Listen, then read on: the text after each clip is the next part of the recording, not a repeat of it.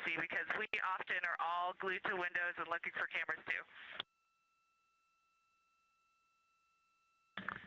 And I'll just close. I know it looks like a piece of paper in the camera there, but that is actually the original Apollo 8 patch printed on silk that they had done before they launched, and they flew that with them on their journey around the moon, and then the family handed it over to us, as Ike said, and it's just a real honor to have that on board with us. Let's go have a great day. We are all on board with what you told us, and to have a great day. Thank you, Integrity.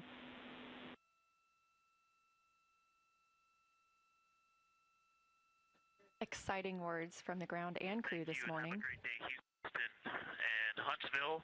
For Avatar, all lights lit except for 15 and 16.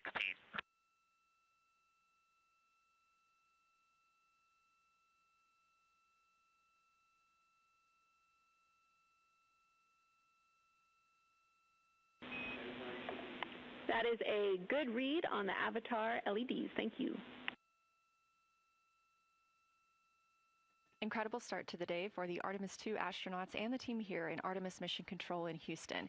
We have several streaming partners joining our coverage today, so ahead of that... One cleanup thing from yesterday, I did rediscover the unused chocolate snack from the DFDO. Remind me where to store that for ground analysis.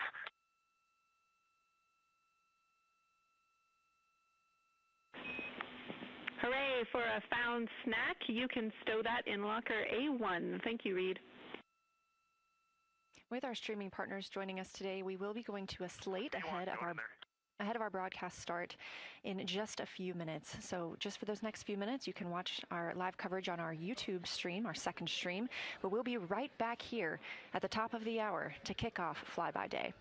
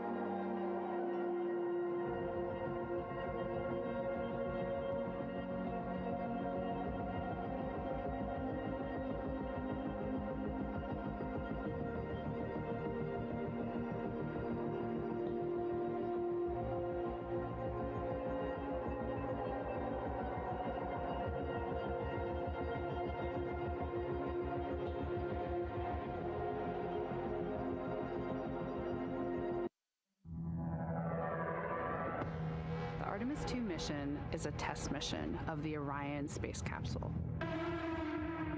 Artemis II will be the first time we put humans on this rocket. We're going back to the moon because it's the next step in our journey to Mars. We were always going to the moon.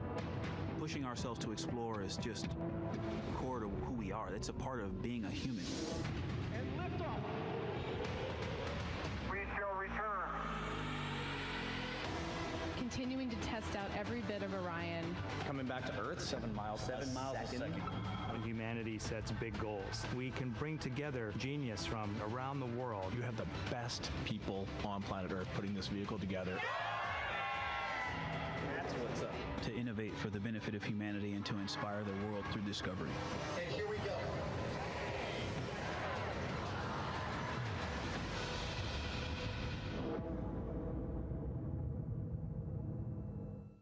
Welcome to Artemis Mission Control here at Johnson Space Center in Houston, Texas. I'm Leah Cheshire Mustachio.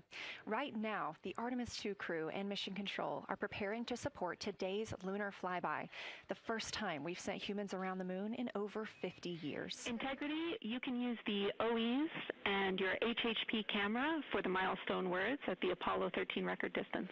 You'll notice that we pause every time we hear communications to and from the crew. They are the stars for today. This afternoon, the crew will have their closest approach of the moon and will surpass the record. That record just mentioned of the furthest humans have ever flown, set by the Apollo 13 astronauts in 1970.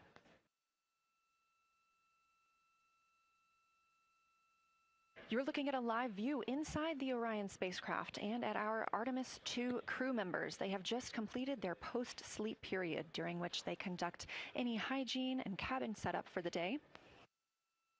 They also had a chance to eat breakfast before we got into our daily planning conference. The flight control team here in Mission Control Houston collecting information from all consoles around the room that we could relay up to the crew ahead of this monumental day. As you can see on your right, NASA astronaut Christina Cook taking a video of NASA astronaut Victor Glover. We expect to have great views of the crew throughout the day, as well as, of course, the moon.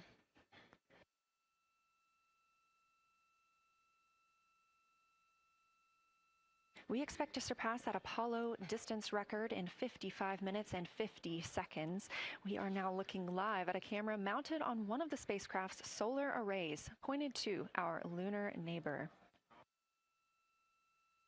We are currently just 14,200 miles away from the moon and 247,672 miles away from planet Earth.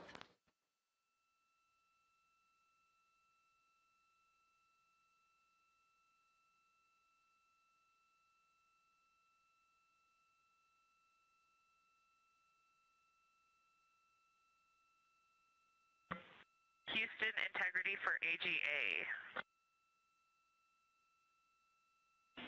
Ready to copy.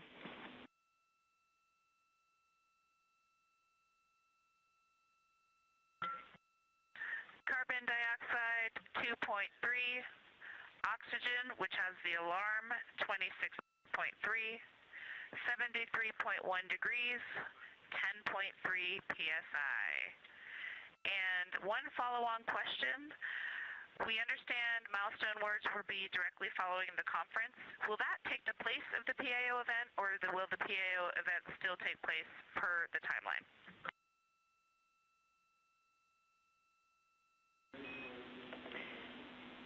Good question, Christina. The milestone words that we exchange at the record distance at the end of the conference will take the place of the PAO timelined activity. So that'll be our moment to talk about this occasion, and after that there will be no more expected PAO words, and you can get straight into your flyby. Copy all AGA.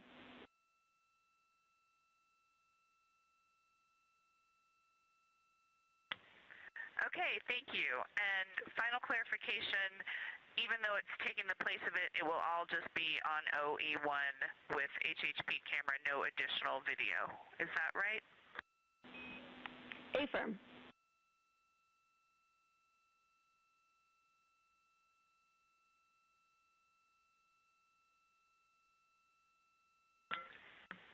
Okay, thank you. Yep, some of us had already heard that. Sorry about the second question. We appreciate it. Talk to you soon. No problem.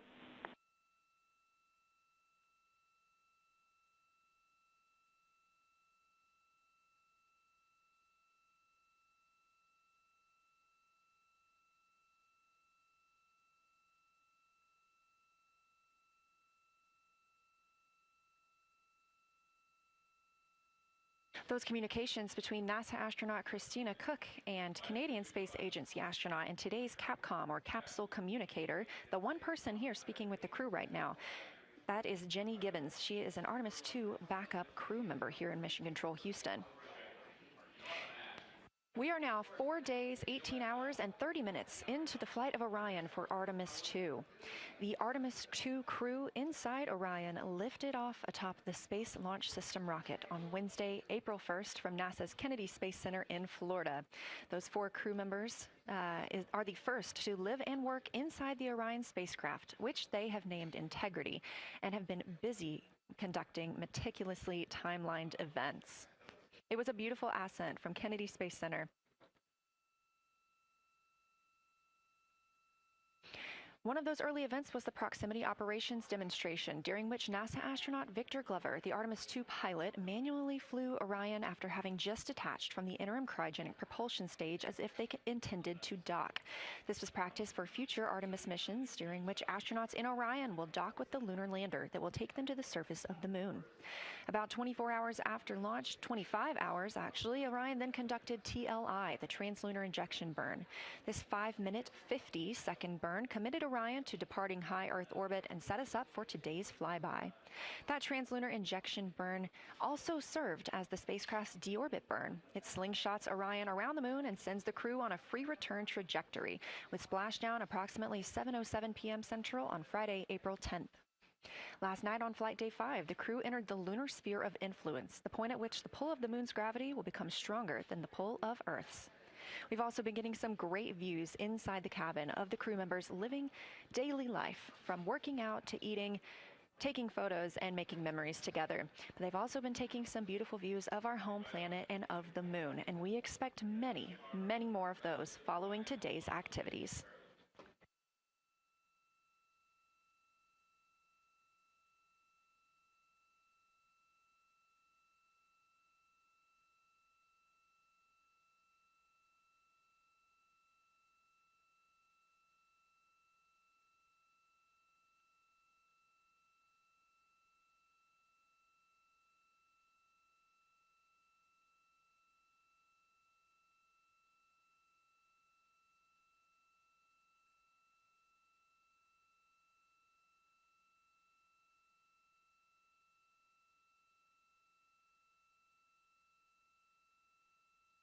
These live views back inside the cabin of Orion, but before we get into flyby, let's take a minute to get reacquainted with our crew.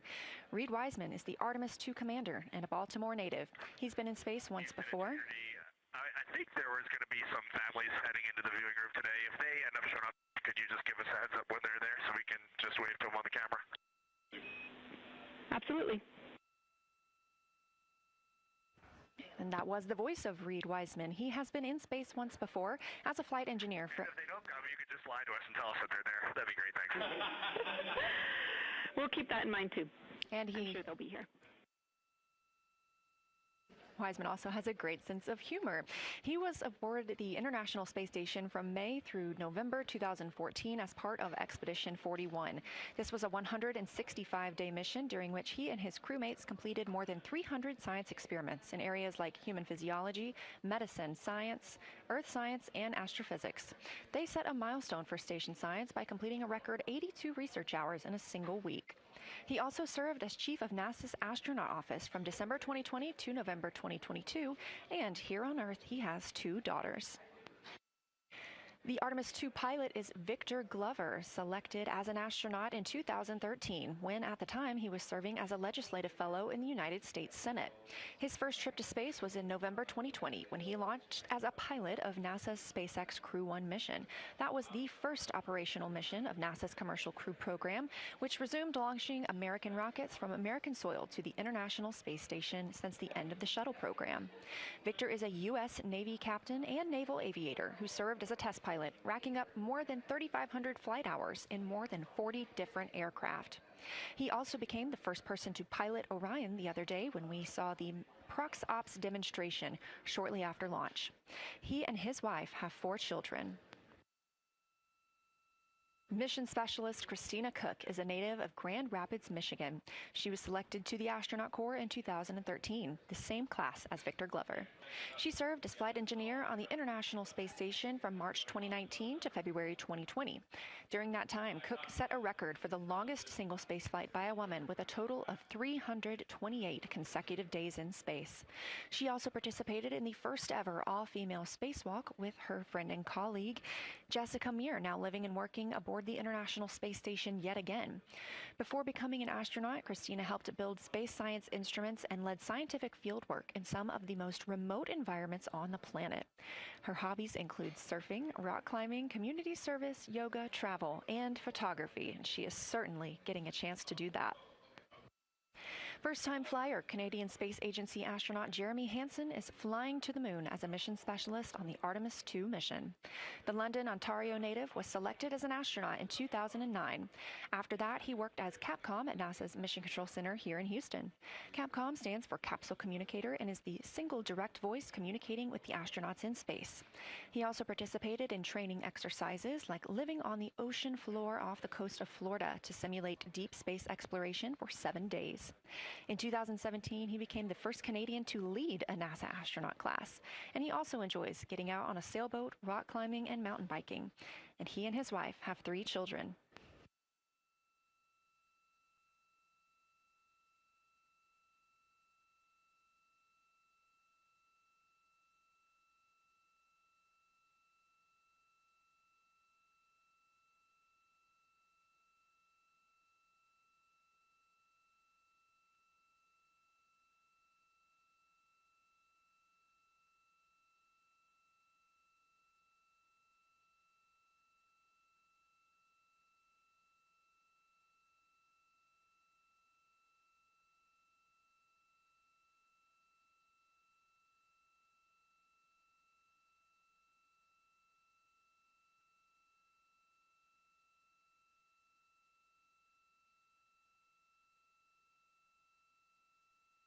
As you can see, the crew members have dimmed the cabin lights inside Orion.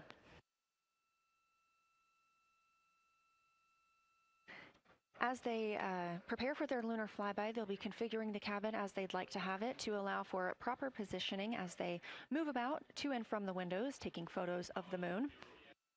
Dimming the lights also helps prevent reflections from inside Orion onto the windows. Ahead of this lunar flyby, let's dive in and explain what you can expect over the next several hours. The crew has about 6 hours allotted to make observations about the moon. Throughout the flyby, their activities have been precisely timelined. There are 5 blocks of time during which the crew will be observing the moon from Orion's windows. At any time, 2 members will be at the windows working in a pair. One crew member will be taking photos from window 2 with a blue shroud over the window. This can help prevent that glare or reflection from inside Orion. They have an 80 to 400 millimeter zoom lens to use. The other astronaut will be in window 3 using their portable computing device as PCD to make annotations. Both of these crew members will make audio recordings of what they are seeing, and they'll wear headsets connected to those PCDs. Those audio recordings will be sent to the science team at a later date. We will not hear them live. The 2 crew members at the windows will swap roles and positions halfway through their timelined block. The other 2 crew members who won't be at the windows at that time will be serving in the background as support. One will be conducting the science set reps, or situation reports. This is what we will hear live from the crew. They'll be calling down a few times each hour to discuss what they are observing. Those situation reports include how the crew is positioned, any missed targets, or anything unexpected they saw, lunar target descriptions, any hardware issues, and of course, their emotions and reactions as they fly by the moon. The other support crew member will take pictures of the astronauts at the windows and serve as camera support, providing new SD cards when needed. There's a 15-minute time frame between each observation block, during which the 2 support members switch places with the crew making observations.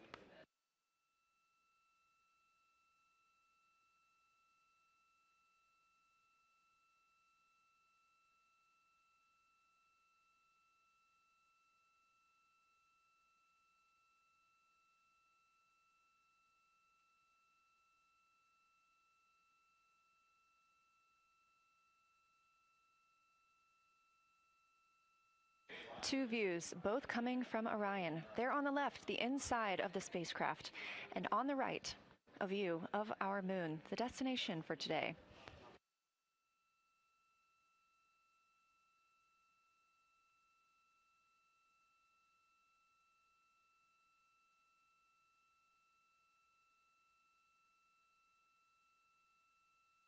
During the lunar flyby today, Orion will provide astronauts with a full disk view of the lunar surface.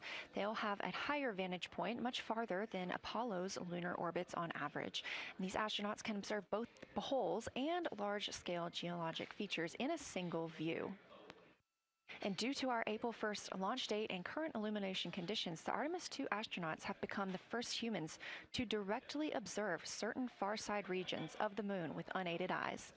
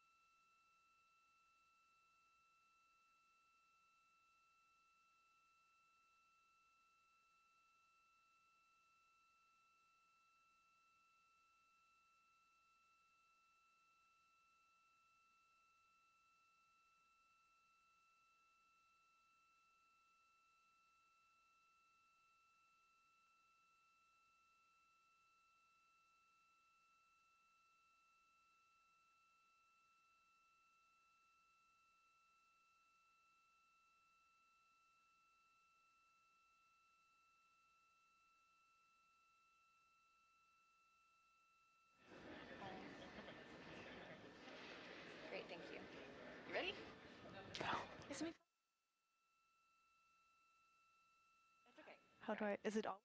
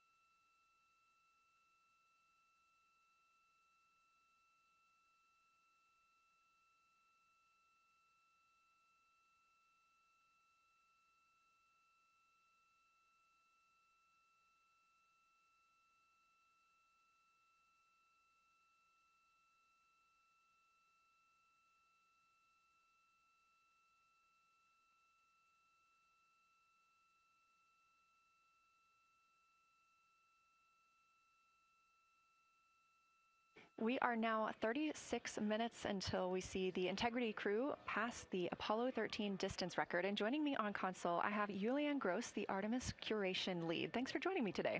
Thanks for having me. I'm very excited to be here. We're very excited to have you. So can you tell me about your role as Artemis curation lead and what that entails? Yeah, so for the overall Artemis campaign, I'm the Artemis lunar sample curation lead. That means I'm helping NASA to return the next set of lunar samples from the lunar surface. And for Artemis II specifically, I'm one of the science theme leads, and specifically I'm responsible, or the voice, for impacts, poles, and landing sites. Fascinating. So what helped us select the targets that the crew is going to be photographing today? So we had a plan coming in where we basically made a list of all the available targets during the April launch window, because before you launch, we wouldn't exactly be sure which targets would be visible. And so once we launched, we then were able to cut down on that list and prioritize our targets. And the 5 theme leads came together and really discussed and talked through which the long lens configured for lunar flyby. Which targets we could then see and prioritize. And so that made it into our plan. We worked then with timeline to make sure that all the targets are visible. Some targets are time dependent, like Earthset or Earthrise, and some targets will rotate out of view when Integrity starts going around the moon. And so we put these in early so that the crew has a chance to describe those to us. Fascinating. I cannot wait to hear what they have to say. So we just heard them say that their long lens is configured. That's very exciting. And for us, when we look at the moon from Earth, what features are we seeing that the crew will also fly by today? Yeah, so I really hope that people on Earth who are in nighttime will look up into the moon tonight. The features that the crew will see that we can also currently see is Aristarchus Plateau. Grimaldi is another feature. They're going to be sort of on our limb. And then Oceanus Procellarum, that really dark, large area on the near side that we can see. The crew is going to see that in the beginning. The more they fly around, the less of that they will see. So those are targets we will hear them describe early on in the flyby. Fascinating. Well, and the crew has been training for years for this day, and so we're going to hear them make a lot of calls about what they are seeing on the moon, and they're going to use a lot of interesting terms that I myself need some brushing up on. So could you walk us through a few of the things that we'll hear them use to describe the moon, like albedo, exosphere, ejecta, just some of those major terms we expect to hear from the crew? Yeah, of course. Albedo is basically a term of a reflectiveness of the surface. And so high albedo usually for the moon means bright areas, and low albedo means like darker areas. And so when you look into the night sky, you can see the high albedo areas are the white parts and the low albedo ones are the darker areas. Ejecta is when you have an impact and it ejects or throws out material that then ends up on the surface, and you can see that as sort of rays or ray systems. So you might hear them describe, I can see for example, with its rays. It has an asymmetric rays coming out, and so we're excited to hear them describe that.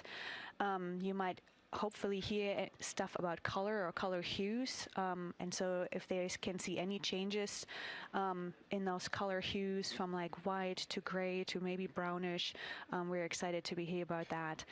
Exosphere is the almost no existing atmosphere of the moon. It's barely there. But there is dust on the lunar surface that can get lofted up through electrostatic forces. And when the sun goes behind the moon, it can scatter forward on those dust particles and sort of like create a little glow on the horizon. And so we're really excited to see if the crew can actually see that. This is so exciting. Thank you so much for walking through all of that with us. Julianne Gross, Artemis Curation Lead, we really appreciate you joining us here today, and good luck to your team. Thank you. I'm really excited to be here. We are now MET 4 days, 18 hours, and 49 minutes into the flight of Orion. This view of the moon from the Orion spacecraft as we get closer and closer.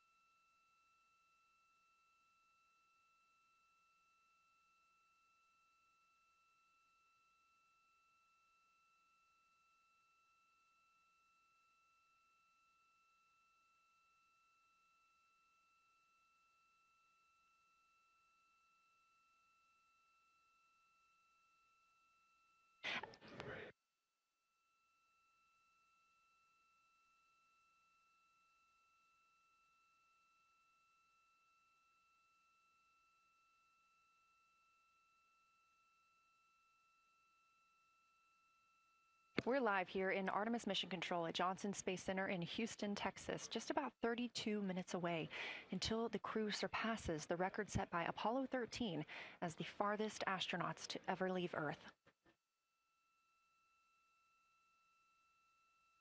This view coming from a camera mounted on the tip of one of Orion's 4 solar arrays. Each array has a camera on its tip, and so we anticipate getting views throughout the lunar flyby. Of course, except during the point of loss of signal when the spacecraft flies behind the moon.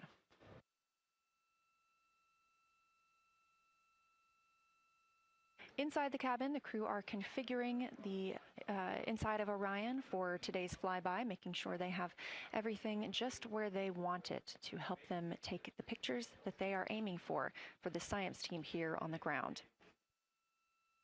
Coming up in just a few minutes, we will have a pre-lunar flyby conference.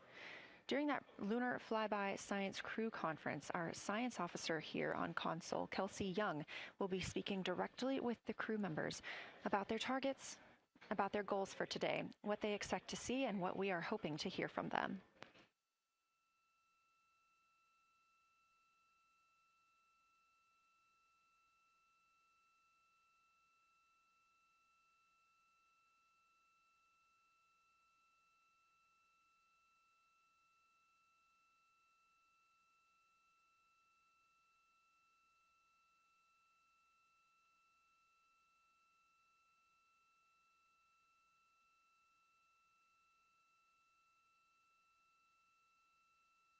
We have a lot of milestones coming up today, so make sure you don't miss them. The first coming up, again, at 1:56 p.m. Eastern Time, the crew will pass the distance from Earth record set by Apollo 13 in 1970. At 2:45 p.m., lunar flyby officially begins. The crew will have that time on their schedules to begin photographing and providing audio recordings of what they are seeing on the moon. At 7:02 p.m., Orion will make its closest approach to the moon, approximately 4,070 miles away. Of course, all of these numbers are going to have to be confirmed following the flyby. These are estimates, and we are working with orbital mechanics. At 7:07 p.m., Orion reaches its maximum distance from Earth, approximately 252,760 miles away from us all. At 8:35 p.m., the spacecraft will enter a solar eclipse. The crew will become the first to see a solar eclipse from the moon.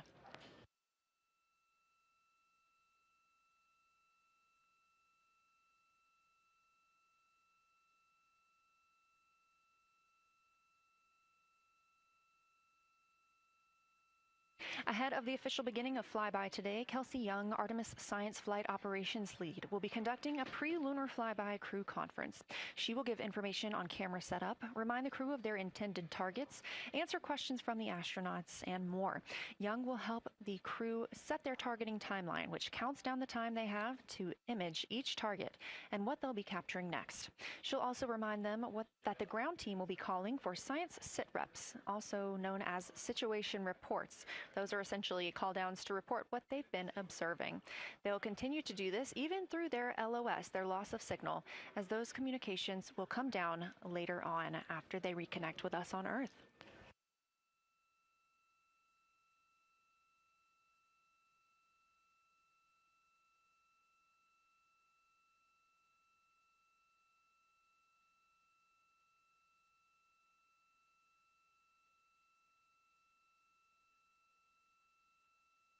This view in the cabin, you can see the crew members are already using their cameras, getting set up, and they have dimmed the cabin lights to allow them better visibility outside of the windows and fewer reflections.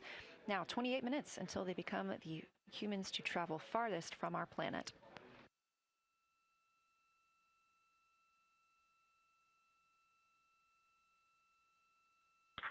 Houston Integrity, we are ready for the conference on your call.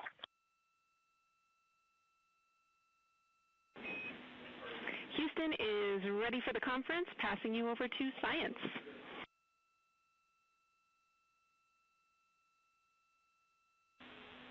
Good morning, crew. This is Science. We couldn't be more excited for a full day of lunar and planetary observations today, the first one in over 54 years. How do you hear me?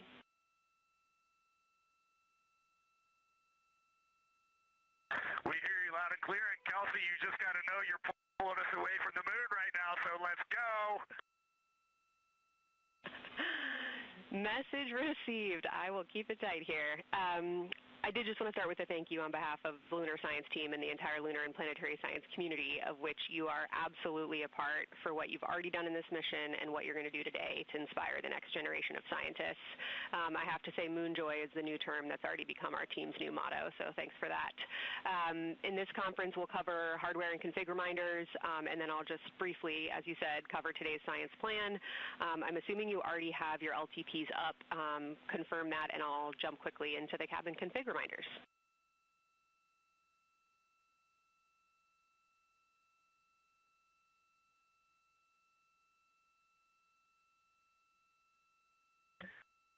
Okay, we have the LTP up just to give you a sit rep on board. You've got Reed and Christina on one PCD, and Ike has his own, and Jeremy has his own. Copy that. That was going to be one of my questions for you, and I'll ask a question back. Is that the config that you and Christina plan to carry throughout the day for PCD use?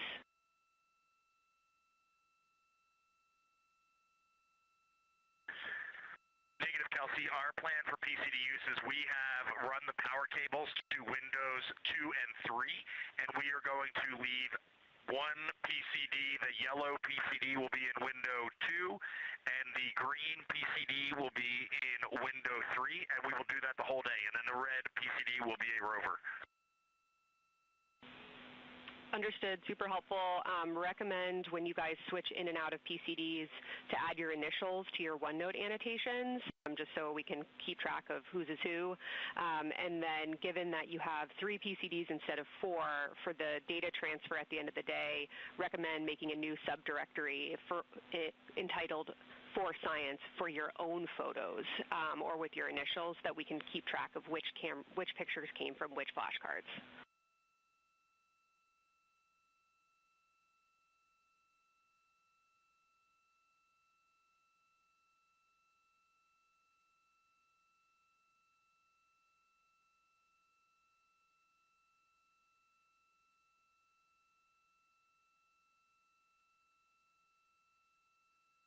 This view. So, Kelsey, I just want to here's what we're doing. We have community cards in all cameras on board, and then when each astronaut approaches their camera, the intent is they will put their card into that camera for photos and then put the community card back in at the end of the session. But just know it is harder to manage cards than we thought, and we don't want to miss science, so it might end up a bit more disorganized. Understood. Thanks for that essay. Just read the flashcard numbers down when you get a chance, and we'll follow your lead on the best thing to do operationally during the flyby. With that, I'll move on to Windows. So the window characterization DFTO you guys did a few days ago confirmed that window 2 is ideal for imaging, so no change to config of photographer in window 2, observer in window 3, and science sit reps in window 1.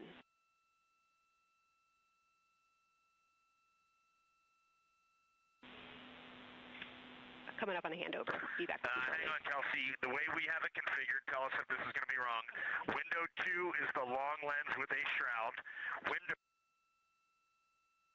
As you heard, Science Officer called to the crew. We are now in a handover time period. We will regain communications with the crew very shortly. These are tracked, and we are currently on the Deep Space Network. This is the first time humans have used the Deep Space Network in over 50 years, given that we currently use the tracking data relay satellite systems for the International Space Station.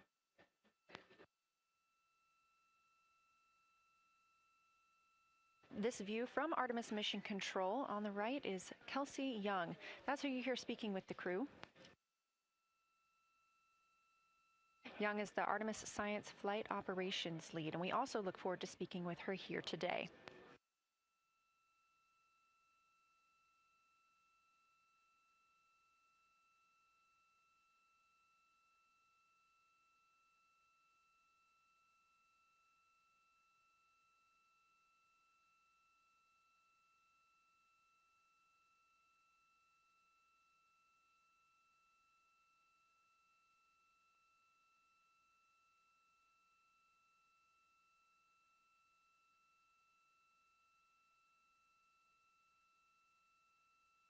Again, we are just about 22 minutes until we reach the Apollo record. We are in a handover of satellites with the crew aboard Orion. The T-shirt shroud for the Z9 and solar, and then window 3 will be for visual observations, and window 4 is for floater. And thanks, Integrity, for that. Reed, we had a handover during that time, so I'm going to have to ask you to give that read back on window orientation for the crew again.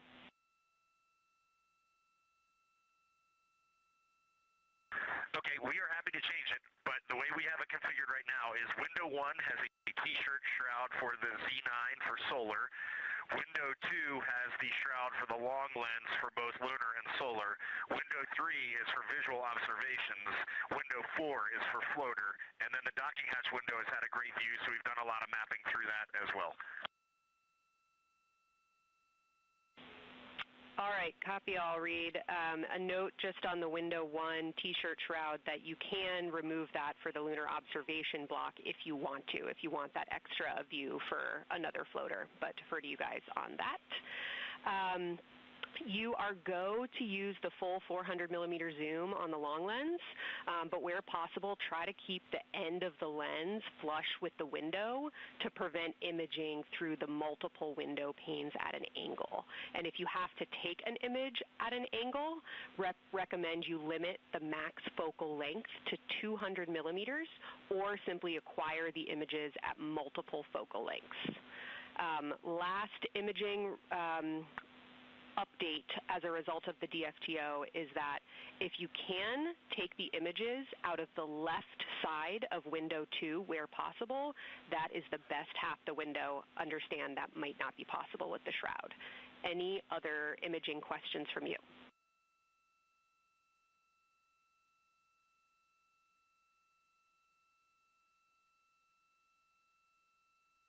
Okay, copy that. Okay, last couple reminders. Don't forget the ability to take the WAV files to tag imagery that you are wanting to follow up on using the FN3 button on your camera. And then a couple quick notes on your LTP. We have refined your precise flyby timing since generating the LTP. Optimus has the correct timing for the LOS and AOS, but the LTP identifiers for LOS and AOS are roughly 2 minutes later than they will be in reality. Final LTP timing update is that the green line on your LTP should start automatically 45 minutes before the flyby. If it doesn't appear, let me know and I'll have troubleshooting steps for you. Last updates are on the eclipse, so only for that last hour today. Of course, remember if the sun is in view to use your eclipse glasses. And reminder that we will have a few activities for you prior to the eclipse to reconfigure all 3 cameras for corona and deep sky observations.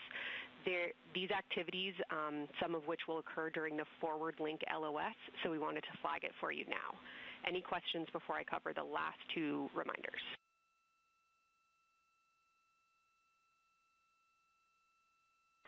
No, we have no questions on that. Last couple eclipse reminders, the sunset period and the first roughly 23 minutes of the eclipse will fall during that forward link LOS, but we'll still have a return link and we're still looking forward to your science sit reps and observations during that time. And I do have a reminder for you on your preferred starting config for the eclipse in terms of role responsibility. Let me know if you want me to read that up or if you guys have that in your minds already. And if no other questions on config, I'll give you a few science-focused reminders.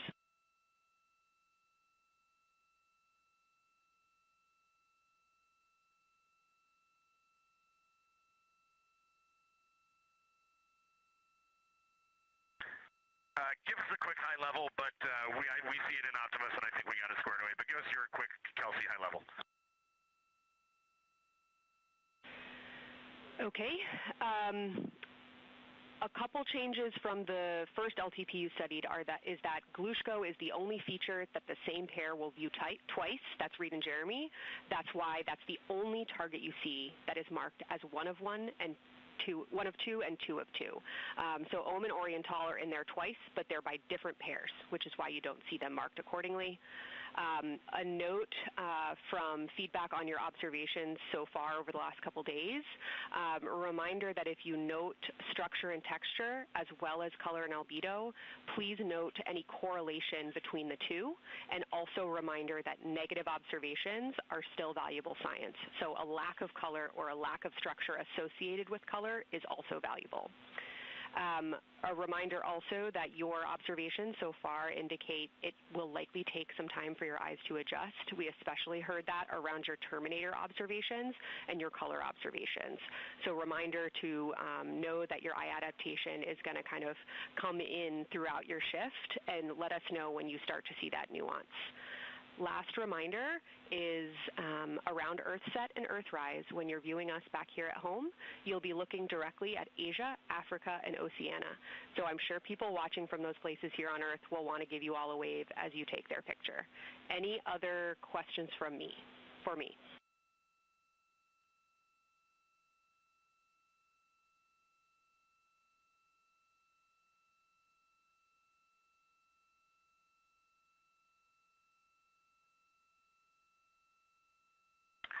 And Kelsey, hey, when you're talking window 2 left and right side, just can you say towards window 1 or towards window 3, and then we'll know that we are talking the same language?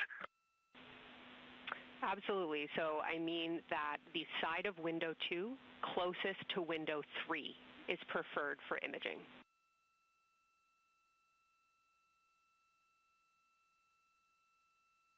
Okay, the side of window 2 closest to window 3 is preferred for recording. Stand by, we'll talk to the crew.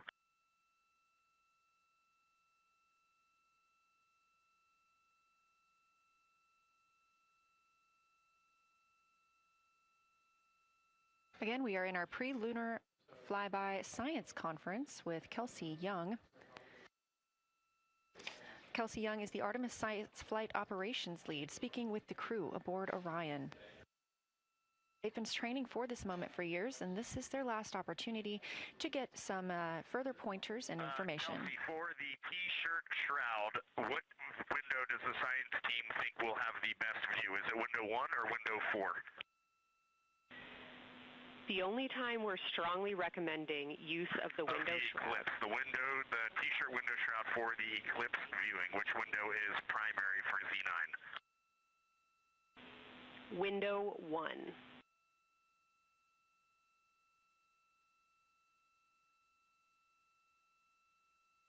Okay, awesome. So we have got that all set up. And just to be 100% sure, window 1 is the most port window by the food warmer. Window 2 is right in front of seat 1. Window 3 is right in front of seat 2. And window 4 is on the starboard side by the side hatch. Do you agree with all that? We agree on the ground. Good readback.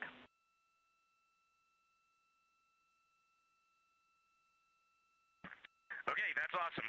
Kelsey, we're going to close with happy words. It's just incredible. I wish you were up here to see all the smiling faces, to hear all these terminologies being thrown around, and we are just fired up to get started on this day. Let me pass the mic around if anybody has anything to add. Kelsey, it's so great to hear your voice on the loops. I just want to channel everything that you guys are probably feeling right through my eyes and heart. It is awesome to see the side of the moon. You guys made us excited for this day, and we couldn't appreciate it anymore. And we are ready to hopefully deliver on all the awesome training you guys have provided. I'll just add, Kelsey, it is blowing my mind what you can see with the naked eye on the moon right now. It's just unbelievable.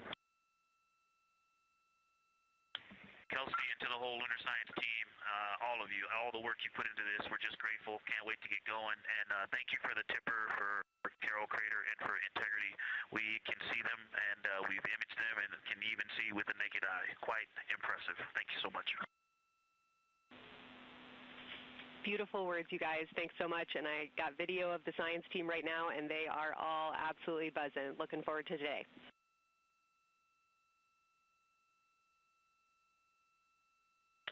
Okay, we're heading into the timeline. Cheers, guys.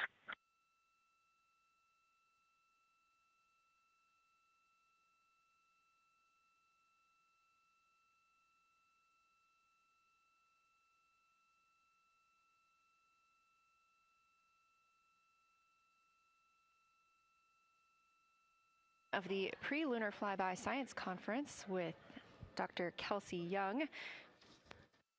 Young has served as the Artemis Science Flight Operations Lead, getting the crew ready. And we're live in Artemis Mission Control in Houston, but we are not the only room monitoring today's flyby. As you heard Young mention, in this same building and just down the hall, a multidisciplinary lunar science team supports the Artemis II crew in real time, including experts in lunar geology, impact cratering, volcanism, polar science, imaging, and visualization.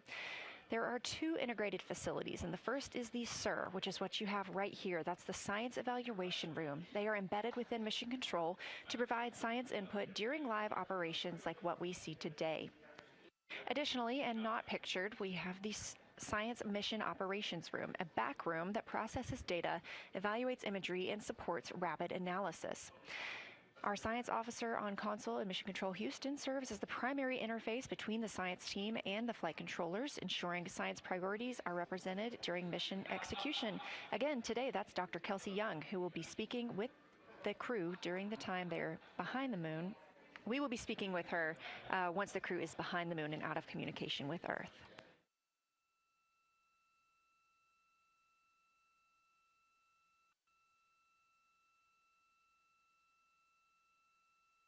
Back inside the Orion spacecraft on your left, closest to the camera, NASA astronaut Christina Cook. To her left, NASA astronaut Reid Wiseman. To his left, Canadian Space Agency astronaut Jeremy Hansen. And all the way in the back, NASA astronaut Victor Glover, our Artemis II crew.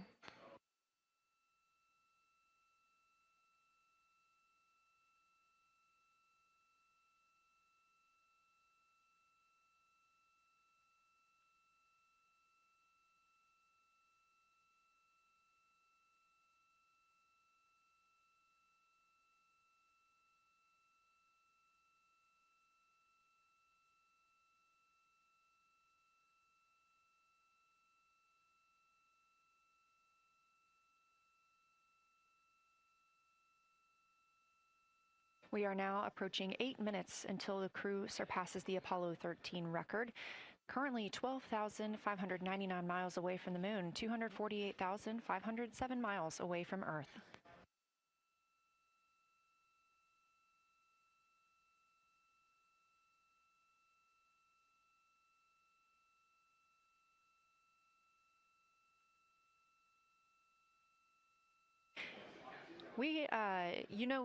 You may also hear the Orion spacecraft referred to today as Integrity.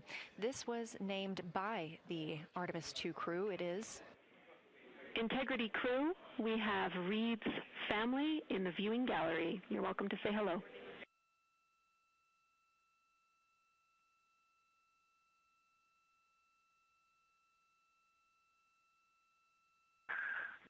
Well, whether you're being serious or you're kidding around, that is awesome to hear. Thanks, Jenny. And hello to Ellie and Katie. I don't know who else is there, but it's great to know that you're in mission control right now, following along. We are having a blast up here, and the view of the moon is absolutely amazing.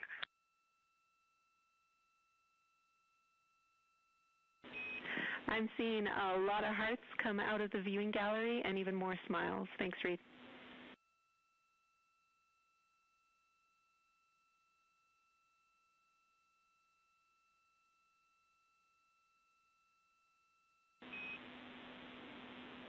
Copy heart, copy bracelet.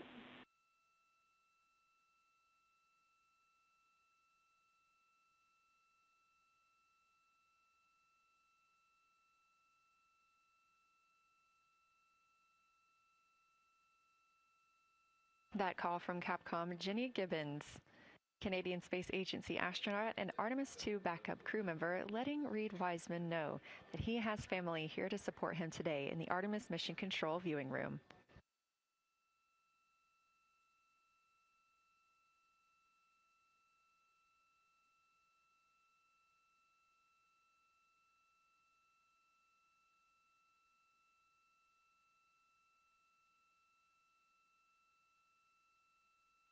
As I was mentioning, we have the Orion spacecraft flying today.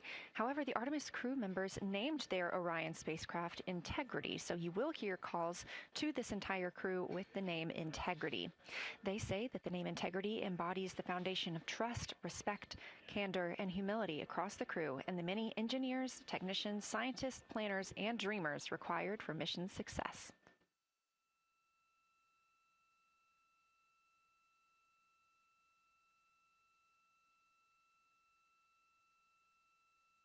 This view live from the outside of Orion as we continue. Preparing for our lunar flyby, now less than 5 minutes from surpassing the record set by Apollo 13 astronauts for the farthest humans to travel from Earth. This will not be the farthest that Integrity travels today. They will continue until they reach approximately a distance of 252,760 miles. That would be about 4,105 miles farther than Apollo 13. However, these numbers are our targets, and we will get confirmation on those numbers as soon as we possibly can and share them with you all.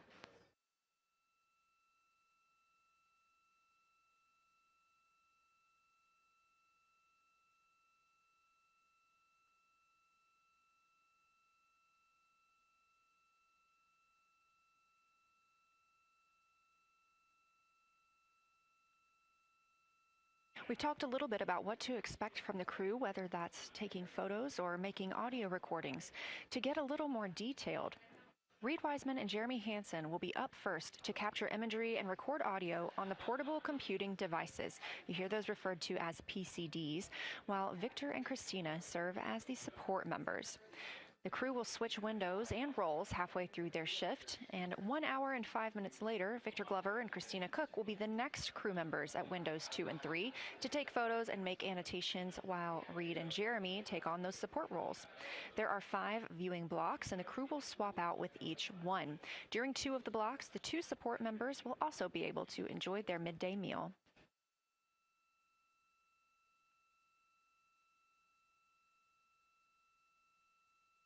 At least 3 times per block is a science sit rep. Again, situational report. This is partially an operational status, reporting back if they missed any targets or gotten any specific ones, if they have issues with their camera or any other operational items. The other part is an actual description of the moon. This task is done by one of the support team astronauts, so that's not the crew currently taking photos or making annotations, but they do have windows 1 and 4 that they can float up and provide that information from. If you watch the entirety of the flyby, you'll also notice the crew will be photographing some targets multiple times to get observations in different lighting conditions. This is due to Orion changing their location throughout the flyby.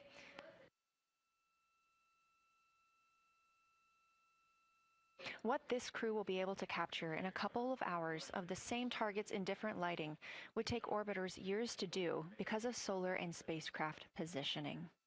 This crew has studied the moon extensively, and they're also familiar with what the science team calls the Big 15. These are 15 features that they've memorized, so at any time, they'll be able to see 5 of those and help orient themselves and where they are around the moon. Those targets are diverse and complex in their geologic history, and observations of them could help answer some big-picture science questions.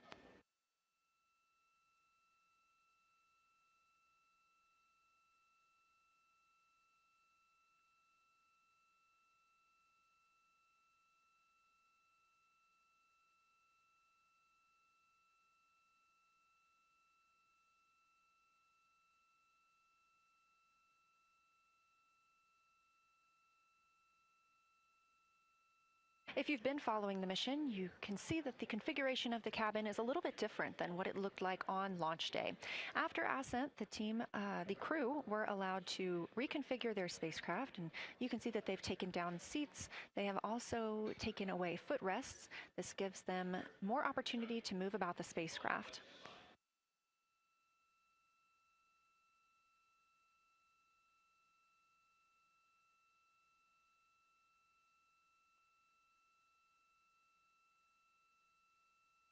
Orion itself has 330 cubic feet of habitable volume. That's about the size of 2 minivans and is 60% more cubic volume than the Apollo spacecraft. We are standing by for the Integrity crew aboard Orion to surpass the Apollo 13 record.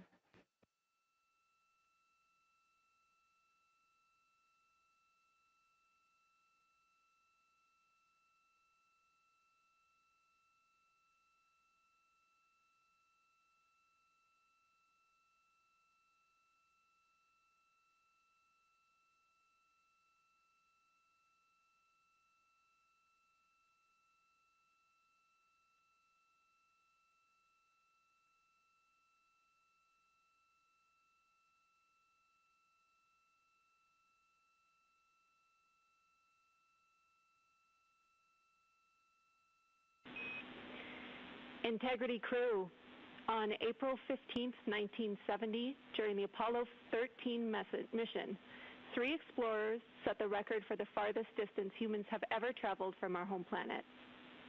At that time, over 55 years ago, Lovell, Swigert, and Hayes flew 248,655 statute miles away from Earth. Today, for all humanity, you're pushing beyond that frontier. Integrity, over to you.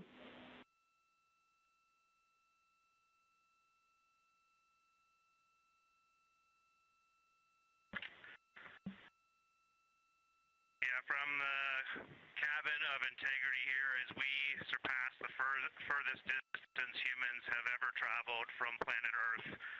We do so in honoring the extraordinary efforts and feats of our predecessors in human space exploration. We will continue our journey even further into space before Mother Earth succeeds in pulling us back to everything that we hold dear. But we most importantly choose this moment to challenge this generation and the next to make sure this record is not long-lived.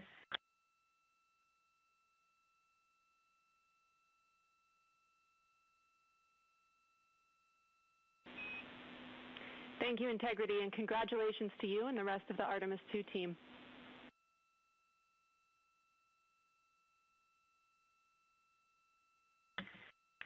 Thank you, Houston. We have a couple more things we'd like to take this moment for.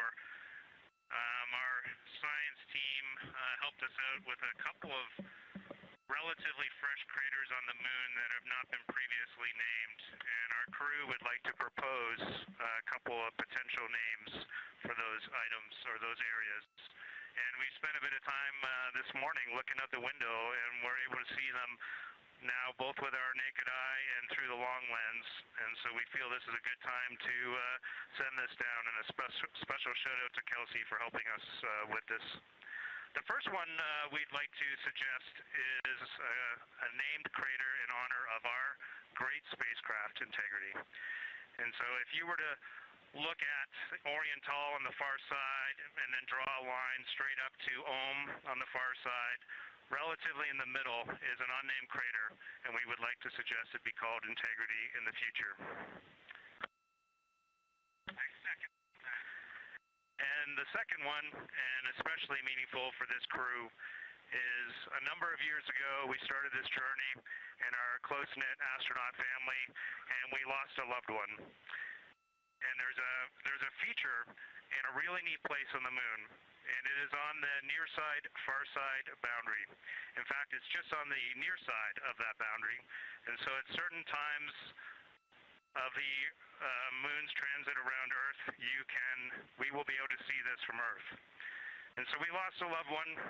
Her name was Carol, the spouse of Reed, the mother of Katie and Ellie. And if you want to find this one, you look at Glushko, and it's just to the northwest of that, at the same latitude as Ohm, and it's a bright spot on the moon. And we would like to call it Carol, and you spell that C-A-R-R-O-L-L.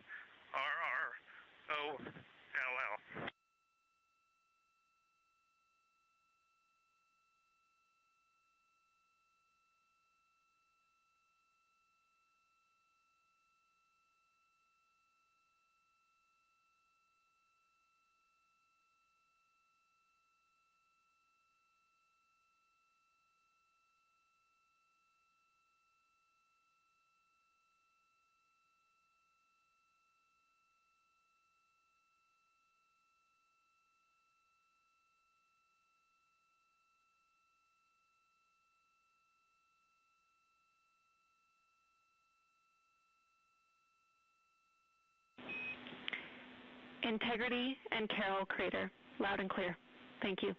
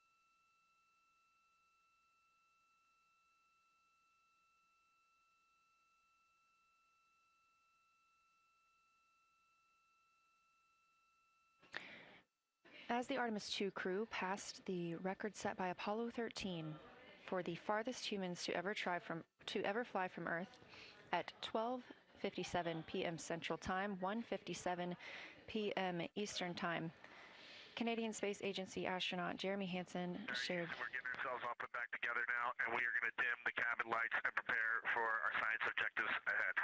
Thank you.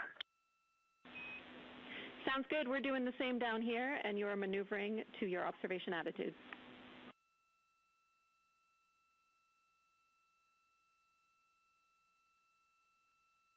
As we pass that Apollo 13 record of the furthest humans to ever fly from Earth at 12:57 p.m. Central Time, 1:57 p.m. Eastern Time, the Artemis II crew shared some poignant words, specifically Canadian Space Agency astronaut Jeremy Hansen. The crew also called down 2 craters not yet named that they would like to name. One, Integrity, in honor of their spacecraft, which they have named. That's near the crater. Another near Glushko, which is a bright spot, named Carroll, in memory of Reed Wiseman's wife.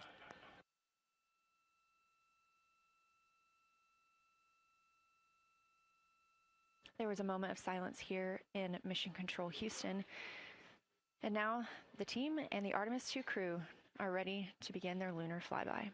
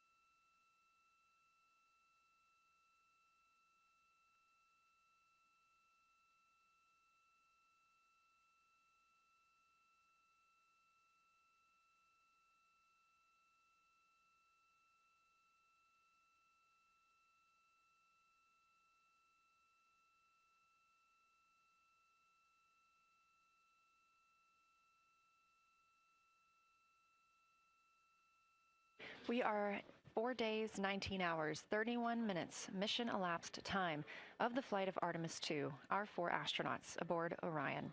Today is our lunar flyby day. The spacecraft is currently about 12,000 miles away from the moon, and you can keep up with the distance from Orion to the moon and Earth by visiting nasa.gov/track Artemis. Or you can just stay with us here because we're going to be telling you throughout the day. They are currently 248,834 miles away from planet Earth.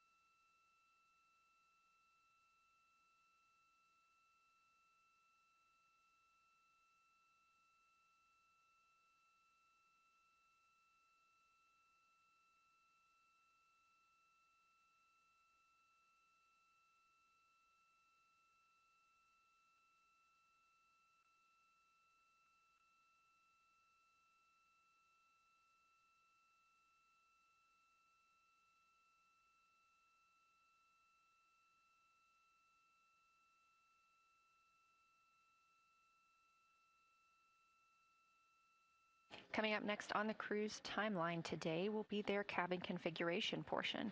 You heard some calls down to Science Officer Dr. Kelsey Young earlier about how they have configured the cabin so far. This is just a little bit more of timelined activity for them if they need to further do so. On flight day 3, the crew had time on their schedule allotted for configuring the spacecraft cabin for how they intended to arrange it today. Of course, they had to take down that configuration for another test yesterday of their Orion Crew Survival System suits. But configuring it on flight day 3 allows them the opportunity to get a chance to see what works for them now that they are in the microgravity environment.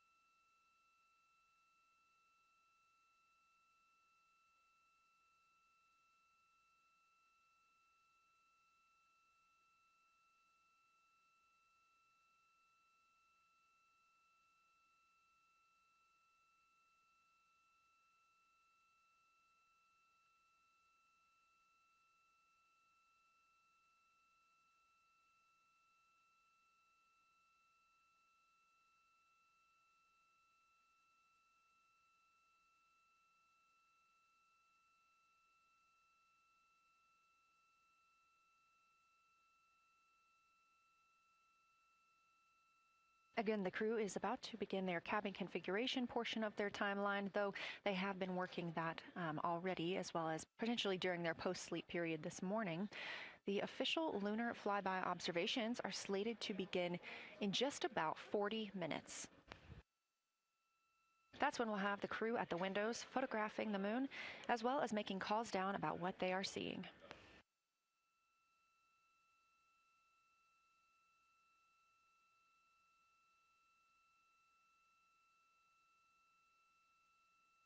Again, we are live here in Artemis Mission Control for the duration of the flyby.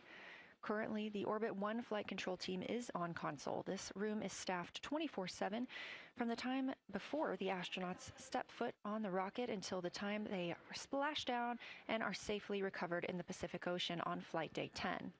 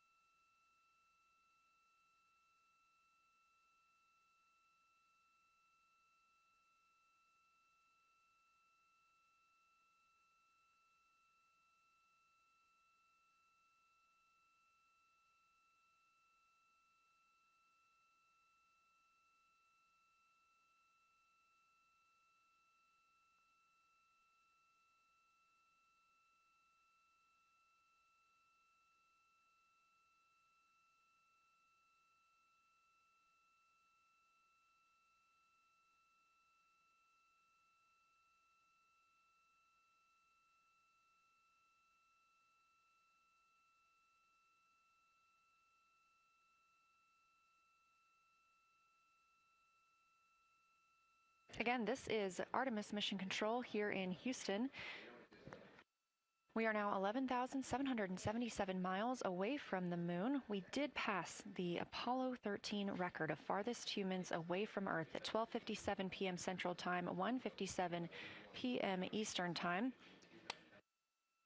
That distance, 248,655 statute miles from the Earth, continuing to be exceeded by the crew. They will reach their farthest distance from the Earth around 6:07 p.m. Central Time. At that time, they will be in an LOS, or a loss of signal, with us on Earth, as they'll be flying behind the moon.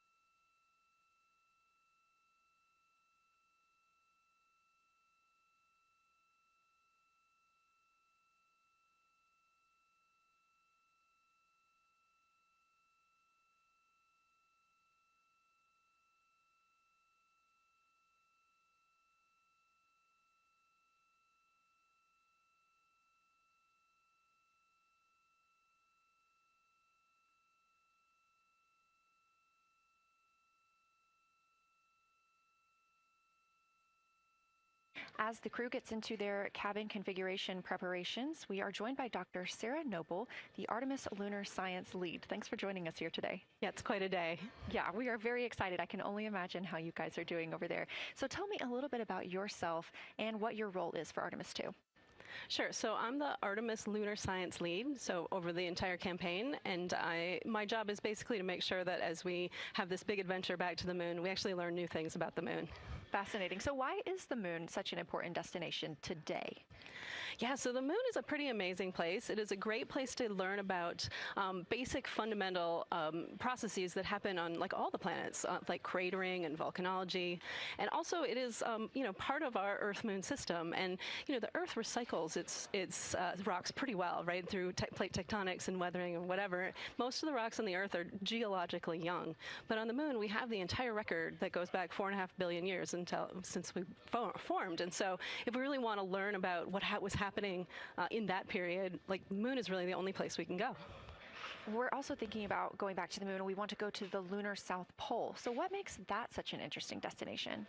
Yeah, the South Pole is cool, right? It's far away from the places we went during Apollo. It's different kinds of rocks there, some of the oldest rocks on the moon. It's also a place where we think there might be resources like water. There are craters that really never can see the sun because of the low sun angles there, and they get very cold. And we think that water and other things can build up in those craters, and so we're very interested to see what that might do for us. I'm very interested as well. So for some of our viewers who might be new to this, what does lunar science look like during an Artemis mission? Yeah, it's pretty exciting for us as we have sort of built this from scratch to try to understand how we can best use the crew to support our science. And so, we've developed a system. We've got a team in place. We've got a back room here in this building called the SIR, the Science Evaluation Room. And there's in fact a back room to that back room over in another building here at Johnson Space Center where we've got our teams of scientists working really hard. They're actually speaking to this room through our science officer. This is now the first time we've ever had a science officer in flight control room. So we're pretty excited about that. So we have a really voice out and up to the crew. I know, it's been so exciting to hear Dr. Kelsey Young speaking directly with the crew today, now so close to the moon. And we have a live view here of the science operation, or the science evaluation room. So this is where the majority of your team is today, is that right? Yeah, that's right. This is a big chunk of our scientists. You can see them in there now working hard, trying to get ready for the day. And then again, there's a second room where we have a lot of our data folks, where the data will first come down and they'll sort of sift through the data and get it ready for this team to take. What's the mood like right now in the SIR? It is, I would say, giddy. I think we've worked very hard for this. They have done simulation after simulation. They have worked really hard over the last couple of years to get ready for this moment, and I think everybody's just really excited to see. Even already we've had some descriptions from the crew coming down, and it's so great to see their joy and our joy, our love for the moon come through. Yes, we are in for a real treat today if it's been anything like their observations the past couple of days. So how are the lunar science teams using this test flight to prepare for future missions to the moon?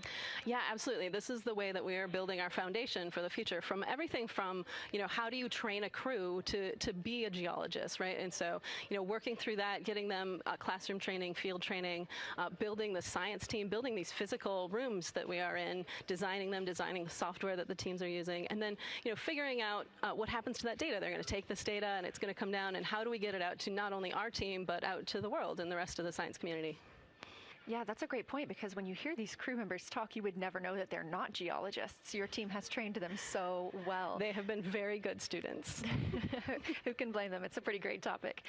One more question for you. How does the science that we're doing on Artemis help support long-term exploration, and including our sustained presence on the moon? Yeah, you know what? We have a saying in the Science Mission Directorate that science enables exploration and exploration enables science, right? So you need the scientists, because we are the ones who are the experts in, landing site and doing analysis of landing site and making sure we can find a good place to land, to understanding the properties of the soil so we can, design our systems to manage that, understanding the radiation environment, keeping our astronauts safe, all of these things, right?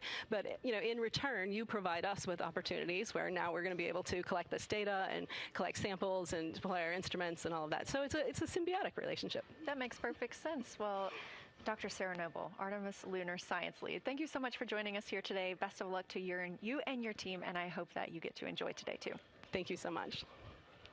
We are now getting closer and closer to our lunar neighbor. This live view coming from the Orion spacecraft and a camera mounted on one of its solar array wings.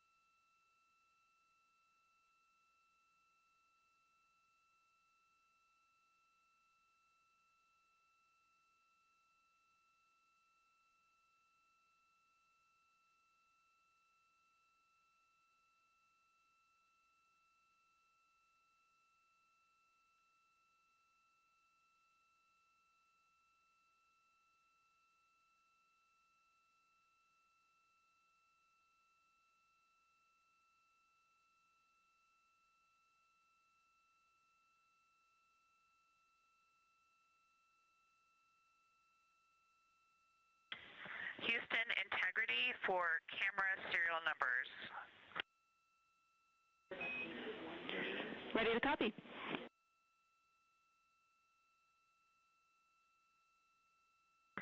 Hey Jenny, these are card numbers for the various positions. For the long lens on the D5, we will have individual cards. Victor's 1008, Jeremy 1019, Reed 1012, myself 1015.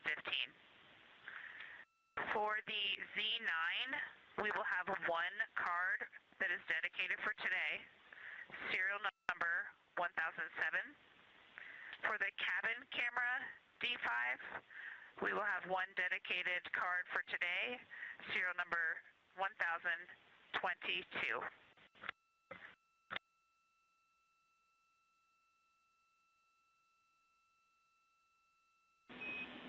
All right, Christina, we copy all. Thank you.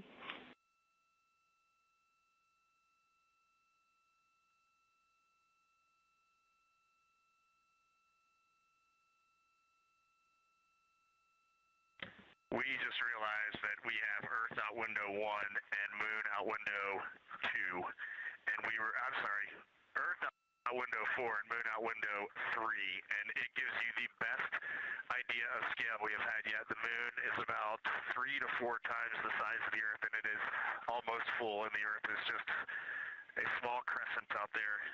It's magnificent. I got a picture of it with the wide lens. Such a majestic view out here. Amaze, amaze, amaze. Thank you, Reed.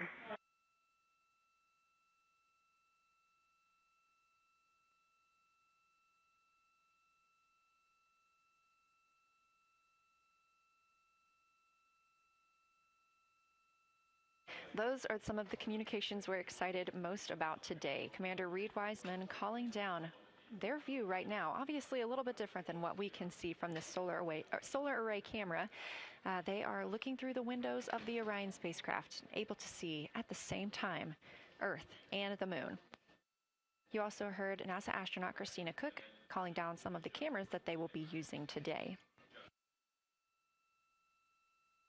The crew is in that cabin configuration portion, and we expect the lunar flyby observation period to start in just about 20 minutes.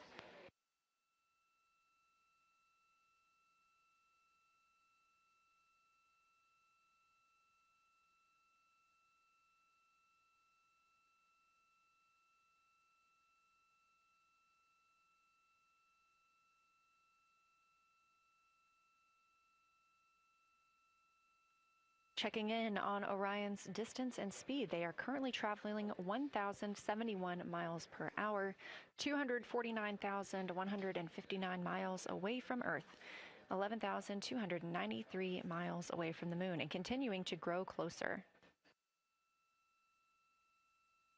At closest approach to the Moon today, the spacecraft will be just about 4,070 miles away from the lunar surface. This will be during our loss of signal with the crew as they travel behind the Moon, and we will await their return to get the official number for you for how close they come to our lunar neighbor.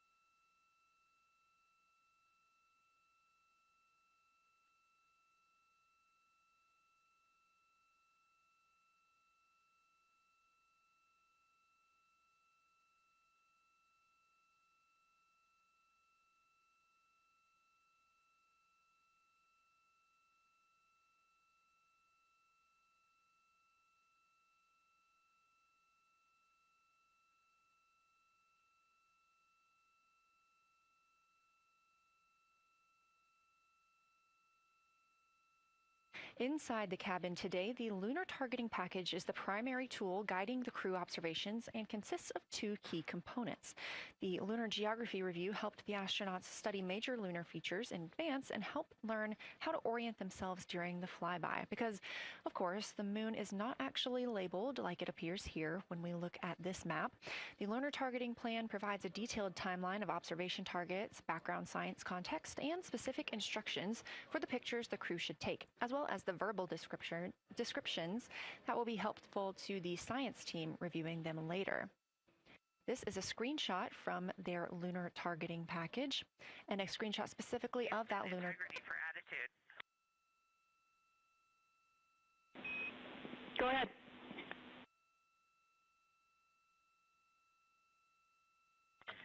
Hey, Jenny. Understanding we are in final attitude now for the lunar flyby, would it be possible to pitch the vehicle down 5 degrees? That would allow us to get the D5 long lens flush and have the least amount of window distortion. We're checking. That call from Christina Cook, NASA astronaut and mission specialist on Artemis II. Copy. The Orion spacecraft is positioned in a specific attitude to allow the crew to best see the moon outside of their windows today for this imaging opportunity. That call was a request for a potential attitude shift just slightly, another 5 degrees, to give them a better view and to give them a better opportunity to use their long lens camera. They'll also be using that lunar targeting package we were discussing. I am following along with that real time, so I'll be able to share with you exactly what targets the crew is looking at and when. They also trained with a lunar science passport. It's a little reference guide used on Earth to reinforce recognition of key lunar features. It is not on the flight, but it was a significant study tool for the crew to get them ready for launch. The apparent size of the moon will change throughout the flyby, and it'll appear roughly like a basketball held at arm's length at the crew's closest approach. That reinforces the need for careful planning and practiced observation techniques.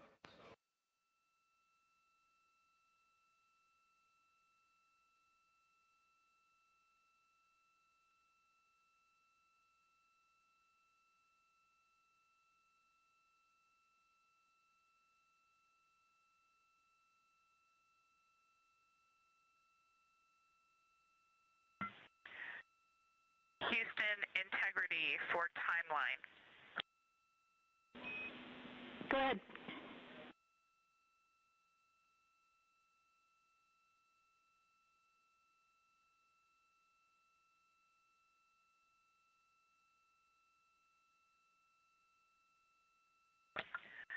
Hey, Jenny, just to make absolutely sure that we start observations when expected, we are showing in Optimus that observation time starts in about 15 minutes, and in LTP that our first target, discussion 1, starts in about 29 minutes. Can you confirm you'd like us to start discussion 1 in 29 minutes at 1900 GMT?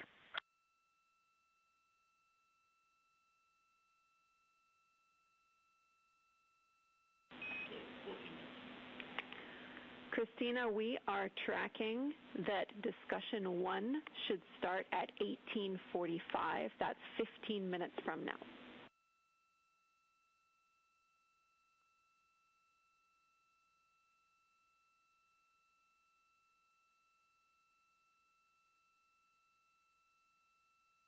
Okay, copy all. It may be a granularity issue with LTP, but understand that we start that observation in 15 minutes, and I bet when we get there, the green line in LTP will match the start of the white band for discussion 1. I think it's just a matter of the labeling and the granularity. Thanks for confirming. Copy, and we'll look into that a little bit more on our side as well.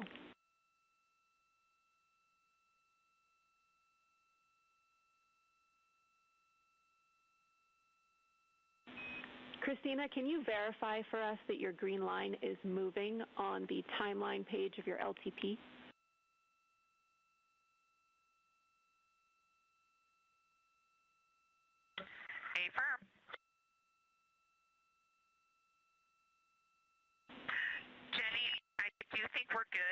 looking closer, I see the labels are just not aligned with start or end times of the white visible bands. It fully makes sense now, so I think we are all set. We'll look forward to starting some observations in about 13 minutes. Copy. Thanks, Christina.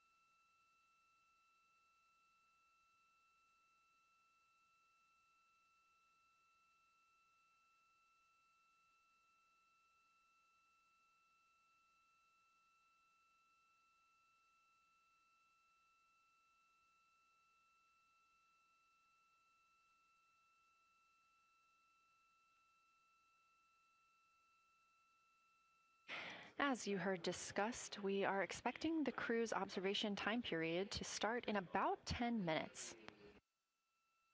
First, they'll be conducting a warm-up, warming up to their science observations of the moon. They'll be discussing with each other, helping each other orient using the major landmarks that they've studied, asking what is familiar. If we roll left, port 5 degrees, that would get the moon closer to the left side of window 2.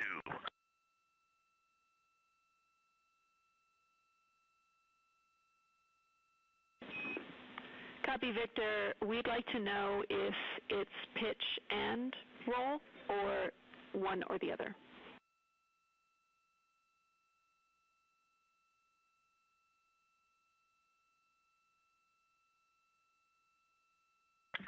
Jenny, we actually thought you already put the pitch in.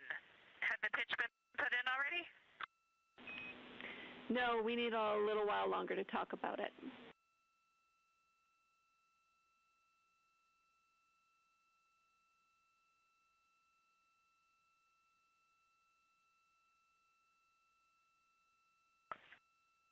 So, Jenny, I guess what's happening is just as our orbit's changing, where it is in the window is changing, so maybe these fancy little adjustments aren't worth it. It's going to continue to move in the window. Or is the spacecraft going to keep the moon at the same point of the window if we adjust the attitude? I assume the previous.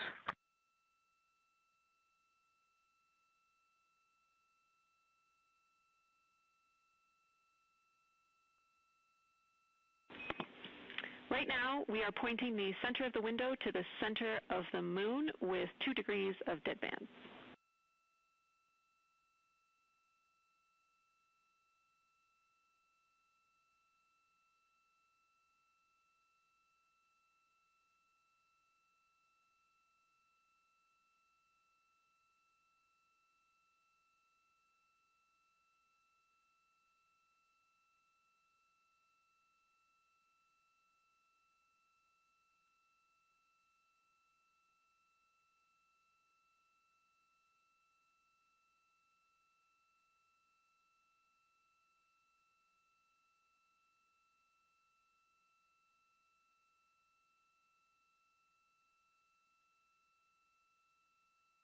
The conversation you hear happening now between the astronauts aboard Orion and Artemis Mission Control here at Johnson Space Center in Houston, Texas. They are in the center of your screen, seated at the CAPCOM, or Capsule Communicator Console. That's Jenny Gibbons, Canadian Space Agency astronaut, and Artemis II backup. She was also the lead Capcom for Expedition 63 aboard the International Space Station.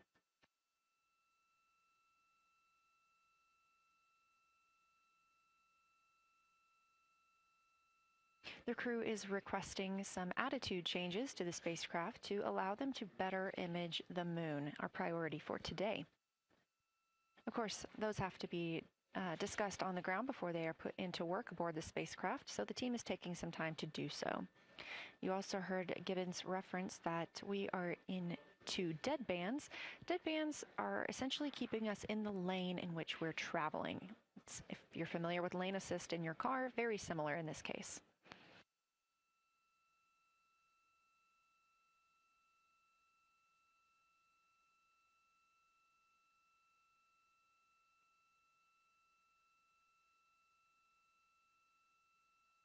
We are now 10,870 miles away from the moon, traveling 1,066 miles per hour and 249,390 miles away from Earth. Again, we recently surpassed the Apollo 13 distance record of farthest humans have ever traveled.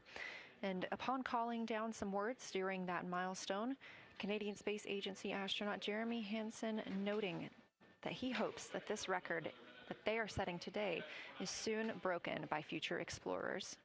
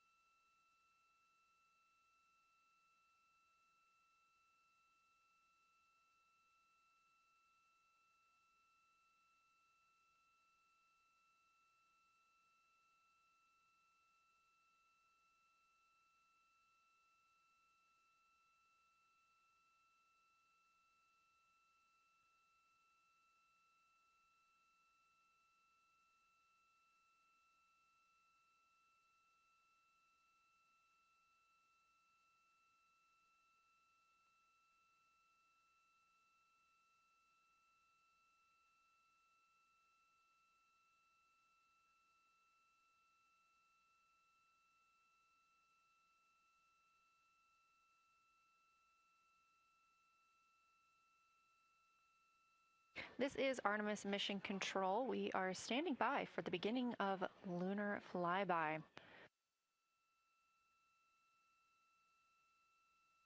Expecting that to start in just a few minutes when the crew will begin a warm-up discussion preparing for the day. They will be capturing images along while discussing what they find familiar about the moon and what looks unexpected to them.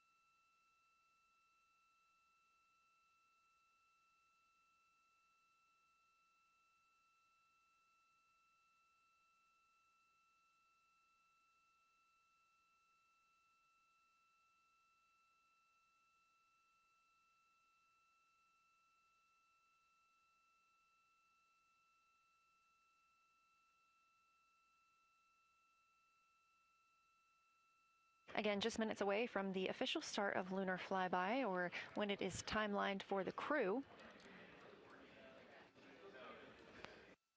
We are currently 10,726 miles away from the moon. This view on the left side of your screen coming from the camera on one of Orion's solar arrays.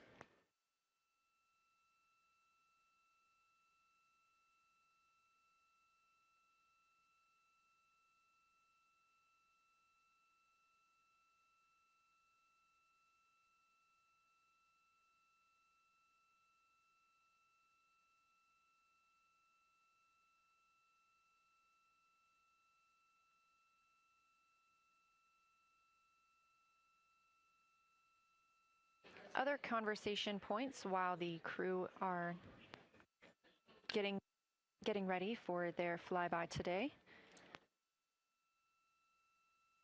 They'll be looking to orient themselves using major landmarks and annotating their observations along with their discussion. They'll have 10 minutes for that warm-up discussion.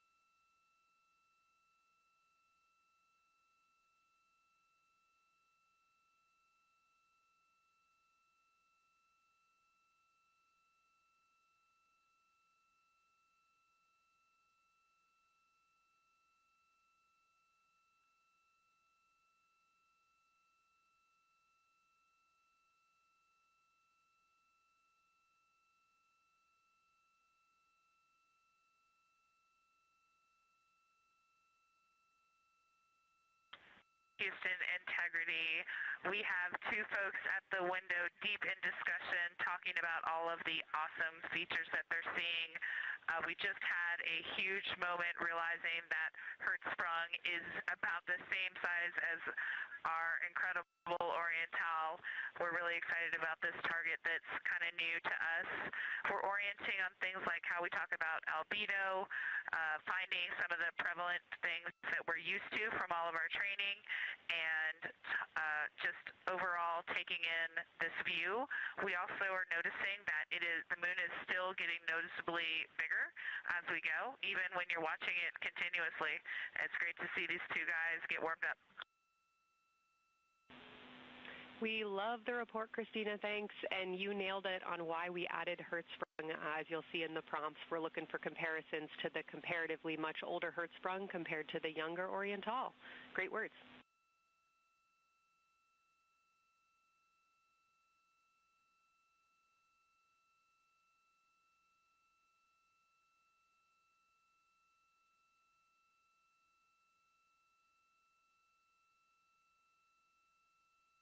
This is Artemis Mission Control. That was the voice of Dr. Kelsey Young speaking with the astronauts aboard Orion as they begin their observation period and lunar flyby. NASA astronaut Christina Cook reporting their view of Hertzsprung Basin. The team here is looking for centered images of the basin at a full zoom, and they're hoping that the astronauts can image and describe the inner and outer rings.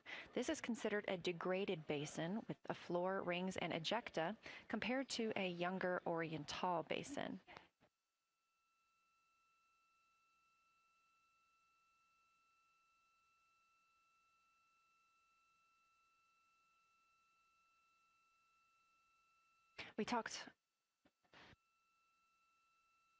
We spoke earlier with Julian Gross, the Artemis curation lead, about some of the terms we will hear the crew use today.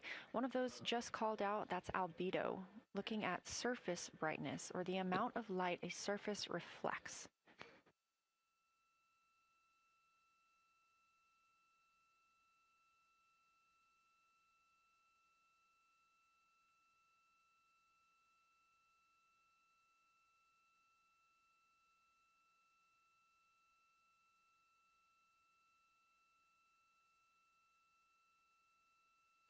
A few more terms that we hope to hear today during the crew's sit-reps or situation reports include embaying. This refers to one feature that surrounds another. That usually is a higher relief feature.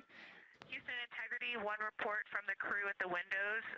We can actually see the moon and Earth at the same time right now.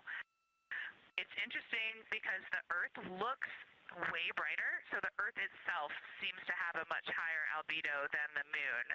We think this is independent of our eyes focusing because, of course, the Earth is much smaller than the moon in our view, so you could think that your eyes focus for the darker sky, and that it means that it only has apparent brightness more than the moon, but since we're seeing both in the same view, we do think that this can be inferred as the Earth as a whole has a higher albedo.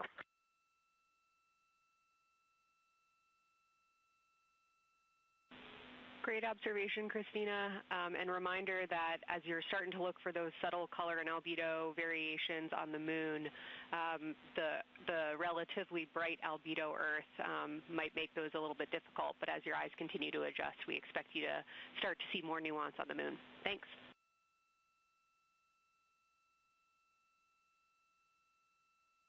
Great call. Thanks for the reminder.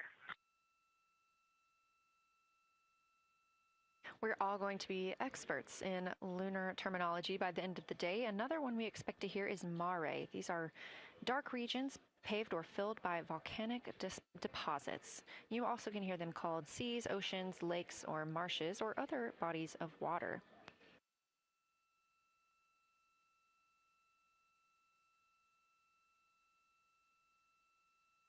Again, we are live in Artemis Mission Control, but on the right side of your screen, that is the Science Evaluation Room, team members who have been preparing for this day for years.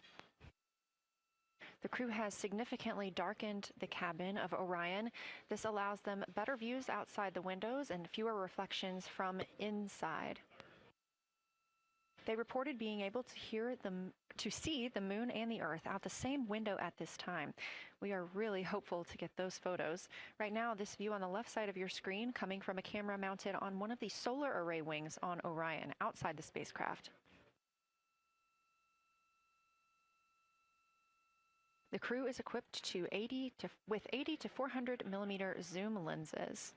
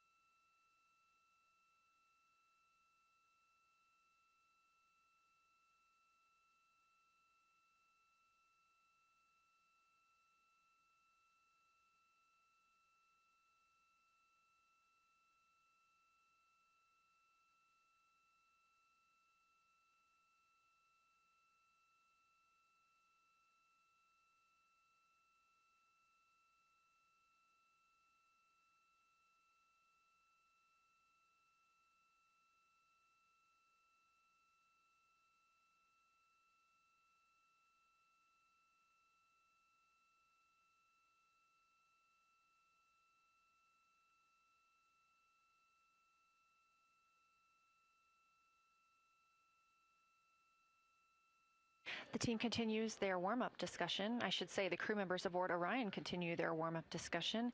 However, they are about to be prompted to move on to discussion number 2, which is near side and far side.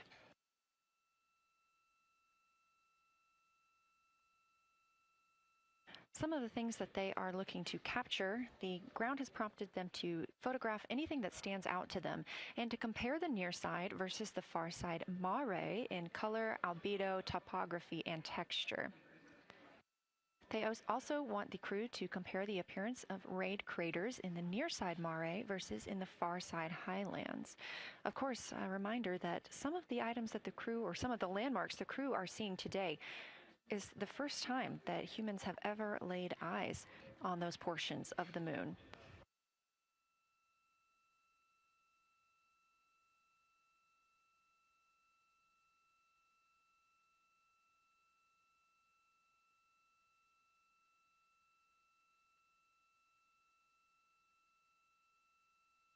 In the targeting package, there are a few reminders of the crew. For the crew, there are time-sensitive observation reminders and science sit rep reminders. Integrity. We have sit rep. The targets that are being discussed right now, it's the far side, near side comparison, and hearing some great discussion of browns and greens in the Aristarchus Plateau and how those disappear as you go toward the North Pole, and then over to the far side, you lose the color. You've got Jeremy in window 2, Reed in window 1, having a great discussion. Christina's under window, I'm sorry, Reed is in window 3. Christina's under window 1, documenting the discussion. And we've got the lights completely off in the cabin. There are some LEDs that we cannot put out that do provide some light scatter. But we have all of the internal lights off. And are letting our eyes adjust as best we can. The window 4 view, you only get about a third of the moon. Tycho is going to go over the horizon soon, and you can see Aristarchus, and then you start to lose the view as you go to the west in Oceanus and Procellarum.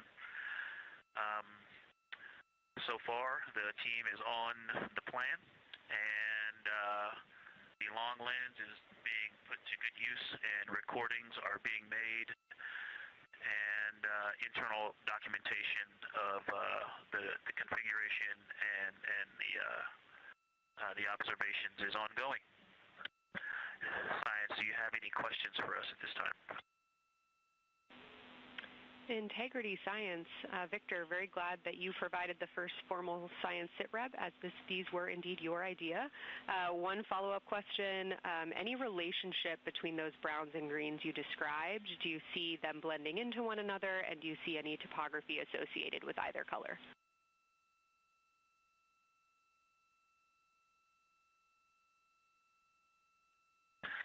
I don't want to bother the window team. I just heard that, overheard that, and so I'm sorry I don't have that detail yet. I will eavesdrop and see if I can pick that up. I will try to answer that at some point.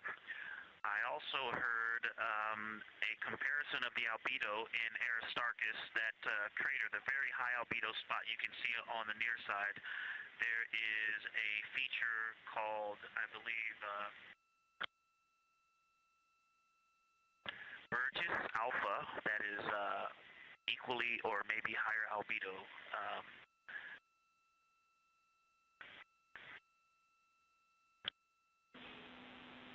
I apologize for the gaps. I'm trying to listen and talk at the same time, but I will try to get some more information to correlate those colors from Aristarchus for you.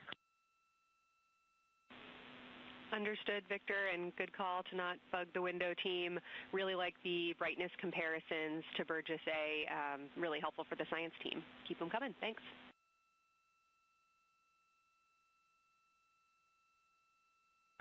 I also heard a discussion about the albedo of Grimaldi being a 10, and how many of us, when we were a little further away, saw that as the darkest albedo, and that the bigger mare off to the to the east was still dark, but maybe a 7-8. We still think that, but you are seeing color variation, albedo variation inside of Grimaldi as well, and that even on the west side there's still a very dark part of it. but it is still the darkest. It is just not as uniform as it looked when we were farther away. We're starting to differentiate the striations of albedo inside of Grimaldi. Copy all, Victor, and you read our mind. Superlatives like darkest, biggest are really, really helpful for us, so keep those coming.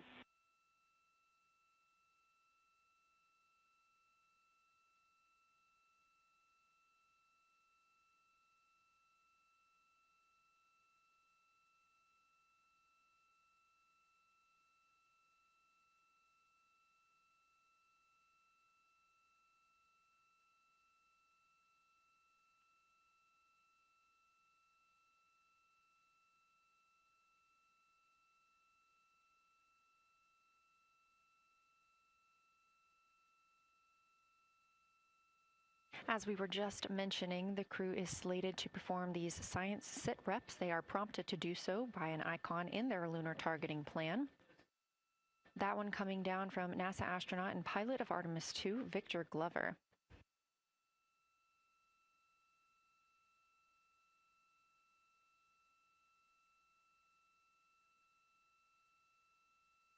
As we discussed, the Capcom is usually the only person in the room speaking with the crew, the capsule communicator. However, today, the science officer, Dr. Kelsey Young, she is the Artemis Science Flight Operations Lead, is speaking with the crew during the flyby to ask any questions that the team may have.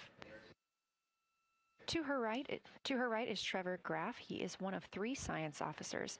Those would be Kelsey Young, Trevor Graff, and Angela Garcia, who will also join us later for an interview.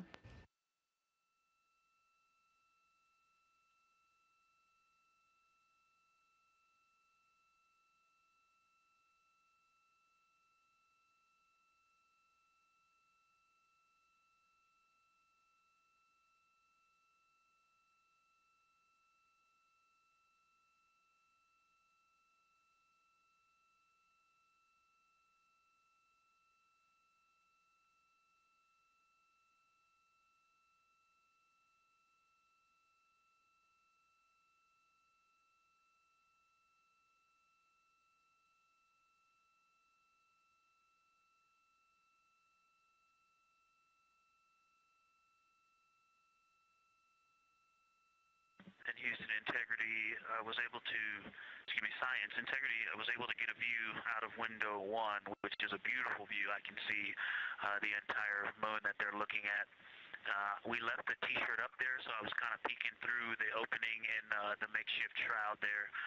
And once I was able to get 2 eyes on it, what jumped out at me was Vavilov. It's just peeking out of the Terminator. It's clear of the Terminator now, but it just really jumps out because it's still got the low light, the low sun angle. And so where the, Vavilov has that impact over the top of another crater, where the 2 craters intersect on the eastern edge. So on the side closest to Oriental, where the 2 crater rings intersect, the shadow there is the highest peak in the interior of Vavilov, and so you can see that terrain is, there's some real variation in the terrain there, that there's a nice peak where those peaks intersect, where those rings intersect, and we'll get a picture of that. Love the description, Victor, especially the comparison and relationships you just described about topography. And if it's easier for your observations, do feel free to remove the T-shirt shroud from window 1.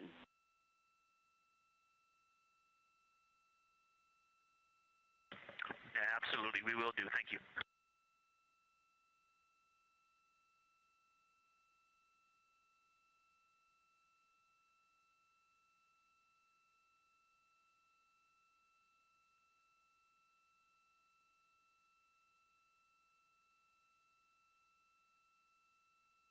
Those calls coming from NASA astronaut Victor Glover. As we discussed, the crew is working in pairs at the windows. Right now, taking photos are Commander Reed Wiseman and Mission Specialist Jeremy Hansen. Serving as their support team are pilot Victor Glover and Mission Specialist Christina Cook. You're hearing those calls from Victor Glover, as he is on that support team, and he is tasked with providing the science sit reps, while the 2 crew photographing and making annotations of the moon are in Windows 2 and 3. Windows 1 and 4 are available for the support crew to fly up to, obviously look at the moon themselves, and provide these science situational reports. The view on your screen is part of the lunar targeting package, and it's something that the crew can reference as they are flying by, but this is an animation.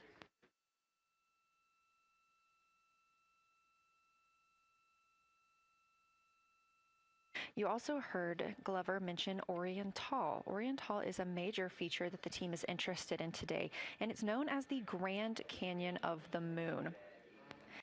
Until this mission, the Oriental Basin had never been seen in sunlight by human eyes. Oriental Basin and its surrounding ejecta could fit within a straight line distance from NASA's Johnson Space Center, where we are at today, to Kennedy Space Center.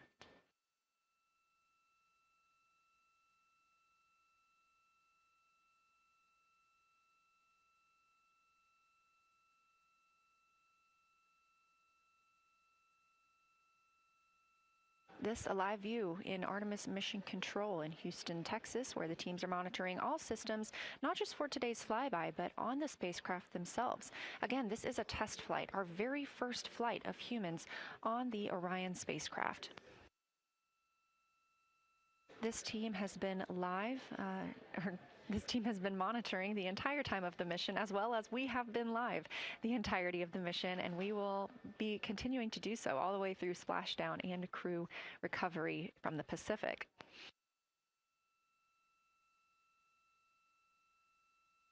This is a visualization from ARROW, the Artemis Real-Time Orbit website that you can also access at any time by visiting nasa.gov/trackartemis, showing us that we are now under 10,000 miles from the moon, 9,948 to be specific, and continuing to count down.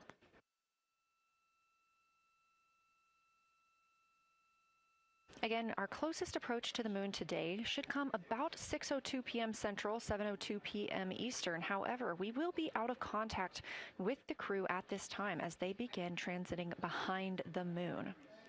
At that time of closest approach, the distance from Orion to the lunar surface will be about 4,070 miles.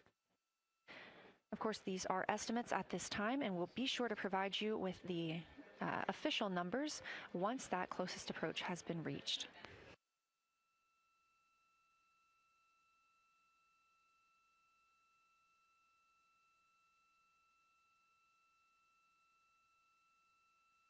This shot live inside the Orion spacecraft, where our 4 crew members are continuing with their lunar flyby activities. They have just begun those activities really about 20 minutes ago, so we've got several hours of moon view opportunities. This is still a live view inside that capsule. However, you can see just how dark they have turned down the lights. Actually, they've turned them all the way off. There are a few LEDs that they cannot power off, but turning down these lights gives them better views outside of the spacecraft's windows while they photograph the moon. This also prevents any reflections from inside the spacecraft bouncing up on the windows and interfering with their photography.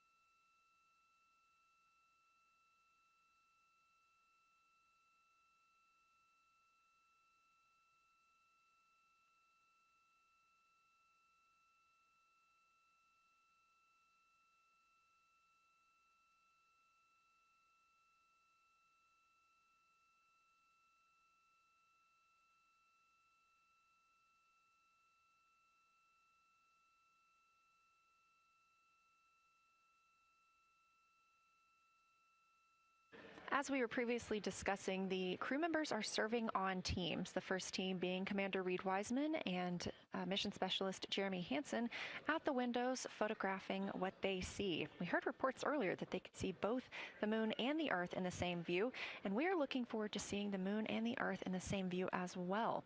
That Earth set coming up in just a few hours. While Wiseman and Hansen are at the windows photographing, Glover and Cook are serving as support crew. They are able to assist with cameras. They are also providing those situation reports, letting us know how the team is working inside the spacecraft, what they're seeing, and how they're feeling about it.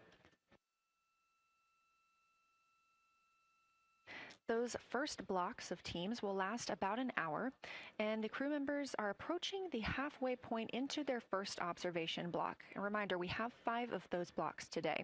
So they're approaching this halfway point during which the crew at the window will switch roles. One will begin taking pictures, and the other will be making annotations on their PCD, that's portable computing device. Both of those crew members at the windows are recording audio of what they see. They are putting on headsets and recording audio into their portable computing devices. Obviously, we are not hearing this right now. This is going to be sent down to the science team, and they will be able to analyze that at a later time. What we are hearing, though, and will continue to hear, are those science sit reps a few times every block. Once this block is complete, about 40 minutes from now, we will have the teams switch.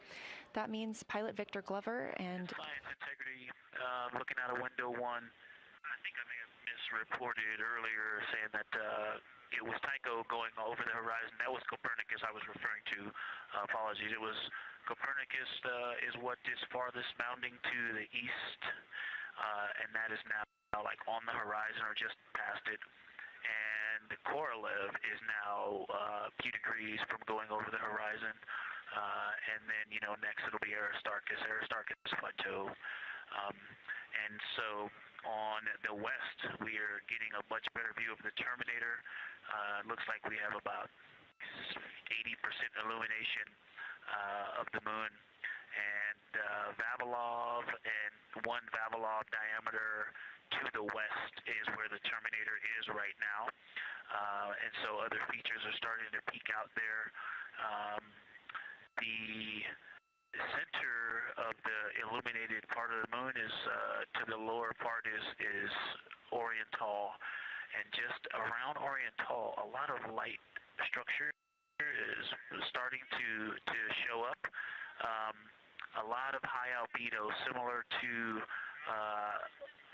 the feature, I cannot remember, Burgess Alpha and Aristarchus type high albedo in the ring. So when you look at the interior ring and the external ring, it's almost as if the edges are starting to dry up and turn white. If it was something that was wet and got dry, the edges would be the part to dry first.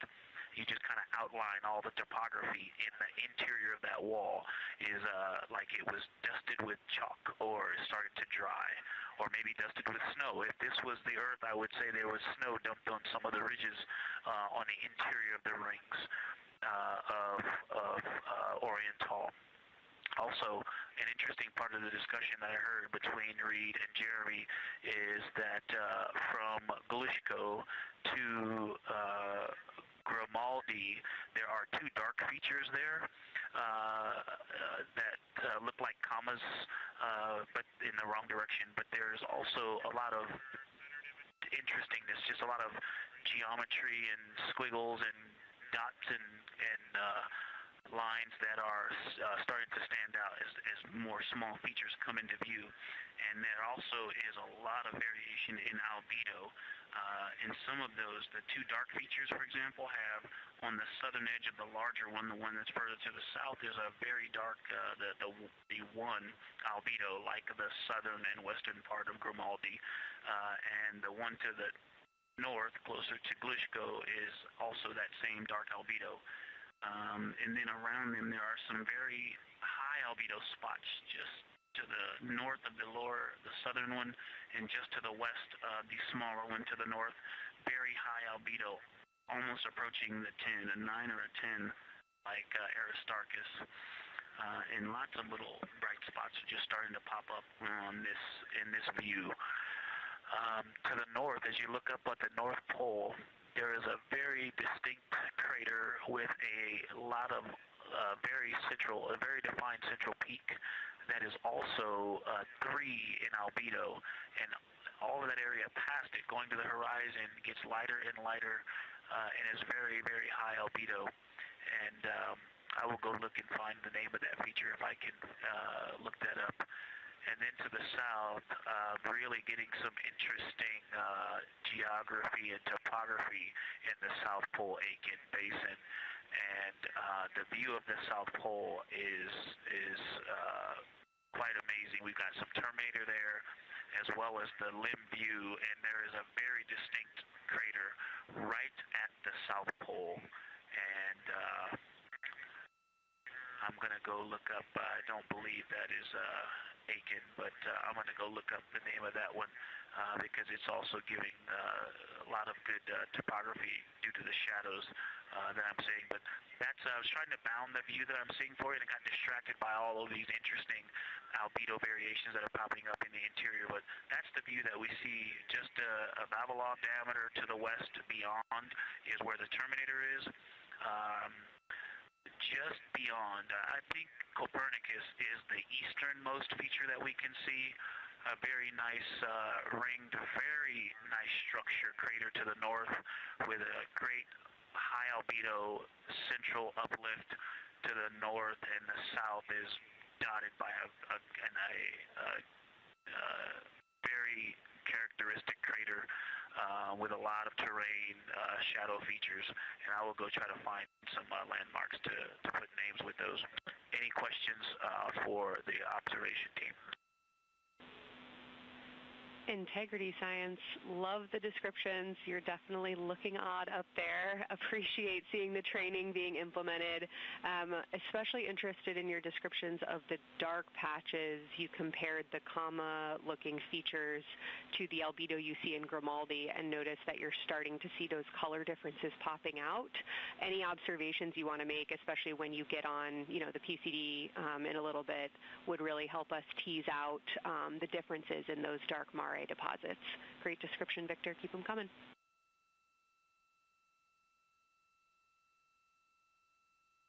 Absolutely will do, and I know you've got descriptions on both of the window observers right now as well. Keep them coming.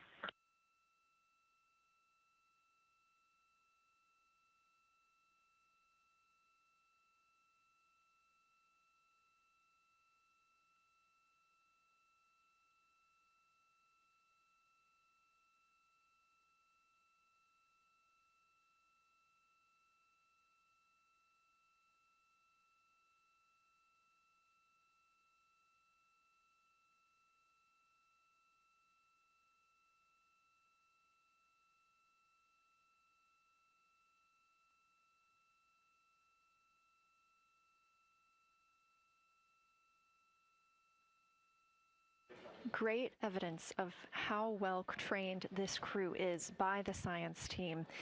NASA astronaut and pilot of the Artemis II mission, Victor Glover, calling down a situation report, noting several different features on the moon and such descriptions, even saying that it looks like snow on some of the peaks. Obviously, we do not expect that to be snow, but referencing that as some of the lighting on how it looks to the Artemis II crew from their current position.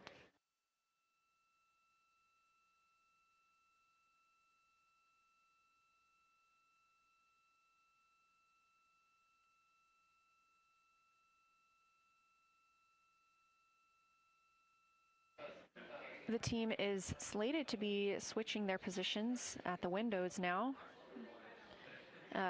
Both Reed Wiseman and Jeremy Hansen have been at windows 2 and 3, one taking photos, one making observations and annotations on their portable computing device. At this time, we also anticipate that they are looking at a crater duo. One of those is Glushko, and the other is Ohm. The team is looking to know the extent of Glushko's ray system and how its rays differ in the mare versus the highlands. They also want the team to compare the ray systems of Glushko to Ohm.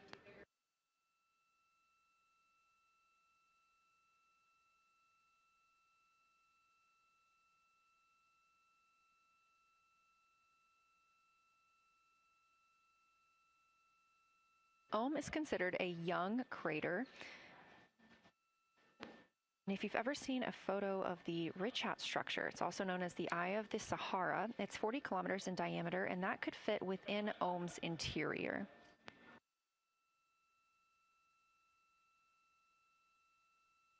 The team is specifically interested in descriptions of that ray visibility, including the color, albedo. Remember, albedo is the brightness or the surface reflection, and the reach.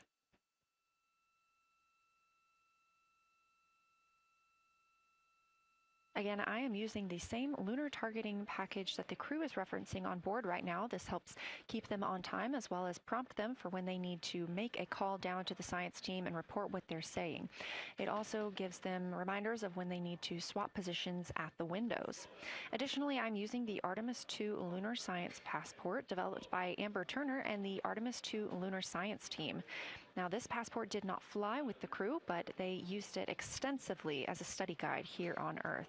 So a lot of the descriptions and comparisons you hear today are developed directly by the science team.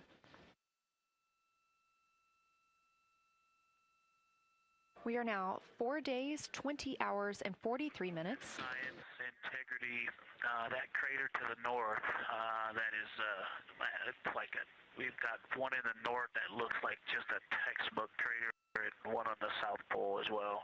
The one on the north, I think, is Pythagoras. And what I wanted to highlight about that is it is either a very distinct central uplift or just a very defined area of high albedo. If a majority of the crater, especially the floor of the crater, is, say, an albedo of 5, this center, and gosh, only a tenth of the diameter of Pythagoras is an albedo of 2, maybe 3, but it is very bright and it stands out.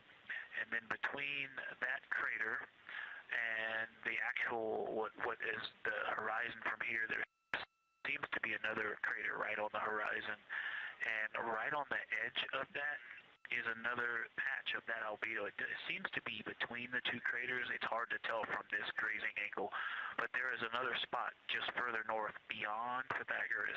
Between the two, I can draw a picture of this one and show you where that very high albedo, again, another 2 albedo surrounded by 5 and most of the area bounding it.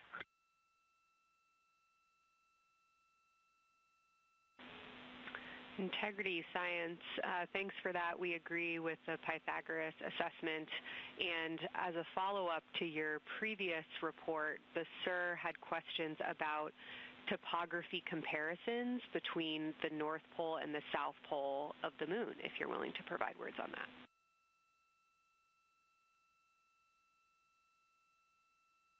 Topography comparisons, absolutely. And if you have any idea what, if you draw a line between Pythagoras and the western edge of the outer defined ring of Oriental, it intersects a beautiful textbook crater on the south. I would love to know the name of that. The topography differences, now the South Pole has a little bit of a benefit that it has more of the terminator, and I can see a little more shadowing there, but there's a nice crater right at the South Pole, so that's the main thing defining the topography there. Seems to be quite a bit of elevation change. I can see some very jagged shadows, a 90-degree just to the west of that crater at the South Pole. I can see a very distinct change in the shadow directions, indicating, I don't know, a very high wall or a very deep canyon just to the west of that. And in the north, it seems to be that from sort of the edge of the mare that's dark, which is maybe 1 Pythagoras diameter south. If you draw a ring about that, maybe the top 7 degrees of the moon, and just draw a ring around that, the near side is an albedo of 5 and looks quite smooth from here. And then along the same edge of the mare, the edge of the mare that kind of Grimaldi's just outside of, Glushko is just outside of, Carroll Crater is just outside of, and you start to see the stark differences between the darker 7/8 and the 5s and 6s, the 4s and 5s. If you follow that line up to the north, that line is also where the change in topography happens at the North Pole.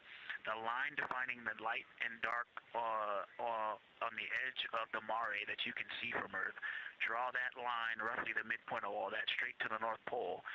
And on the side facing the Earth, you see smoother topography and dotted by Pythagoras and its next door neighbor crater. And then on the far side, you see a lot more cratering and a lot more topography. And again, the far side has the benefit of a little terminator there, but I am seeing a variation in the topography. It seems to be more jagged and a more challenging place to find a place to land and to even traverse in the south, all around the South Pole. And at the North Pole, it seems to be, it would be more challenging to translate on the far side of the North Pole compared to the near side of the North Pole around Pythagoras. Copy all, Victor. You really help paint a contextual picture of what you're looking at. We really appreciate the way that you're guiding us into the areas you're seeing by drawing comparisons between recognizable features. Thanks for that.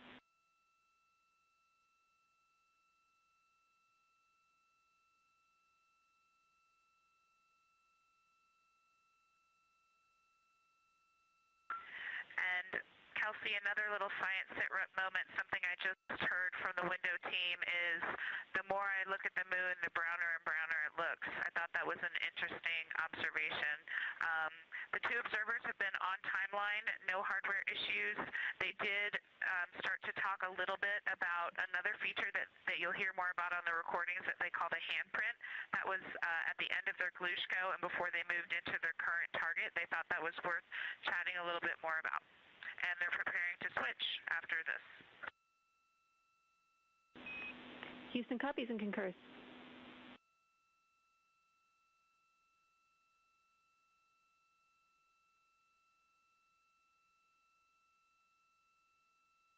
Hey, Houston and Science Integrity, another just observation from the human. My eyes have shifted a little bit since I've been up here. I've been wearing my reading glasses to look at the PCD. Well, this is a very taxing event on the eyes, looking out the window and seeing the very bright moon, then coming back inside to the dark cabin and trying to work cameras and microphones and logistics and lunch and those kinds of things, and then looking at the PCD, which is dimly lit. It's just been an exercise. It is a difficult thing to manage it. I'm up and down on the glasses and then having to wait as my eyes adjust when I come back in. As soon as I look back into the cabin from looking out the window, I can feel my eyes adjusting, and I just have to work through it as they adjust. Appreciate that report, Victor, and know that we are prepared to read you up targets from the ground if that would give you the ability to keep your eyes focused on the moon and not having to swap between that and the PCD. Just let us know.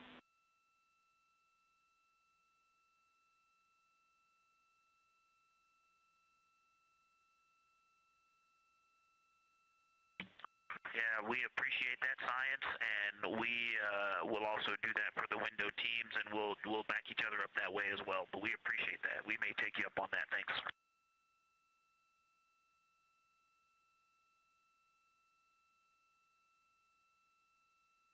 Continued detailed descriptions from the Artemis II crew aboard Orion. Again, this is a test flight, the first time we've flown humans aboard this spacecraft. So every detail, even that it's difficult to look outside the window and then back at the PCD, that portable computing device, every single detail is appreciated as we prepare for future missions. Glover also mentioned that he is now wearing his glasses now that he's in space and that his eyes have shifted a bit. This is something that happens when our astronauts go to space. There is a fluid shift from the lower half of your body up into your head, and that can cause changes in your eyes. It's something that we have seen over time for some crew members, especially now that we have been living and working on the International Space Station for over 25 years.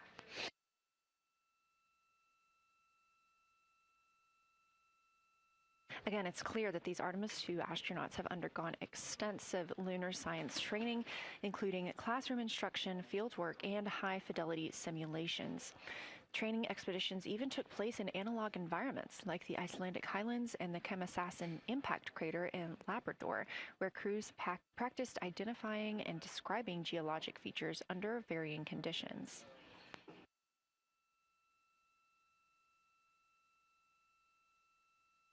Additionally, here at Johnson Space Center, Orion mock-ups were used to rehearse crew choreography, including three-dimensional space management with an inflatable moon globe to simulate the flyby. And while on Earth, the crew also used that small lunar passport that I mentioned with descriptions, photos, and prompts to help them study the features we hope they'll see. Now, this is a view from their lunar targeting package at this time, helping them determine what they're seeing on the moon, as well as on the left, keep up with what their next target will be. As you can see, we have got a long list and an exciting day ahead of us.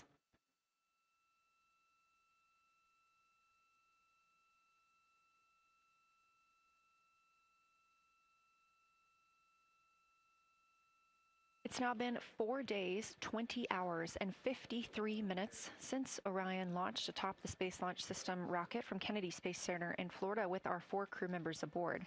NASA astronauts Reed Wiseman, Victor Glover, and Christina Cook, and Canadian Space Agency astronaut Jeremy Hansen.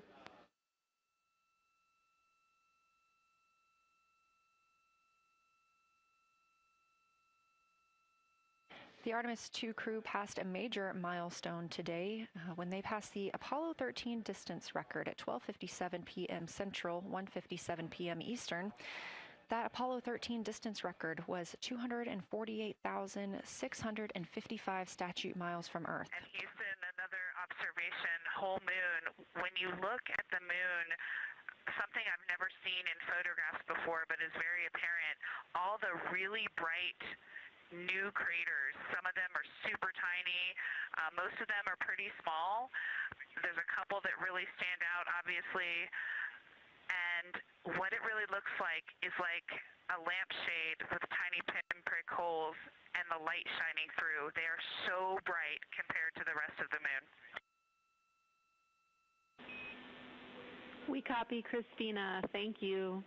Looks like you guys might be doing it, but remind you to swap positions at the window and take your SD cards with you. We're loving everything that you're calling down, so keep it up.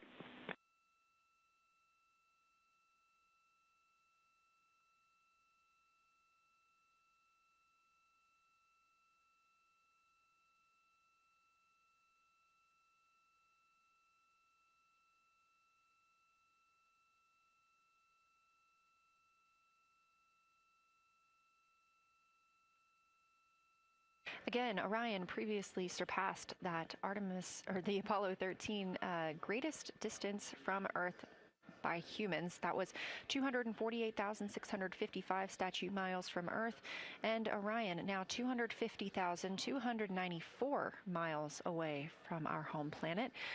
The spacecraft is 9,033 miles away from the moon and growing ever closer. At its closest approach, it'll be about 4,070 miles away, and we will make sure we confirm what that distance ends up being. This is an approximation and an estimate ahead of that moment. We're anticipating them to make that closest approach at 6:02 p.m. Central, 7:02 Eastern, when they are in a loss of signal, transiting behind the moon. They will be the first humans in over 50 years to fly behind the moon and lose contact with Earth. We will regain that contact about 40 minutes later as they reconnect to the Deep Space Network, emerging from behind the moon, and we will look forward to seeing an Earthrise.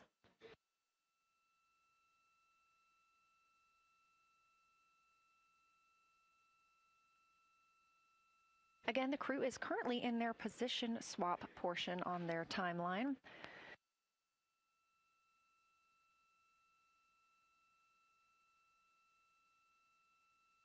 This allows crew members the opportunity and the experience of all roles necessary during today's flyby. Right now, those two crew members at the window have swap positions.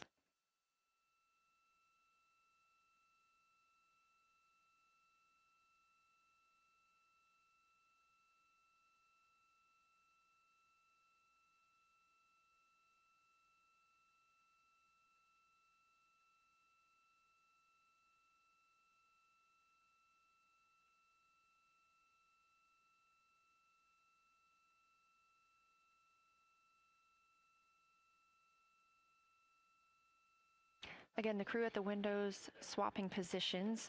Right now, that crew is Commander Reed Wiseman and Mission Specialist Jeremy Hansen, while Victor Glover and Christina Cook serve as their support flyby crew members. That's why you are hearing Victor and Christina during those science situation reports. Those voices will change in about 30 minutes when they take a turn, taking photos and making annotations while at the window.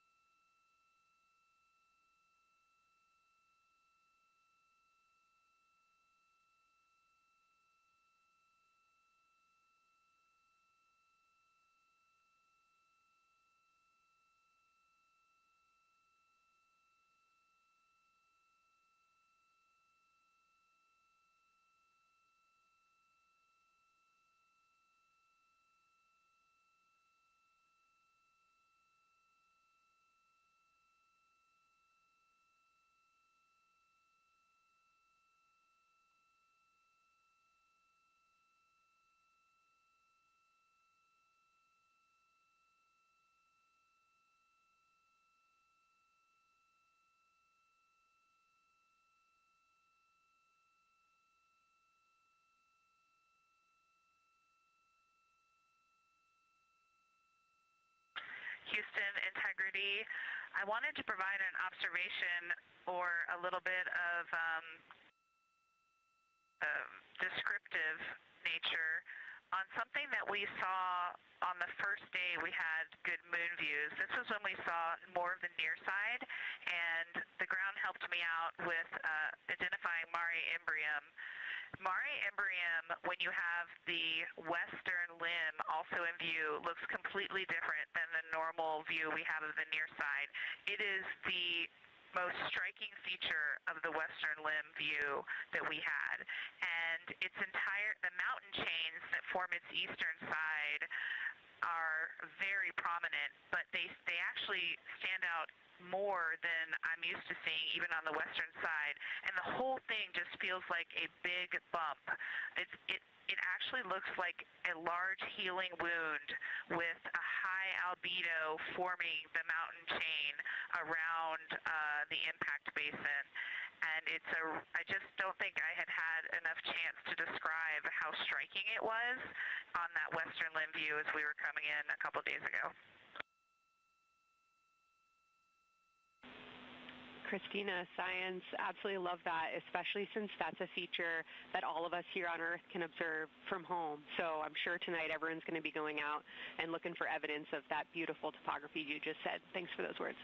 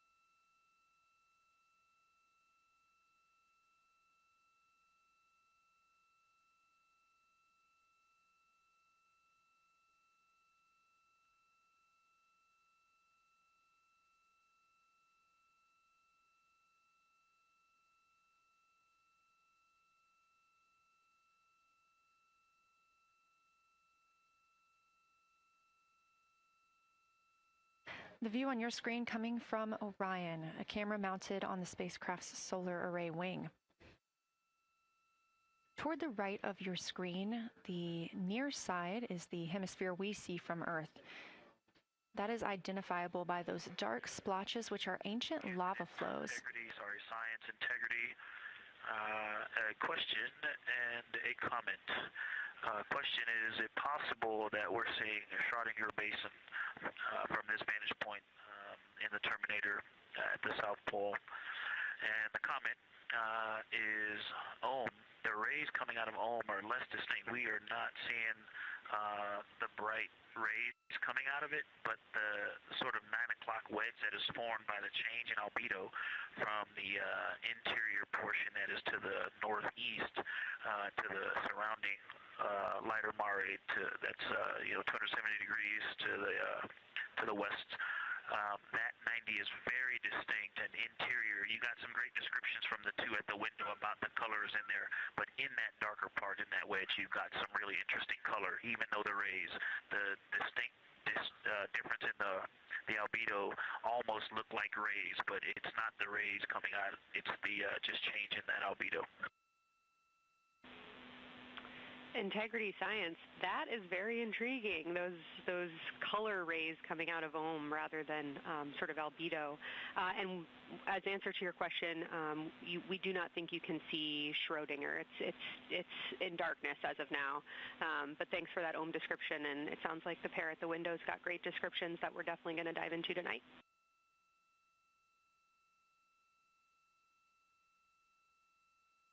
Okay. If you could help me, I would still love to know what it is. There's a very nice crater. You're going to likely have a lot of pictures of it.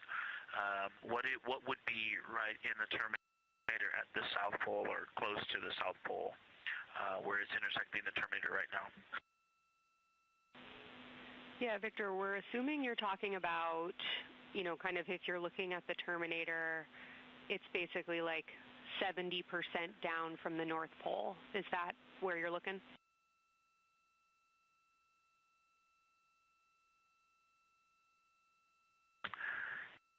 Contact, yes, that is where I'm looking.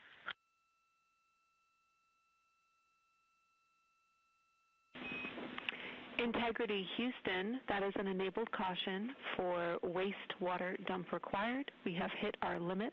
As expected, no crew action.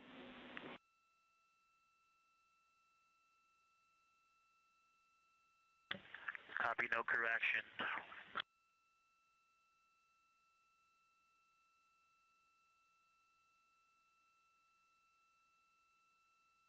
You are. And integrity science, we're trying to figure out what you're looking at there. Is it like right on the Terminator, or is it in the illuminated portion next to the Terminator?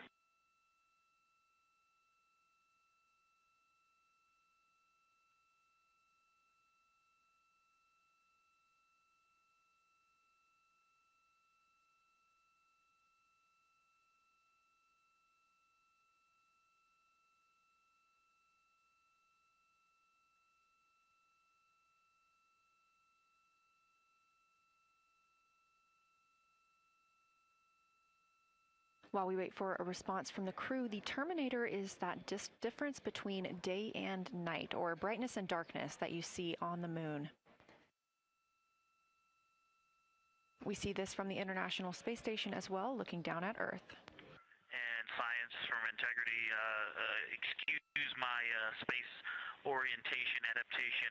If you draw a line between Glushko through the center of Oriental, and then another line from Glushko through the southern tangent of Oriental, that line would almost perfectly intersect tangentially the crater that I'm talking about, and it is on the Terminator. So yeah, I think I'm not looking at the South Pole. I was a little twisted. That line description was really helpful. I have eyes on the SIR right now, and they are actively discussing lunar geography. We will be back with you shortly.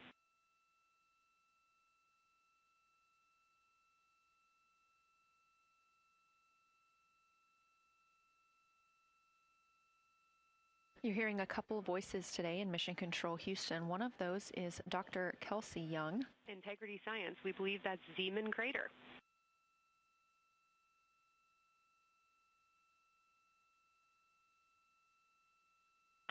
Oh, I floated away from the speaker. Say it again, please. We believe that that is Zeeman crater.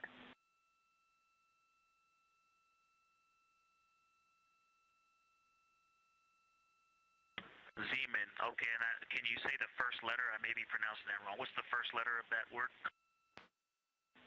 Zulu. It's Z-E-E-M-A-N.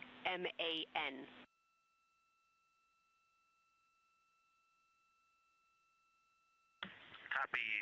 Thank you for that.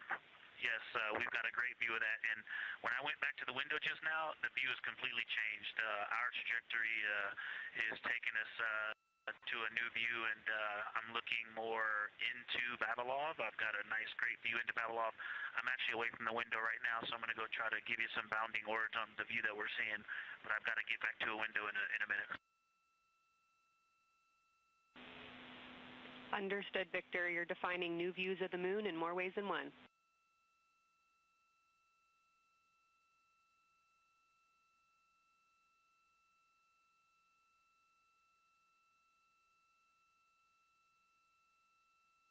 Again, when you hear calls down to science or from science, that's Dr. Kelsey Young, the Artemis Science Flight Operations Lead here at a console in Mission Control. You also hear communications with the crew from Canadian Space Agency astronaut Jenny Gibbons. She is the Capcom for today. She is a backup Artemis II crew member. Those calls from pilot Victor Glover asking about a feature he was seeing, specifically a crater on the moon. Meanwhile, the team here in the science evaluation room was actively working together to determine which feature he was describing.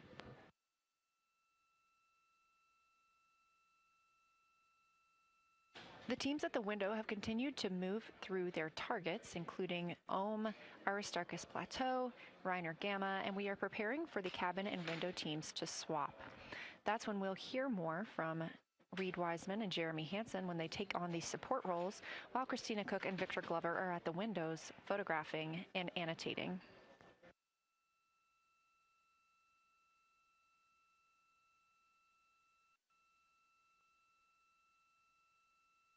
As we briefly mentioned, if you look towards the right side of the moon, essentially,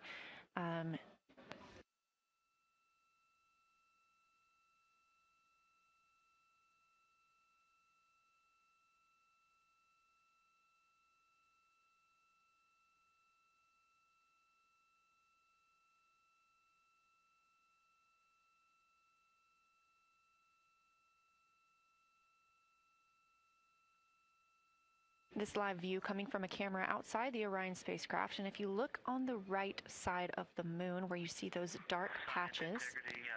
Wow, yeah, I wish I had some more time to just sit here and describe what I'm seeing, but the Terminator right now is just fantastic. It is the most rugged that I've seen it. From a lighting perspective, there are little islands. There are islands of terrain out there that are completely surrounded by darkness, which indicates some real variation in terrain. Up to the north, there is a very nice double crater. It looks like a snowman sitting there, in the 5-10 degrees below the pole in the Terminator. And then on the southern edge, there's almost like a hole. Looks like a hole, and it's the diameter of Vavilov size, just blackness, and then a wall of bright. And then it goes back to the black beyond the Terminator. So there's it looks like there's just a gigantic hole right there. 1 Vavilov diameter east of the Terminator. And as you go south, the Terminator is not a nice smooth arc. It's just jagged. There's almost a 110-degree turn in the shadow as opposed to the nice smooth arc, again indicating some really interesting variations. And I'm sure we'll get some photos of that. And then one of the craters further to the south of Vavilov, maybe halfway down to the South Pole, is not only looks like just a deep hole, and then there's like 2 island rays pointing off to the west and north that indicate very high ridges and very deep canyons. coming up out of that crater. So again, just some really interesting visual illusions going on with the shadows there. Like I said, there look to be islands out beyond the terminator because some of the things, gosh, maybe even a Vavilov diameter into the terminator are catching sunlight on the peaks up to the north and to the south. It's very, very interesting to see. Integrity science, oh my gosh, that was an amazing picture you just painted. I glanced over at the SIR video and I literally saw fist pumps in the air. Those types of observations are things that humans are uniquely able to contribute, and you just really brought us along with you, so thanks for that.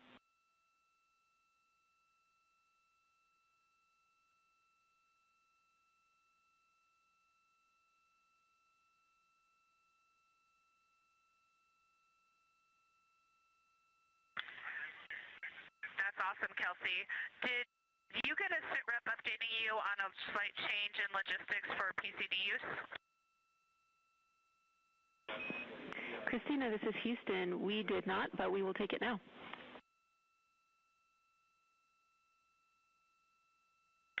We slightly changed the PCD plan for the window observers. The two window observers kept their PCD. So in other words, the one at window 2 went to window 3, and the one at window 3 went to window 2 when they swapped rather than staying at the window. We'll plan on all observers keeping the same PCD for all observations. Copy, Christina. That makes sense to us, and good plan. We are coming up here on a cabin and window team swap. Let me know when you're ready for a quick vehicle status.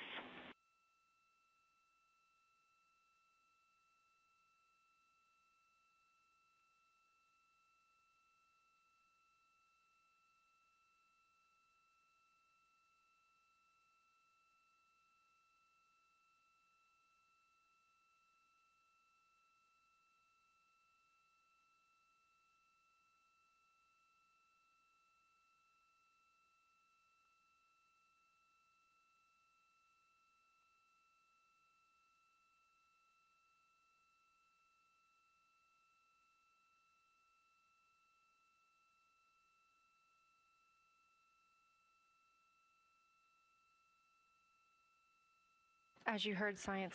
Go for the vehicle system update. Howdy, Reed. We don't have much for you. We just wanted to let you know that toilet right now is no-go for use as we stick with the predetermined limit for now. All crew members, please use CCUs. Otherwise, Orion is looking very good. And you have 15 minutes in this handover time where we expect Victor and Christina to switch to the windows and you and Jeremy to be in the cabin assisting. Let us know if you have any questions.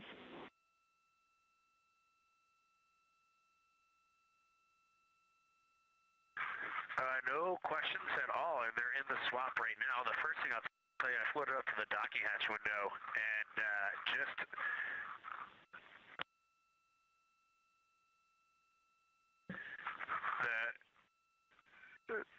what I'm going to call the Mari around Oriental just looks so different out the docking hatch right now. It's quite a bit darker. It's the same darkness, if not a little darker than Grimaldi. But it's cool after just being in the 400 mil for the last half hour. Looking up close, I got pictures of everything Ike was just describing on the Terminator. It really is a fascinating Terminator. And then Oriental just looks so dynamic right now. It's very three-dimensional out the docking hatch compared to what I was just looking at through the 400 mil. We love it. We are getting a sneak preview from one of our SAW cameras at what you're looking at, and we see some of what you're describing. We cannot wait to see your photos. Thanks.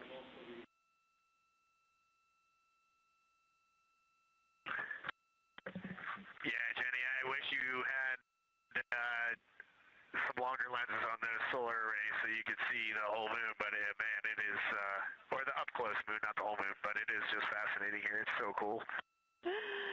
All right, MPO and INCO, take notes. We want a zoom lens on those saws next time. Thanks, Reed.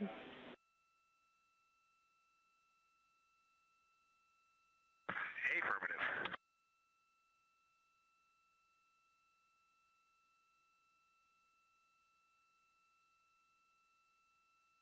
As the crew gets ready to switch positions from the window crew going back to the support crew and the support crew flying up to the windows. This view inside the room, Capcom Jenny Gibbons speaking with the crew, Canadian Space Agency astronaut. The crew has continued to provide excellent descriptions of what they are seeing on the lunar surface. In this picture, or in this live view actually, from Orion and a camera mounted on its solar array wing, if you look at the dark portion on the right side of the screen, those are visible from Earth. That's considered the near side. Those are ancient lava flows from a time early in the moon's history when it was volcanically active. And if you look towards the left, there's that dark, large crater that appears to the left of those lava flows. That's Oriental Basin. It's about 600 miles wide, and it straddles the moon's near and far side. And this mission is the first time that humans have ever been able to see this with their eyes in the daylight. Again, you hear conversation about that terminator. You have a great view of that as well. That's the difference between light and darkness on the moon. Victor Glover explaining that as a very jagged looking terminator due to the peaks that they're seeing and the craters that they're seeing as they prepare to cross over the far side.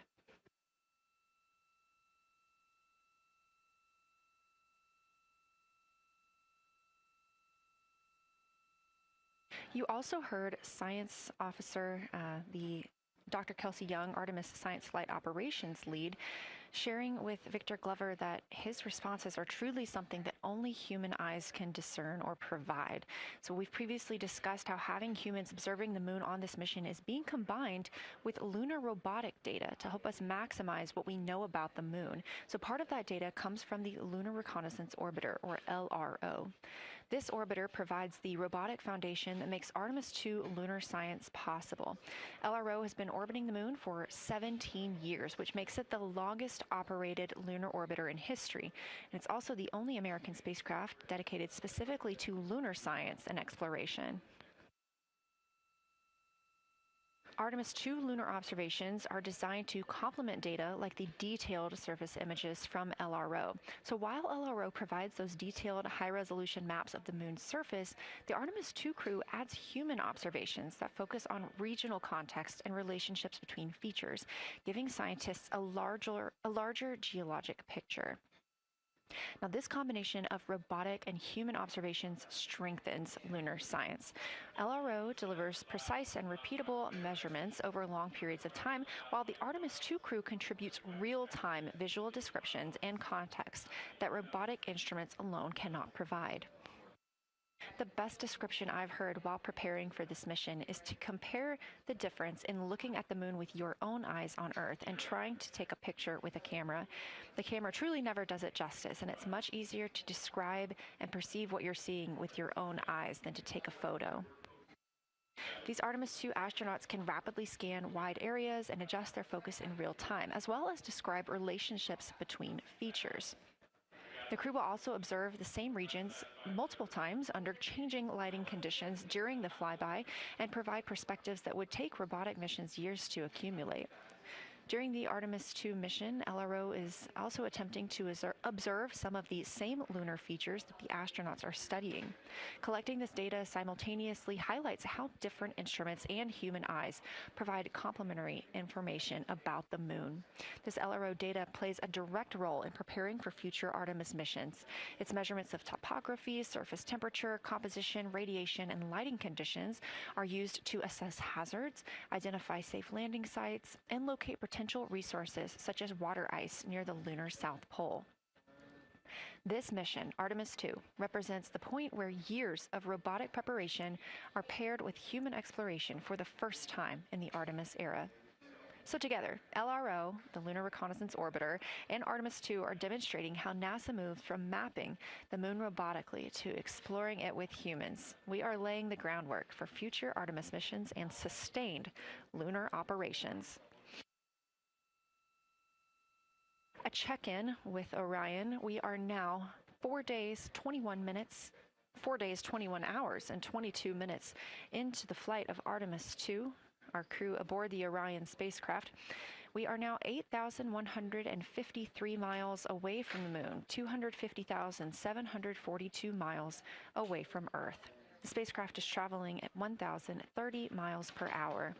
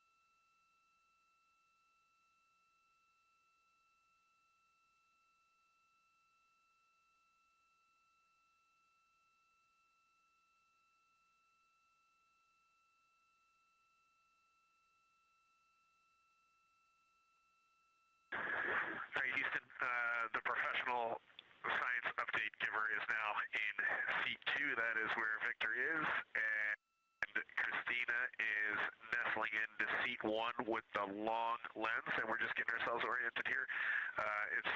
It's a cool view in the cabin. It's actually a cool view to be off the camera now and looking at my crewmates getting up to their observation posts and looking in. It's super fun.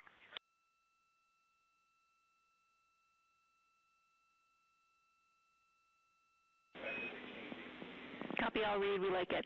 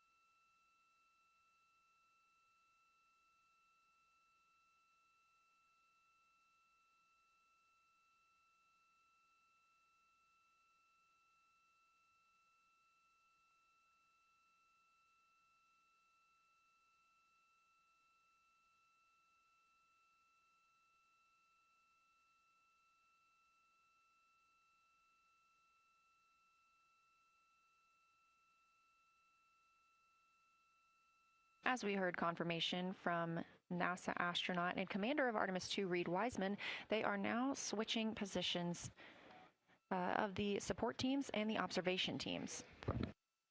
So initially, Reed Wiseman and Jeremy Hansen were at windows 2 and 3 in the Orion spacecraft, taking photos and making annotations in their PCDs, portable computing devices. They were also giving audible descriptions into their PCDs, wearing headsets with microphones and providing recordings that the science team will be able to listen to later. We were hearing from NASA astronauts Christina Cook and Victor Glover as they made observations as part of the support team.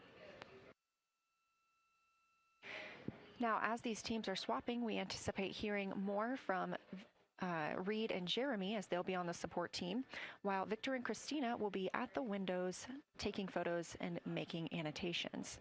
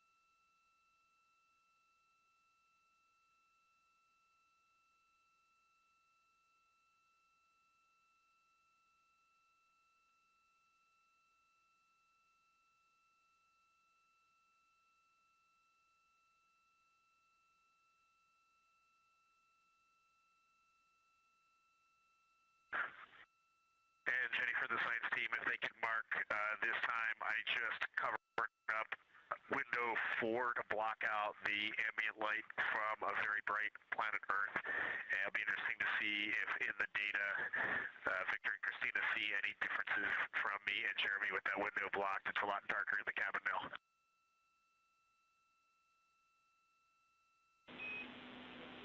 Copy, Reed. We're taking note, and we'd be curious too.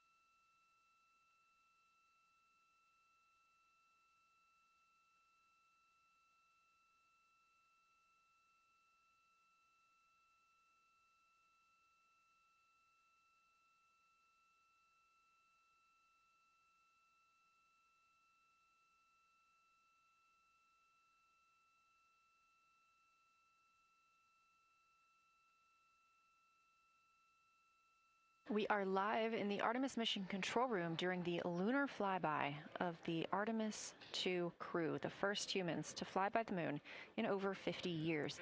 Orion launched 4 days, 21 hours, and 30 minutes ago atop the SLS rocket, Space Launch System rocket from Kennedy Space Center in Florida.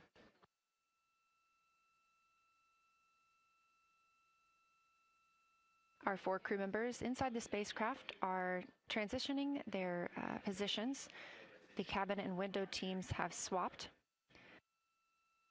Currently at the window, we have Victor Glover and Christina Cook, NASA astronauts, and serving as support, Reed Wiseman and Jeremy Hansen.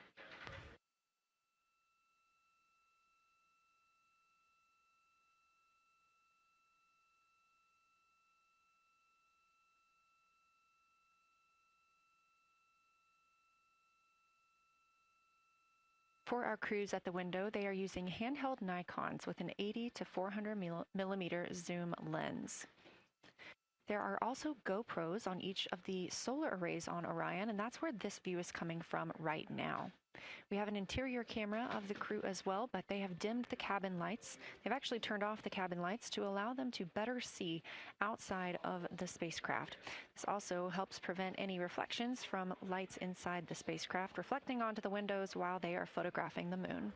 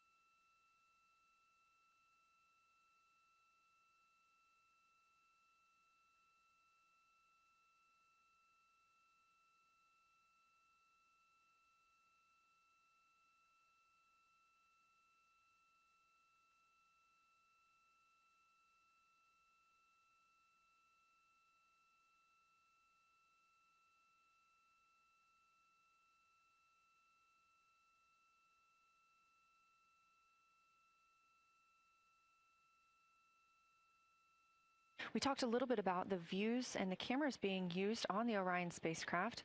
And again, we do have GoPros on the tip of each solar array wing. Now, the bandwidth is a little bit limited because having a crew on board, we do have to downlink a lot more data. That includes their environmental control and life support system. We are not the only data, this view that you see, coming down from the spacecraft, and so we do rely on sharing some of that with the other flight controllers in mission control. This helps the team monitor all systems aboard the spacecraft and ensure the safety of our astronauts.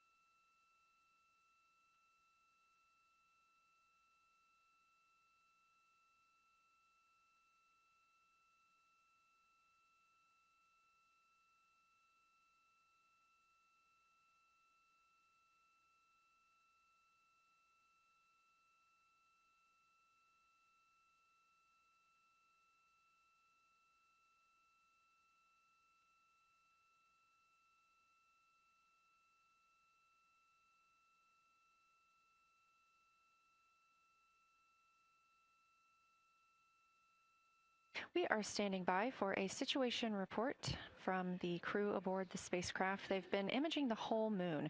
There is now a new crew at the window. That would be Victor Glover and Christina Cook, and so being it's their first time since they have moved up to the window positions, they have a chance to orient themselves and describe and take pictures of any color or albedo variations across the surface.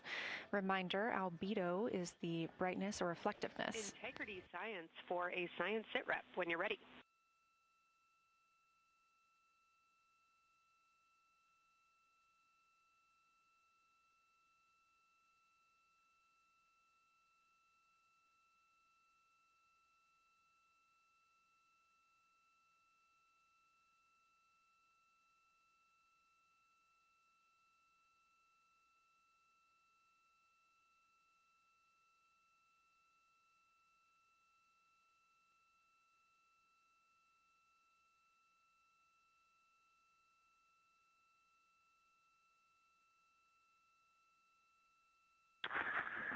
Houston Integrity, we have no external view of the moon right now for the floating crew members, so my only science sit rep is that we have Victor in window 3 doing observations and Christina in window 2 with the long lens.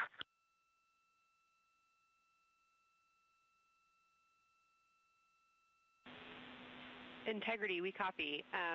Are the shrouds still on windows 1 and 4? And if so, would you consider trying to get a view through one of those windows?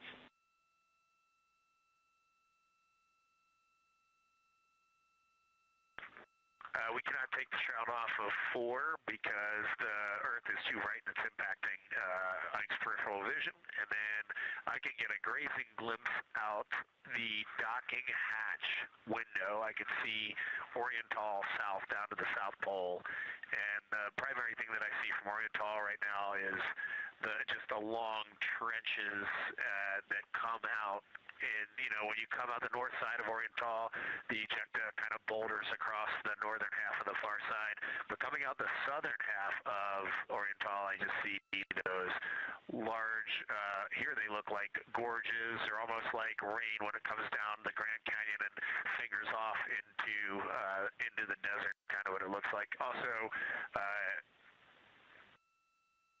Burgess Alpha is extremely bright. It's the brightest thing that I can see. Even brighter now than Aristarchus, which is heading off to the Terminator. It's almost impossible now to see Aristarchus, the thing that Jeremy and I looked so much at.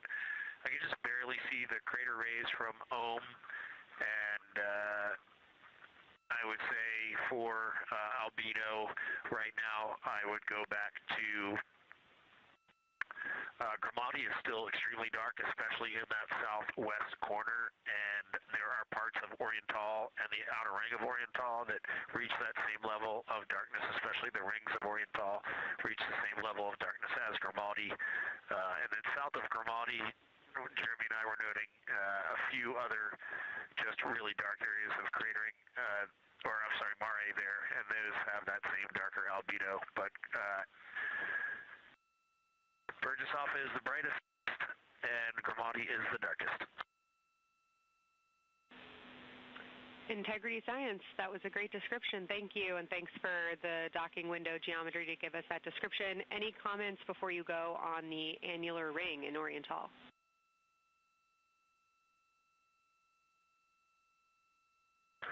The annular ring, which I think everybody kind of describes as like a pair of lips or a kiss on the far side of the moon from here, is very circular in nature. The northern part of it is wider, darker. The southern part is much lighter. It is very neat looking, and but it is far more circular than I remember it looking in our training. The darkness of the northern side of the annular ring is the same darkness from here out this docking hatch window as the center mare in Oriental. Not quite as dark as Grimaldi, but it is probably only because dust and lunar regolith has kind of impacted over time. Reed, that's exactly what we were looking for. Thanks so much. You have heart hands coming out of the SIR.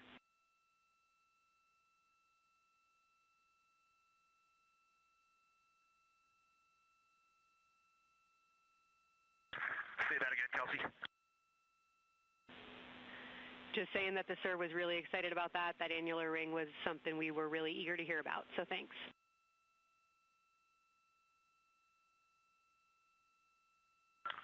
Yep, you bet. And now Victor and Christina are moving on to Oriental. I got them situated over there a little bit late.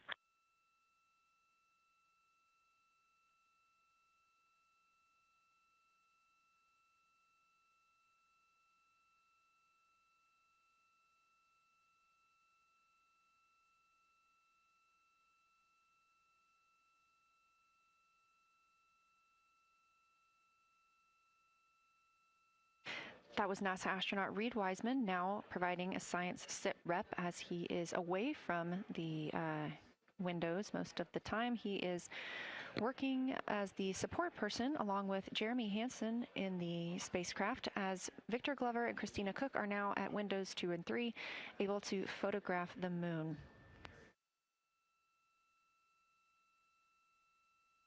Christina and Victor are also providing recorded information to their portable computing devices, that's their PCDs, and the science team will have access to that at a later time. They will then review it and compile all of this data to help further our understanding of the moon. One of the items you heard mentioned was Oriental Basin. This has been a very exciting opportunity for the crew. They have all been very excited about seeing Oriental, as well as the science team has been looking forward to it. It is known as the Grand Canyon of the Moon, as we discussed earlier.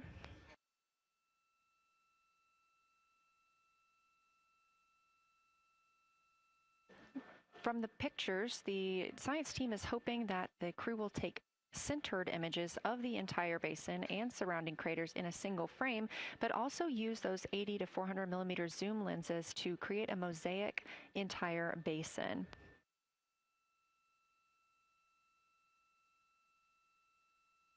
With their unaided eyes, the science team is hoping the crew will describe southern dark annular ring, which you heard Reed just describing, as well as any color, albedo, texture, or topography across the mare patches and ring mountains. Science team reports that the observations will be used to study the geologic evolution of the youngest lunar basin and to inform formation hypotheses for the annular ring.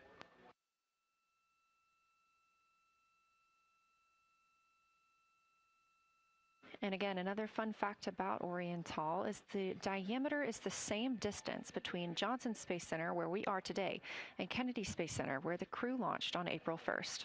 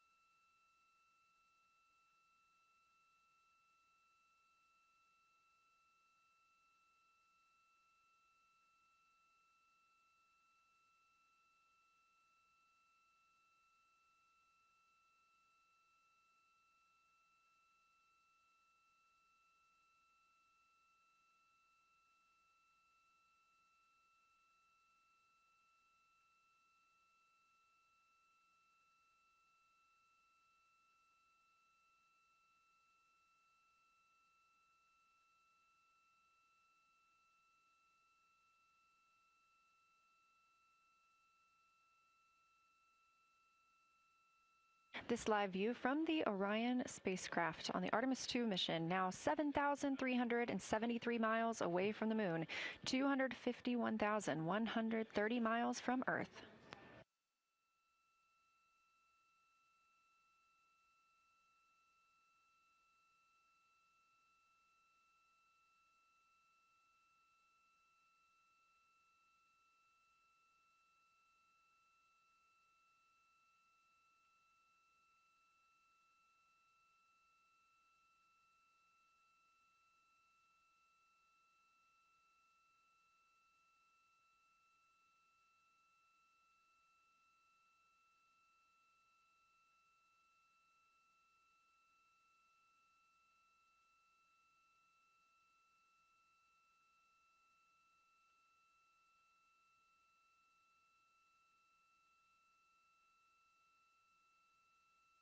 Again, the Artemis II crew passed the Apollo 13 record of the humans farthest from the Earth today at 12:57 p.m. Central Time, 1:57 p.m. Eastern Time.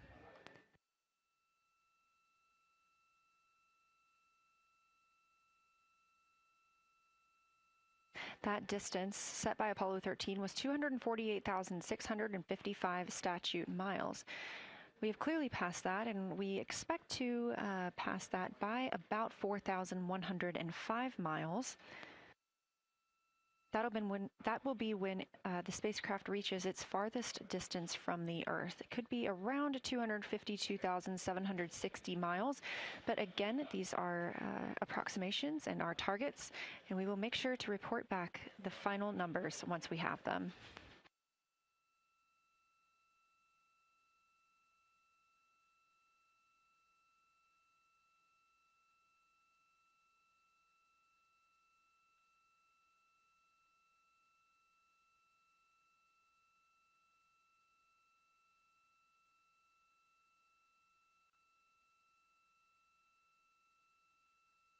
We have some refined times of when we expect to have Earth set of Earth behind the moon while Orion flies behind the moon. That would be about 5:41 p.m. Central, 6:41 Eastern.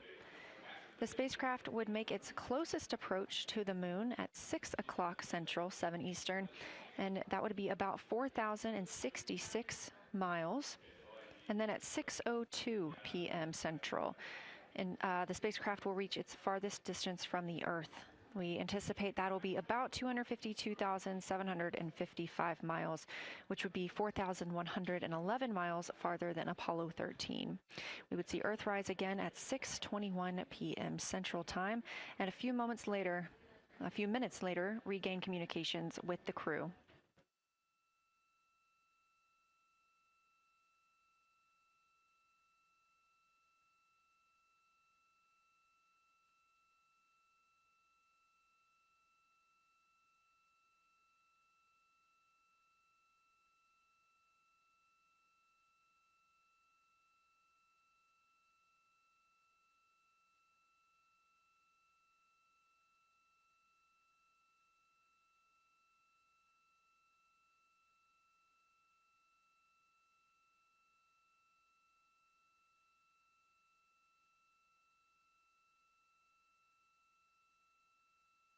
Currently aboard Orion, Victor Glover and Christina Cook are the two team members conducting lunar flyby observations, meaning they are using the Nikon cameras to photograph the moon, and their PCD, or the portable computing device, to conduct annotations.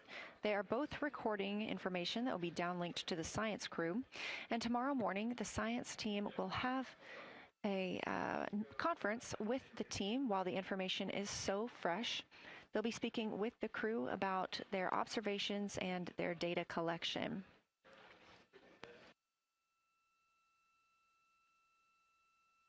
Otherwise, most of tomorrow, flight day 7, is considered an off day.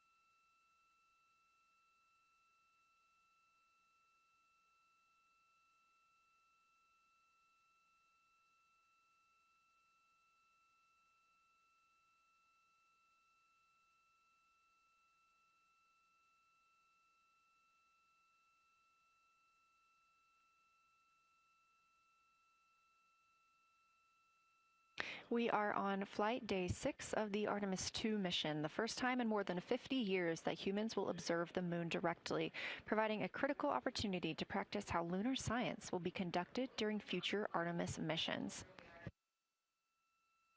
If you're just joining us, the crew is well into their lunar flyby observations, and we anticipate that we will hear from them soon.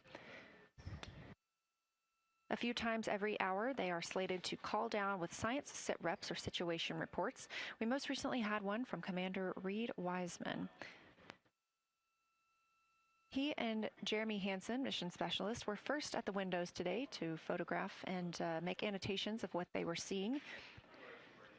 Therefore, we heard more from Victor Glover and Christina Cook earlier in the day during those first blocks. But now that Reed Wiseman and Jeremy Hansen are on the support side, they are the ones calling down what they are seeing from windows 1 and 4. Earlier, we heard that the Earth is so bright in window 4, they have had to temporarily cover it with a t-shirt.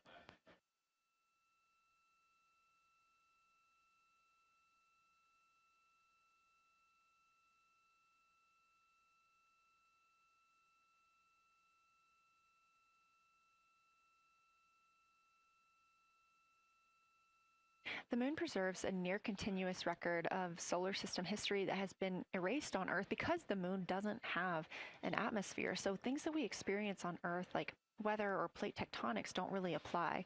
So the lunar surface retains evidence of ancient impacts, volcanism, and solar activity that scientists can study today. And studying the moon helps scientists understand how planets formed and evolved, how the moon influenced our own planet Earth's history, and how the sun shaped conditions across the inner solar system.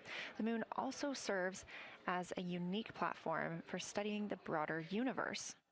Artemis science is designed around questions best answered by humans, working alongside robotic systems, combining decades of robotic lunar data with real-time judgment, context, and adaptability that only humans can provide.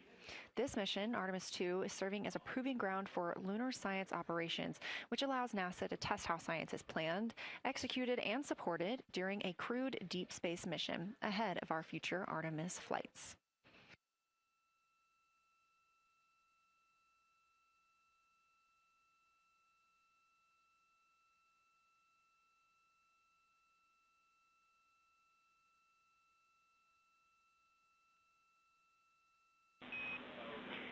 Integrity, time for a window team position swap. So Victor and Christina, please switch places if you've not done so already, and remember your SD card for the camera.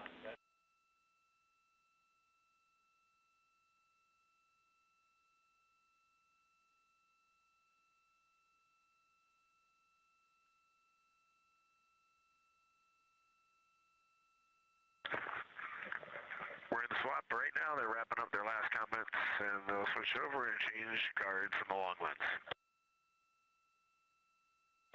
Copy.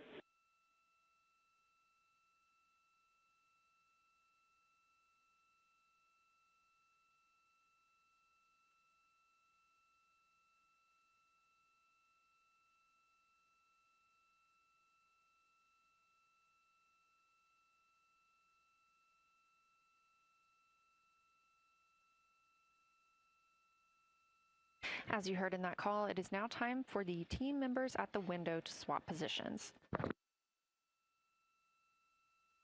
That means Victor Glover and Christina Cook will be switching roles. One of them has been photographing the moon with a Nikon with an 80 to 400 millimeter zoom lens, while the other was making annotations on their portable computing device. And both are recording audio that the science team will be able to listen to.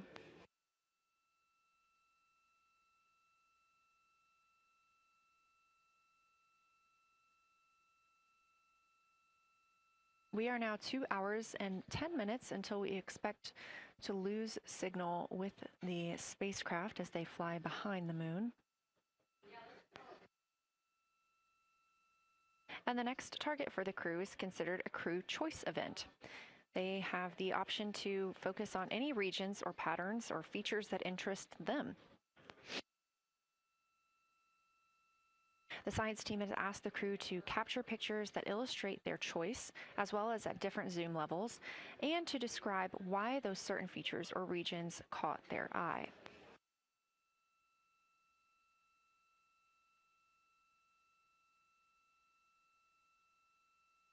Those recordings are part of what are being saved on their PCDs, portable computing device, that will be sent to the science team for analysis.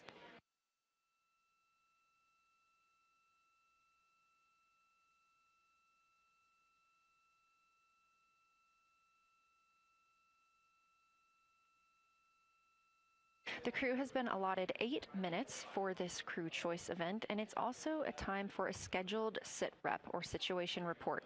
So we expect to hear them calling down what they are seeing soon.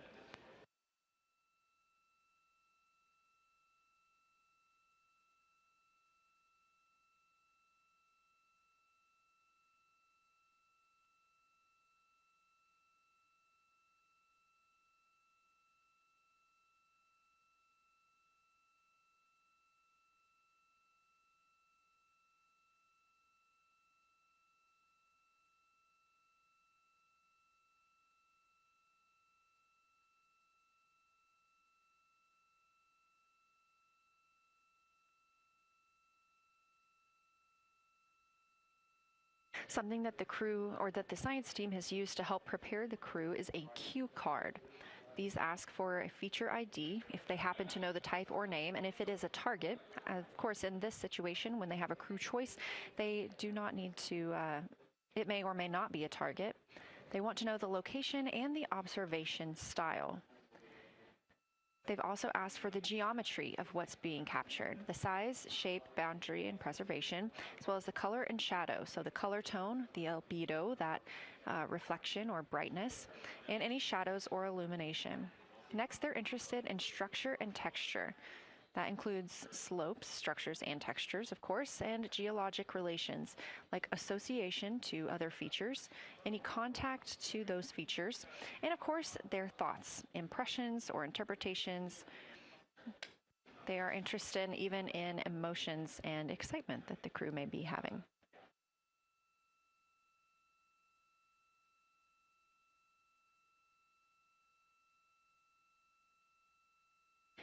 This flyby day has been practiced in many ways, even in Sims here in Mission Control Houston.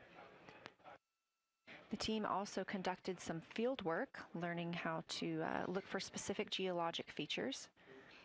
They also photographed a large globe, and the science team helped them determine which features they would be targeting and how to look at those.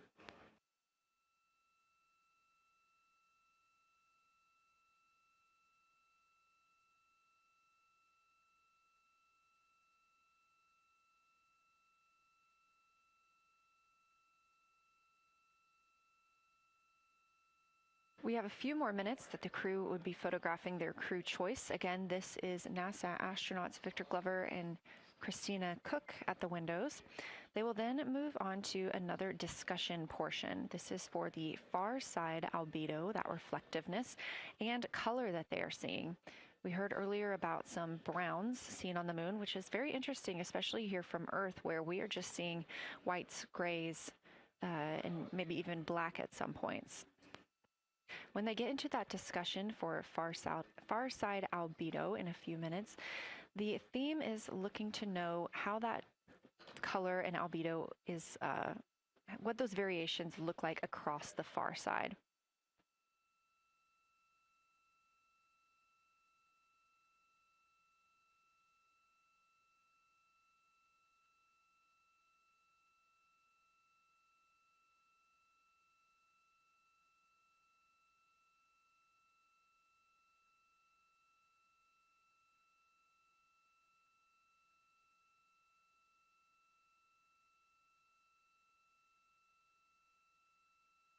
On the right side of your screen, the Science Evaluation Room, or SIR, where team members are looking real time at what the crew is seeing. And even earlier, we're... Houston Integrity, you ready for a science zero? We'll take it.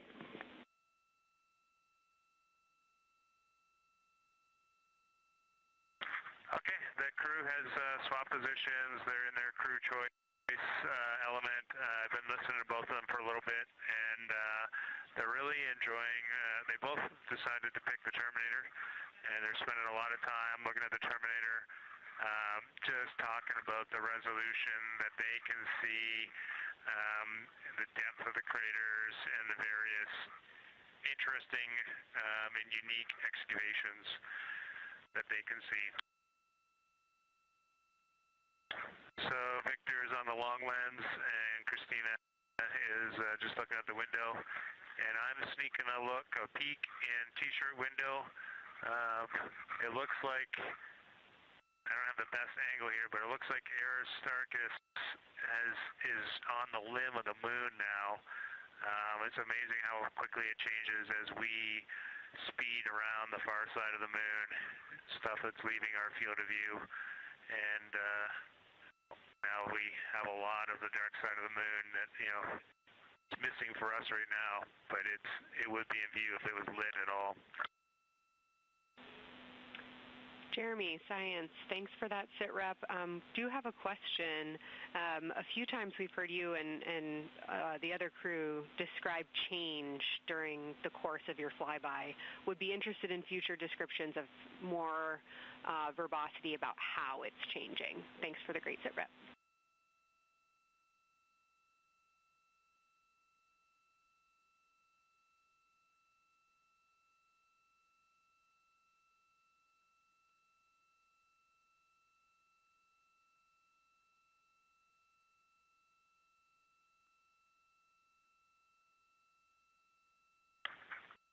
Yeah, Kelsey, sounds good. We are definitely keeping an eye on that. My eyes have just not readjusted. The moon is so bright when you come back to the window. I was just in the interior of the cabin. I've come back to T-shirt window, and it's just overwhelming brightness, and my viewing angle is a bit challenging, so I won't be able to give you great observations from this window. But I will talk about something that I was talking a lot about in my recordings earlier, which was we've been talking about some shades, and so we have obviously the dark and the light gray, and then we've talked about naming some colors, a brownish hue and a greenish hue. And I'll tell you, like right now, Aristarchus, the plateau is hard for me to see from this window, but that had greenish hues to me and was very unique. I didn't see anything like that anywhere else on this side of the moon. And then I see a lot of these, what I would call brownish hue areas. There's a number of them. And they, for example, in the northwest corner of the highlands, to me it looks like the brownish hue is caused by ray or ejected material landing on the highlands, and then we obviously see the ray areas as a lighter albedo, but in between the rays where the deposit would be thinnest, that is what it looks like is causing the brown to me. So I saw that on the northwest side of Aristarchus, or sorry, that dark area of the highlands, northwest side of the highlands. I saw it in the highlands to the east of Glushko, and then I see those same brownish hues west of Oriental, and I drew a contact there on one note, but that's a huge region, kind of like a piece of pie with the point of the pie pointing at Oriental and then going up towards the northern side of Hertzsprung. And that is an area that just looks like that brownish albedo. That was fantastic, Jeremy. We had heard rumors of the green and brown hues, and so you really read my mind on asking about those. Understand they likely didn't have any contact with each other the way that you described them, but please correct me if I misunderstood that. And then last thing, I'll make the same offer we made to Victor earlier. If it would be helpful for us to verbalize any targets so you can stay at the windows and keep your eyes adjusted to the moon, please let us know.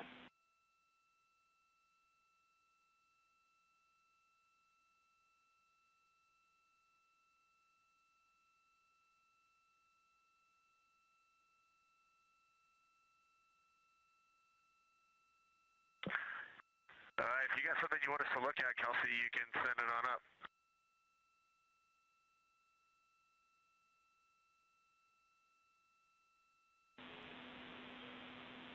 definitely not looking to interrupt your flow, Reed and Jeremy, only offering assistance if you guys want to keep your eyes off of the PCDs.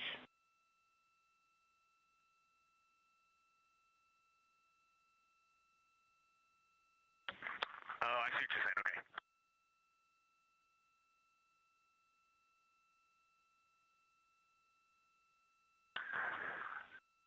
Not really science related, and we definitely learned this in Apollo, but the thing that is just most fascinating, I think, to me and Victor right now is even as rugged as the far side looks, when you look at Oriental and Ohm, it's rugged.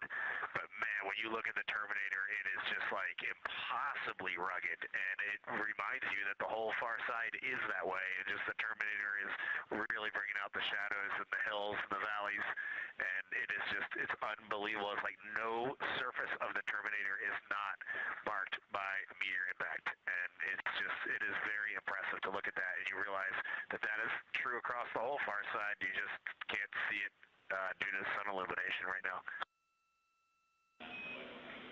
Reed, Houston copies, and we were commenting on the same thing. Even from our view, the Terminator looks absolutely alien because there's just so much texture in there that we're just not used to seeing. So thanks for sharing that with us.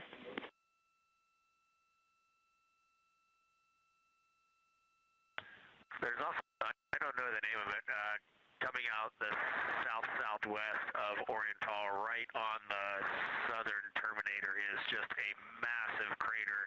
I don't know the name of it. Maybe you can look on the solar array wing video and tell me it's right. It's the southernmost crater you see on the Terminator right now. We're looking for you.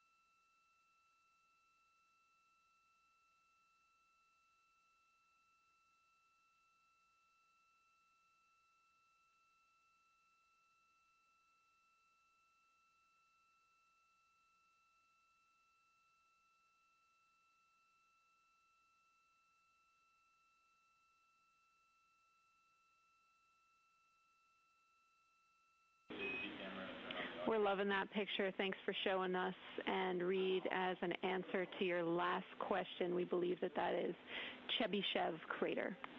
And the sir agrees with that.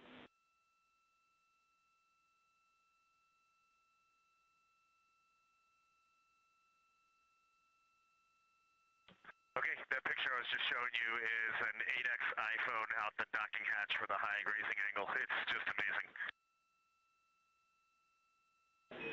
We love it. Thank you.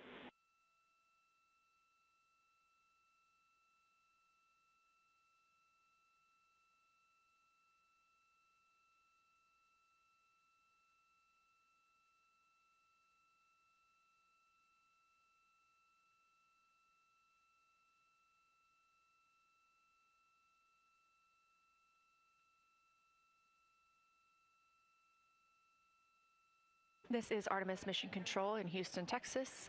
Mission elapsed time, 4 days, 22 hours, 12 minutes into the flight of Orion.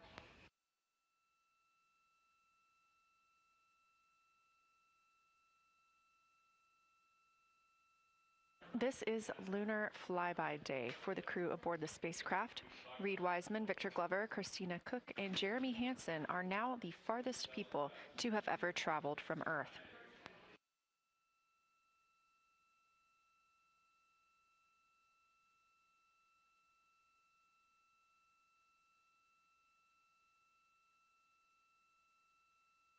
This a live view from inside the spacecraft. They have turned off the lights so they're able to see outside and photograph the moon better with no reflections from inside. And for a very brief moment there. Integrity Science, thanks for those iPhone views. It's helpful to see what you're seeing.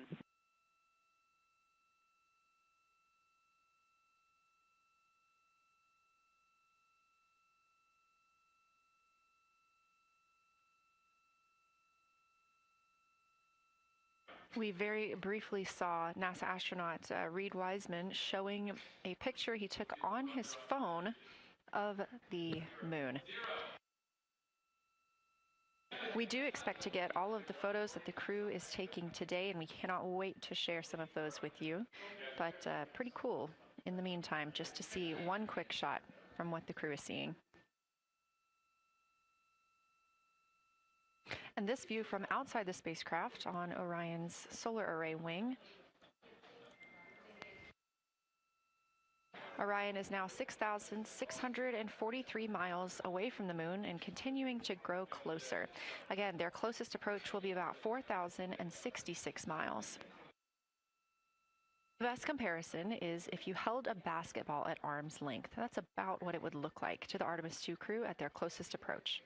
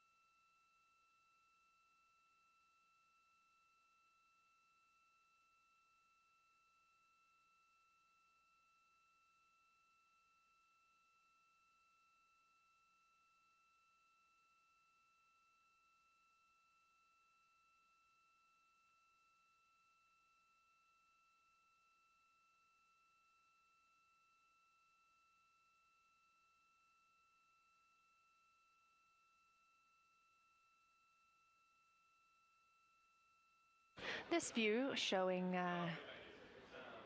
at the very top, a camera coming from Orion, continuing their flyby of the moon. We have 3 more flyby observation blocks after the completion of this one. Down on the bottom left of your screen, that's the SIR, the Science Evaluation Room, where team members are continuing to work through all of the targets that the crew is photographing today, and they've helped identify some of the craters and some of the other items that the crew has seen on the moon's surface. Down on the right is Artemis Mission Control here in Houston. Those 2 rooms down at the bottom are just down the hall from each other.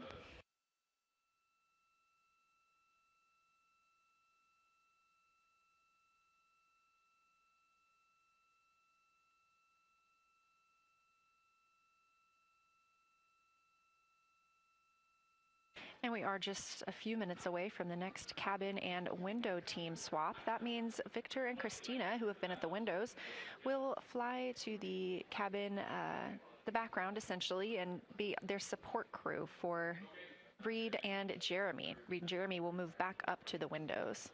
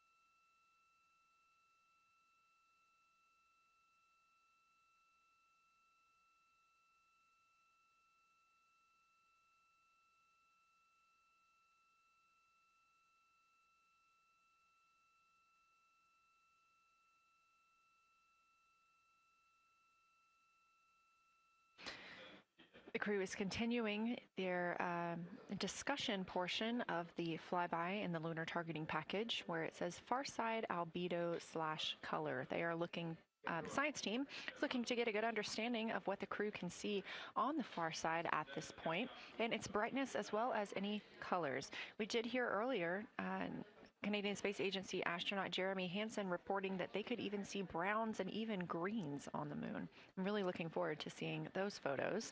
And in just a couple of minutes, the teams will swap from the cabin to the window.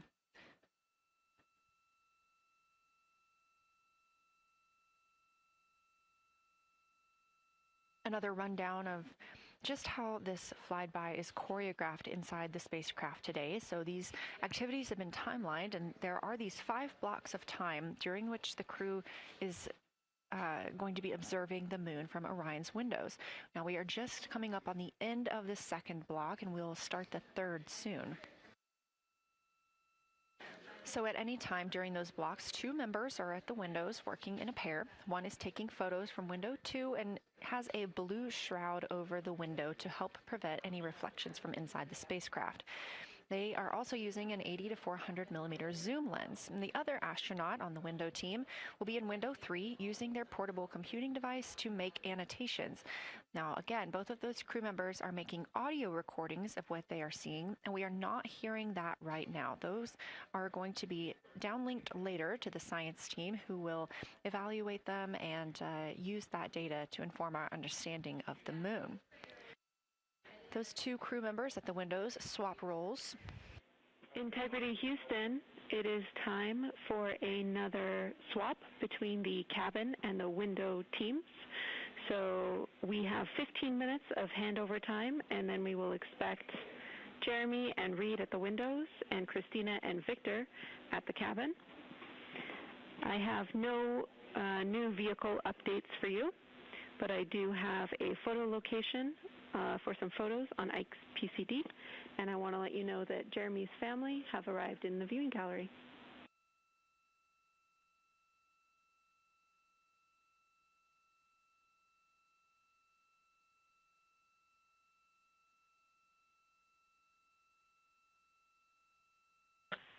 Okay, Jenny, we copied most of that. The only thing we're missing is what you meant about the photo location on Victor's PCD. And hello to my family. I think that must be Catherine and Devin that are there. And I'm glad they made it into the viewing room. And we copy, it's time for crew swap. The A team's coming out of the windows and the B team's going in. Okay, copy. All I meant to pass for Victor's PCD is that there are some late load photos that were requested that are now in his favorite photos folder. And you're exactly right. We have Catherine and Devin here. They give you a big wave, and they're super excited and happy to see part of what you're seeing.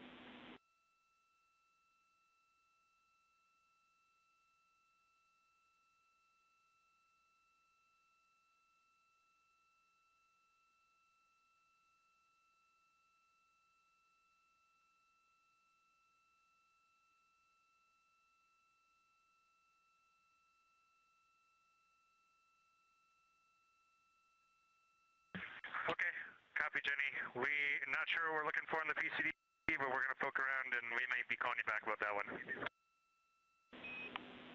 All right, that's no problem, and it's unrelated to flyby.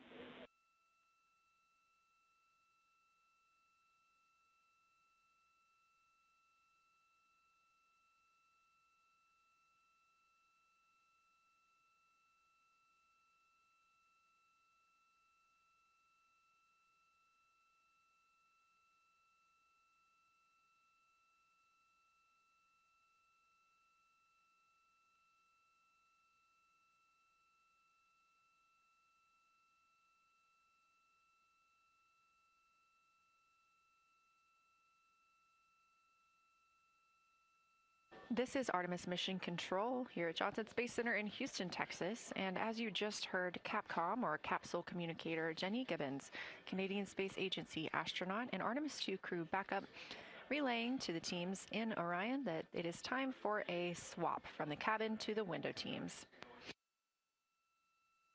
We're now at the tail end of the second lunar flyby observation block. Again, we have 5 of these today. Most recently, Victor Glover and Christina Cook were at the windows photographing and making annotations, while Reed Wiseman and Jeremy Hansen were in the cabin providing support, whether that is SD card help, but also science sit reps, calling down any situation reports for what they are seeing on the moon or anything about the vehicle status. With that call to make a swap, Reed and Jeremy will be back at the windows, making observations for what they see at the moon and taking photos.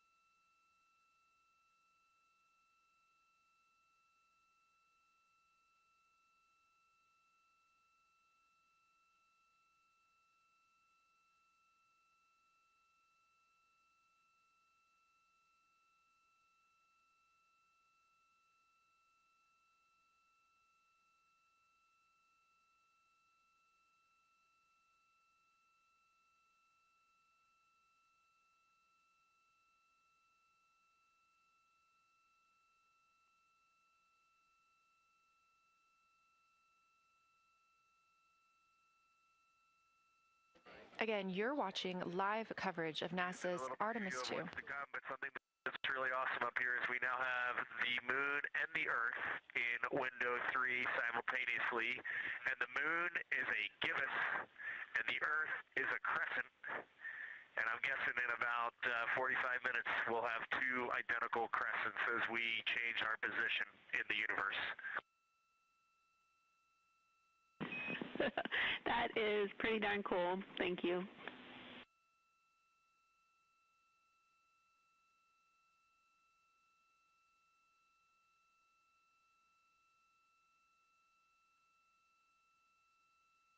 That's the Artemis II crew, the first astronauts to fly by the moon in more than 50 years, reporting that when they look out of window 3, one window, they're able to see both the Earth and the moon at the same time now. Now, obviously, our view is from a camera on the solar array wing pointed at the moon, and we hope to see that view of both the Earth and the moon soon.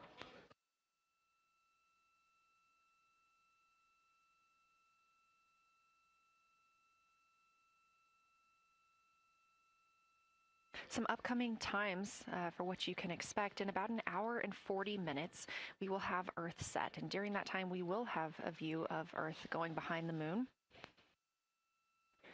Shortly after, just a few minutes later, we will lose signal with the Orion spacecraft. This is tracked as it is going behind the moon and out of reach of the Deep Space Network.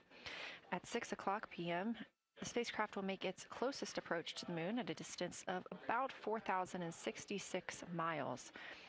At 6:02 Central, the spacecraft will reach its farthest distance from Earth at about 252,755 miles.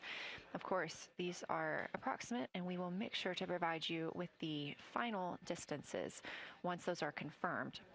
At 6:21 p.m., we will have Earthrise from the Orion spacecraft, but we will not have communications with the spacecraft until 6:25 p.m. Central, when we expect to acquire signal with them after they've emerged from behind the moon.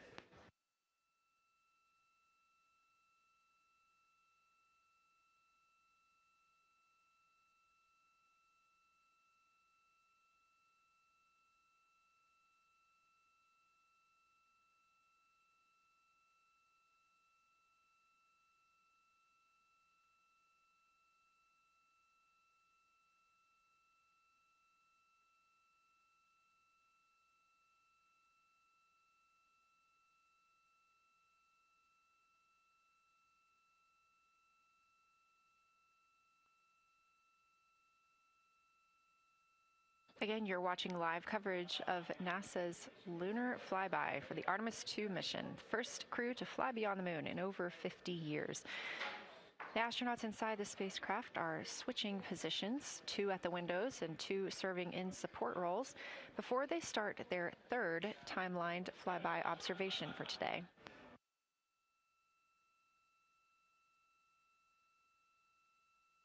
We've heard great calls from the crew so far describing what they're seeing, all well trained by the science team here on the ground.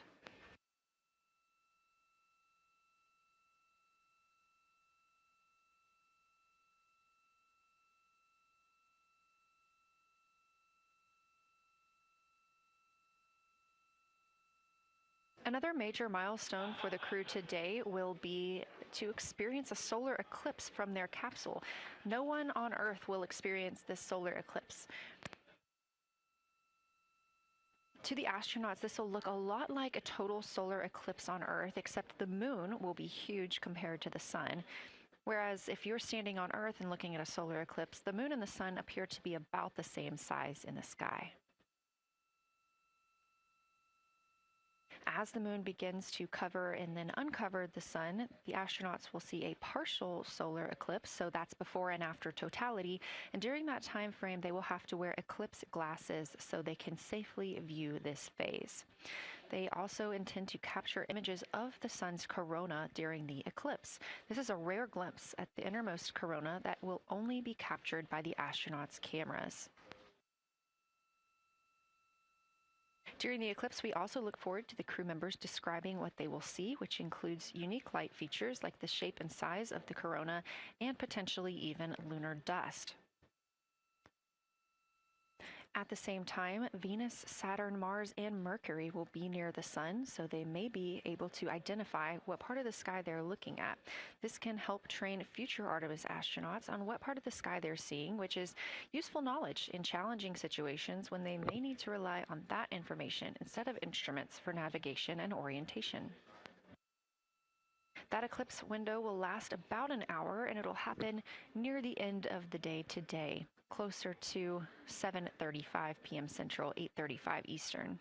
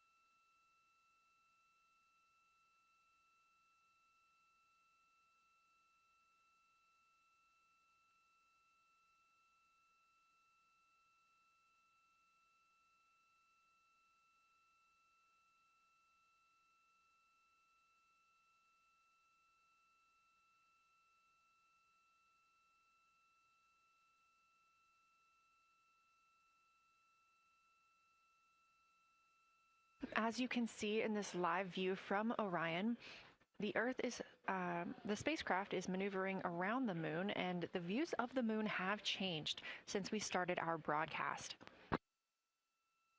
The near side is now very far to the right side of your screen. This is the side that we can see from Earth. That darkened portion are ancient lava flows.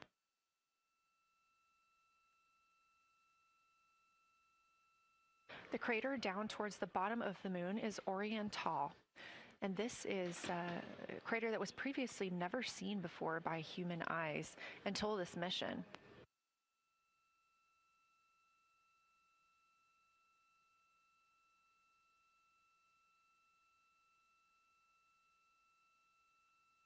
Everything to the left of Oriental is considered the far side. And this is what we typically do not see from Earth.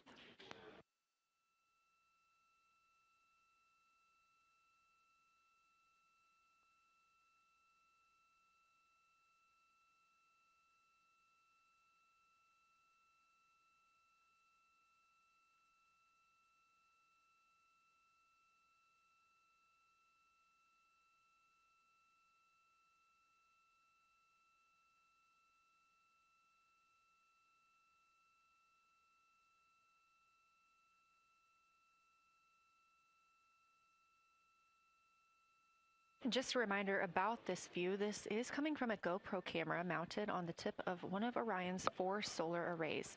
Each solar array has a camera mounted on it, and the bandwidth is limited due to we have a crew on board, and this is our first flight of crew aboard the Orion spacecraft. So having a crew means we have to have an environmental control and life support system.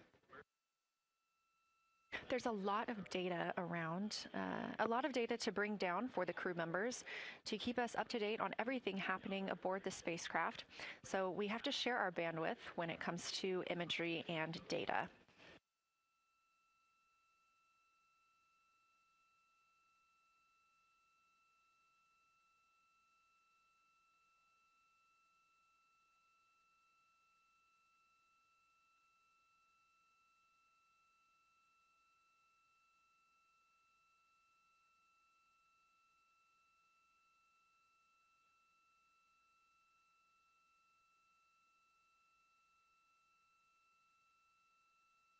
Inside the Orion spacecraft, the astronauts have completed their cabin and window team swap, meaning we have moved into the next block of lunar flyby observations. Jeremy Hansen and Reed Wiseman are now back at the windows, taking photos and making annotations. About halfway through this block, they will switch positions at the windows and will be prompted by the ground to do so.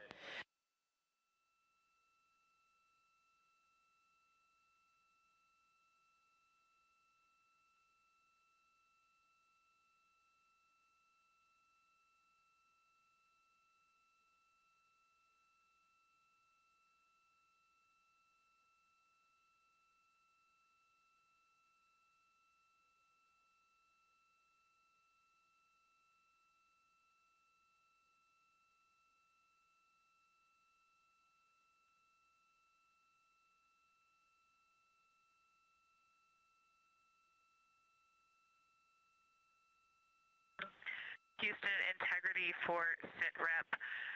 First of all, I'll just talk about the experience that I had during Victor and my observation time. It was an incredible experience. We definitely noted how much more you can see with the zoom lens. Even though we have a great visible eye image, there's just a lot of texture that just pops right out at you when you can zoom in. So almost just using it like a telescope, the camera lens. We really enjoyed our discussion time. That was a great innovation on the lunar targeting plan. We were both able to describe a lot more kind of with flow, I would say, when we were talking to each other. And it was also, we sort of were able to bounce ideas off of each other and come to new conclusions. We had, I think, a very successful talking through of some contacts between different color areas, both in the mare and in the highlands, and we identified some really unique texture areas as well. At one point, towards the end of the images of my time in window 3, I just had an overwhelming sense of being moved by looking at the moon. It lasted just a second or two, and I actually couldn't even make it happen again. But something just drew me in suddenly to the lunar landscape, and it became real. And the truth is, the moon really is its own body in the universe. It's not just a poster in the sky that goes by. It is a real place. And when we have that perspective and we compare it to our home of the Earth, it just reminds us how much we have in common. Everything we need, the Earth provides, and that in and of itself is somewhat of a miracle, and one that you can't truly know until you've had the perspective of the other. I'll switch into some logistics stuff.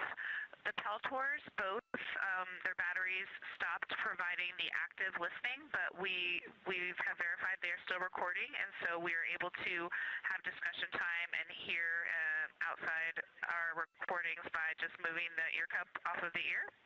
Other than that, everything's working well technically, and we've been able to find all our targets, and we're having a really great time.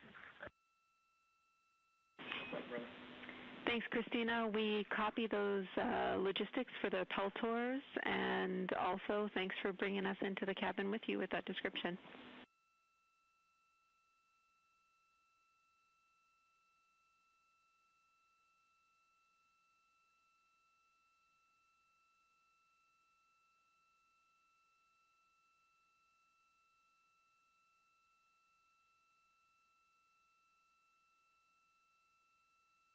Right on time. NASA astronaut Christina Cook, a mission specialist for Artemis II, calling down a science a situation report. Good news, reporting that she and her teammates have been able to capture all targets that were listed.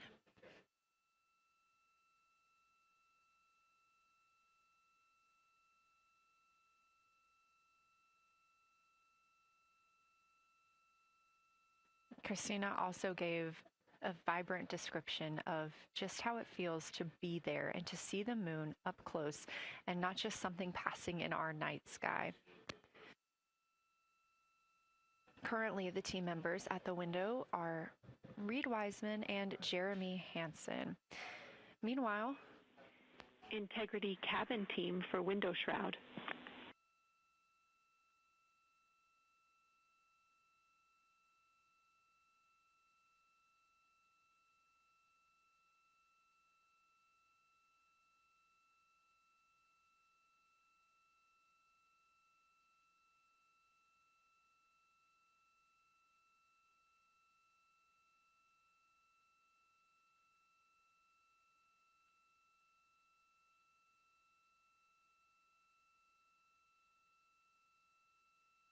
We're listening. Go ahead, Jenny. Hey, Victor, we have a temperature constraint on the windows, and the shroud might be getting us close, so we just want to check on the state of window 4's shroud, whether you believe it's still necessary because maybe things have changed with our viewing, and if so, we would like to request to have the shroud removed.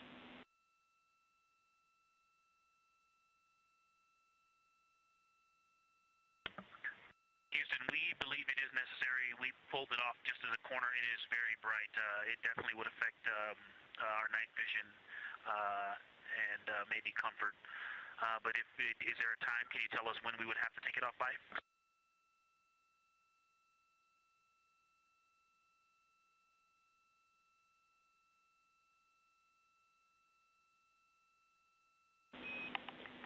Unfortunately, since it's been on for a while, we are going to have to request that the shroud is removed, and we can recommend something that could block the light but just create a bit of distance between the window and whatever is covering it.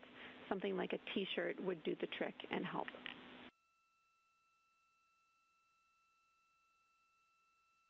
Okay, we're removing the shroud, and we'll make it work. Thanks.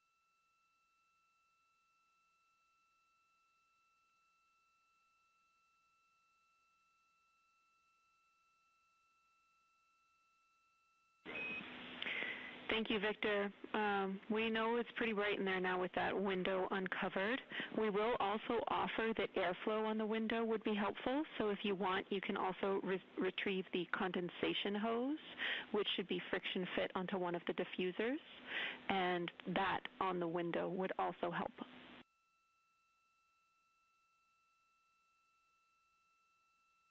We can easily point a diffuser at the window, so we're going to start with that. And it's pointing at the window now.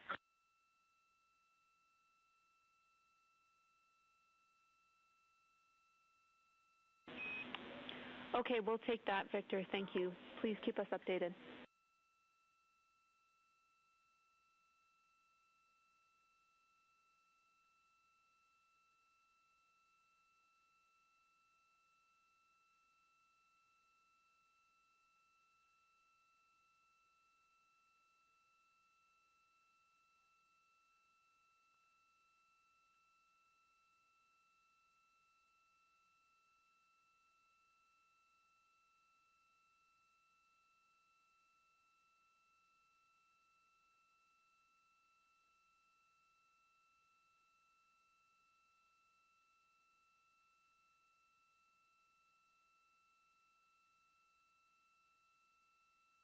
That call from Capcom Jenny Gibbons, CSA astronaut and Artemis II crew backup, to the crew aboard Orion, letting them know that they will need to remove the window shroud they had placed on window 4. They initially placed that shroud there to block out some of the light from the Earth. It was extremely bright coming in the cabin and interfering with some of their viewing opportunities out at the moon.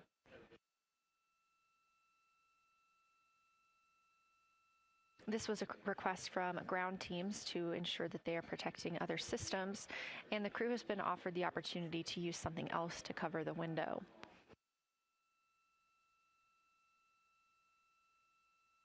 Meanwhile, Reed Wiseman and Jeremy Hansen continue with their lunar flyby observations.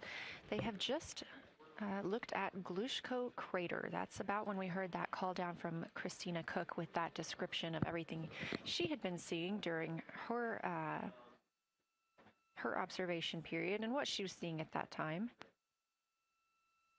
The science team asked this crew to take centered images of the entire crater and their ray system in one frame. They're also interested in knowing the brightness, texture, and extent of Glushko's rays and how they differ in the mare, or that sea area, versus the highlands. Glushko is considered a young lunar crater, and these observations can help understand material properties of those craters.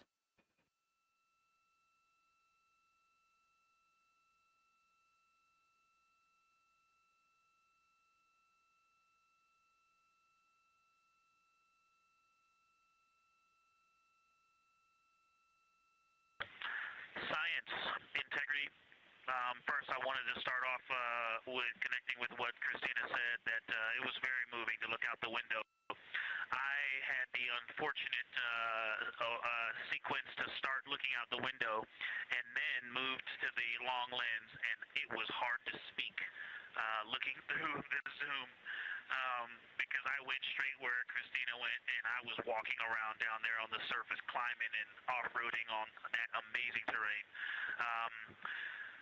I also want to underscore something that she said. As we continue to explore, when we actually do go down there to the surface, I know for safety reasons that we would never send someone alone, but I just want to really emphasize how important the discussion time was. When we started to talk, we not only got better science discussion, we got better human connection, and so doing this as a pair, we just learn and grow together, and that's just super important, so thank you for adding that to this plan. Reed just passed me a note that the Oriental Basin annular ring has a similar albedo to the center, but a different color. It has more brownish tones in it, and he said it's very distinct now that he's been staring at it.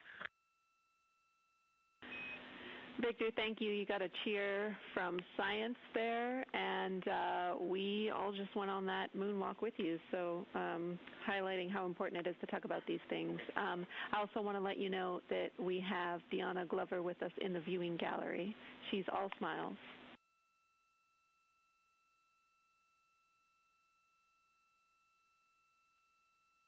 Well, you just got a bunch of cheers up here. Hey, babe. I love you from the moon. We love that we got a hey babe too, and we also have one of your lovely daughters here watching you guys work.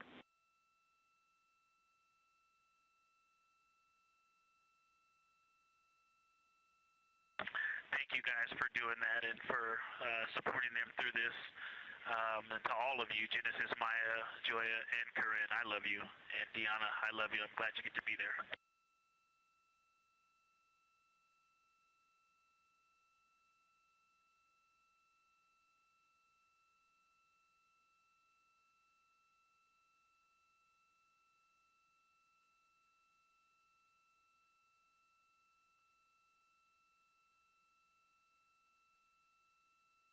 We've had some really sweet words from the crew members aboard Orion today, as their families have been able to filter in and out of the viewing room here at Artemis Mission Control at Johnson Space Center in Houston. Victor Glover also giving a great science sit rep and just a description of how it must feel if you were down on the lunar surface while he was looking through that 80 to 400 millimeter zoom lens. He also expressed how important it was to be able to talk through that real time with Christina Cook and stress the importance of that on future missions, that it not only made their discussions better, but also more human. Glover and Cook are in the support roles right now, not taking photos or making annotations at the windows, but they are also encouraged to have their midday meal at this time. For lunch today, those two crew members have options of beef ravioli, salmon, butternut squash, sweet and savory kale, pickled beets, cherry blueberry cobbler, tuna noodle casserole, tomatoes and artichokes, broccoli, and chocolate peanut butter bar.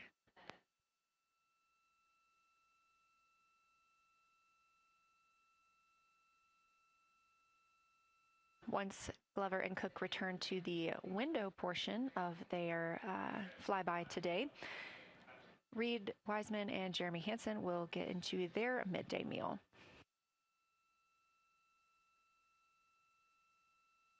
Again, this is the third of 5 scheduled blocks for our lunar viewing today, and if you were watching at the start of the broadcast, you can definitely tell the difference in the distance from the moon. We are now 5,518 miles away from the lunar surface, and again, expecting the crew to get about 4,066 miles away. They are currently 252,050 miles away from Earth, and every mile is a new record, having surpassed the Apollo 13 milestone for furthest distance earlier today.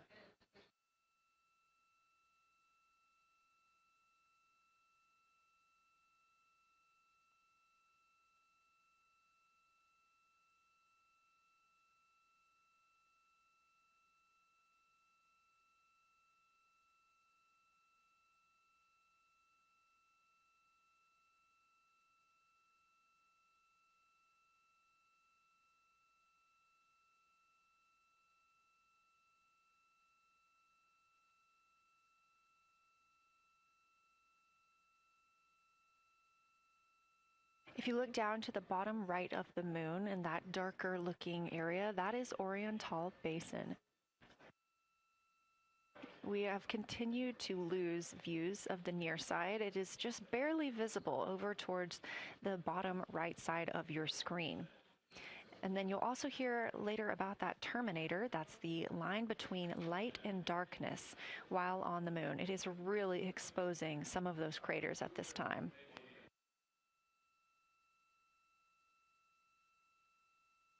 A couple of the other features in view right now are Hertzsprung Basin and Vavilov Crater. Hertzsprung Basin is nearer to the center of the moon, closer to that terminator line right now, and Vavilov Crater is just on the outskirts of it, closer again to the terminator.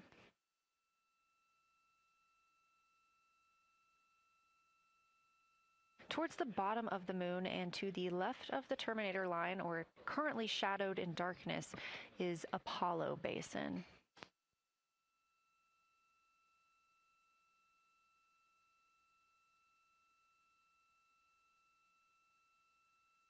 Science from integrity. Let me find out how far we are from the moon right now.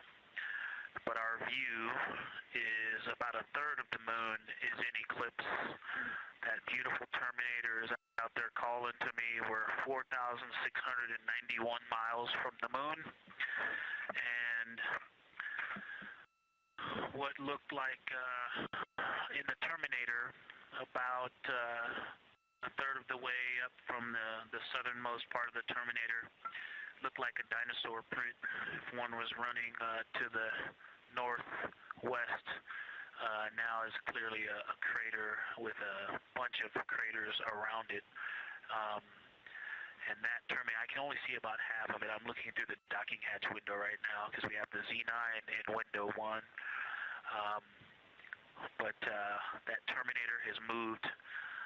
I guess I've been using Vavilov the whole time, so it's gone 2 more Vavilov craters to the west, and so a few more features are starting to peek out into the sunlight there with that low sun angle, and so you still have ridges and valleys showing up very clearly, a very jagged terminator, and a few islands of light out there with some high elevation shining in the sunlight in that darkness. And on the eastern side of the moon, let's see, Grimaldi appears to be one of the farthest east features, and that is maybe 5 degrees from being right on the limb and going off over the horizon. It is interesting, just looking at Oriental, that my first impression of it is all of the dark areas appear lighter, which I think makes sense because it is now facing, well, it's still relatively the same to the sun, but my angle to it is different. So I'm looking at it from a little more, even further to the side as we pass it. But all the darker features appear to be just a little bit lighter from this vantage point. The darker ring structure in the outer and inner ring and the interior, as well as the annular ring portion, everything seems to be just a smidge lighter at this point. Thanks for that description, Ike. Any additional words you can provide on Oriental would be wonderful, as that is such a high priority target for us. And while I have you, as we get closer to target 15, which is the Terminator target, if you can find Zeeman Crater again that you were looking at earlier, everything to your left of Zeeman would be getting into the South Pole Aiken area to help you orient yourself.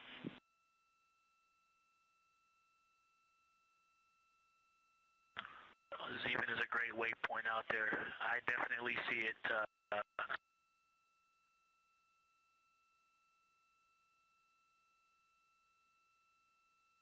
Yeah, Zeeman is very easy to find, and that is awesome. Thank you for pointing that out. Feel free to do that as often as you think of things.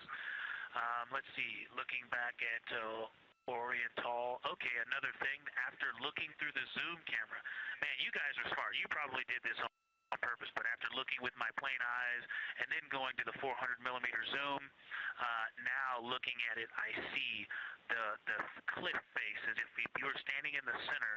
That inner and outer ring have definitely some real terrain to them, and now I can see that as terrain. Now that I look at it even with my naked eye, I can tell that there's a lot of elevation and that, like I said, a cliff face on that eastern edge where all the darker deposits are. And it's just the scale now. Looking at it from far away, before it seemed like flat with color painted on it, but now that I look at it, I can definitely see that there is, different depositional characteristics, and so the darker is some other material, but there's also some shadowing going on because of the cliff face that is a part of that crater wall. Great description, Victor. Thanks, and really interesting to hear now the distinction between shadow and color. Before I let you go back to other observations, you mentioned that Reed saw a browner hue to the annular ring than the rest of Oriental. Are you seeing that from your vantage point?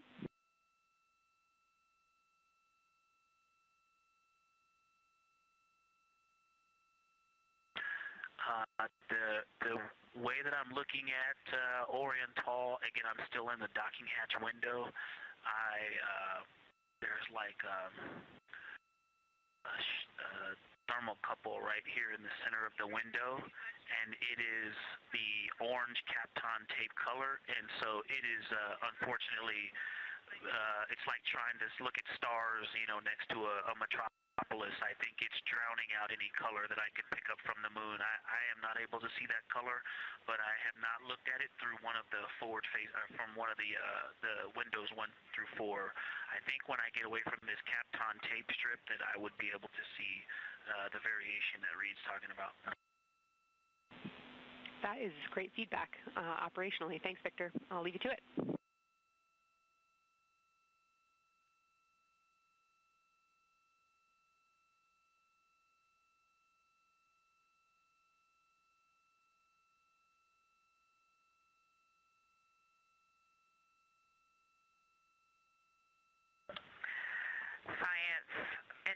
Integrity with a question from the window team.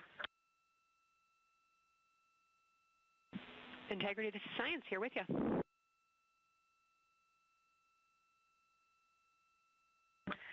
Yes, they have a question to help inform a theory that they're sort of tossing back and forth. What is older, the Mare seas of the near side or Oriental?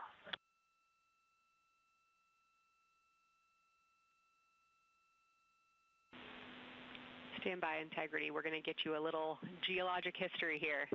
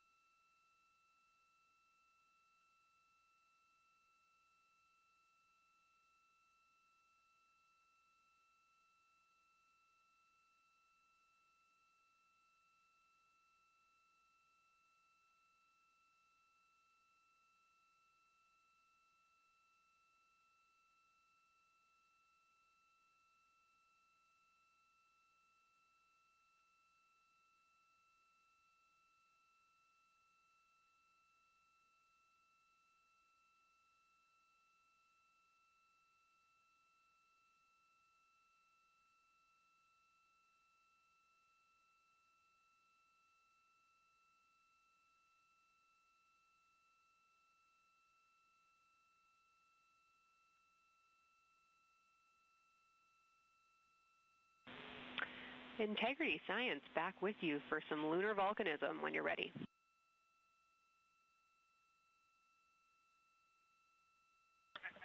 Go ahead.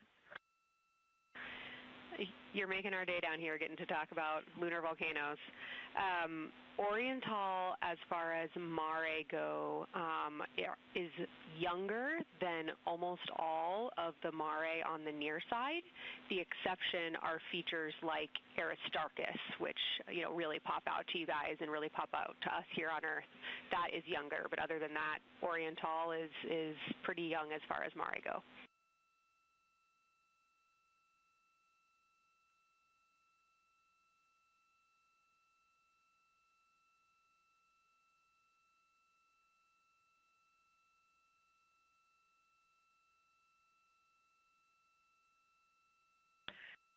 And Kelsey, thanks for that. We love lunar volcanism too. How about when the actual crater was formed?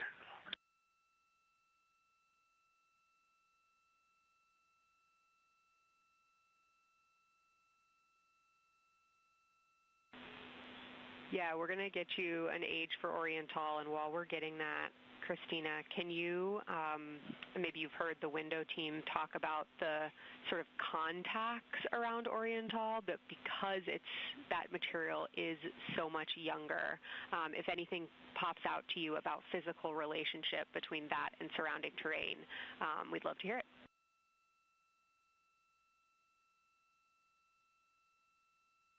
Yeah, definitely. They are discussing a contact relationship that could explain some of the color that they're seeing in certain areas. And so it was really about the ejecta of the creation of the basin and understanding the superposition of its ejecta and Mare on the near side or other features. So thank you. We'll take the insight when you have it.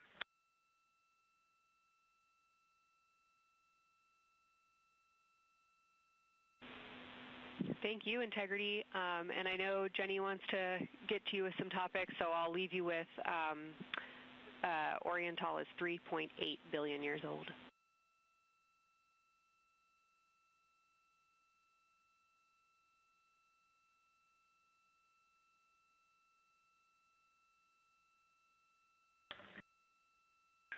Copy that. So that's on the older side. The actual basin is very old. Correct. As is the case with a lot of mare, typically the big basin formed, and then the volcanic eruption was able to punch through the crust where it was weakened by that basin formation.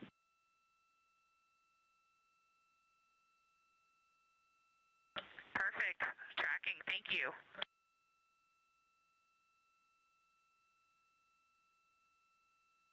NASA astronaut Christina Cook calling down some questions to the science team on console. The voice you're hearing with those answers is Dr. Kelsey Young. She is joined by Trevor Graff on console today. Christina asking about the age of Oriental, and specifically the mare regions. Those are those dark regions that you see. They are paved or filled by volcanic deposits.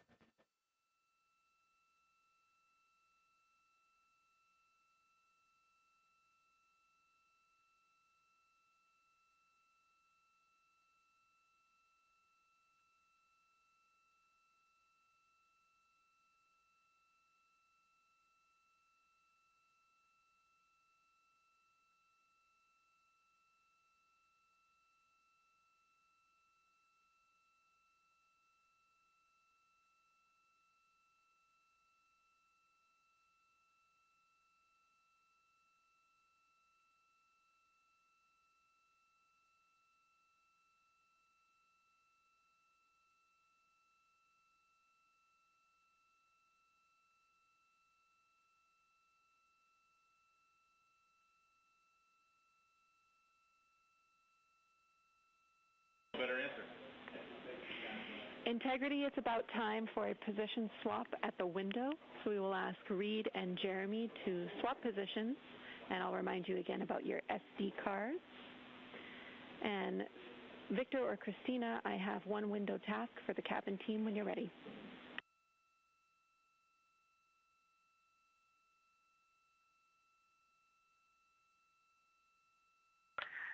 They are swapping, and I'm ready.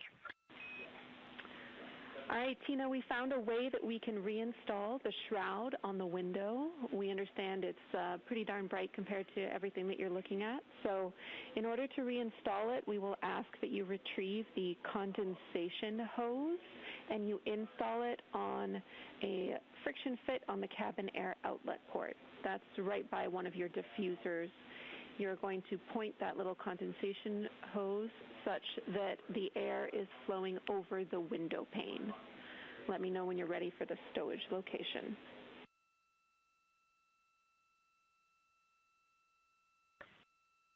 Ready.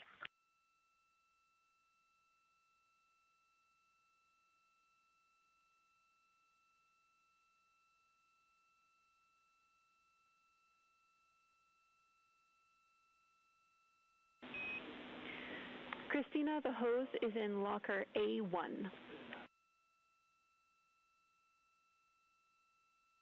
The crew has gotten a go to reinstall that window shroud they were using to block some of the earth shine. Copy. This view coming from inside the Orion spacecraft as the crew members are swapping windows, specifically Reed Wiseman and Jeremy Hansen.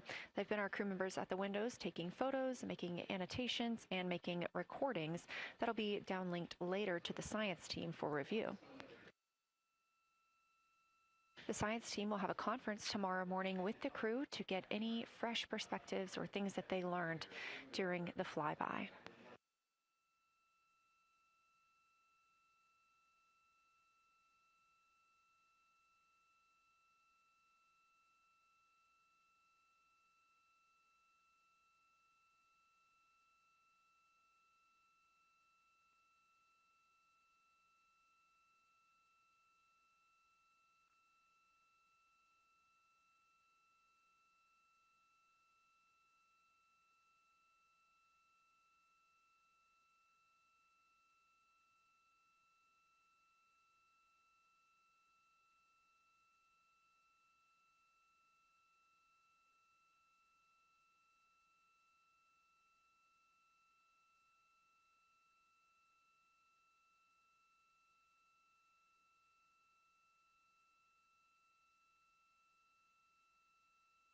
Again, we are now in the third of 5 observation blocks for the crew scheduled for today. During this flyby, Orion is passing around between 4,000 and 6,000 miles from the moon and providing the crew with a full view of the lunar surface. It's a higher vantage point and much farther than Apollo's lunar orbits on average. So from this view, astronauts can observe both the North and South Pole and large-scale geologic features in one single view.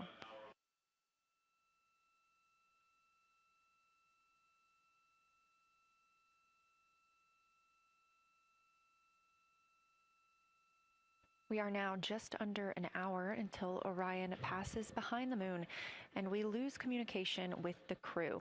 They will be out of reach with any of our deep space network antennas. That loss of signal will last about 40 minutes, and we expect to regain communications with them once they fly behind the other side of the moon. While they are behind the moon, they will also reach their max Earth altitude as well as their closest approach to the lunar surface.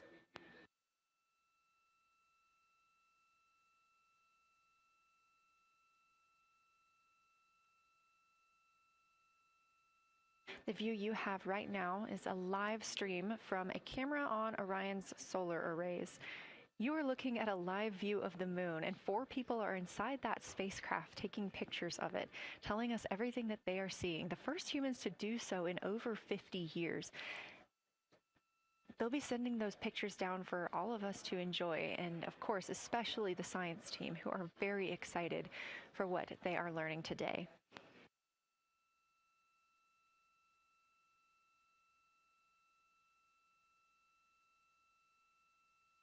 It appears the Artemis II spacecraft, Orion, is now under 5,000 miles away from the moon. Again, we expect their closest distance to the moon be about 4,066 miles.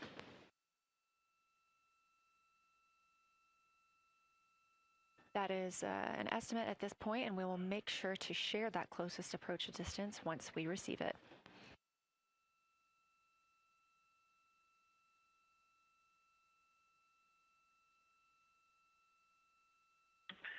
Houston integrity question, did you just want us to cool the window with the condensation hose, or did you want us to put the shroud back on and cool the window at the same time?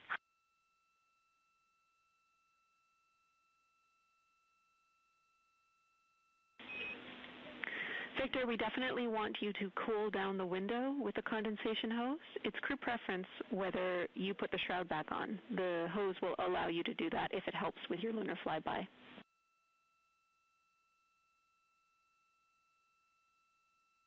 Okay, copy. We're going to do both at the same time. Thank you. Houston copies.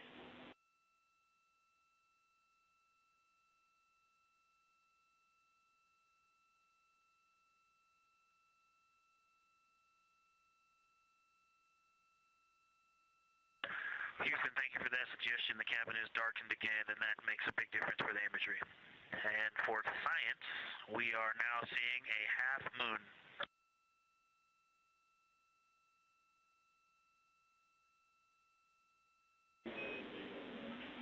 Thank you, Victor. We're happy to hear it, and we see half moon, full moon joy still.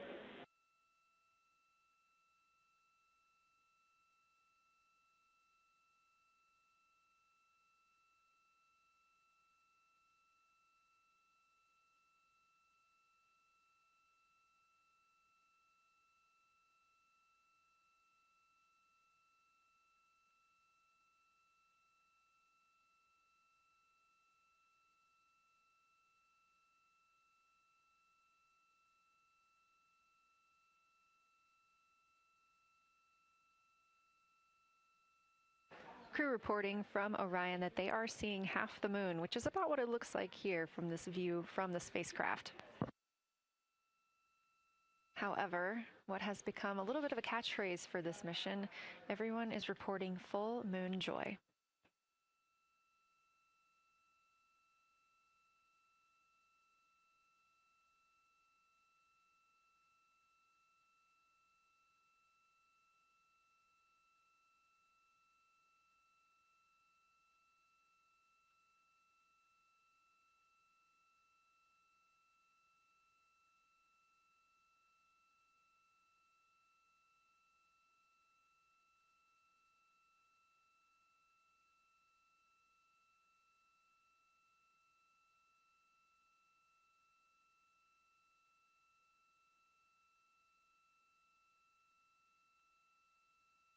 We are keeping up with which targets the crew is tracking through their lunar targeting package. They are just wrapping up their second. Science integrity, another observation the window team commented on and Christina and I discussed a bit is in Hertzsprung. The solid and intact crater is very smooth. If it were a dirt road, it's very hard packed, and then you go outside of it, and that outer crater, that's the one that is older. It is a little rougher and more jagged, and starts to get into more loose-looking terrain. And the smooth interior also causes the craters that are inside of the larger crater, the smaller craters, to have really sharp edges, sharp, distinct edges. And just a general comment on that area, Hertzsprung, that whole area, the average albedo there is darker. That is, I would say, 3.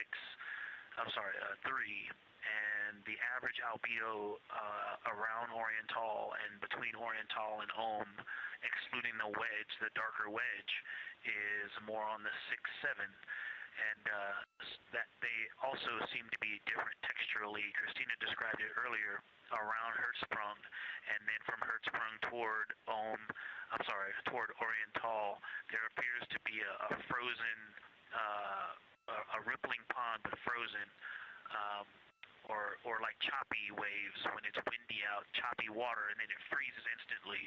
That's the texture. If you walk down there barefoot, it looks like it would be hard on your feet, like lava. After it's cooled, it would be pokey. Except for right there in the center of Hertzsprung, it looks paved, like a paved road, nice and smooth.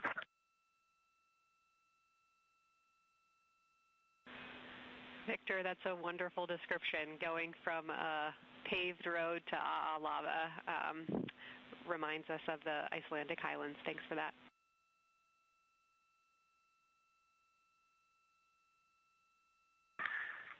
And science, another in the interior of the very intact, the interior of the intact crater at Hertzsprung is albedo variation. I think I heard one of the window crew maybe say color variation, but definitely albedo variation. There's lighter patches and slightly darker patches.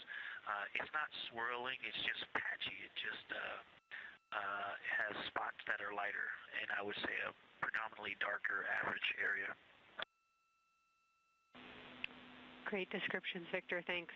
Not swirly, just patchy is really helpful for us.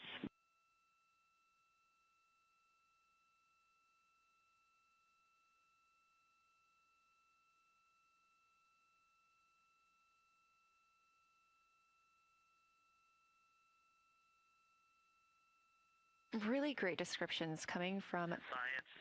The window team is hitting all the targets. They are on the plan and starting the discussion of the Terminator. And boy, I'm loving the Terminator. I think I know it's not purely a moon feature, but what it does to the features of the moon, to the terrain, I've probably spent the most time describing into my recordings and thinking about and looking at the Terminator. There's just so much magic in the Terminator. The islands of light, the valleys, what look like black holes. You'd fall straight to the center of the moon if you stepped in some of those. It's just so visually captivating that the Terminator is the most striking thing that I've seen so far. We've been loving your evocative descriptions, Victor. You really are bringing us along with you, and we're following along with visualizations that pale in comparison to your descriptions. Thanks.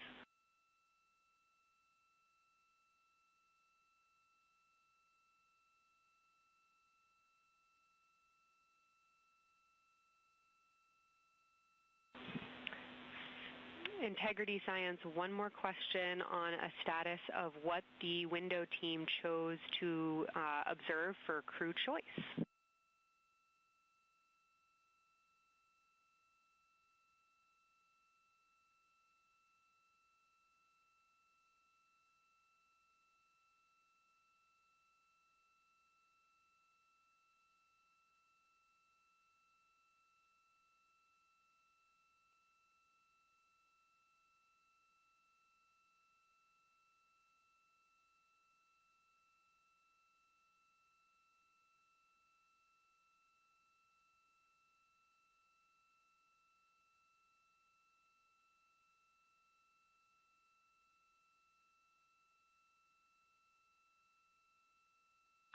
Window 2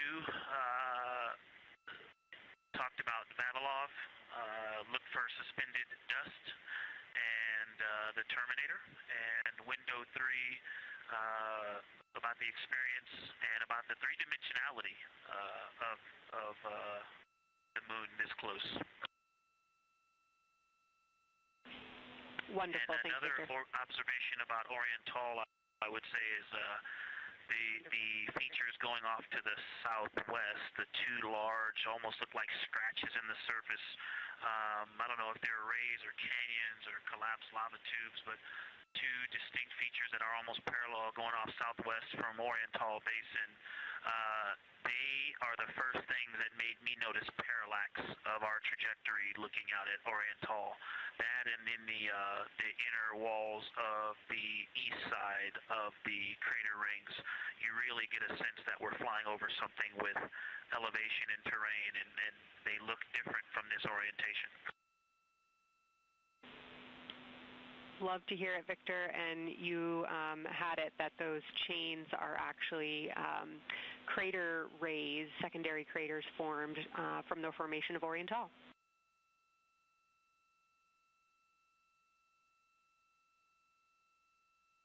Yeah, speaking of crater rays, the crater rays that are going off to the north, northwest, that run off toward Hertzsprung and I believe toward Vavilov. I'm not looking at it right now, but those crater rays are very interesting. They're all very small. I know you've imaged this, but they're all small and they look like, you know, a big impact launched rocks and things that made smaller impacts down the way. But something very interesting, and again, you can see this in imagery, but some of them are parallel, and then some of them converge toward the center of Oriental. And then I think I even saw some that maybe diverge, which not diverge, but that are convergent, which indicate multiple large impacts that created a lot of secondary impact crater rays. Fantastic, Victor, and I'll note that we can infer that you're looking down at your freshly named Integrity crater, which is near the end of one of those beautiful crater rays from Oriental. Thanks for the description.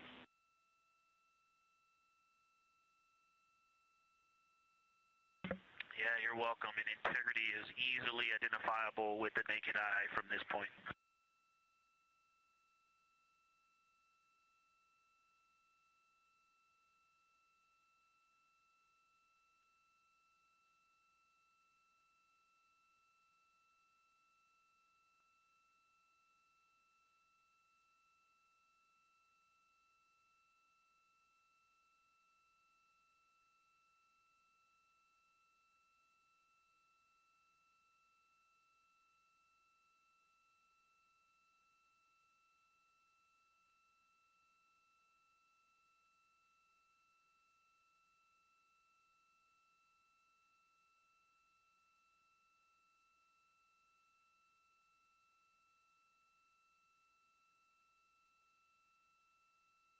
We've been hearing some great situation reports from Victor Glover, the pilot of the Artemis II mission, calling down to the science team, letting them know what he is seeing. And one of those things is Hertzsprung Basin. If you look just to the right of the Terminator, that is the difference between light and darkness on the moon. You can see what he's describing when he says Hertzsprung Basin and how it looks a little bit paved in the middle there. It's almost in the very center of the moon in this view, coming from the Orion spacecraft and a camera mounted on its solar array.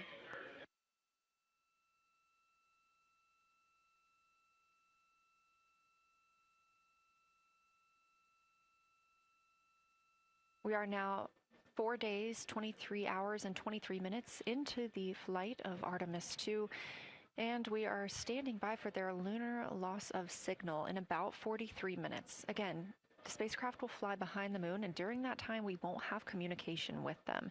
They will be out of reach of our deep space network. However, we will regain communication with them approximately 40 minutes later when they come around the other side of the moon.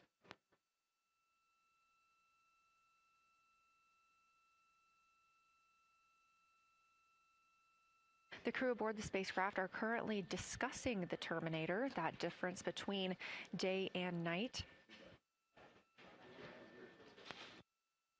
The science team is interested in learning about the topography and the color of the lunar surface, and it's already been very interesting to hear that they have seen colors like greens and browns while looking at the moon. Some of the questions that they are hoping the crew will discuss are: how do the quantities and sizes of craters and mountains vary along the terminator? And they are looking for the crew to describe the topography of features along or near the terminator. They're also looking for more information on any color or tone variations, and they're hoping that the crew will take images to illustrate their findings.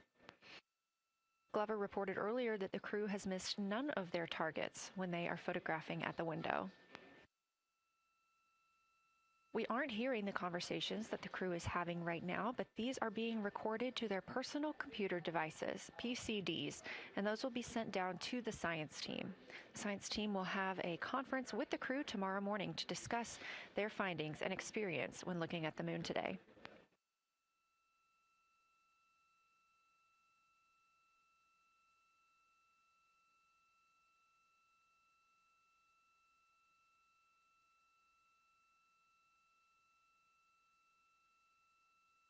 We have a few minutes left while the crew is discussing the terminator. And if you're just joining us, you're looking at a live view of the moon, our moon, from the Orion spacecraft and a camera on its solar array. Inside that spacecraft, 4 astronauts, Reed Wiseman, Victor Glover, Christina Cook, and Jeremy Hansen, the first 4 people to fly around the moon in over 50 years.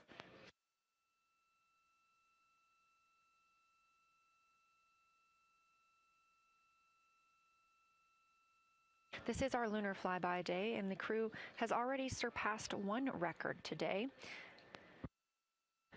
The crew passed the Apollo 13 distance record at 12:57 p.m. Central, 1:57 p.m. Eastern. Canadian Space Agency astronaut Jeremy Hansen calling down that he hopes it's a record soon broken by other explorers.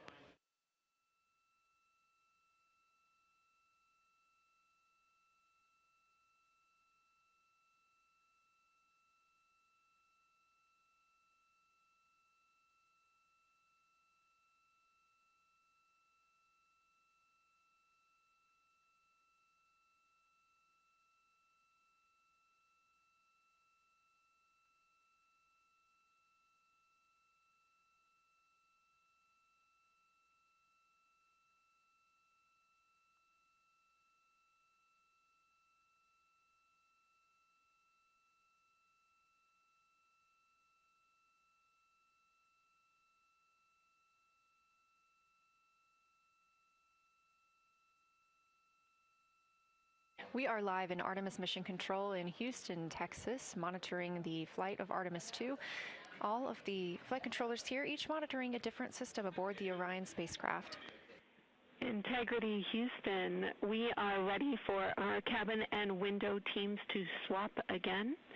We have a 15-minute handover time here, and I have a couple of items I want to read up to you. They'll require you to write something down on your knee boards, so let me know when you're ready.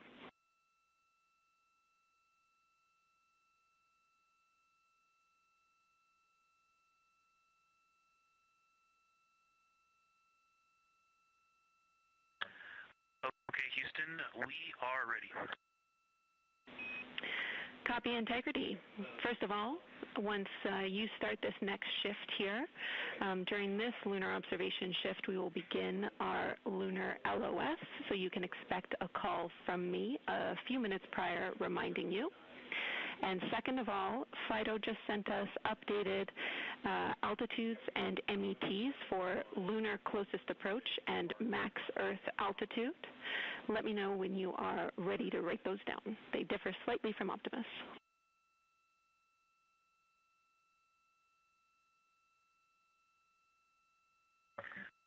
Thanks, Jenny. We are ready to copy. Lunar closest approach will be at MET 5 days, 0 hours, 25 minutes, 34 seconds, and the altitude will be 4,067 statute miles. Maximum Earth altitude will be at MET 5 days, 0 hours, 27 minutes, 39 seconds, with an altitude of 252,756 statute miles.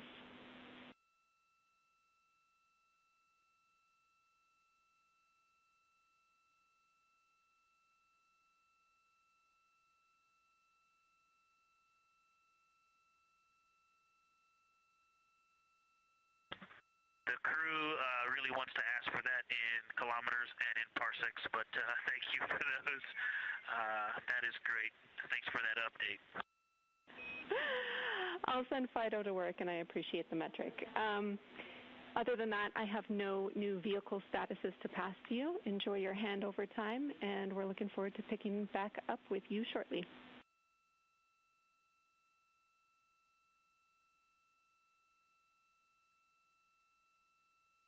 All right, we'll talk to you shortly.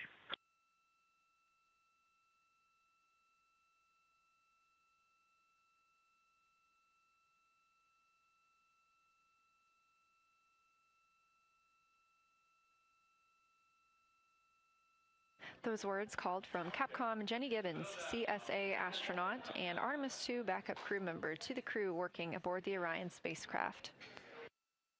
Had a little bit of a view inside the cabin. As you can see, it is very dark. The crew has turned off the lights, and the light that you were able to see is coming through the window, a reflection of Earthshine and from the moon.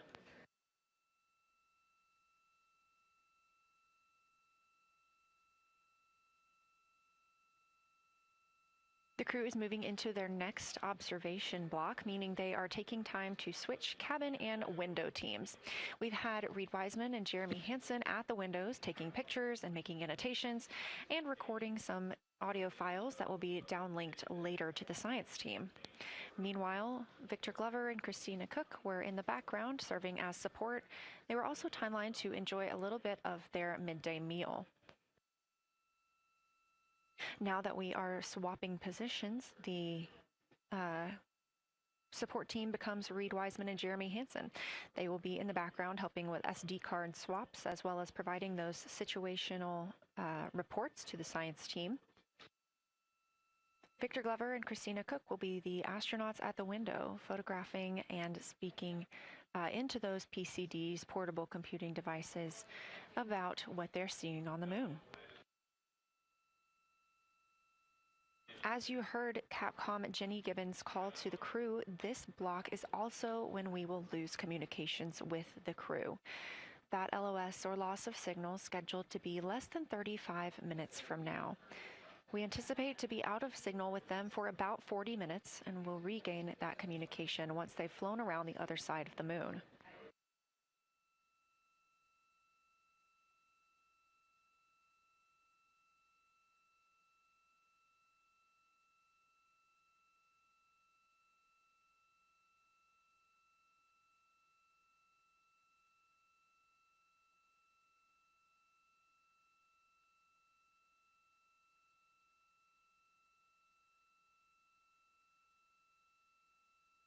Now, even though the crew will be flying behind the moon, their observation period does not stop. They will still be taking pictures and making annotations of what they are seeing. They'll be looking for the limb of the moon, Earth set, and then Vavilov crater, which we have previously seen. They'll swap positions at the window before moving into a crew choice option. They will get to pick things that are interesting to them on the surface, take pictures, and explain why they find them that way. They'll also be looking for any impact flashes. These are short-lived flashes on the lunar surface caused by impact bombardment.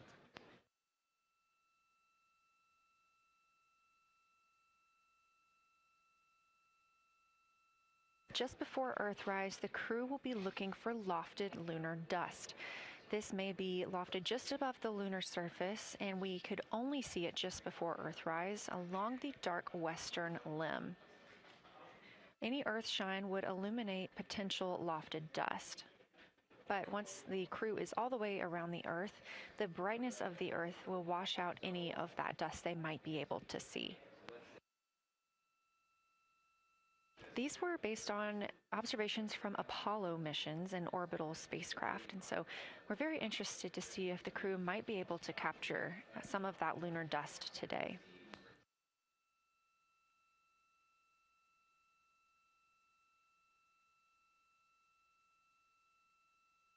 Following that lofted lunar dust target, the next will be Earthrise. We will regain communications with the crew shortly after Earthrise.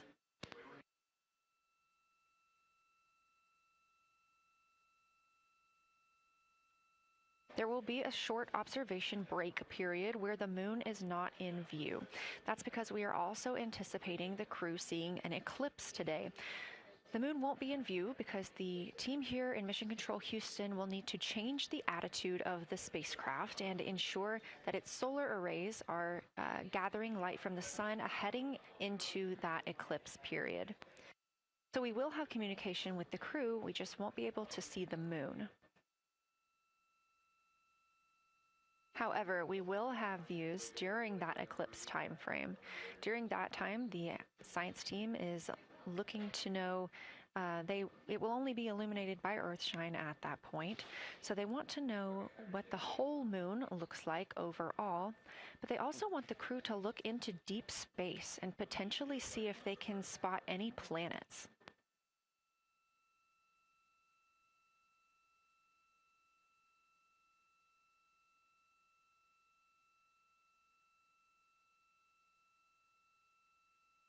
Once the eclipse is over, the lunar flyby period will have ended. We are live through the whole thing, and even once flyby is over today, we remain live 24/7 on NASA's YouTube.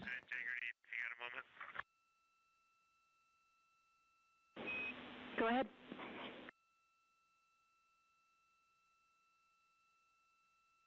I don't know if Catherine and Devin are still there, but if they are, just wanted to just let them know how much fun we're having out here. It's extraordinary to be on the far side of the moon right now and just see it hanging out there and looking back at the Earth. And Ashley and Kaylin, I know you're back in Canada, but if you happen to be watching too, just wanted to say hi to all you guys. Love you guys, and we'll be heading back your way shortly. Thanks, Jeremy. I hear they are watching, and your family is still here. So thanks for passing that along.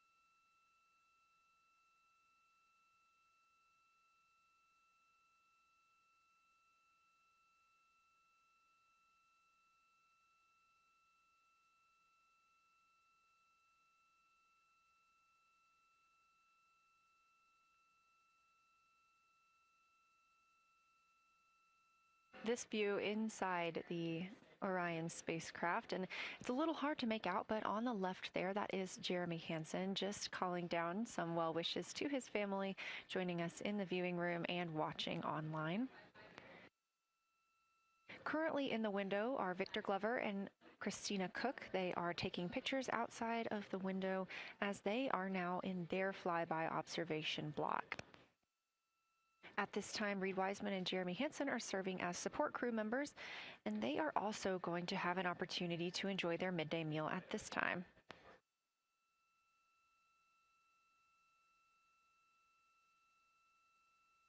On the lunch menu today for Reed Wiseman and Jeremy Hansen, we have vegetarian chili, salmon croquettes, chicken with peanut sauce, sweet and savory kale, pickled beets, chocolate pudding, barbecued beef brisket, spaghetti and meat sauce, Italian vegetables, butternut squash, candy-coated chocolates, and maybe even a little bit of coffee.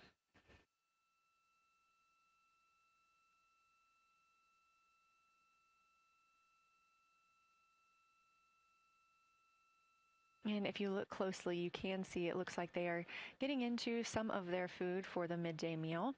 All of the food on the spacecraft is rehydratable. We don't have an option for fresh food as there's not a refrigerated section of the Orion spacecraft. So all of this food can either be rehydrated or eaten straight from the package, just depends on what the food actually is. And for food that needs to be rehydrated, there is information on each package of how much water needs to fill that bag and what temperature it needs to be.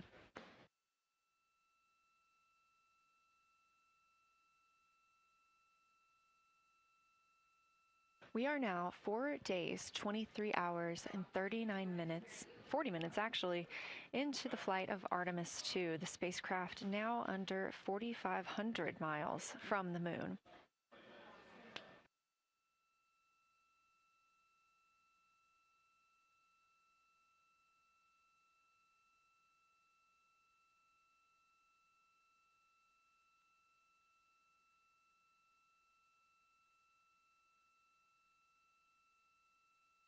We are now also under 30 minutes away from loss of signal with the astronauts. We will regain that communication about 40 minutes later.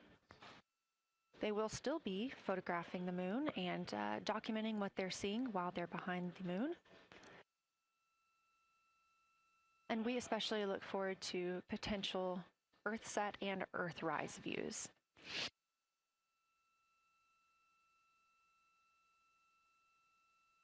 As you can see on the left side of your screen, we are streaming this solar array camera view throughout the flyby. And the science team also plans to capture an occasional still photo with the solar array intermittently, perhaps one every 8 to 10 minutes. Still photos represent the highest resolution imagery from those GoPro cameras. So starting 5 minutes before Earthset and loss of signal, the science team will capture a series of photos, one every 30 seconds, to include Earthset all the way through 5 minutes after Earthrise and acquisition of signal. In order to capture these frequent photos, the solar array camera that we were streaming will need to switch to time-lapse photo mode. So during this time, the streaming video quality won't be as sharp as you have it right now, but we want to ensure that the science team captures the data that they need during these time frames. And we really look forward to seeing those higher resolution images once they're available. But with the view you are seeing right now, we are sharing bandwidth on the Orion spacecraft with every system that is keeping the spacecraft powered and the crew alive, especially the environmental control and life support system. As this is the first flight with crew, this is also the first flight of a life support system, keeping the crew healthy and safe on the way to the moon and the way home.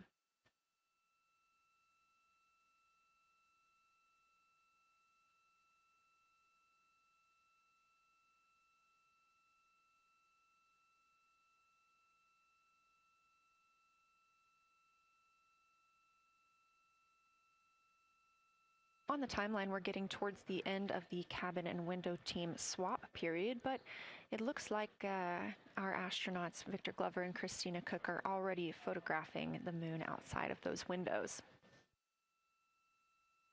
The next target is Ohm Crater, and this is something that they have photographed previously during the flyby. This is a small, complex crater with a prominent ray system, and as referenced earlier, it's the size of the Eye of the Sahara. That Eye of the Sahara is a feature in Mauritania. Seeing this crater more than once throughout the flyby allows the crew to photograph it at different lighting conditions.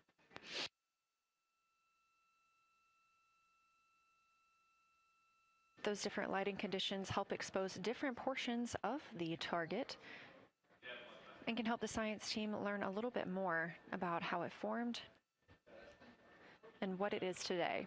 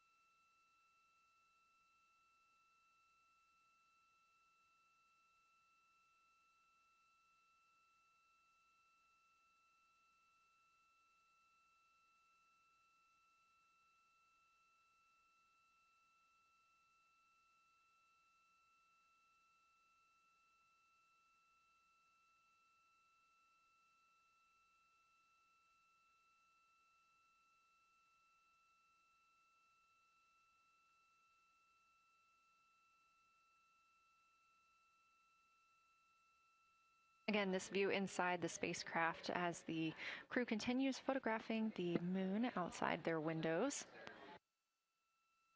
They have turned the lights off to allow them to better get photos of the moon, preventing any reflections from coming in from the spacecraft.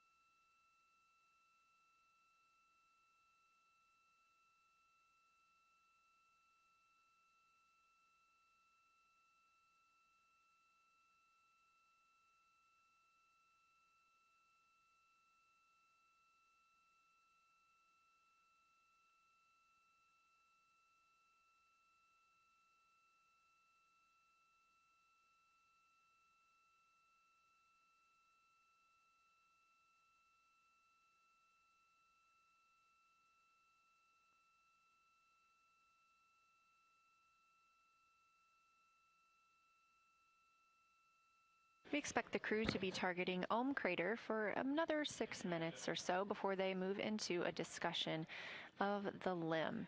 Now, the science team has asked for a science sit rep or situation report during that time, so we hope to hear calls from the crew on what they are observing.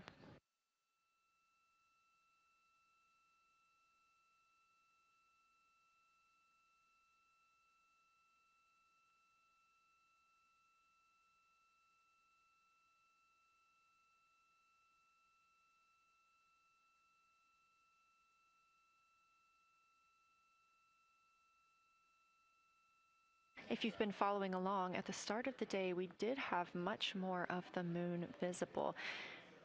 And even just an hour or so ago, we could see about half of the moon. We are now continuing to see more of the far side and that darkness where the moon is not reflecting light from the sun.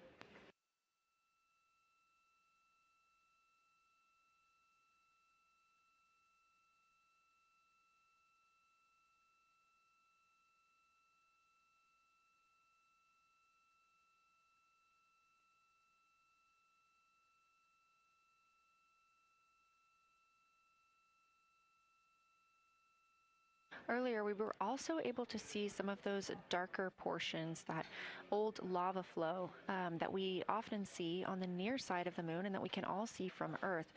That has mostly gone away. We are now just seeing very little of Oriental. That's down to the bottom right of the moon. You can see just a small dark portion near the limb.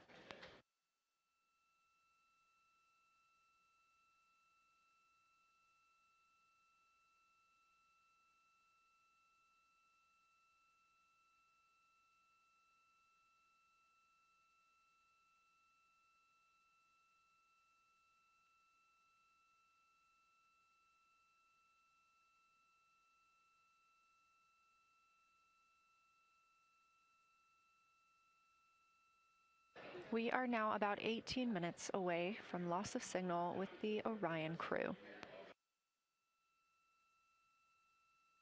Again, we use the Deep Space Network to communicate with the crew members when they are this far from Earth. This is the first mission since Apollo when we have had humans on the Deep Space Network.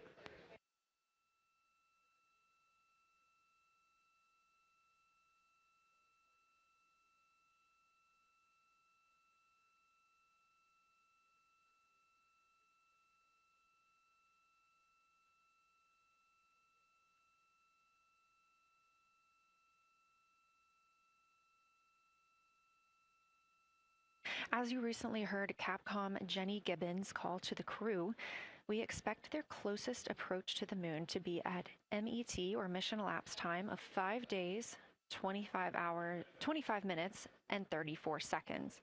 At that time, their altitude would be 4,067 statute miles above the Earth's surface.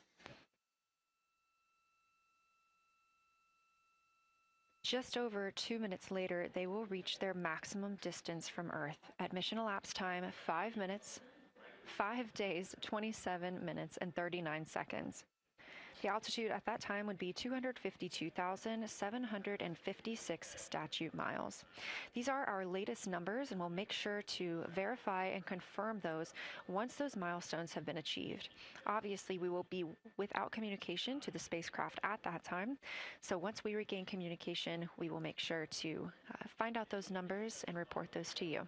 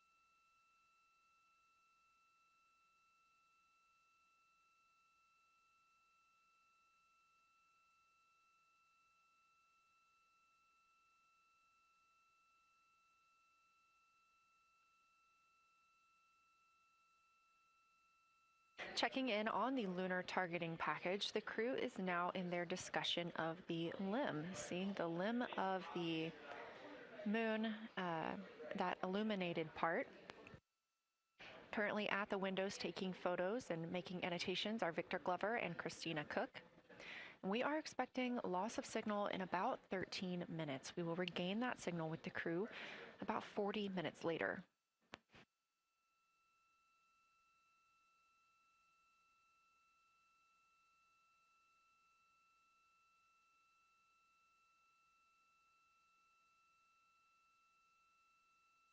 A milestone worth mentioning that this day marks the first time in more than 50 years that humans will observe the moon directly, a critical opportunity to practice how lunar science will be conducted during future Artemis missions.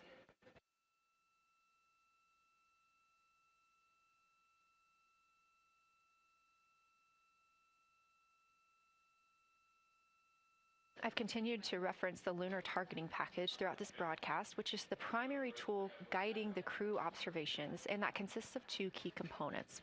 The first of those is the Lunar Geography Review, which helped the astronauts study major lunar features in advance. That also helped them learn to orient themselves during the flyby. The Lunar Targeting Plan provides a detailed timeline of observation targets, background science context, and specific instructions for the picture the crew should take, and verbal descriptions of what will be helpful to the science team reviewing those pictures later.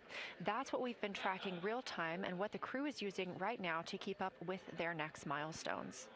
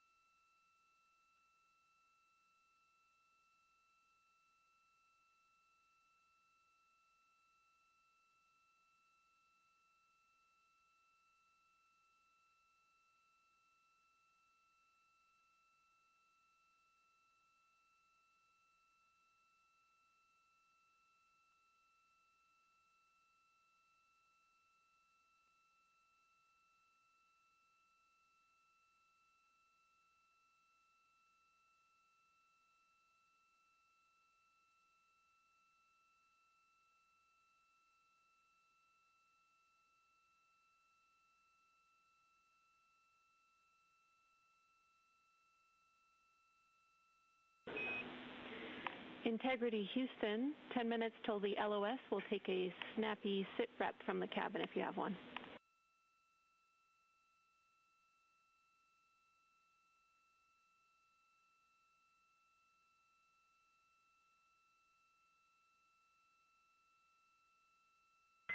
Okay, Jenny, that came, we missed most of that, but just a 10-minute warning, is that what you're saying?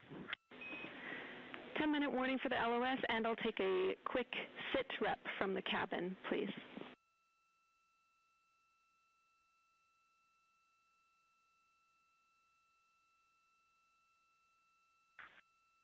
All right, cabin is still full of excitement. We've got Christina in window 2, Ike in Victor in window 3. Reed's actually been trying to get some images out of the docking tunnel. We can see the Earth and the Moon and part of the Moon out of the docking tunnel, which is pretty good. And I'm just grabbing some footage right now with our interior cameras.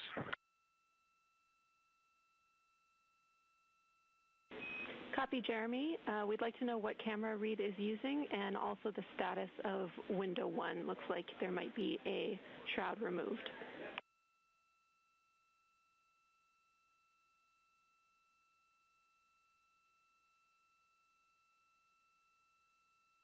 Okay. Reed was using the Z9, and the T-shirt shroud is still on window 1, but we took the camera out of it, so maybe that's what you're noticing. But when I looked in there, I saw a lot of sunlight reflecting around. Copy. That makes a lot of sense to us, Jeremy. I want to remind you, coming up on this LOS, that we'll take sit reps in the blind, and as more and more of the moon is in darkness, we will take any report you have on impact flashes.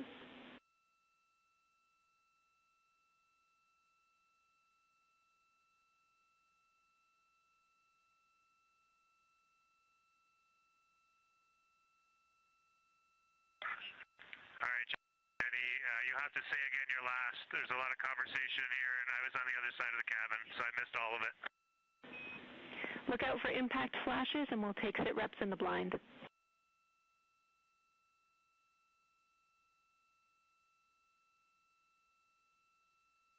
Okay, impact flashes, sit reps in the blind. We got it. And yeah, just so you understand what's going on with window 1, there is light coming through the outer hall from window 2 into the inside of window 1, if that makes sense. Like I can see the inside of the vehicle when I look between the 2 panes of glass. Copy.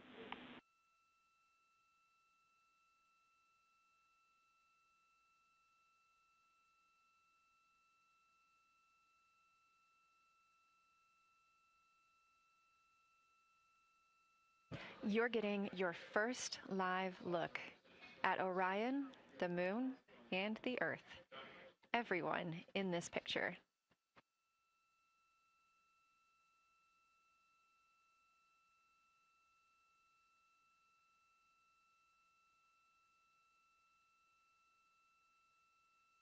This is a live view from the Orion spacecraft.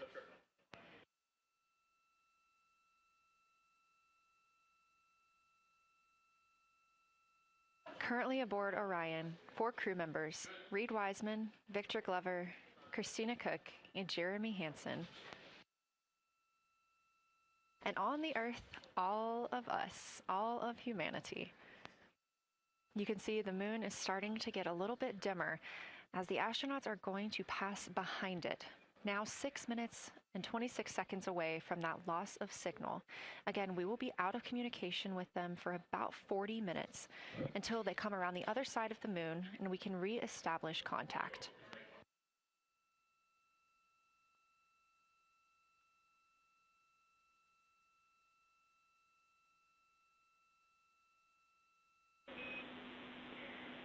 Integrity Houston, you are 6 minutes from your 40-minute lunar flyby LOS.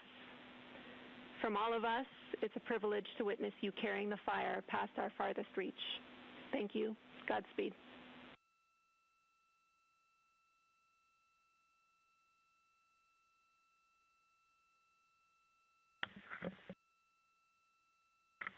Thank you for that, Jenny. And thank you to all of you for allowing us the immense privilege to be on this journey together. It's quite amazing. And as we go on this journey, thinking about the NASA mission to explore the unknown in air and space, to innovate for the benefit of humanity, and to inspire the world through discovery. And as you've gone along on this journey with us, hopefully we're doing just those things.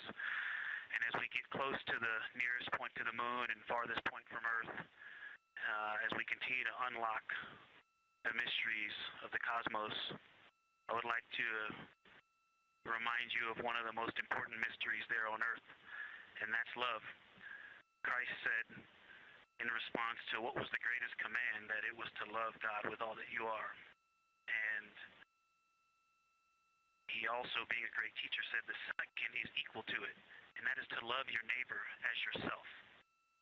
And so, as we prepare to go out of radio communication, we're still going to feel your love from Earth, and to all of you down there on Earth and around Earth, we love you from the moon.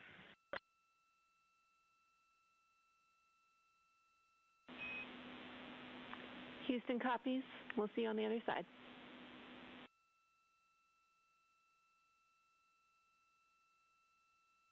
We will see you on the other side.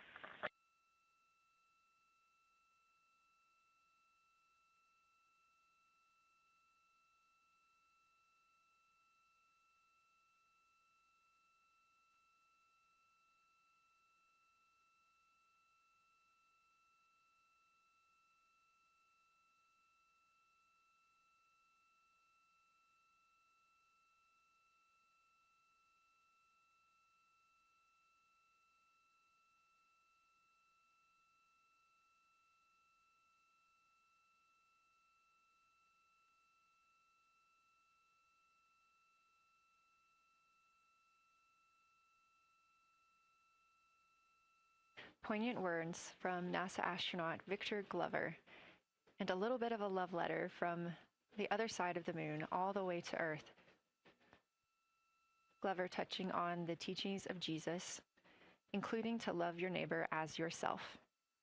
We are now less than 3 minutes away from loss of signal with the Orion astronauts.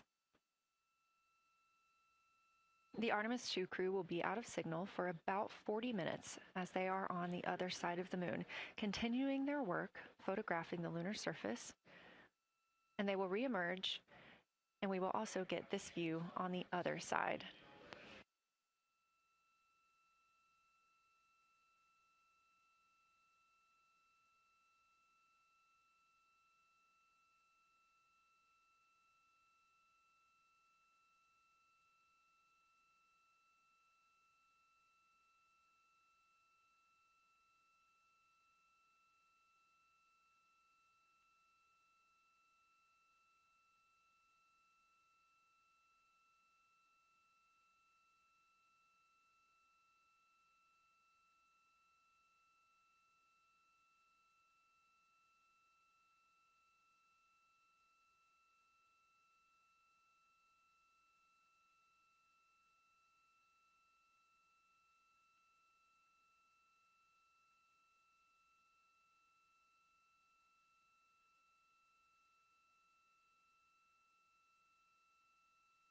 Just about a minute and a half now until we lose communication with the astronauts aboard Orion on the Artemis II mission.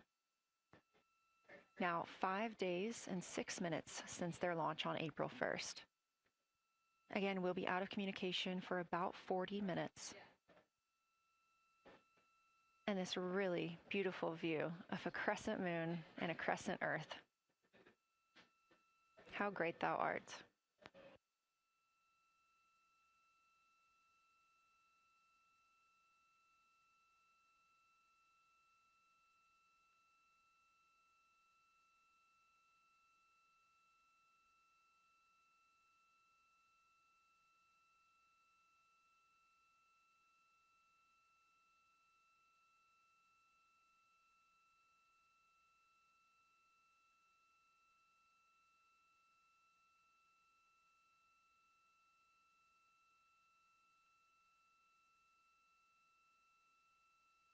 "30 seconds now until we expect loss of signal.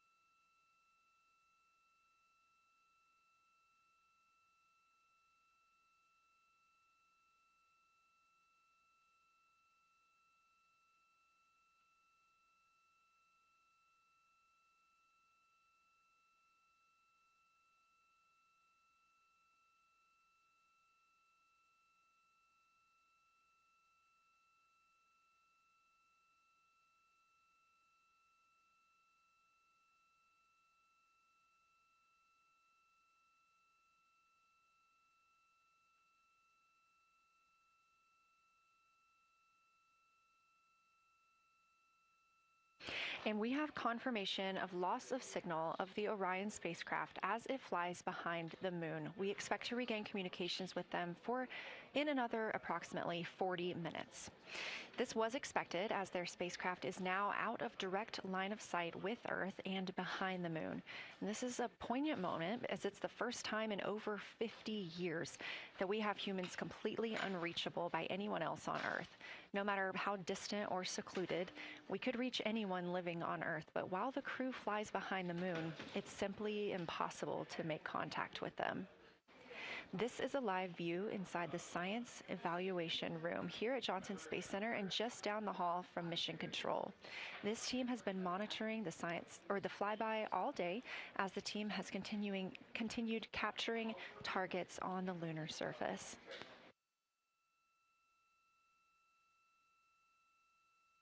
We even got to see this team in action as they were helping the astronauts identify some of the features they were seeing on the moon but not expecting.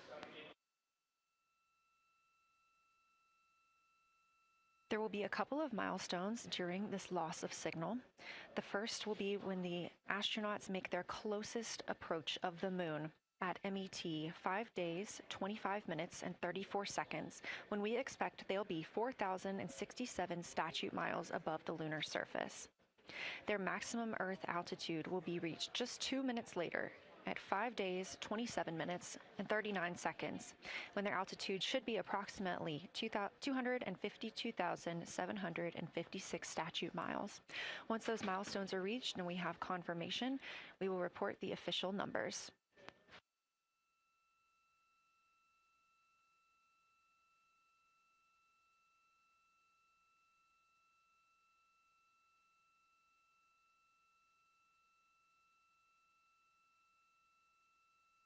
Throughout the Artemis II mission, astronaut voice, images, video, and vital mission data must traverse thousands of miles, carried on signals from NASA's powerful communications systems, the Near Space Network and the Deep Space Network. Let's learn a little bit more.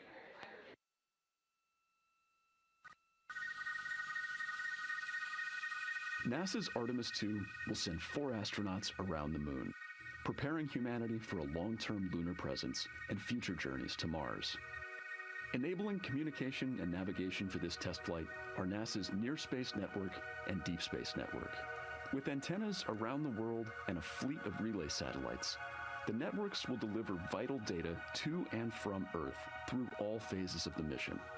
The networks are seamlessly integrated at NASA's Johnson Space Center in Houston, Texas, where Mission Control coordinates the network handovers. These transfers represent a delicate dance between the two networks, exchanging support as the mission shoots toward the moon. On the launch pad and during their early orbit phases, NASA's Orion spacecraft and Space Launch System rocket will rely on communications and tracking services from the Near Space Network. After its translunar injection burn, the Deep Space Network's global array of antennas will serve as Orion's primary communication support during lunar orbit. As the mission journeys farther into space and away from Earth, signal strength weakens and bandwidth is conserved for crew communications. The astronauts will have a near constant connection to Earth, ensuring their safety on a journey farther into space than ever before. We say near constant because as Orion goes behind the moon, a planned loss in communications will occur. The Deep Space Network will be standing by to reacquire the signal as Orion reappears. The Artemis II mission also provides an opportunity to test new capabilities.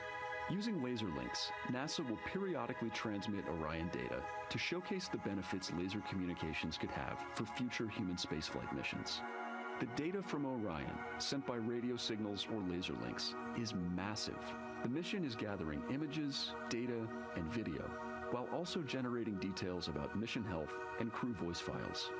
All of that data gets processed here on Earth, where systems compress it for efficiency. In the future, we'll upgrade these systems on Earth so that image and video clarity improve with each moon mission. With the Artemis II test flight, we're evaluating the communications infrastructure that will help carry us into the future as we explore the moon and journey forward to Mars.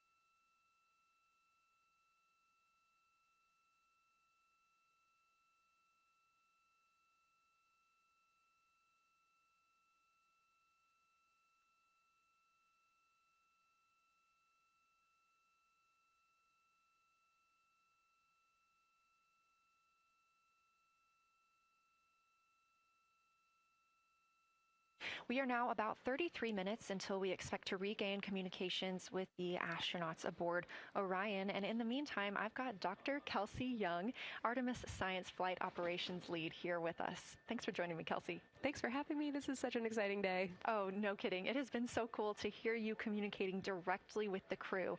And I know that you have been preparing for this for years, so I am so excited for you and for your team. So just to get into that background a little bit, tell me about your background and what you've been doing on console.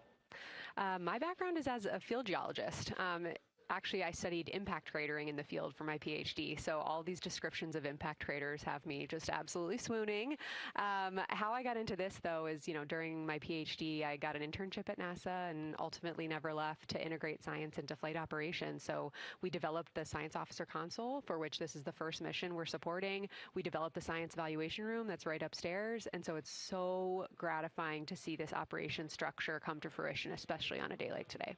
I would have to imagine so. And we've got a great view of the Science Evaluation Room right now. Is there anything that has stood out to your team so far? Absolutely. So as you might have heard in some of the press briefings and content that, we've been putting out, color and albedo were really exciting targets for us. We've heard several amazing color descriptions so far. Just to highlight maybe one of them, we heard about greenish and brownish hues near Aristarchus, which is actually a feature that we can see here from the near side. And those greenish hues could actually tell us something about the volcanic evolution of that area. So you can bet that the science team is going to be prioritizing downlinking those images and the crew audio that we didn't hear that went into those recordings to learn a little bit more. Wow, that is fascinating. I was hearing those colors and very interested just from a personal standpoint, because looking at the moon from, 250,000 miles away, we don't see green or brown. So just hearing that, them being so close and getting to see that, fascinating, and I know very exciting for you. So what are you expecting to see in the upcoming portion of the flyby? The upcoming portion is actually going to be really exciting. So right now, as we speak, while folks in the room are kind of taking their, their stretch breaks and everything, the crew are still hard at work. They still have targets to image and describe during this LOS. But when we come out, the first thing, of course, we're going to hear about is Earthrise. We're really looking forward to hearing about the crew's experience with something that we can connect with and that, Apollo 8 brought us such amazing images from. But then we start to get into describing the Terminator, as well as looking for things like lofted dust, which tell us about the modern lunar environment. Then the vehicle's going to orient away from the moon for an hour and then pivot back for the eclipse observations, which is a whole different set of science observations that we're really looking forward to. It's kind of nice that the crew will get a little break in there, because they have been hitting it hard today with photos and videos and annotations. What are you hoping that the crew sees coming up? Is it that lunar dust? Oh my goodness, that's a hard question to answer. I mean, we've already gotten such great descriptions. I mean, the Terminator seems to just be like one of their favorite things to look at and describe. So I feel like, that was something we were looking forward to. I feel like we've really gotten some great descriptions. So absolutely, I'm looking to the human moment of Earthrise. Lofted dust is an exciting one, and lofted dust will be a target for them in the right around the time of Earthrise, but again in the eclipse period. So I'm really looking forward to seeing. I mean, they've already highlighted just in the course of their flyby so far how the moon has changed, and this is going to be even more dramatic change to go from their end of this kind of lunar illuminated piece of the flyby into the eclipse time frame. And I can tell you they're going to be experiencing a very different moon during that time, and I can't wait to hear what their observations are. Yeah, that's absolutely fascinating, and what a privilege that we get to do that on this mission, because that's not always the case. If we had launched on a different day other than April 1st or 2nd, we wouldn't have gotten to see that eclipse. Is that right? That's correct. April 1st and 2nd. I will say, I was asked a lot in the weeks leading up to the launch, well, what's your favorite day? And my answer truly was, there is no bad day to launch to the moon. We were going to get great science out of it no matter what, but it's a really neat opportunity to, bring the sun into the picture, bring different planetary bodies into the picture while still literally keeping the moon in center stage. Fascinating. So what differences are we looking for at each site? We're hearing a lot of different terms. We're looking at craters. We're looking at mare. What are the differences that you're hoping to see? We do have, as you highlight, kind of different prompts for each target. That's what they're looking at in their lunar targeting plan, which I know you've been showing. And we have even different prompts for the person with the really long lens on the camera versus the people with the unaided eye. And you've heard the crew talk about, oh my goodness, when I go from one to the other, I can really detect different nuances. And that's something that we experienced in simulations, but hearing them actually, see it for real has been really gratifying. But we're looking for different things based on the target. Sometimes we're looking for color. Sometimes we're looking for texture. For the Terminator, we're looking at kind of what texture and morphologies pop out to you and what kind of diversity you see along the Terminator. You've heard, Victor especially make some comments about future impacts for exploration. So already I think that their descriptions in this first part of the flyby have told us something scientifically, but also about future surface missions. Well, it was so interesting to hear Victor talking about he was imagining in his mind's eye being down on the surface and walking around. That was very cool to hear. And when we're thinking about targets, I know some of them are determined based on the launch day because that determines the lunar illumination. So the ones that we're looking at today, how and why were these selected? Such a wonderful question. This really gets at at the heart of some of our really highest priority science questions. Illumination conditions is a big one, right? So of course we need the targets that we're interested on the lunar feature to be illuminated by the sun in order to view them, but the timing in which they see them during the flyby enables us to ask different questions. So you heard in the pre-flyby crew conference talking about, well, the same pair, Reed and Jeremy, will get to actually look at Glushko crater twice, and that looking at it from different illumination angles allows us to understand that feature better and connect color and albedo with topography and morphology.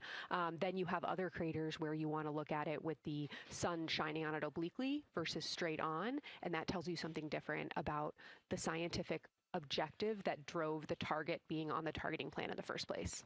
We've talked a little bit with the viewers today about what the crew is able to capture in this short time frame of those craters in different lighting conditions. Could take years for something robotic to be able to do based on attitude maneuvers and where the sun is at. So can you just talk a little bit about the importance of having both the robotic operation and having the crew?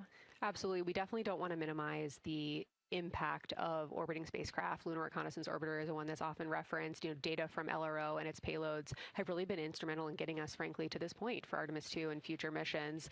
But the human experience, the crew observations that we've already been hearing about, it is such a perfect complement to the orbiting spacecraft data because they are able to have this unique perspective. They are far enough away where they can make these contextual observations. You've already heard it. How many times have we heard the crew and their science sit reps say, if I track this feature from all the way up here in the northern hemisphere down to the southern hemisphere, here are comparisons I can make. That right there is not something we had the ability to do with the Apollo missions, and it allows just literally in the blink of an eye to synthesize observations that it would take, a really significant effort to coordinate with different orbiting platforms, and they're making it like that. Wow. It has been very, very exciting to hear all of their calls so far. And so I've heard they were able to capture every single target so far too. Is that correct? I think that's correct. And I think it's important also to remember that, and I know the science team is anxiously awaiting this, we've been hearing from the crew members who are not at the forward windows, right? Those crew who are, really in the thick of the observations, they are recording minutes-long observations per target on their crew tablets. We will be getting those down starting here in a couple hours, and that's going to contain really meaty science information that we haven't heard live yet, and that's going to form the basis of my conversation with them tomorrow morning, where we're going to have a really deep dive into the science and absolutely nerd out about what they were able to do today. One of the most gratifying things for me today is hearing multiple crew members say, thank you for putting the discussion times in the targeting plan, because when we have had the ability to put multiple brains on a problem, we have elevated each other. And I'm looking forward to them, sleeping on it overnight and then us actually being able to really, truly have an elevated science discourse tomorrow. Well, we're looking forward to it too, and I cannot wait to hear everything that you guys get to learn overnight from some of those audio recordings and just everything that they'll be able to share tomorrow. So, Kelsey, I know you are very busy. You've done a great job today, and thank you so much for joining us for this interview. Thanks for having me. It's such an exciting day. We are now expecting acquisition of signal in about 24 minutes. As a reminder, the Orion spacecraft has flown around the other side of the moon, where they are out of contact with our deep space network.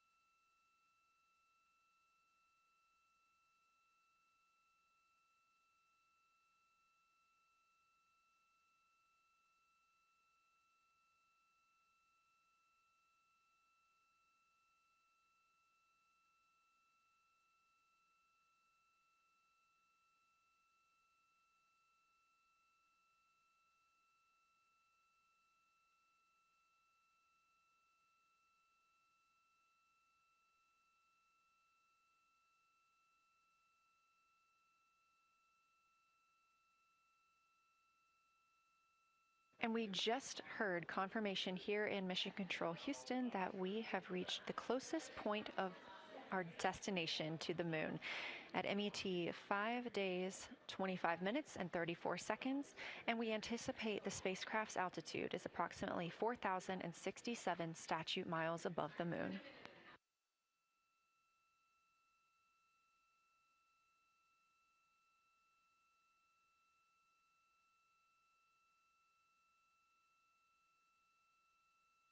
We're continuing to track what the crew is doing while around the other side of the moon. They are continuing to take pictures of the moon, the Earth now out of sight. What they're in right now is a crew choice event.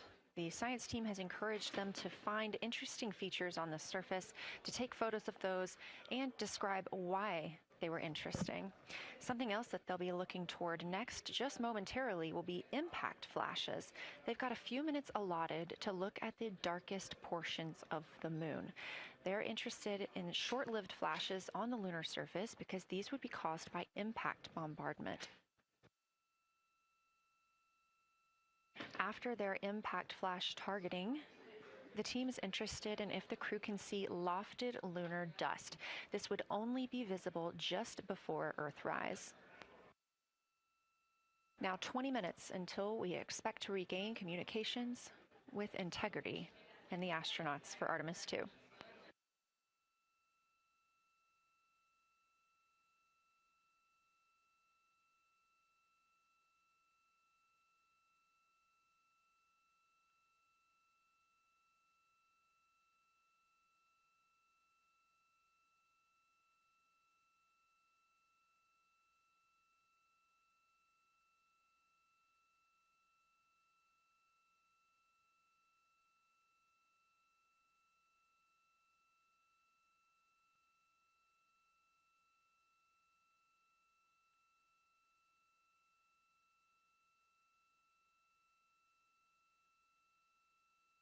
We're live in Mission Control Houston at NASA's Johnson Space Center, but there's a team over 750 miles away also monitoring today's operations. And of course, just like us, they are in LOS, or loss of signal, with the spacecraft. This is LUCA, the Lunar Utilization Control Area, and it's joined by LISA, the Lander Engineering Support Area, which are twin control rooms that will support missions and operations in lunar orbit or on the moon's surface in real time at NASA's Marshall Space Flight Center in Huntsville, Alabama.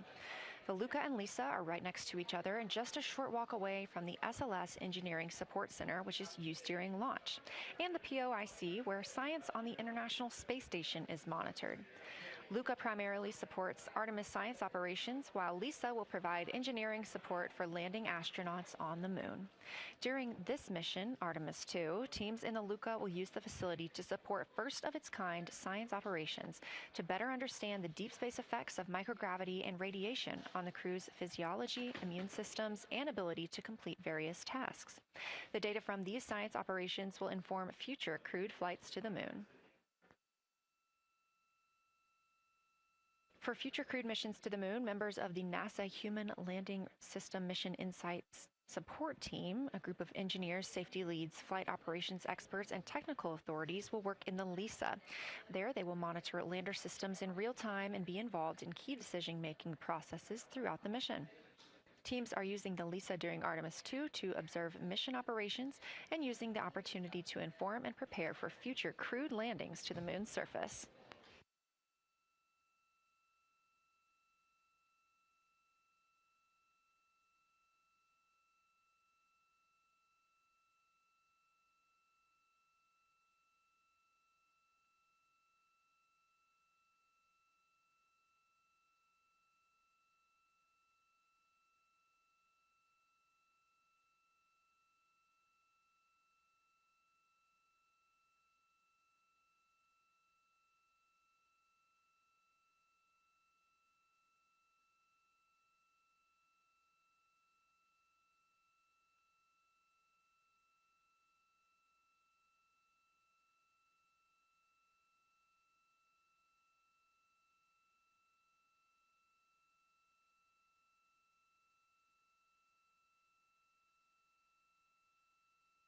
We now expect to regain communications with the astronauts aboard Orion in about 17 minutes.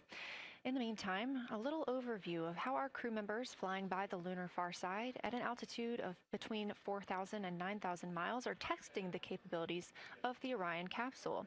Artemis II visualization lead Ernie Wright has simulated views of the flyby using detailed topographic maps of the lunar terrain and photorealistic lighting scenarios. The Artemis II crew members have been using these visualizations to prepare for this historic mission, which is paving the way for future exploration of the moon's surface and beyond. So the most exciting thing to me about Artemis II is just the return to the moon. We haven't been there in 50 years. Human eyes are going to see parts of the moon that haven't been seen by anyone before. It also recommits us to exploring the solar system in a way that we haven't in a long time. And I think it provides an opportunity for younger generations to understand the excitement of doing that kind of exploration. Artemis is our return to the moon after 50 years. The emphasis of Artemis is going to be, first of all, science, but second of all, learning to sustain a presence on another world. First on the moon, but we're hoping that that's a stepping stone to Mars and other destinations in the solar system eventually. Artemis II will be a flyby mission. It's not going to land. We're testing all of the technology that we've created for flying to the moon since Apollo. A lot of systems have been modernized, and we need to make sure that all of those work. The astronauts will be looking out the window at parts of the moon that have never been seen by human eyes before. They will be flying by the moon at an altitude that's much higher than Apollo's orbits. And so they will see the entire disk of the moon, including areas that are closer to both the North and South Pole that astronauts from Apollo never saw. All of that depends on the lighting, which we really won't know until launch day, but we can practice with different lighting scenarios. It's hard for people to sort of picture that in their mind. If you can make a visualization of it, show them a movie, that helps everybody choose the targets and also practice aiming at those targets. The astronauts have actually been looking at these visualizations through the lens of the camera and practicing aiming at the various targets. This is a map of the surface of the moon, obviously, but it shows what the Apollo astronauts could see in sunlight while they were in orbit. The brighter parts are the parts that they could see. The darker parts, like this entire area here and places that are farther north and south, are places that they couldn't see in sunlight, either because it was nighttime there or because it was beyond the horizon of the astronauts. All of the Apollo flights orbited the moon at a distance of about 110 kilometers. Because the astronauts were flying at such a low altitude, their horizon was actually quite close, and they couldn't see the North and South poles. And this whole area over here was not in sunlight at the time. And it includes this amazing impact feature here called Oriental. Oriental is a very large impact feature. It's about 650 kilometers wide. It's got multiple rings. These are rings that form like ripples in a pond from the impact, but of course it's on a huge scale. The middle of Oriental has that sort of dark basalt lava covering it, like the dark spots that we see on the near side. It's one of the biggest ones that's more on the far side than the near. So seeing it with human eyes and sort of picking out features that maybe you don't even see in robotic cameras is an important goal for the mission.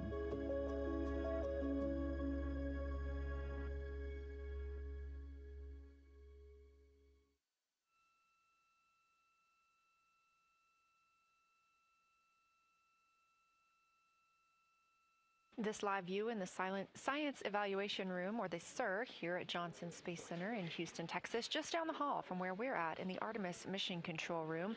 Teams continuing to monitor the flyby.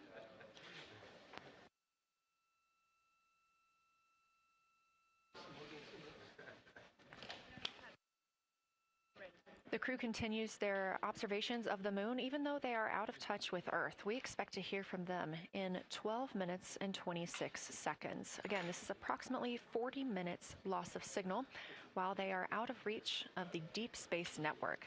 Right now, they are imaging or attempting to image lofted lunar dust. Throughout our coverage, we've talked a lot about the science and engineering behind today's lunar flyby, but we also spoke to the crew about what the moon means to them and how they see its place in human history.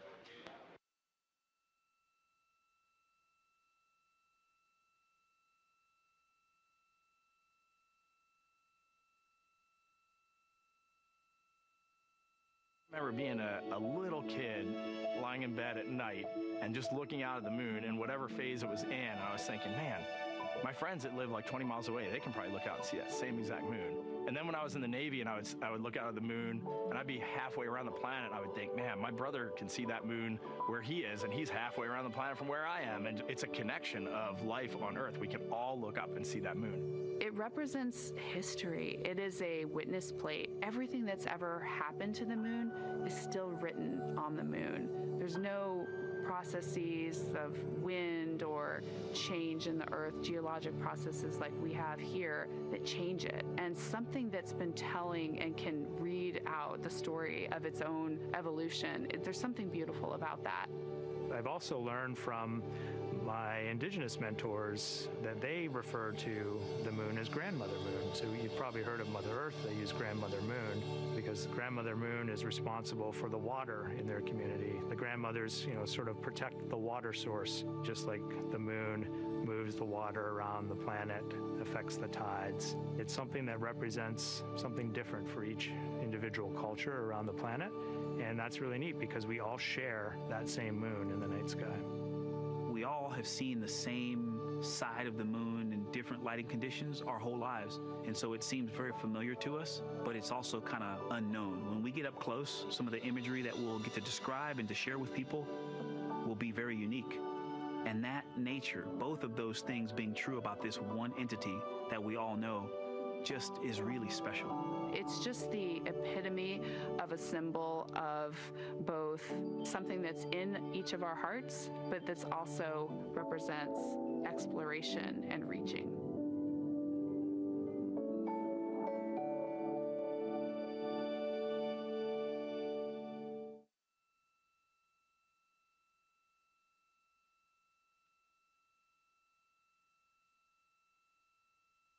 You're looking at a live view inside Artemis Mission Control here at Johnson Space Center in Houston, Texas. We are currently out of contact with the Artemis II crew.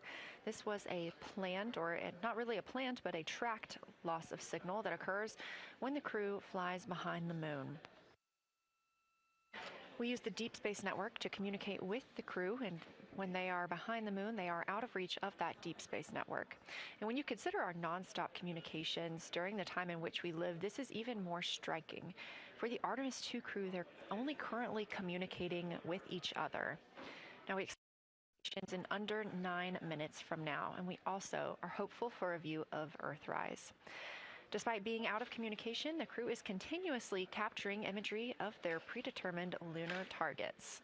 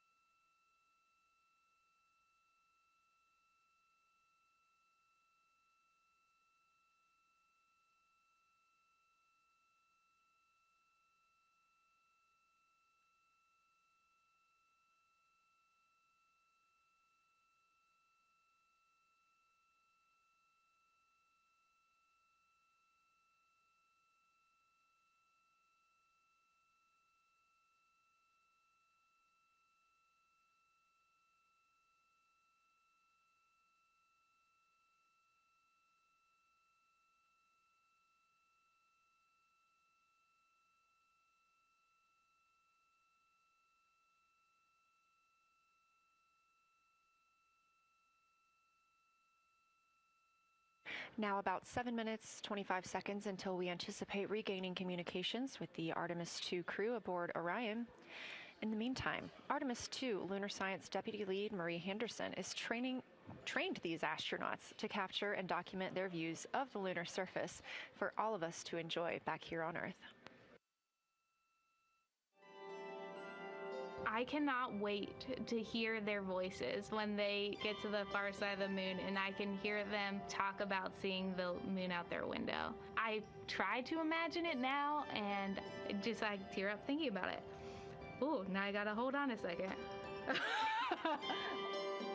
We have human eyeballs connected to wonderfully smart brains our astronaut friends have. They are going to be able to observe the moon in multiple different ways. They can use their eyes, they'll look through their camera and snap pictures, and just looking out the window getting that human experience. But during Apollo, the astronauts were so much closer to the lunar surface. Our astronauts are going to be doing a flyby at a higher altitude, so they're going to be able to see the whole moon as a lunar disk on the lunar far side. That's a brand new, unique perspective that humans haven't been able to look at before. We are doing a lot of lunar geography training with them.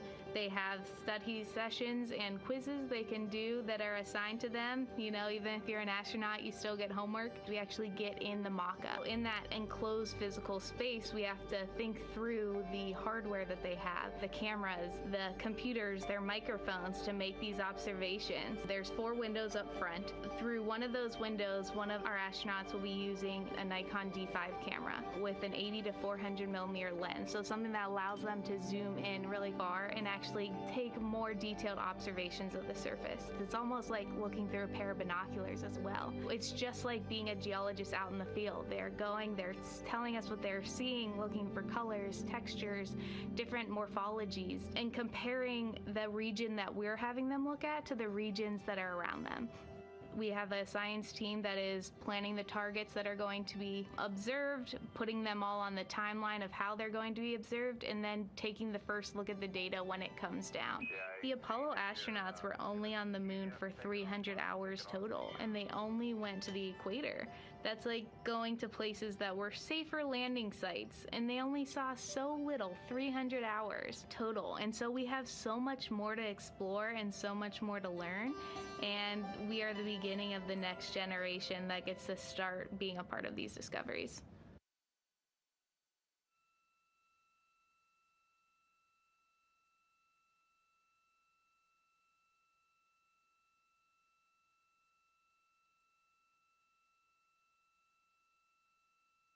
We are now 4 minutes and 28 seconds until we expect to regain communications with the astronauts flying aboard Orion on the Artemis II mission.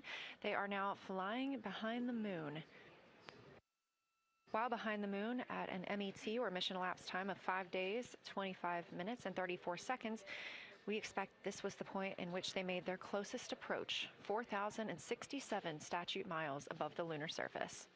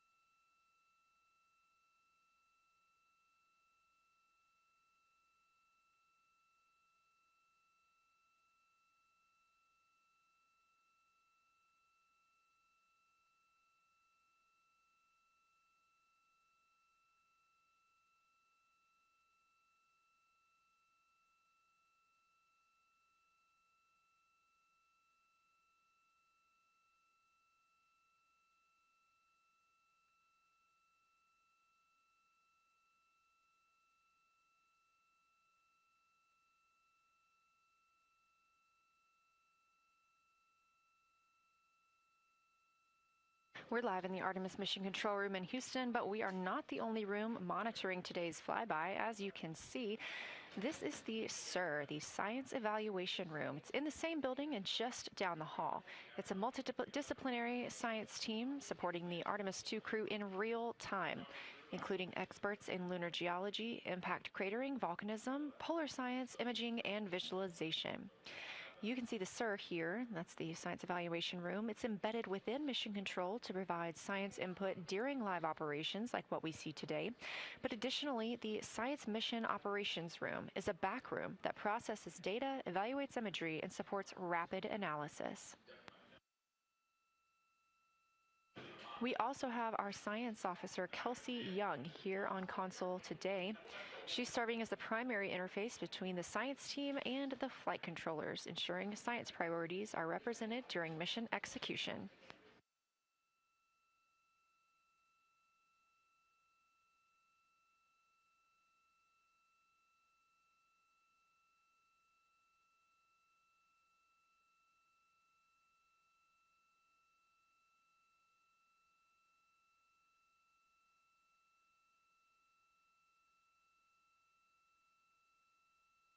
Coming up on 1 minute and 36 seconds until we contact Orion.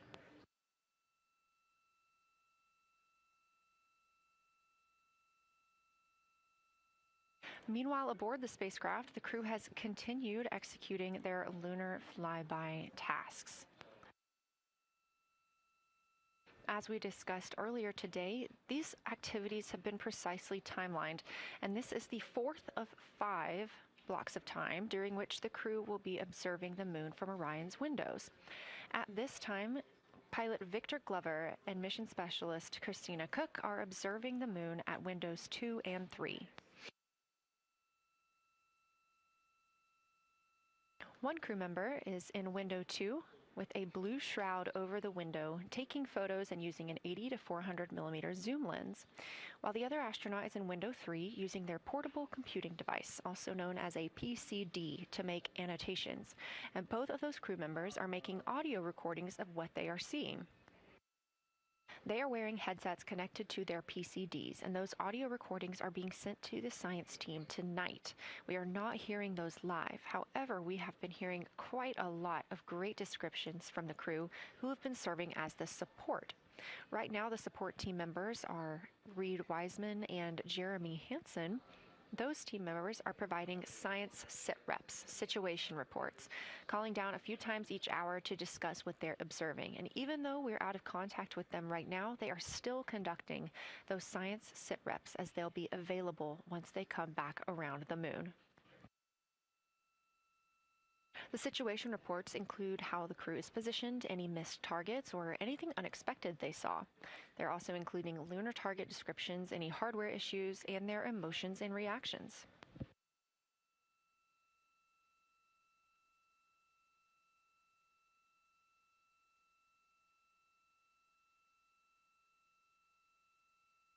Again, we are standing by to acquire signal from the Orion spacecraft.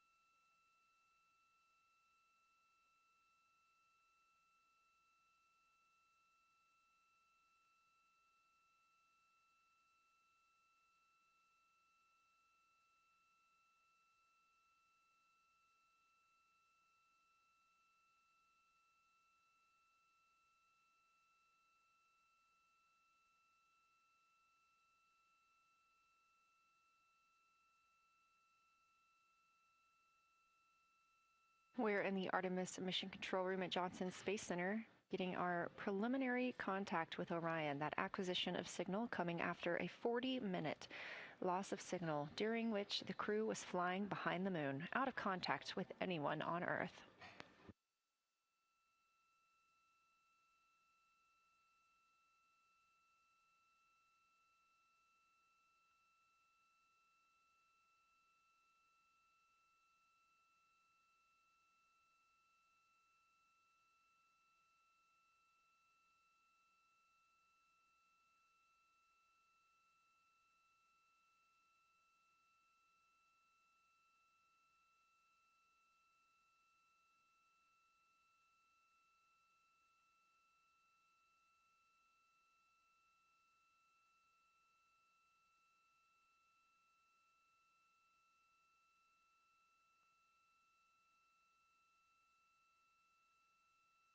We are getting our first views from Orion after the loss of signal. Orion has come back around the other side of the moon, and that little crescent that you see is Earth, over 252,000 miles away.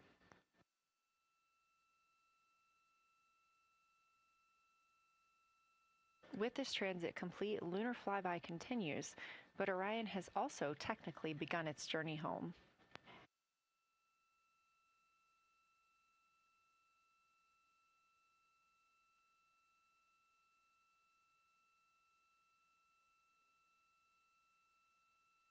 Right now, the crew are getting a few moments to enjoy and take photos of Earthrise for themselves, and we expect to contact them shortly. But we do have good signal coming from Orion.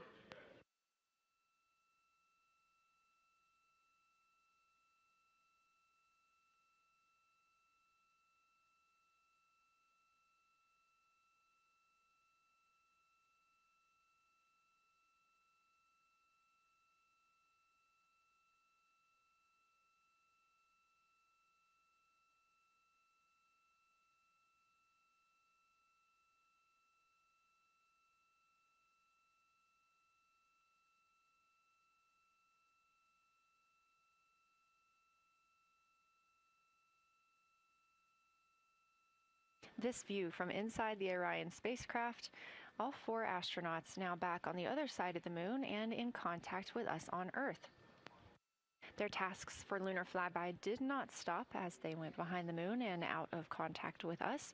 We anticipate during that time they were attempting to image some impact flashes, short-lived flashes on the lunar surface, which would be caused by impact bombardment and potentially even lofted lunar dust. Right now, of course, they are getting pictures of Earthrise. After this target, they will get a short observation break. It's about an hour long, actually. Houston, integrity, comm check. Integrity, we have you loud and clear. How many?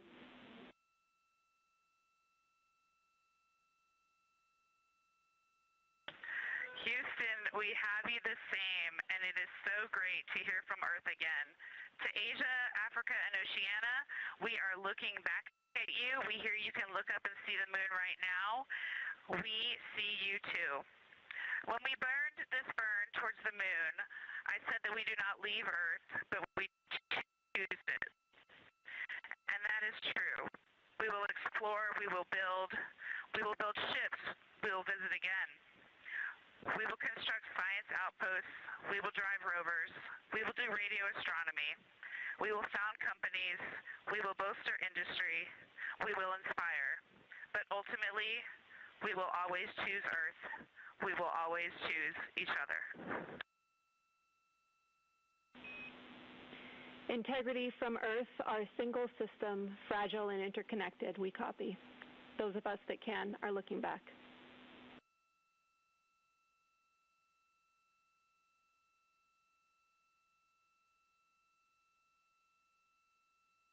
We are happy to say we copy.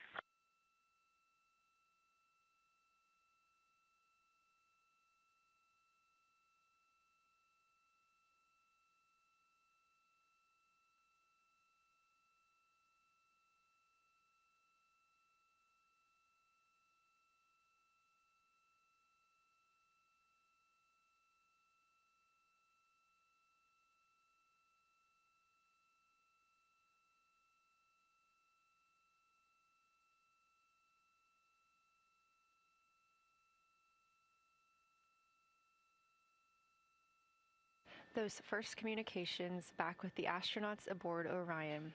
Christina Cook calling back to what she said just before translunar injection burn, that with this burn, we do not leave Earth, we choose it. The translunar injection burn served as not only what put them on this trajectory to fly around the moon, but what also committed them to splashing down in the Pacific Ocean on Flight Day 10.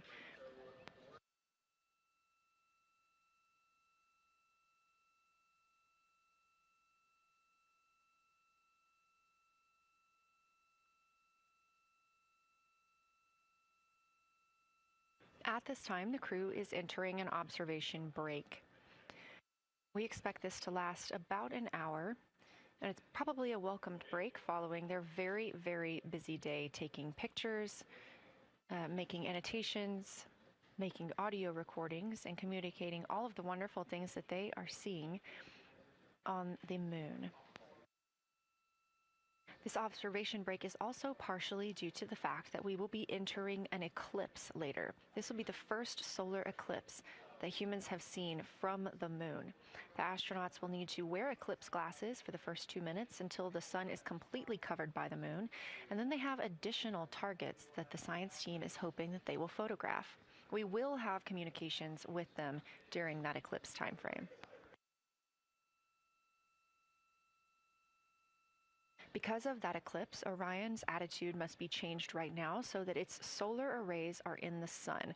This will help it charge the batteries needed to power it through that eclipse time frame. This view on your screen is a visualization. The spacecraft now 4,224 miles away from the moon, and that number will now continue to grow, while the number of distance from Earth, 252,699 miles, will continue to shrink all the way until our crew is back home.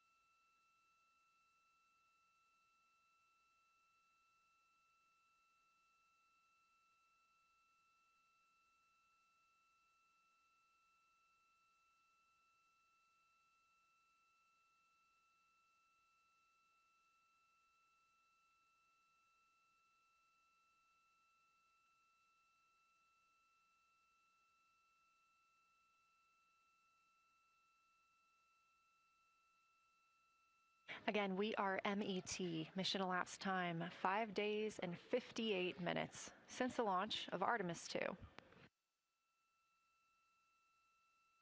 We have reestablished communications with the crew and the Orion spacecraft, now entering a little bit of a break while they are out of visibility, or the moon is out of their visibility. The spacecraft will be reoriented to view the moon ahead of an upcoming eclipse. This current attitude maneuver helps charge the solar arrays and batteries aboard Orion that will power them through the eclipse.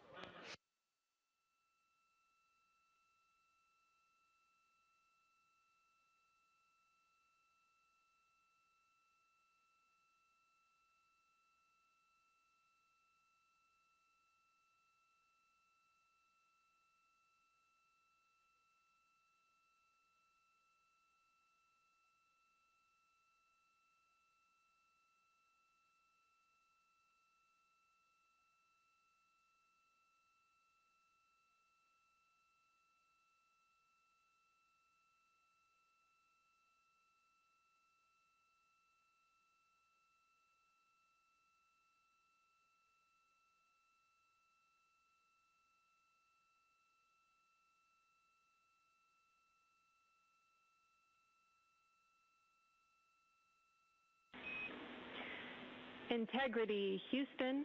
In mission control, all of your flight controllers and your flight director have flipped their Artemis II patches around. We are earthbound and ready to bring you home.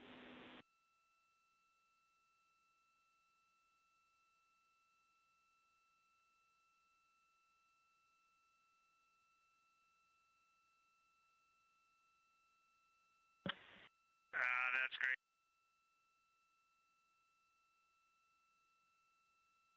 See the light of day as we head back to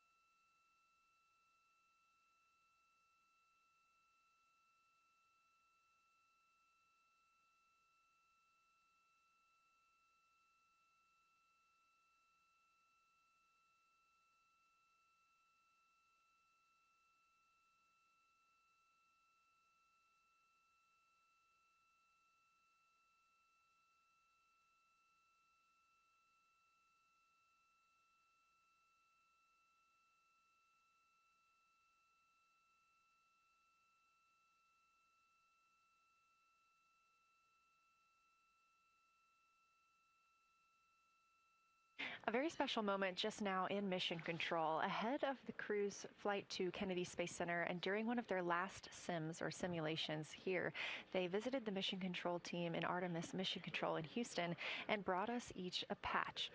Everyone in the flight control room has had these on their signifiers at their console. On one side of the patch that you've probably seen is the moon with the Earth behind it. Now that we've passed behind the moon and we are returning home, the flight control team has instructed everyone in the room to switch their patch around so that the Earth is closer and the moon is behind us. We are really looking forward to seeing the Artemis II crew. And the Capcom, Jenny Gibbons, did call that update up to the crew that the flight control team here has turned their patches around as was instructed by the crew during that last sim. And we are counting down the days until they get home. They are now 5 days, 1 hour, and 3 minutes mission elapsed time into the Artemis II mission.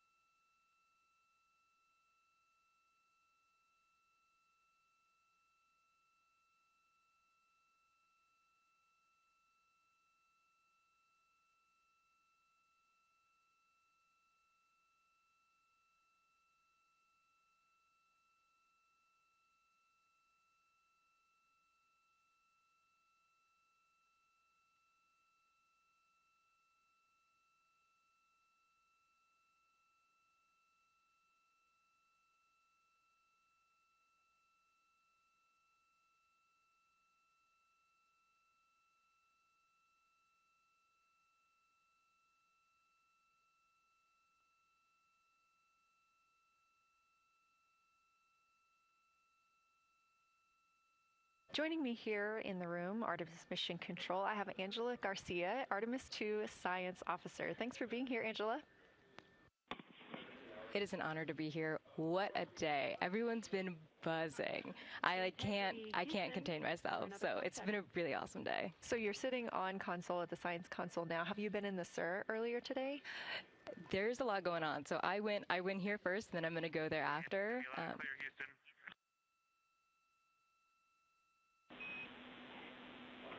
All right, Integrity, we hear you. That was a little clipped, but I think we have a better link now. We experienced some blockage from a solar array. We moved it, and we are in bias, tail to sun.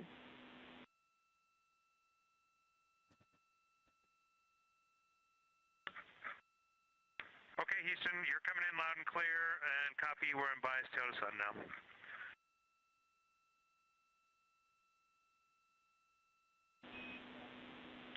Affirm and Integrity, just so you know, we did not hear your response once we flipped our patches.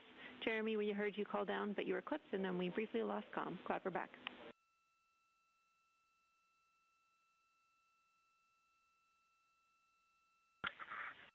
Okay, copy that. We were just excited that we got to share in that you, the MER, and Mission Control have flipped your patches around, and that side of the patch is getting to see the light of day. Thanks for sharing that with us. Our pleasure.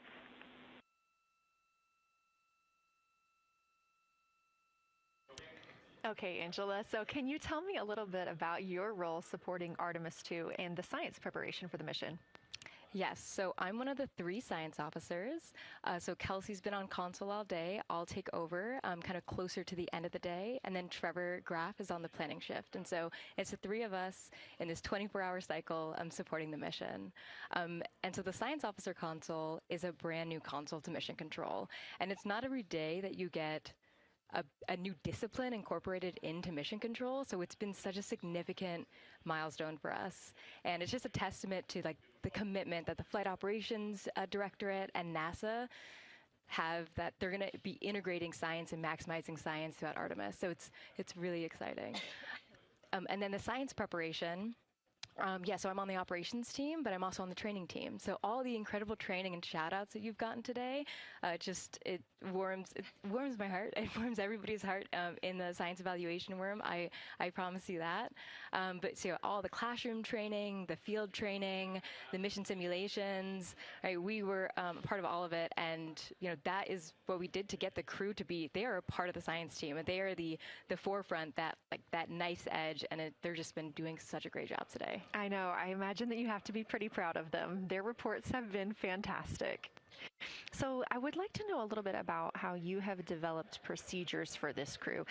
What kind of science activities are they carrying out inside the spacecraft? Yeah, so the procedure development has been a unique challenge. I would say the exploration science that we're doing is inherently pretty flexible, and operations is, I'd say, inherently has more structure and rigidity. And so to marry the two and to operationalize the science that we want to get done has been a challenge. But I think we've been able to go through these processes and create good products at the end and have a good plan. And yeah, it's been really great. What was the second part of your question? Just what kind of these science activities that they're performing, which of those have you really had a hand in? Yeah, so a lot of the procedures help organize what the crew is doing in the cabin. And I know we've talked a lot about what they've been doing, and they've been doing a lot, and it's been a little dark, so I can re-explain what some of those things that they're doing. So the observation blocks are about an hour long, and the crew is organized, the 4 crew members are organized into 2 pairs of 2, the window team and the cabin team. And the lunar targeting package that you've been showing up and that the crew have on their handheld tablets is really the instructions for the window team. So the window team, the 2 crew members are looking out the window. One has the camera with the long lens. One has, they're just looking out the window with their unaided eye, and they're taking these detailed observations. And then halfway in that observation block, they do the window team position swap. So that's what Capcom's been calling out, and they'll switch positions, so each crew member has a chance to have that long lens. And then that's just what the window team is doing. There's also the cabin team, where they also have duties that they're doing. We're asking a lot of the crew in this time. And then the cabin team, they have the interior camera, and they're taking images inside the cabin. They're also supporting the window team, where, you've heard some call-outs where looking out at the bright moon and then looking inside the dark cabin and looking at their LED screen is a lot. So the cabin team is also helping support, target, and guide the window team into specific targets on their plan. They're also helping call out these science situational reps. So they're looking out a different window and listening in to what the crew who are really down and in the science on the window team are doing, and they're giving us insight. And those recordings that the window team is doing are going to be uplinked or downlinked overnight, and we're going to be able to chew on that data. But yeah, they're helping. They're doing a lot. And so making sure we have a plan that's flexible, but also make sure that we check off all those boxes was really important. So tell me a little bit more. You talked earlier about the analogs that the crew has done. What kind of analogs or environments were really useful for this? Yeah, so for procedure development, right, you have so many different environments that you can do. You have classroom, like we said, you have the Orion mock-up, you have simulations, and at least for developing the plan, we kind of did it in a tiered approach, because each of those different analog environments helps us answer a slightly different question and has a little bit of a higher fidelity. So we would start with the classroom. So we would we would just get into a classroom, we would put all the hardware on the table, and then we'd almost role play of like, you be Victor, you be Reed, you be Jeremy, and I'll be Christina, and like, let's just do the plan how we think we should do it, write that down, and then just keep iterating on that, and then Integrity Houston for a tag up pre-forward link LOS in place of the Flight Director Conference.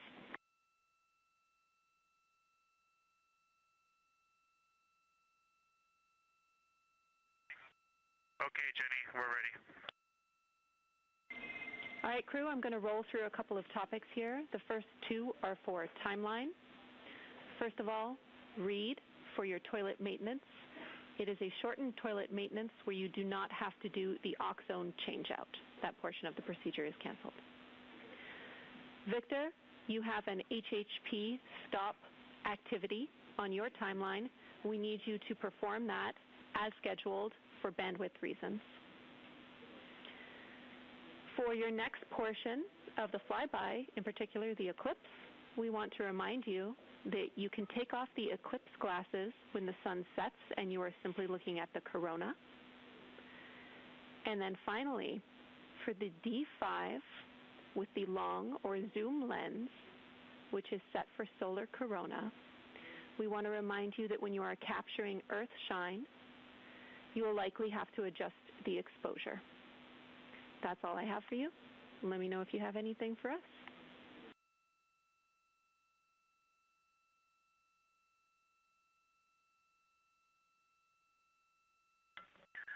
Okay, Houston, we copy all. Thanks for those words, Jimmy.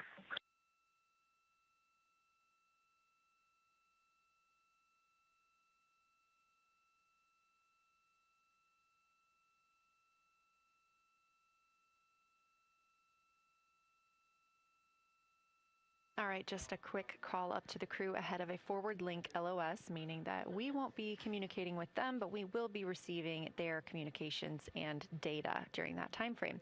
So, Angela, we were talking about analog environments. You were telling me about the classroom and getting in there and pretending who's Victor, who's Reed. Tell me more about this. Yeah, it works pretty well. So you're going to do the plan how you expect it to be, and then once we finalize that plan, we'll give it to a completely new group of people and have them practice it, and then they'll be like, these steps don't make sense, and we'll reiterate on it over and over. Then we'll take it to a higher fidelity environment like the Orion mock-up, and we'll do the same thing because that volume is smaller, the window placement, their seating, what things have we forgotten with this addition of this environment. And then once we reiterate on that, we'll take it then, we'll give it to the crew and have them execute off of it during mission simulations. That's the highest fidelity that we can do before we send it to space. So this is the first time we've had to do this because we're a brand new console, and it just sparks so many neurons of like, how are we going to do this for surface missions and integrate this in so many different ways. So excited to have kicked off this process, but there's so much more to come. Fascinating. And I think it was really well thought out too, because each crew member gets an opportunity to do each task. And so you're getting different perspectives and different insights from each crew member, maybe even about the same target, but something that one person sees could be completely different than something another person notices. So we also know that Artemis II has traveled. They're now on their way home, but they traveled farther from the moon than the Apollo missions did. So what makes that vantage point scientifically interesting? Yeah, observations are so fundamental in the scientific toolkit, particularly observations from different perspectives, different scales, and with different techniques. And so we really tried to make the plan to optimize those. There's pros and cons for all those things for this mission. So we really just focused the plan to have all those pros. So in terms of scale, this zoomed out scale, you can learn different things. This different perspectives. So their perspective, as Kelsey talked about, photometry around when they orbit the moon. And then also just their different the different things they're able to observe. So yeah, let me talk a little bit about scale, because I think observations at different scales, you can gain a lot of different information. So like, for example, if you were an astronaut on the surface looking at a rock, and you describe at this micro scale. So in training, we kind of talk about observations from micro to macro, or from outcrop to orbit. So looking at a rock at this scale, you can describe its components, you can describe what it's made of and its colors and its minerals, and you're like, okay, and this rock came from this boulder, and it's this part of this boulder, and these are the different things that I'm observing around. It gives me context to this sample, and then you zoom out a little bit more, and you're like, okay, well, I can see that this boulder came from, it rolled from this mountain ridge, or this high ridge feature. And then because I can see the trail that it came from, okay, now let me describe this ridge and, different parts in it and maybe other boulders that I'm seeing. And then you zoom out further of the orbit scale and you're like, this ridge is a part of this larger crater. So all of those different steps give you different information. And so that's why observations at these different scales and these different perspectives are so important. So this zoomed out kind of far view is this full lunar disk view. It's the full lunar on Earth, we see the full lunar disk as well, but now we're able to see it on the far side, and we're able to see it, all at the same time, which enables the astronauts to compare very quickly to different parts of the surface. And the color particularly is very compelling because you can just be able to very quickly compare from 3 different regions. Is it in the same family? Is this actually a little bit different? Compare that to what they see in their orbital data that they have access to on their portable computers, and really just be able to tease out that nuance and information. Yeah, we heard them make a lot of those connections today, and especially the color. We talked with Kelsey about this a little bit, just how exciting it was to hear the browns and greens and things like that. I cannot wait to see those pictures. So one last question. We are coming up on the last lunar flyby observation block, and this is when we are going into a solar eclipse. So can you tell me what you're interested in the crew learning during that time frame? Yeah, so the data set, so yes, there's so many things. How to pick one. So I'd say the thing that I'm most interested in seeing is some of their annotations that they're taking.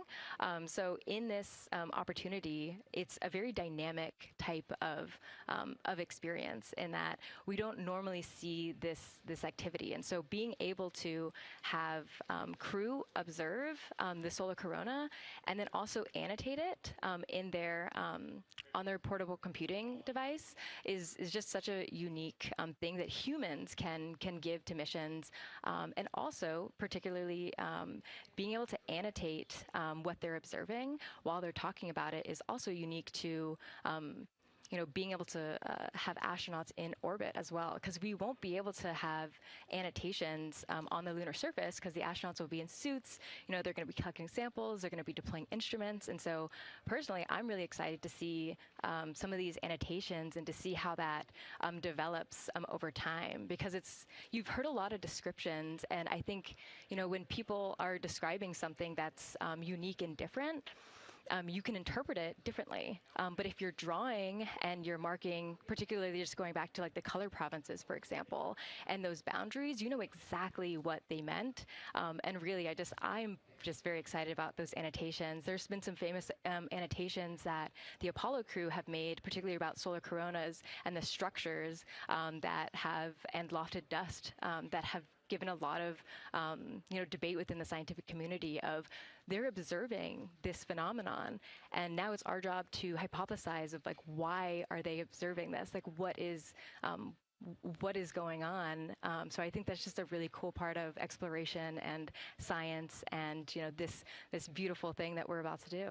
Well, now you've got me excited about the annotations too. I mean, I've been excited about the pictures and the audio, but now don't sleep on the annotations. I am very excited to see these little sketches that they're able to draw out, and we have pictures that they can just draw right on as like this particular thing is different than what we've seen. So I'm excited about that. I'm excited too. Angela Garcia, thank you so much for joining us today, and have a great time tonight on Console.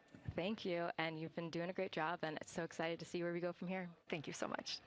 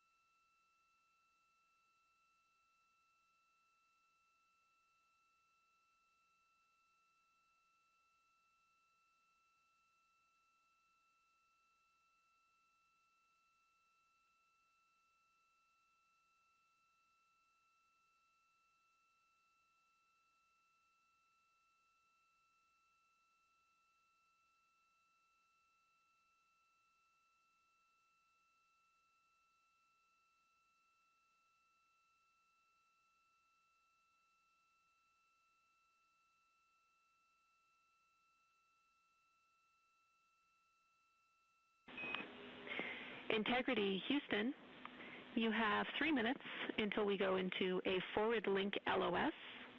We will be back up with you in about an hour during the eclipse on Madrid.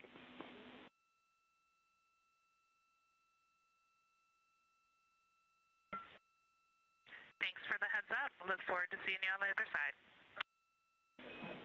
Likewise.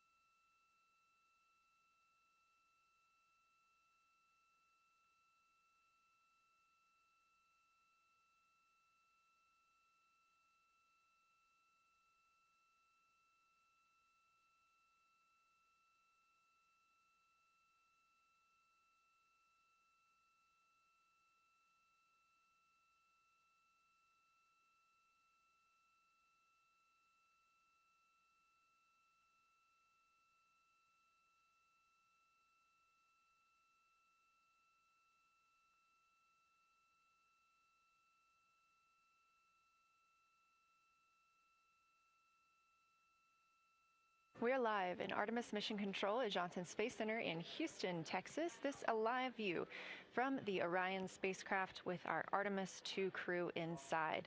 That's Reed Wiseman, Victor Glover, Christina Cook, and Jeremy Hansen. We are still live for our lunar flyby coverage. The crew is in a short break while the spacecraft is pivoted away from the moon. We are going to be going into a solar eclipse. This is the first time anyone has ever seen a solar eclipse from the moon. So it's going to be a unique vantage point for our crew. But ahead of heading into that solar eclipse, we need to charge the batteries on the Orion spacecraft. Therefore, we have positioned the solar arrays into the sunlight to allow time for those batteries to charge. We will get back pointed at the moon just in time for that solar eclipse. We are also in a forward link LOS. What that means is essentially we cannot send calls or commands to the crew right now from the ground. However, we clearly get all of their data and communications. The spacecraft is now 4,632 miles away from the moon, and that number will only continue to grow as the distance from Earth shrinks, now 252,523 miles away. Our closest approach to the moon today was approximately 4,067 statute miles in altitude.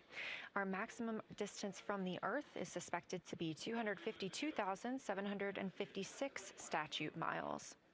Both of those moments came while Orion was flying in their loss of signal time frame behind the moon. The crew also set that new record today, beating the Apollo 13 record of distance from Earth.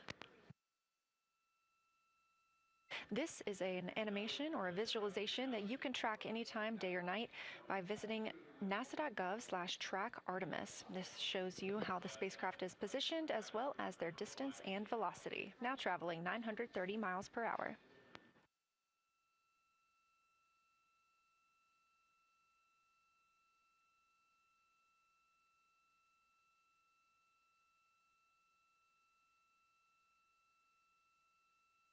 During this break in their time today, the crew is working on a couple of other tasks.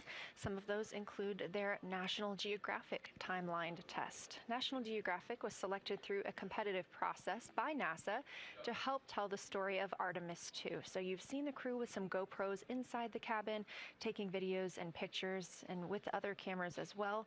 National Geographic plans to leverage its portfolio of media assets, including magazines, social and digital content, and television programming for engagement opportunities.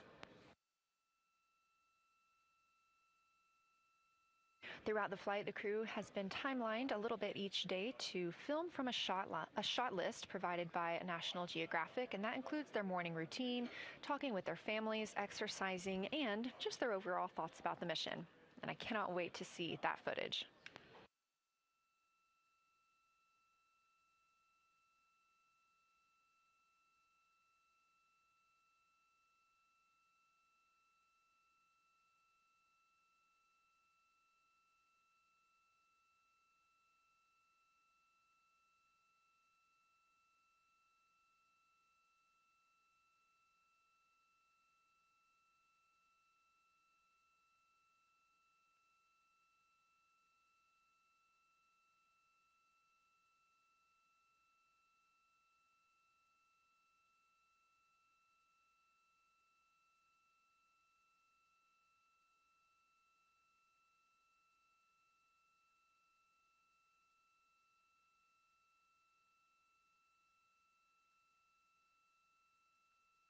Teams on the ground reporting that the spacecraft is looking good and that the power aboard is good as well, all setting us up in a proper position before eclipse.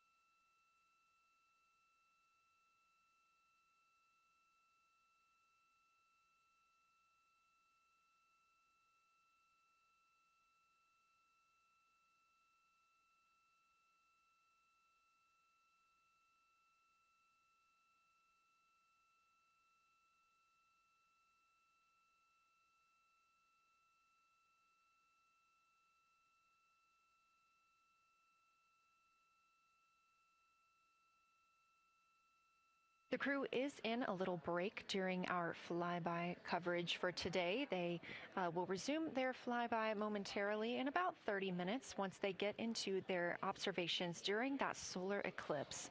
Now, the moon is our nearest celestial neighbor, orbiting Earth at less than 250,000 miles on average. When our astronauts venture there for future Artemis missions, they'll target landing sites near the lunar South Pole. There, ancient rocks, minerals, and trapped water ice will not only provide resources for human explorers, but they may also contain clues to the formation and evolution of our planet and the solar system. Let's learn more about the lunar South Pole with this video featuring Dr. Kelsey Young, Artemis Science Flight Operations Lead. We learned a lot from the Apollo samples, but we still have a lot left to learn about the moon. The Apollo missions visited only a pretty narrow swath of the moon. All the missions were concentrated near the near-side equator. Really interesting and really critical insights were unlocked with the Apollo samples, but we have so many questions still to answer about the moon and the evolution of the moon. And liftoff of Artemis I. We rise together, back to the moon and beyond. NASA's Artemis missions are NASA's plan to send people to the surface of the moon. We'll be sending people and roving assets and scientific equipment to, among other things, answer a lot of really compelling science questions. Scientists have a lot to learn about the moon. It's our nearest celestial neighbor here to Earth, so what the moon has experienced, we've experienced. Except here on Earth, we have things like plate tectonics, oceans, forests, people that erase the rock record. Whereas on the moon, that whole record of our planet's history, of the moon's history, is just kind of waiting there at the surface for us to explore. The South Pole, which is where Artemis missions are going to target, is specifically interesting for a couple key reasons. We think there are volatiles at the South Pole of the moon that are not present near the equator. Things like water and water ice that are trapped in the lunar regolith, which basically just means lunar soil, that can easily become untrapped from that lunar regolith, and scientists can scoop up and study for return to Earth. The lunar South Pole is a really exciting scientific target, and it also comes with some challenges for operating. For example, the lighting environment will change drastically within the course of one mission, and even over sometimes the course of one spacewalk. So preparing the crew members, preparing the hardware that we're sending to the moon, and preparing the mission control teams is really, really important. The South Pole Aitken Basin is particularly exciting. We think it's one of the oldest and largest impact basins in the solar system. And if we can get the right rock from the South Pole Aitken Basin and bring it back to our labs here on Earth, we can use that sample to constrain the entire evolution of our solar system and really understand the timing of how the moon and our planet and the entire solar system evolved.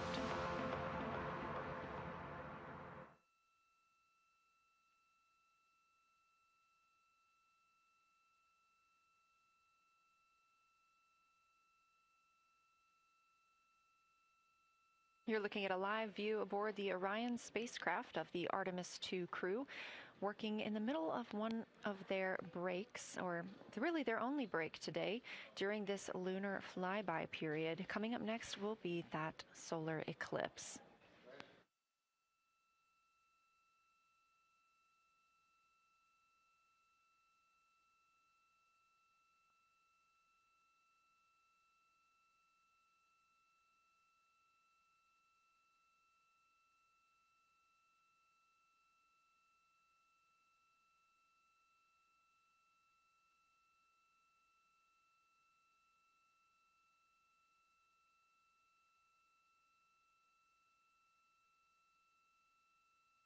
Throughout the Artemis II mission, and of course throughout today, you've likely heard the crew being called with the name Integrity.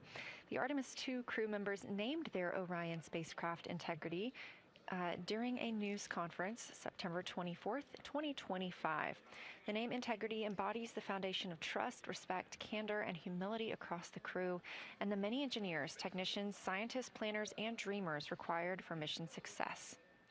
They said this name is also a nod to the extensive integrated effort from the more than 300,000 spacecraft components to the thousands of people across the world that must come together to venture to the moon and back, inspire the world, and set the course for a long-term presence at the moon.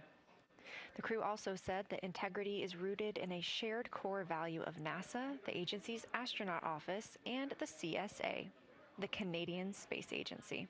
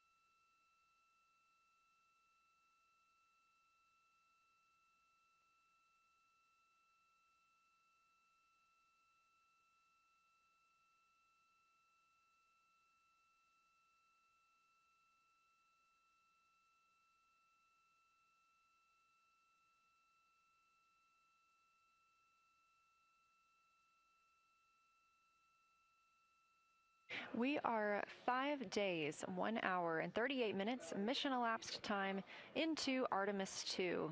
In this view on the screen, you can see the crew starting to even look through some photos that they may have captured today. We really look forward to sharing these photos with you as soon as we possibly can. And the best way to keep up with those is to follow NASA on social media. You can do so at NASA, and for this mission specifically, at NASA Artemis.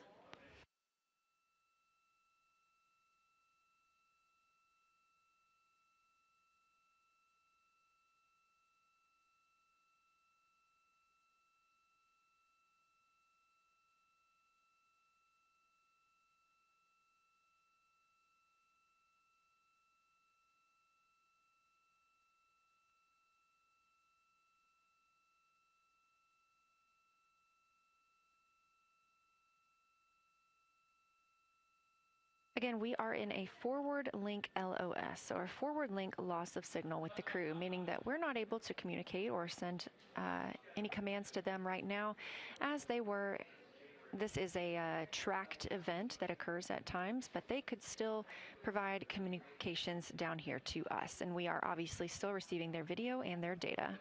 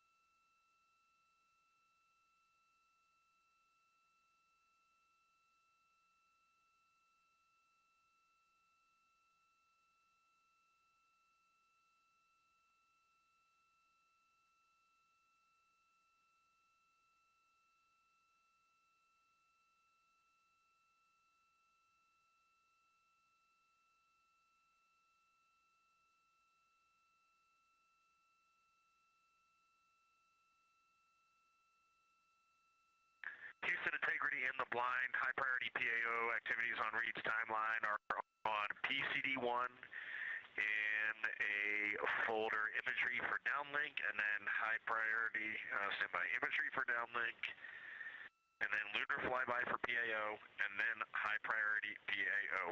Thank you.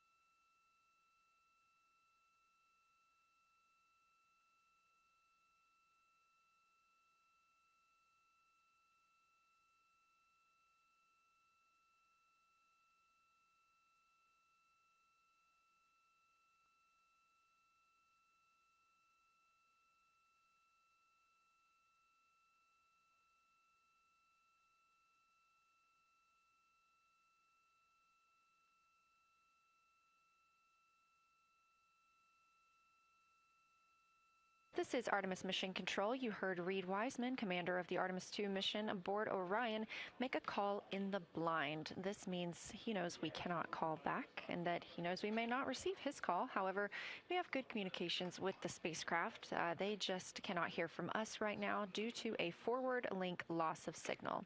Again, we were tracking that this would occur, and we will regain that momentarily. But that call that came down from Wiseman mentioned some imagery, so we are very much looking forward to getting pictures taken from the moon today. Again, to see those images, make sure you follow NASA on our social media at NASA and at NASA Artemis.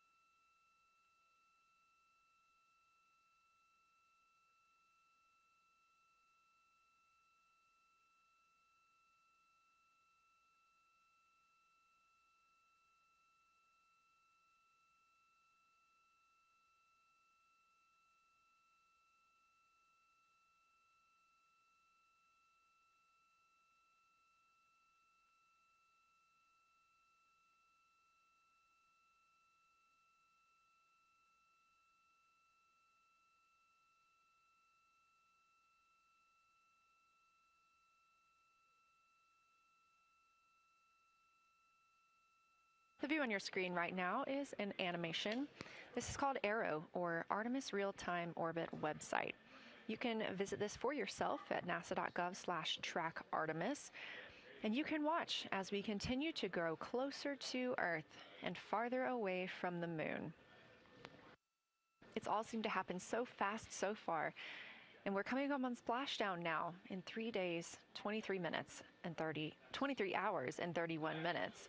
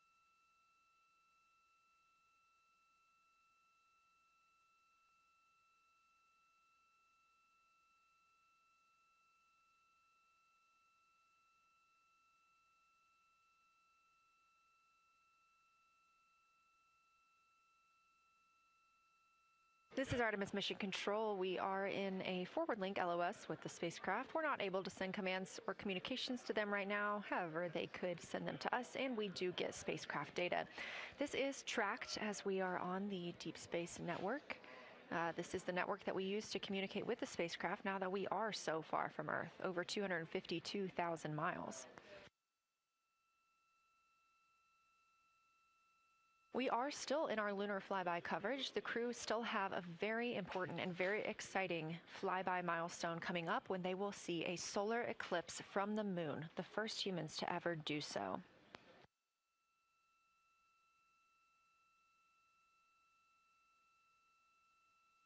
Something that we also have to consider when it comes to our missions and launches is space weather. So since the Apollo 16 and 17 missions, there were some solar eruptions near that time frame that could have been dangerous to our explorers. Over those 50 years since those storms, the data, technology, and resources available to NASA have improved, enabling advancements towards space weather forecasts and astronaut protection, which is key to NASA's Artemis program to return astronauts to the moon.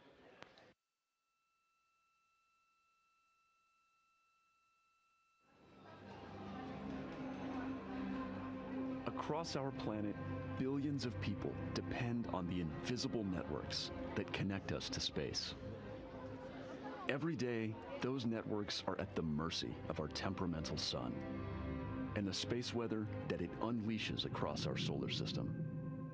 That's why NASA's Space Weather Program tracks solar storms from the moment they erupt, modeling their paths, anticipating their impacts, and leading the research that the world's industries rely on. NASA's space weather research and modeling is driven by the needs of society and enables critical decision-making that equips pilots to reroute around high radiation areas, farmers to adjust GPS-based precision planting and harvesting plans, and power grid operators to mitigate the impacts of potential surges. For those exploring other worlds, NASA provides 24/7 space weather monitoring for Artemis crews at the moon and future Mars astronauts who may be exposed to dangerous levels of radiation during solar storms. Whether you're a pilot or a passenger, a farmer or a consumer, a power grid operator or energy customer, a satellite controller or GPS user, space weather impacts us all.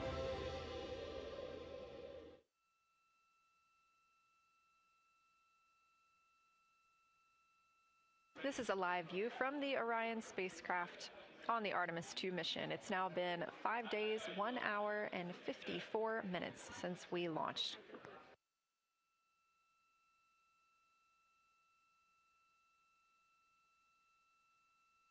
We are still in our flyby coverage, and the crew is on a short break right now as we have changed the attitude of the spacecraft to help charge the batteries aboard. We use the solar arrays to gather energy from the sun and store it in the batteries. That way, when we are not in the sunlight, we have those batteries to continue powering Orion. Now we're doing so because the Artemis astronauts are about to experience a solar eclipse from their capsule. And this is a solar eclipse that no one else on Earth will experience. This eclipse is about 54 minutes, and to the astronauts it'll look a lot like a total solar eclipse on Earth, except the moon is going to be huge compared to the sun, unlike when you watch one on Earth and the moon and the sun appear about the same size in the sky. We're interested to learn if they see the outer corona when the sun is fully obscured by the moon. And because of how big the moon will be from their perspective, the total phase of the eclipse will last nearly an hour. The astronauts will see a partial solar eclipse as the moon covers and uncovers the sun, which is before and after totality. So, much like us on Earth, they will have eclipse glasses so they can safely view that portion. The astronauts will also be using cameras to capture images of the corona during the eclipse.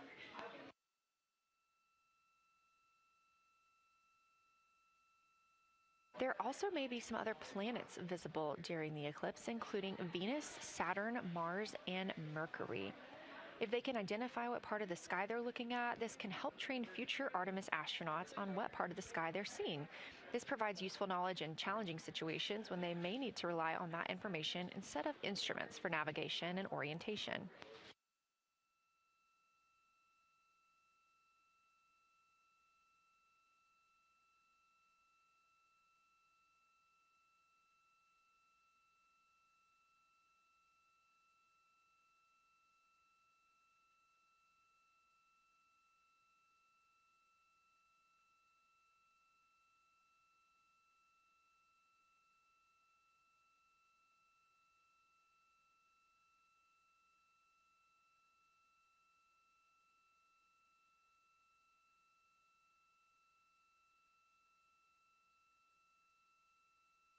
Confirmation from teams here in the ground that we have reached the eclipse attitude, meaning Orion is in the proper position to observe it.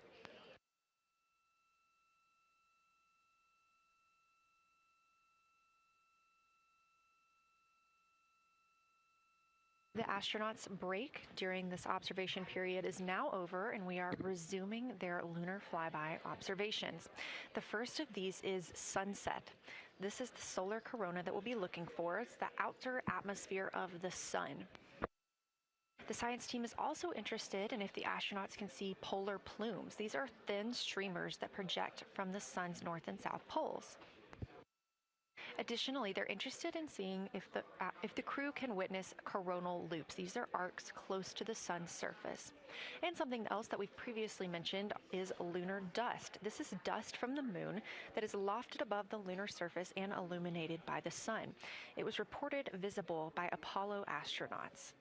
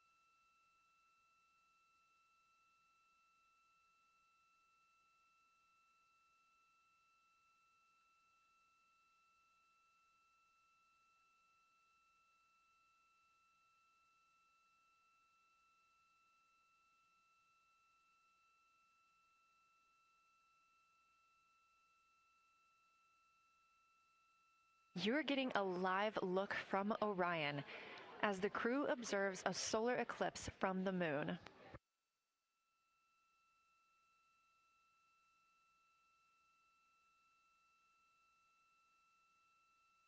Again, this solar eclipse is only visible to the crew on the spacecraft. It's not visible to anybody on Earth.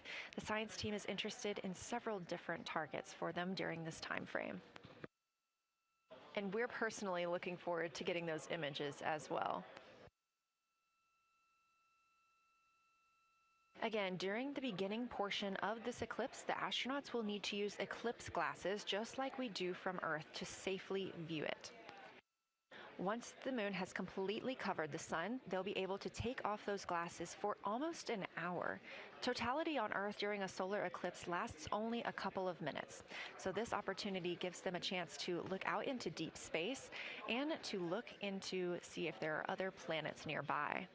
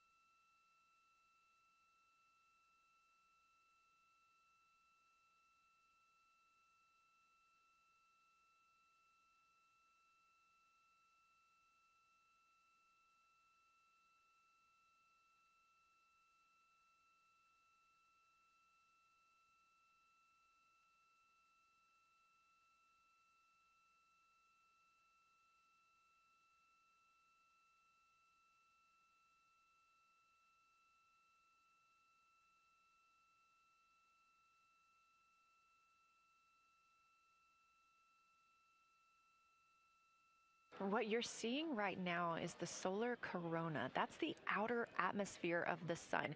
And the science team is very interested in any images that the crew can capture of this.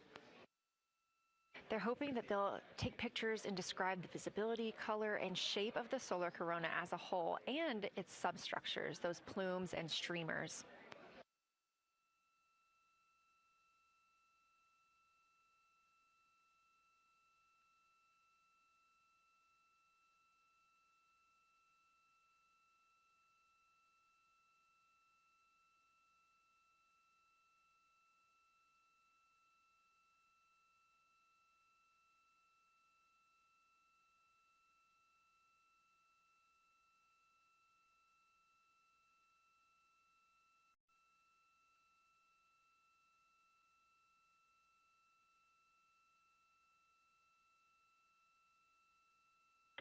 Science, integrity, and the blind.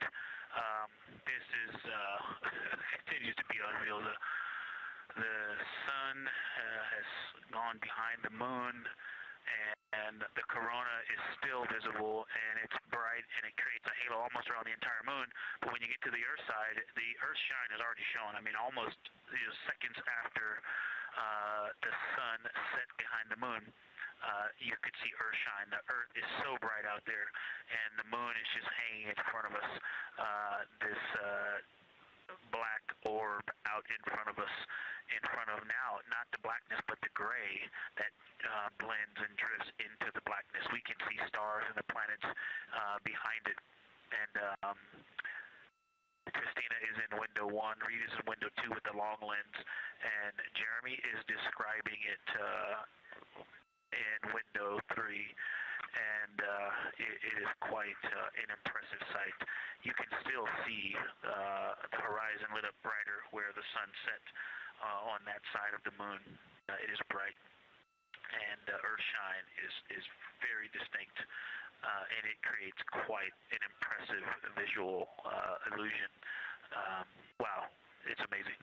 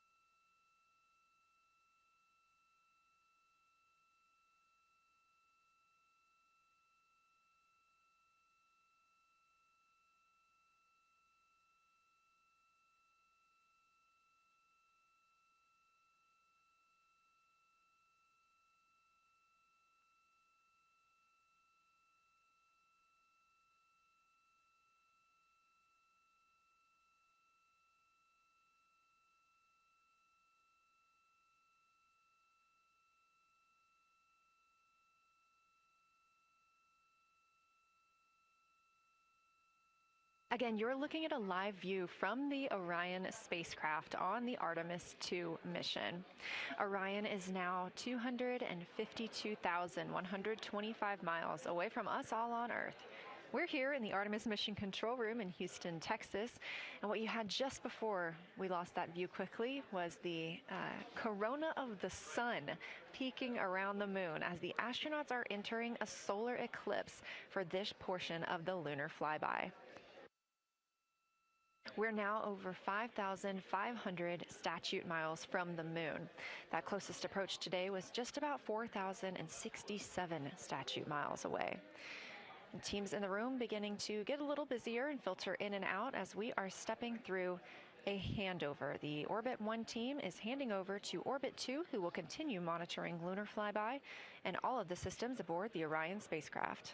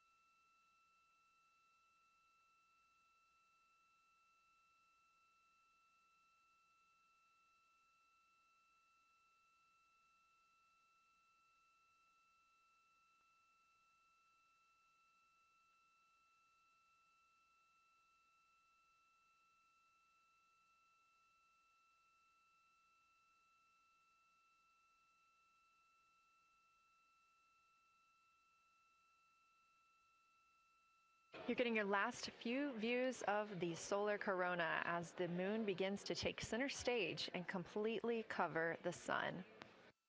If you see that bright dot up near the top left of your screen, we think right now that that may be a part of the spacecraft, but we'll be sure to correct that if we end up figuring out later that it is something else entirely.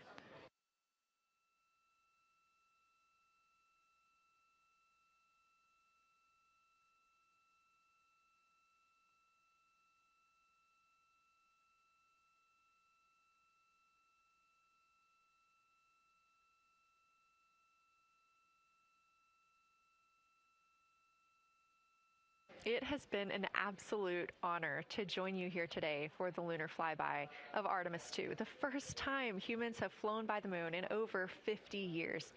I'm Leah Cheshire Mustachio, and I'm excited now to hand over the team is shifting around in the windows, and we are transferring settings on a camera to pick up Earth shine. And it is amazing.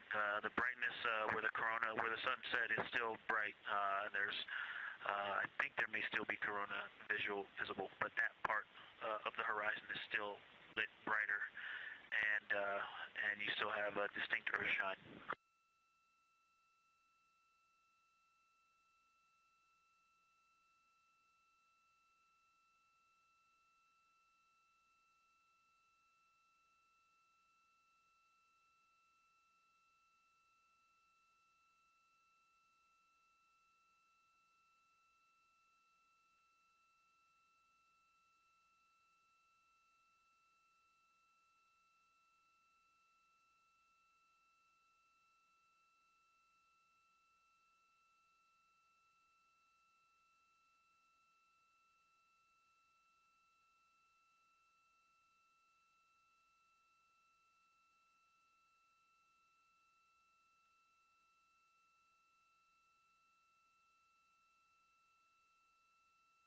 You know our rules that we don't talk when the crew is talking, so wanted to give Victor Glover a moment there to call down what he was seeing now that the moon is covering the sun. A really amazing time during today's lunar flyby. Again, thank you so much for letting us help tell this story today. I am Leah Cheshire Mustachio, handing it over to my friend Anna Schneider at the PAO console as the Orbit 2 team comes to join us. So thank you so much, and I hope you all enjoy tonight. Anna, you can take it away. Thank you so much, Leah, and it's been a joy listening to your coverage over the last several hours. So as you mentioned, the Orbit 2 team of flight controllers is currently making their way on console and completing a shift handover with the Orbit 1 team of flight controllers. The Orbit 2 team tonight will be led by Flight Director Diane Daly, and she is currently handing over with the Orbit 1 flight director there on your screen, who was Flight Director Jeff Radigan.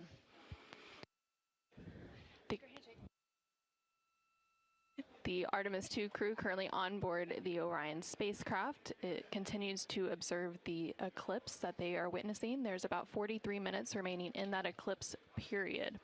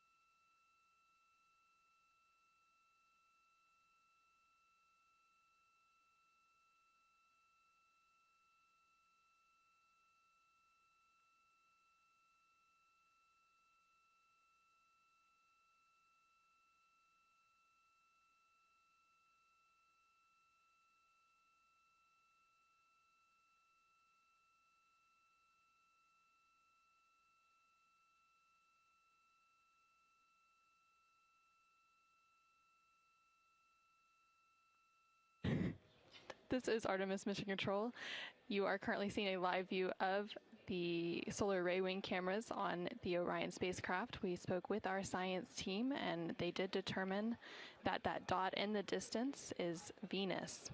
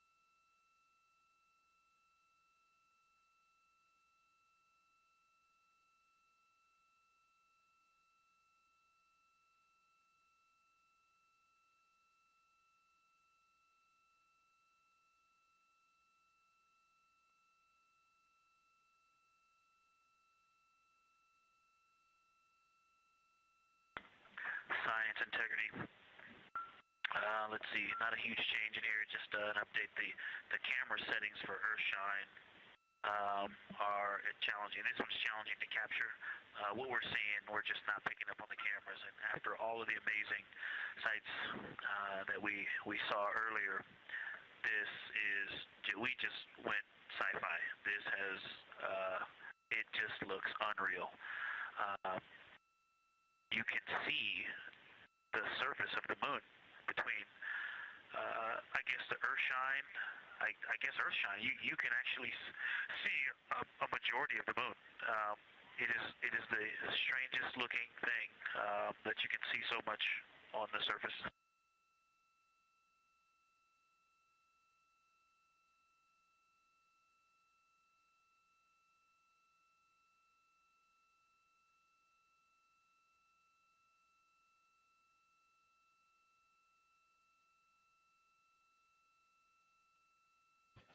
This is Artemis Mission Control. You were just hearing some communications called down from NASA astronaut Victor Glover, currently on board the Orion spacecraft. They are currently observing an eclipse. There's about 39 minutes remaining in that eclipse period. Currently, we are in a forward link LOS, or loss of signal, so the crew can communicate down with... He's seen 2 meteors, science.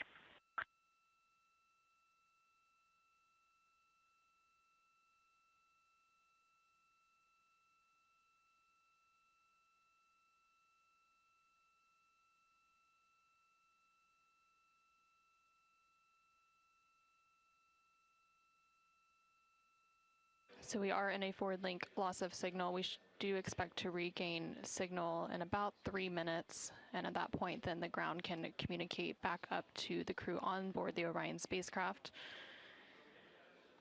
In the meantime, the crew can continue to communicate down to the ground. The ground is just unable to respond, so they are continuing to provide some science observations during this eclipse period.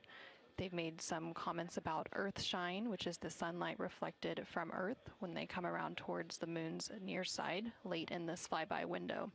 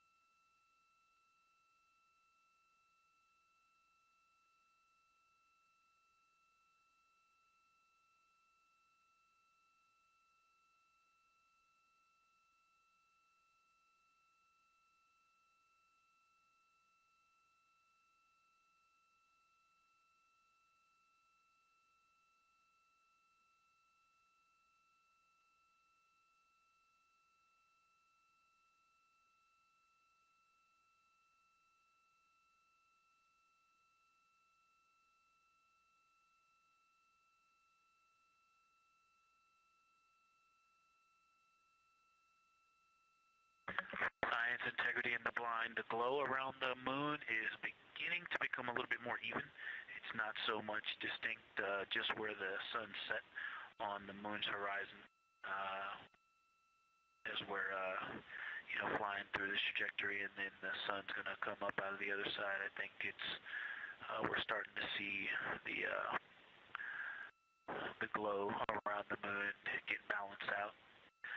I still see Earth shine, and the Earth is very bright out there.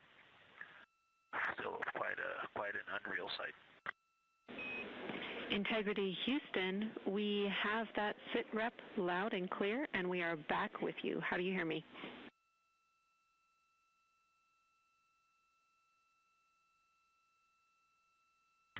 Hey Jenny, we have you loud and clear, thanks. Copy. Victor, we're handing you over to Science for some critical questions. Thanks for your report.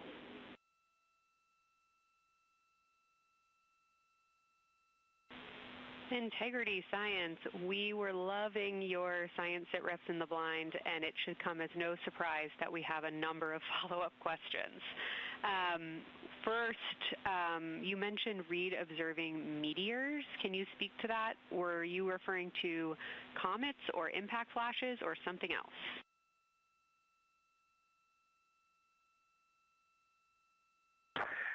Yeah, there was a little bit of giddiness. We have seen 3 impact flashes so far.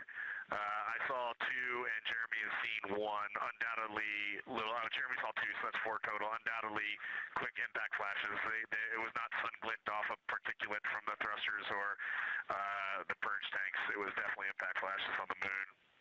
And Jeremy just saw another one. Go ahead with your next question. Amazing news. I literally just looked over at the SIR and they were jumping up and down literally. If you could describe where on the moon you saw them, please.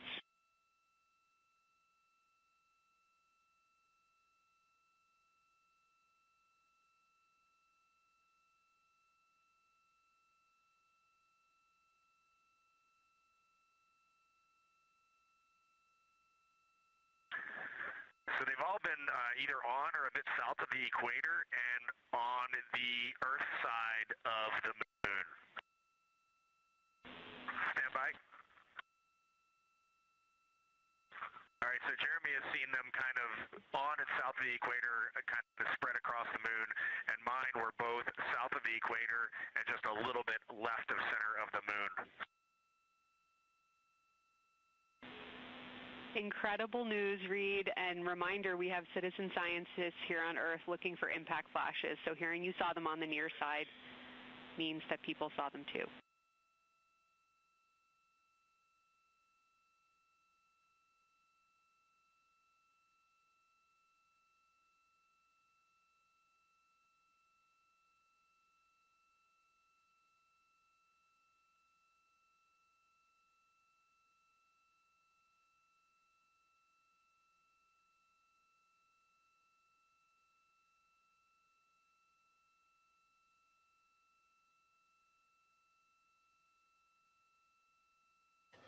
This is Artemis Mission Control. We have regained that signal, so the team here in Mission Control was able to call back up to the crew on board the Orion spacecraft as they continue their lunar flyby. Specifically, they are now in that eclipse period.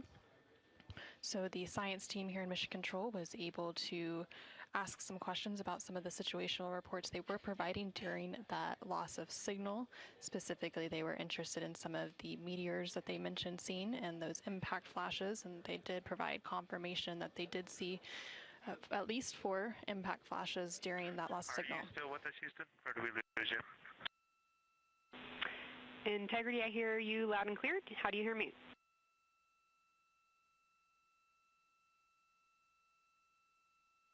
Okay, we got you loud and clear. One of the other things I wanted to describe, which was surprising to me, but the entire moon is lit up. It's glowing behind the entire moon. I thought it would look, dark against the black sky or deep space, but the sun is lighting up the entire limb of the moon. You can see the entire perimeter of it, and even now with the sun far behind the moon, you can still make out little bits of topography around the entire limb, just bumps as you go around it. And there's about the glow around the moon, once your eyes adjust, is easily 10 widths or diameters of the sun around the entire moon.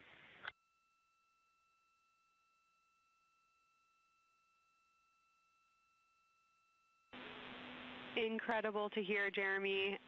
Were you able to actually pick out any discrete features on the lunar surface? And if so, how do they look different than when you observe them in solar illumination?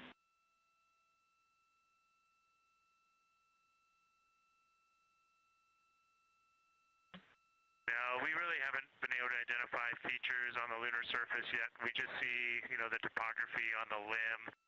For the Earth glow, we're about a quarter moon, waxing quarter moon, if you will, from the Earth glow perspective, and it's just at a very, just the sight angle. I'm just not able to tell what I'm looking at yet in the Earth glow. Understood. Thanks, Jeremy. One other question for you on the solar corona. Were you actually able to see any structure or color in the corona before most of it disappeared behind the moon?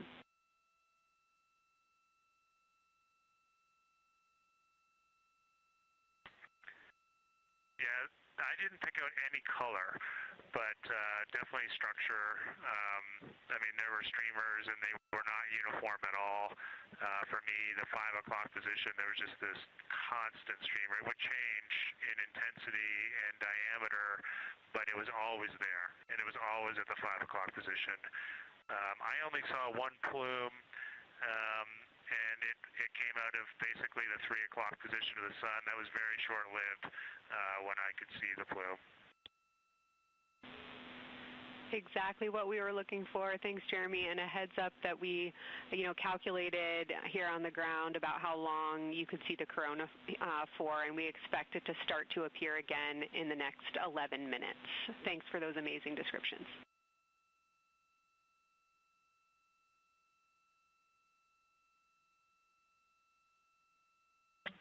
Okay, we're excited to see it all again. Integrity Houston, we're following along as well. That was outstanding. If you haven't already, just reminding you to swap positions at the windows. And that brief LOS we had previously was due to a data rate change expected.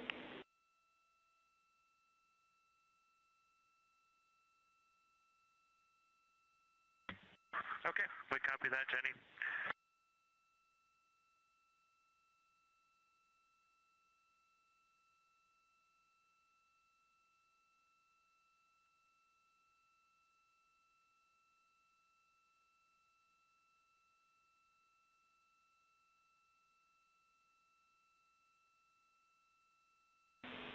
Integrity Science, one more request for you.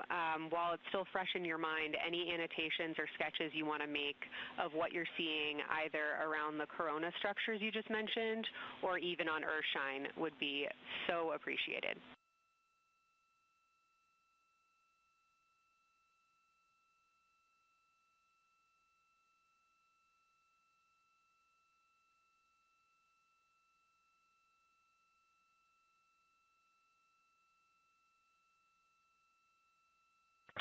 Okay, Kelsey, it's going to be pretty hard to go look at a PCD right now, but we'll definitely try and annotate what we saw.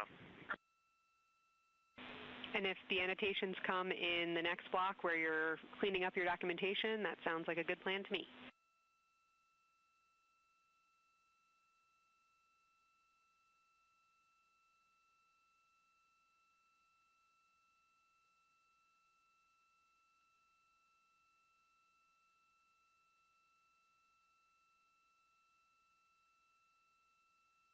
This is Artemis Mission Control. On the bottom right corner of your screen, you can see a view of the Science Officer console here in Mission Control. And we've been hearing that communication between the Science Officer. The Orbit 1 Science Officer is Kelsey Young, and she's been asking questions to the crew, specifically CSA astronaut Jeremy Hansen. based on the observations they've been making during this eclipse period.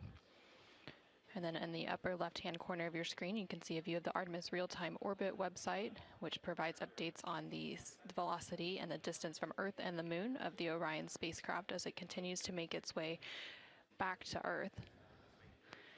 The distance from the Moon will continue to increase at this point. So right now, Orion and its crew are about 6,300 miles away from the Moon and about 251,000 miles away from the Earth.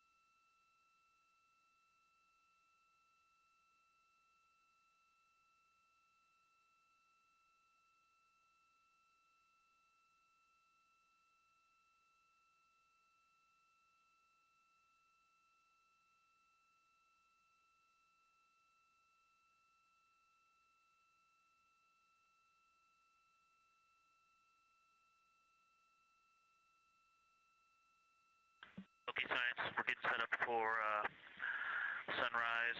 The window teams are, Christina is supporting, and also Xena in window 1. Jeremy's got the long lens in window 2, and the short lens in window 2. And Reed is in window 3, and he has started recordings and is set up to see Corona.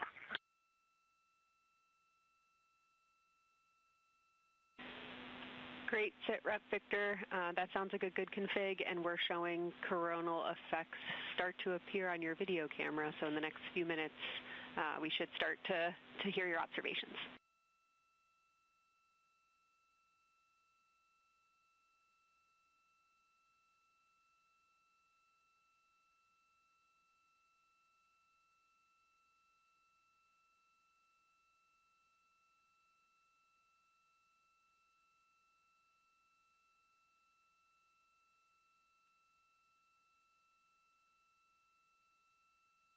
This is Artemis Mission Control. We just heard the crew call down to the team here in Houston, reporting that they have swapped out who is in the windows for the final portion of the lunar flyby. So Christina Cook is in window 1, with Jeremy Hansen in window 2 and Reed in window 3.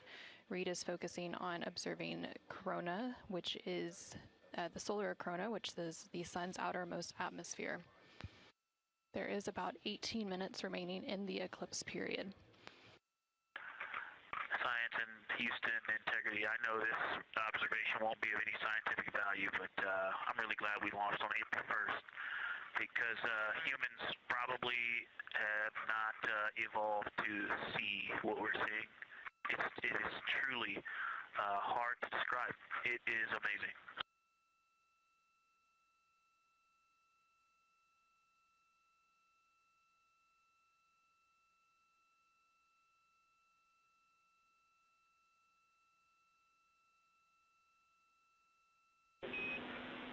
Amazing. Thank you, Victor.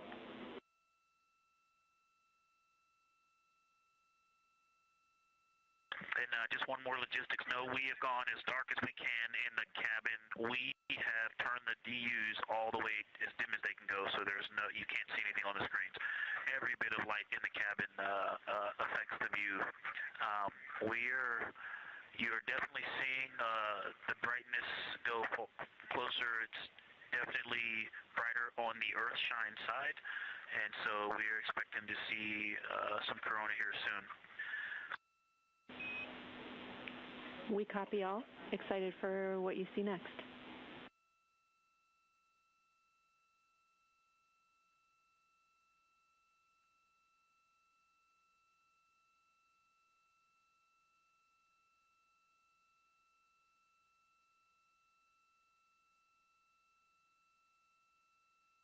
I'm not sure if we talked much about the star field, but we've got lots of stars. You've got the nice glow around the moon, but right off the well, we're upside down now, but from upside down 4 o'clock, right off the edge of the moon, looks like a planet. That line of planets, there's something a moon diameter to the left, and something right off the limb of the moon to the right, and then something orange. It looks orange to the right of that, about half the moon diameter. So. But anyway, there are definitely stars. I think some of those planets that you said we might see, we're seeing.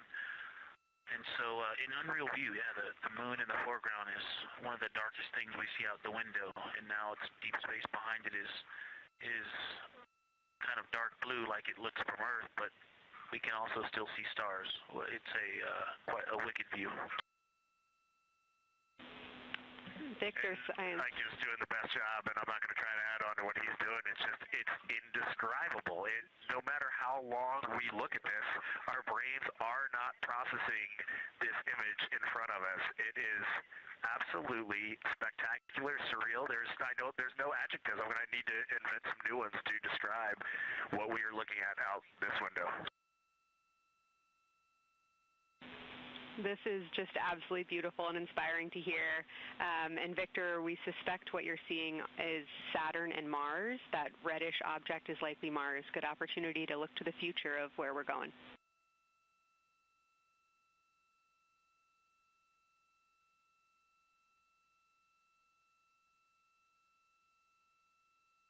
Yeah, we can absolutely see the color of Mars. That's awesome.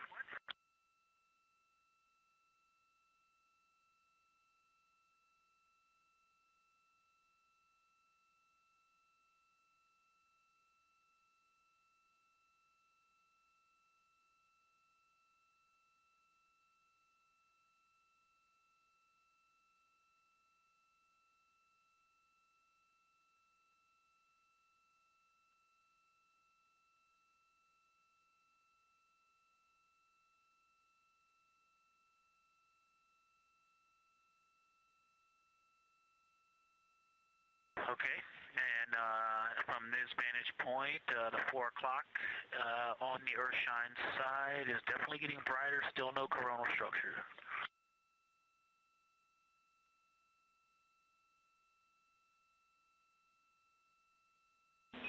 Houston copies.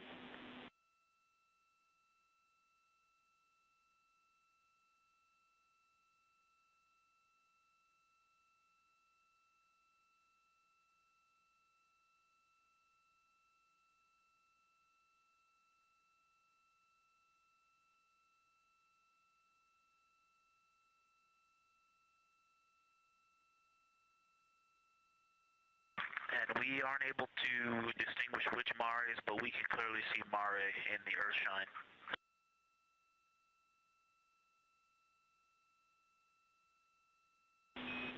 We copy.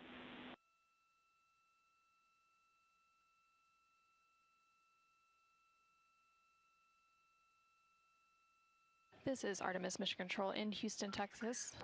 We have not seen an impact flash in the last 5 minutes. Sounds unlucky, but you had a pretty strong start, so we'll take it. And actually, right after I said that, right at the South Pole, near the South Pole on the Terminator, Reed just saw one. Amazing.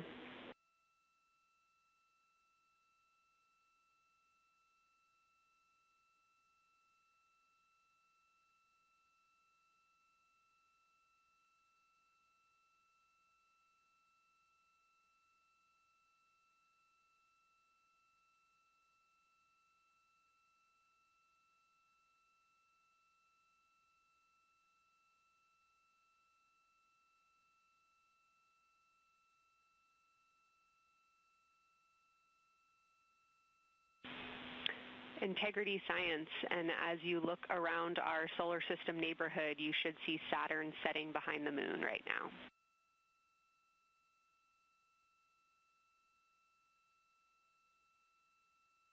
We do. We've been watching it track close to the horizon, and it's right tangential to the moon at this moment.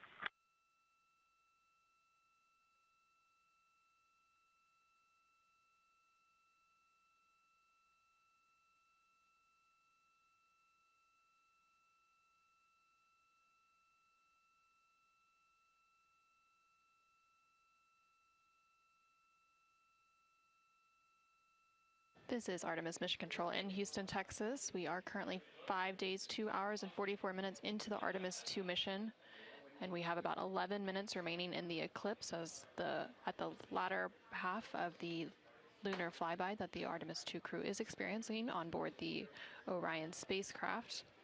We've received several different call downs from the crew and questions up from the science officer here in Mission Control.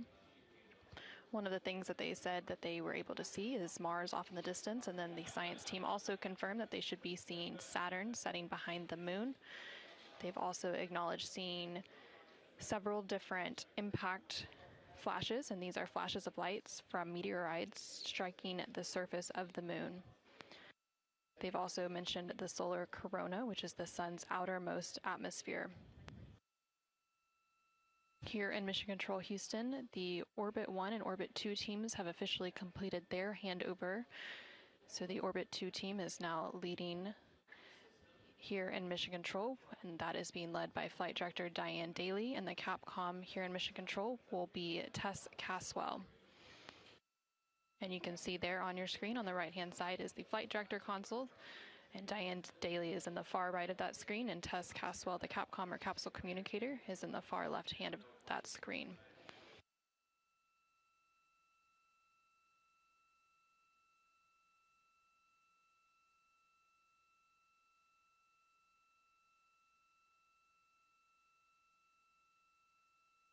Okay, the light is continuing to grow in intensity. At about the 4 o'clock position on the, about the 8 o'clock position on the Earth-shine side. Saturn has set. Mars is tracking towards the moon's horizon.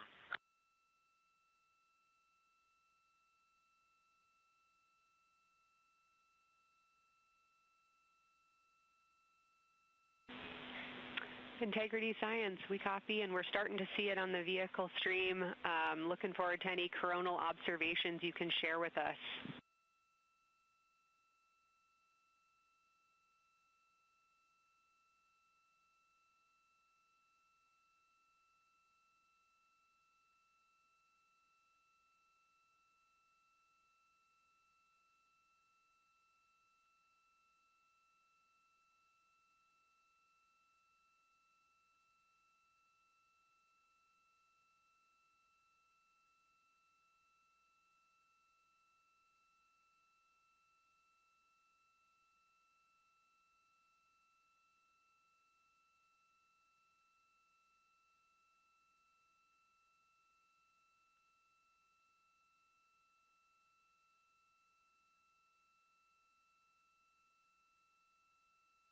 This is Artemis Mission Control. That view you're seeing on your screen is coming from the solar array wing cameras outside of the Orion spacecraft. And you can see the light starting to come into view as the solar eclipse period is starting to end. Integrity, still no coronal structure at this time, just continue to grow in intensity.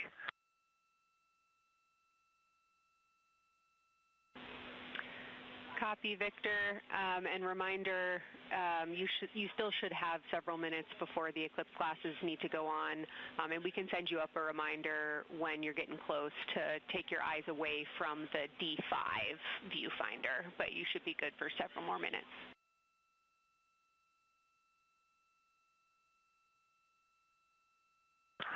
Copy, thank you, and yes, please send up the reminder. Thank you.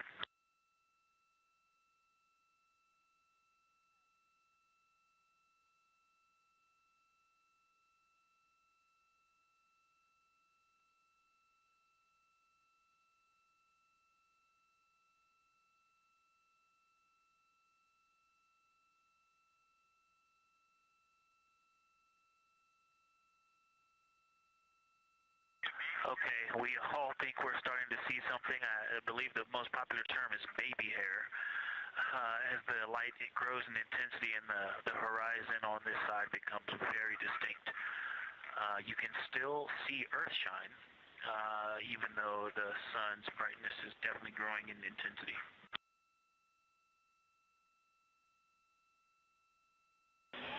Love the description, Victor. I'm sure as the next couple minutes progress, more of those structures will continue to pop out.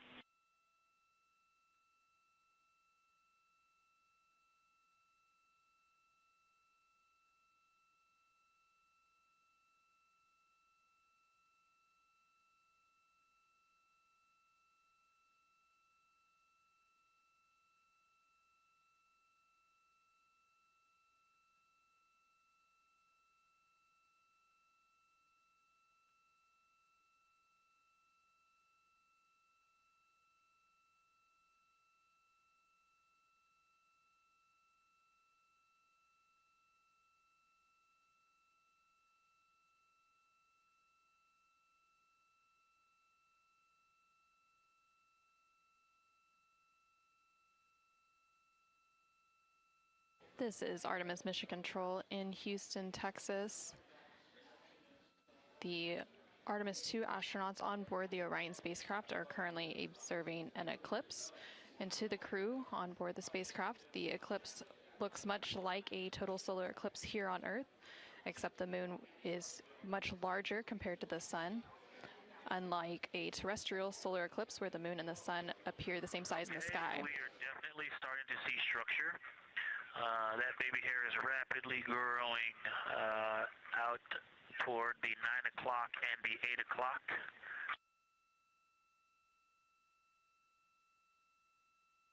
It's almost as if it were reaching out for Venus or for the Earth.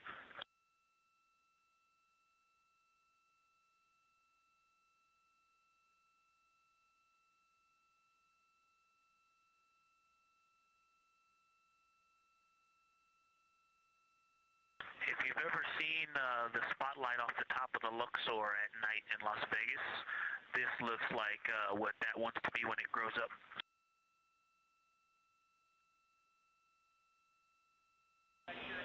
Integrity Science, glad to hear you're following your training of tell it like you see it.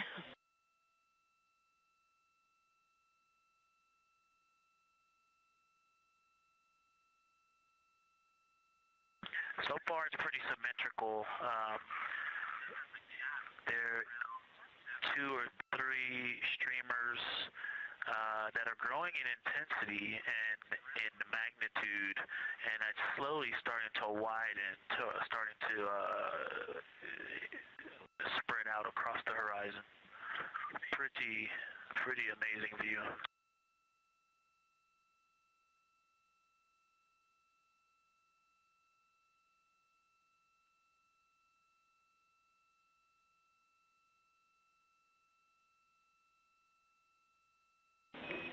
And Integrity Houston, great words.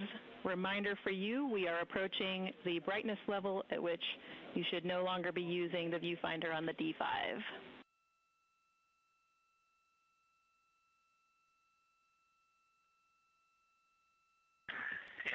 copies, and thanks for the heads up.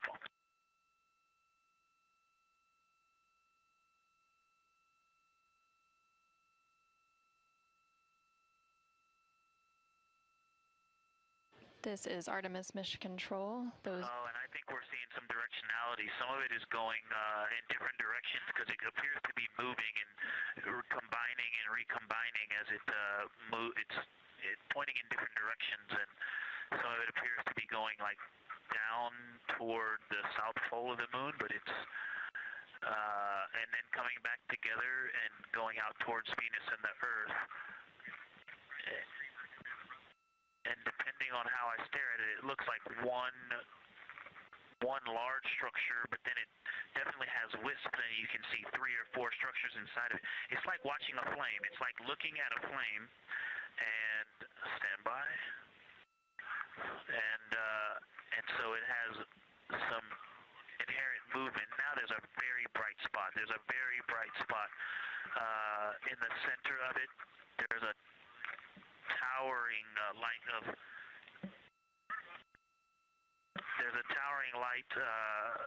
and then there were like 2 streamers that were going 30 degrees out from it, and now it is just extremely bright.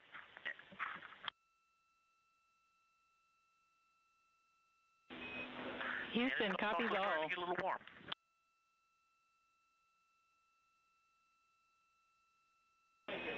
And we copied all. We wanted to remind you at this point on the eclipse glasses. Should be about time for those.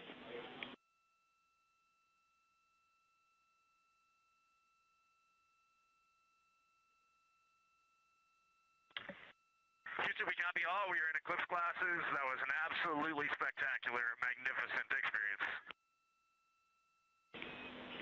Thanks for the report. We sure wish we were there with you.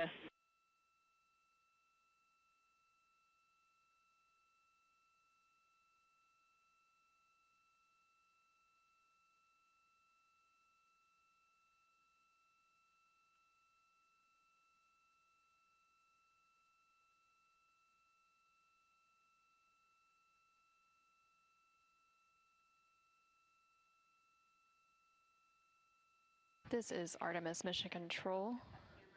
The eclipse period is coming to an end, and we did hear that call up that the crew now has to put on those eclipse glasses to be able to protect their eyes for this final portion of the eclipse. And these views coming to you from the solar array wing cameras on the Orion spacecraft. And Houston, if you could give me about 20 new superlatives in the mission summary for tomorrow, that'll help my vocabulary out a bit. Thank you. We will solicit input from the team.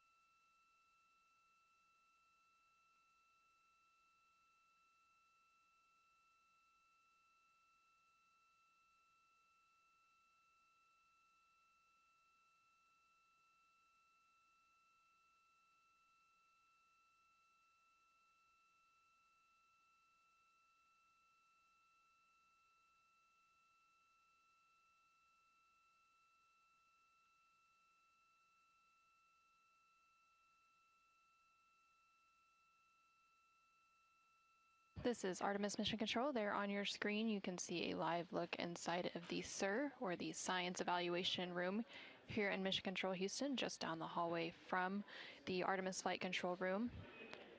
Integrity Houston, back with you after a data rate change. Regarding the SAW-3 camera T low caution, no action for you. It just got a little cool during the eclipse.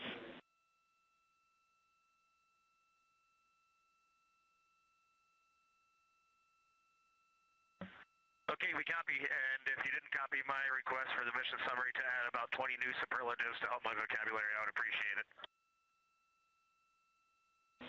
We copied it fantastically.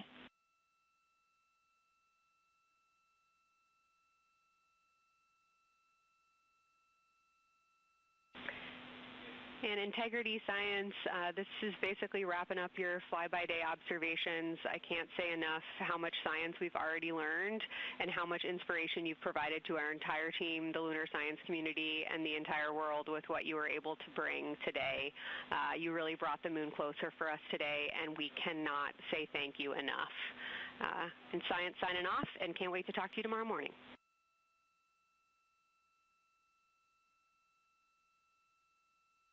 To your entire team, Kelsey, to the entire NASA science team, you all really turned to when we shifted launch dates to April 1st, and you got the most incredible package together for us to go do some great science and some great, truly human experience moments here.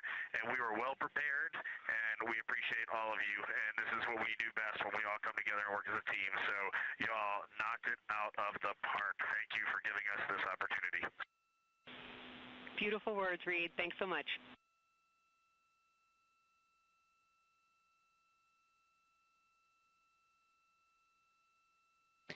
And this is Artemis Mission Control.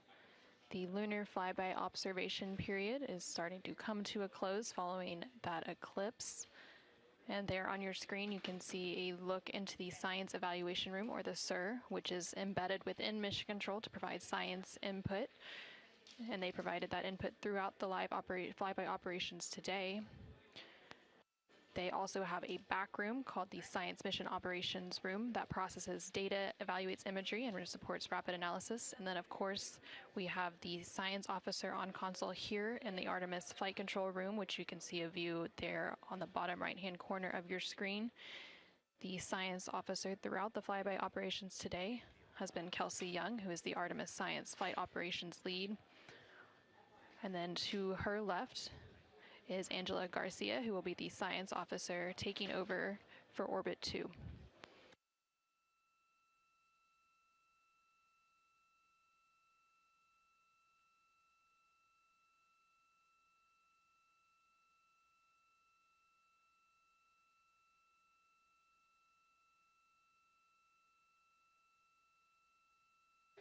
And for the past 7 hours or so, the crew has been going through their lunar flyby observation period.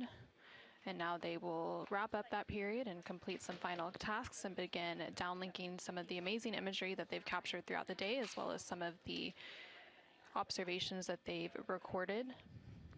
And now on your screen, you're seeing a live look from the Orion spacecraft from those solar array wing cameras. The solar eclipse period ended just a few minutes ago, and during this eclipse, towards the end of the flyby window, it lasted about an hour, and it was when the sun was hidden from view behind the opposite side of the moon from the perspective of the Orion spacecraft and its crew. And during that time, the crew saw a mostly dark moon, and they used the opportunity to analyze the solar corona, which is the sun's outermost atmosphere, while it was visible. And then once the sun was completely out of view behind the moon, the crew looked for impact flashes, which they reported seeing multiple impact flashes, and those are flashes of light from meteoroids striking the surface of the moon.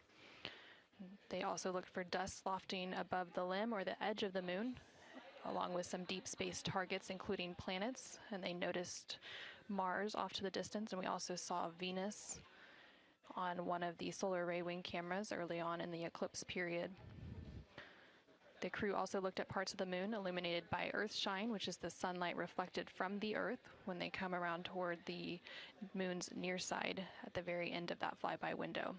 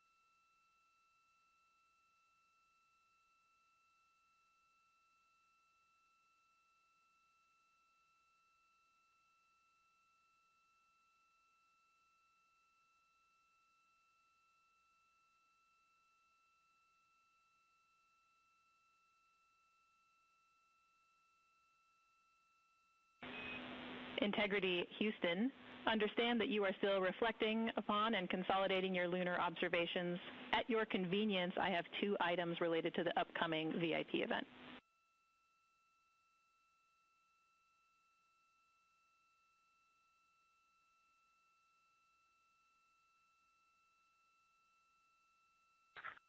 Go ahead. All right, first we wanted to let you know that the message for that upcoming event is on board for review at your convenience. That's message 3.06.04. The second item is that we've seen a couple of video blips in previous events. So during the HDPAO setup activity, we're wondering if Jeremy could please confirm for us that the TS rate is set to 1300 when you get to step 10.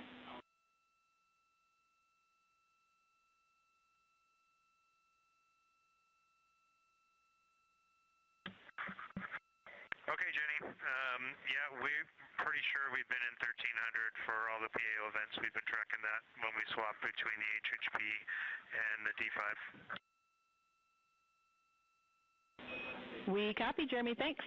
And for the record, the phenomenal Jenny has gone on to her next appointment of the day, and you've now got Tess with you.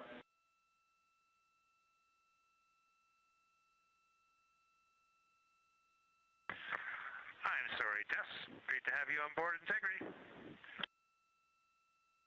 No worries. Happy to be here.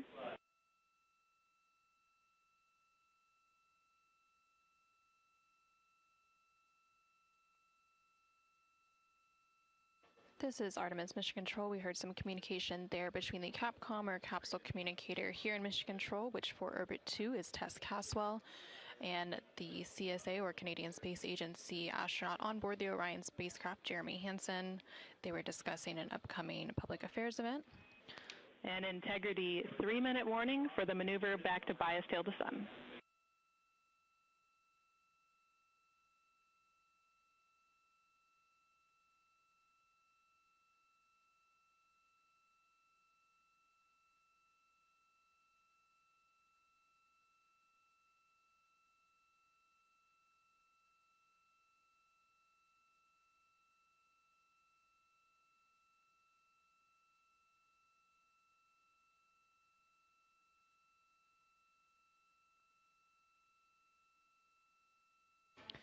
The crew on board the Orion spacecraft recently completed their lunar observation period.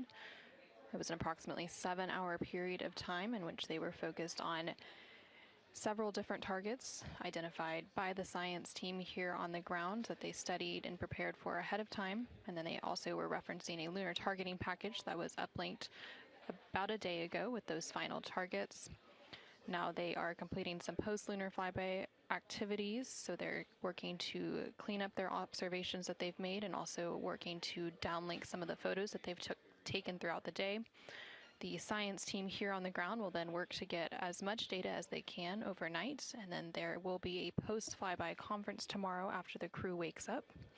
And that's not a debrief, but a science data collection to capture their nuanced experience while they're still in the field and the experience is still fresh.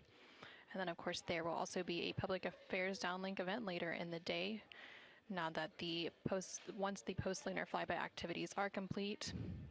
And then after that, the crew will go into some of their final activities for the day. They will have a private medical conference, or PMC, with the medical teams here on the ground. These are regular conferences that they have at the end of every day, and then there's also a flight director conference that they will have before they go into their pre-sleep period, during which they can complete hygiene activities, and they will have the chance to eat their dinner and complete any other final personal activities for the day before they head into their sleep period.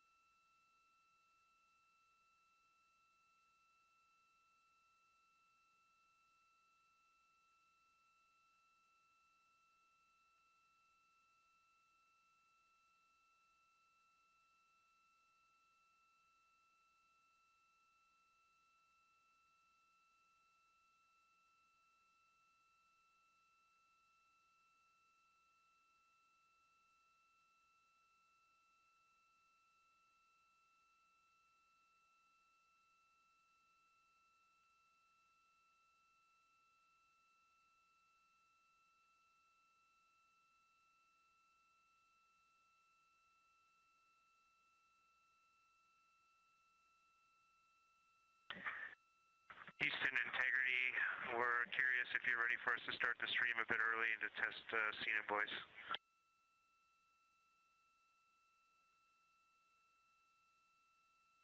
Checking.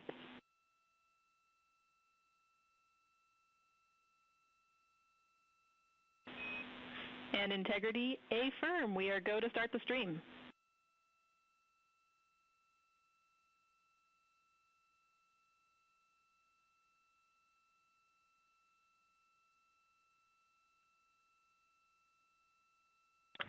Okay, Houston, the stream has started. We checked TS rates 1300 and audio is true. So I will give you a voice check now on the mic. We copy good settings and we've got a good view.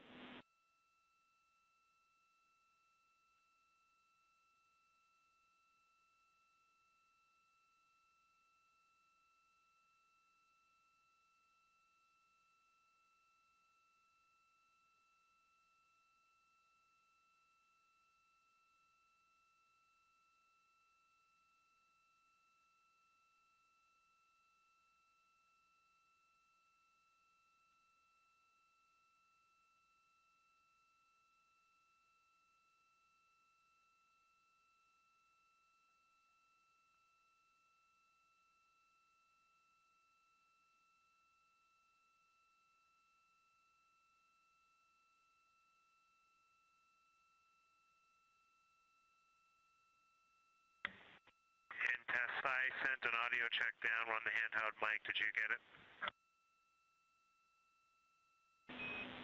Sorry for the delay, Jeremy. We were talking that a bit, but it was a bit broken, so please repeat for us.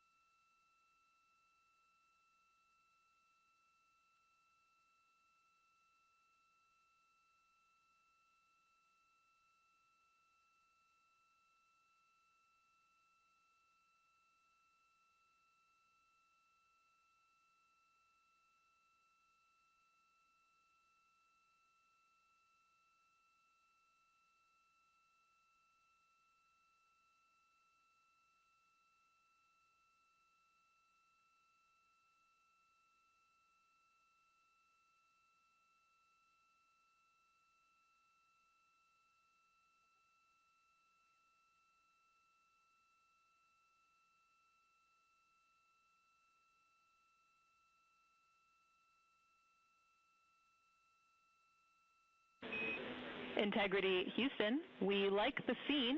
At your convenience, we'll take a 10 count with Jeremy in frame.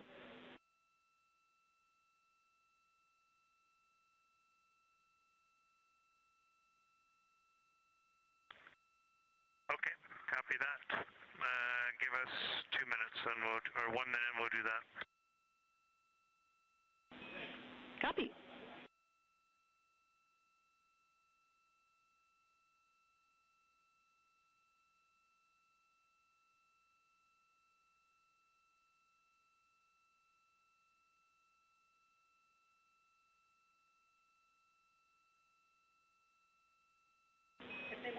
Great voice check and good words. We like the scene.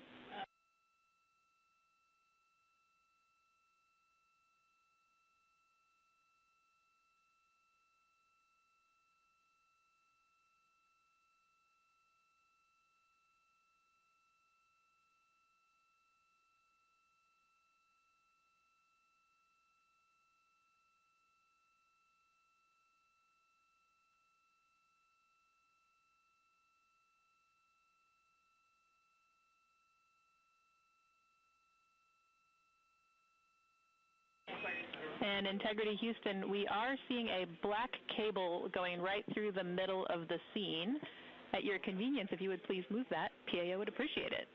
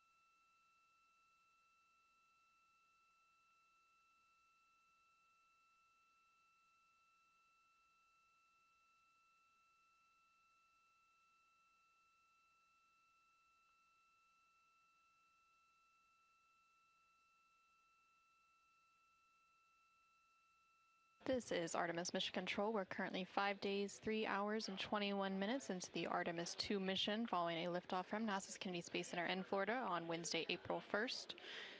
The crew on board the Orion spacecraft is currently wrapping up their lunar flyby cleanup activities. They're making final... Houston Integrity, high priority PAO images from the eclipse are on PCD-1 in a so-named folder.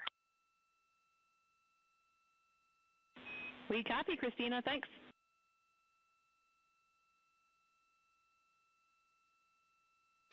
And NASA astronaut Christina Cook there calling down to the ground regarding some public affairs imagery that was captured during the lunar flyby activities. She referenced a PCD, that is in reference to their portable computing devices, which are basically tablets that they're able to transfer files and also follow along on processes and procedures and their timelines for the day.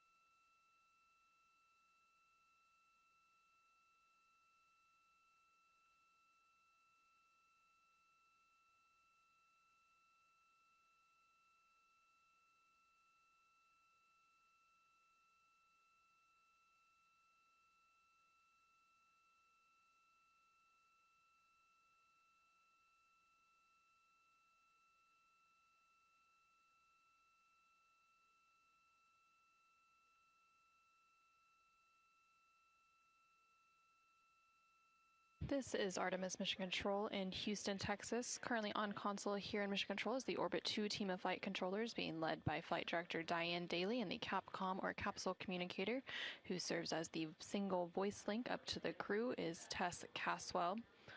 The crew on board the Orion spacecraft recently wrapped up their lunar flyby observation period, and now they are completing some cleanup activities and transferring some data and files down to the ground following that lunar flyby. Many of these files will be analyzed by the science team overnight in advance of a post-lunar flyby conference tomorrow once the crew wakes up. The crew is also preparing for an upcoming public affairs downlink event. And then following that downlink, they will have a few final activities for the day, including a private medical conference with their team here on the ground. These are standard conferences that happen at the end of every day, and they'll also have a private conference with the flight director here in Mission Control to go over the vehicle status and any other questions or concerns they may have for the remainder of their flight. We are currently in flight day 6, and we have a splashdown expected on Friday, April 10th. That splashdown expected in about 3 days, 21 hours, and 49 minutes from now. During the lunar flyby, and as part of Artemis II, it marked the first time in more than 50 years that humans were able to observe the moon directly and provided a critical opportunity to practice how lunar science will be conducted during future Artemis missions. The moon preserves a near-continuous record of solar system history that has been erased on Earth, and with no atmosphere, weather, or plate tectonics, the lunar surface retains evidence of ancient impacts, volcanism, and solar activity that scientists can study today. Studying the moon helps scientists understand how planets formed and evolved, how the moon influenced Earth's history, and how the early sun shaped conditions across the inner solar system. The moon also serves as a unique platform for studying the broader universe. The science on Artemis is designed around questions best answered by humans working alongside robotic systems, combining decades of robotic lunar data with real-time human judgment, context, and adaptability. Currently on your screen, you're seeing a look at the Artemis Real-Time Orbit website. You can access this website at any time throughout the mission at nasa.gov/trackartemis. It provides updates on the velocity as well as the distance from Earth and the distance from the moon of the Orion spacecraft and its crew. The crew currently on board the Orion spacecraft includes NASA astronaut Reed Wiseman, who is the commander for the mission, NASA astronaut Victor Glover, who is the pilot, alongside the 2 mission specialists, who are Christina Cook and Jeremy Hansen of the Canadian Space Agency. Currently, the Orion spacecraft is about 250,000 miles away from the Earth, and that distance now will continue to close down ahead of that splashdown on April 10th. And they are now about 8,100 miles away from the moon, and that distance will continue to increase as they are now in the return leg of their journey.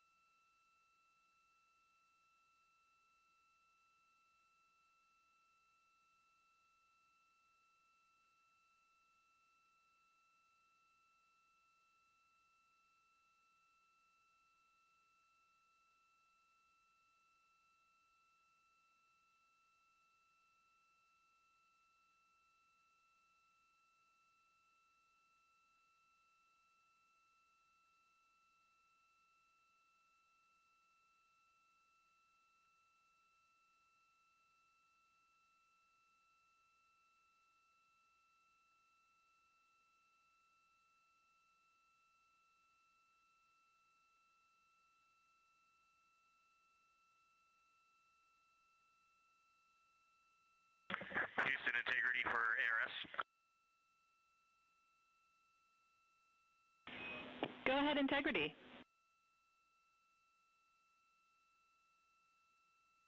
Hey, Tess, great to talk to you. Any chance we could drop the fan speed down for this PAO event?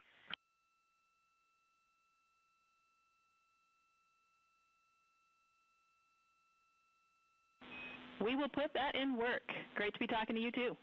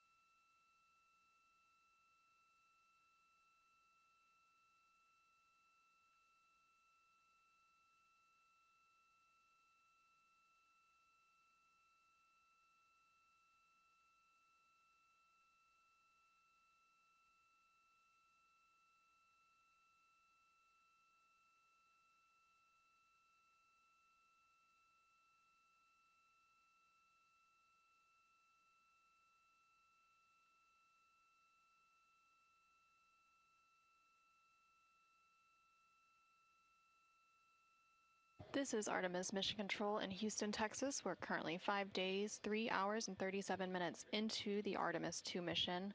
The crew on board the Orion spacecraft has recently concluded their lunar observation period during the lunar flyby.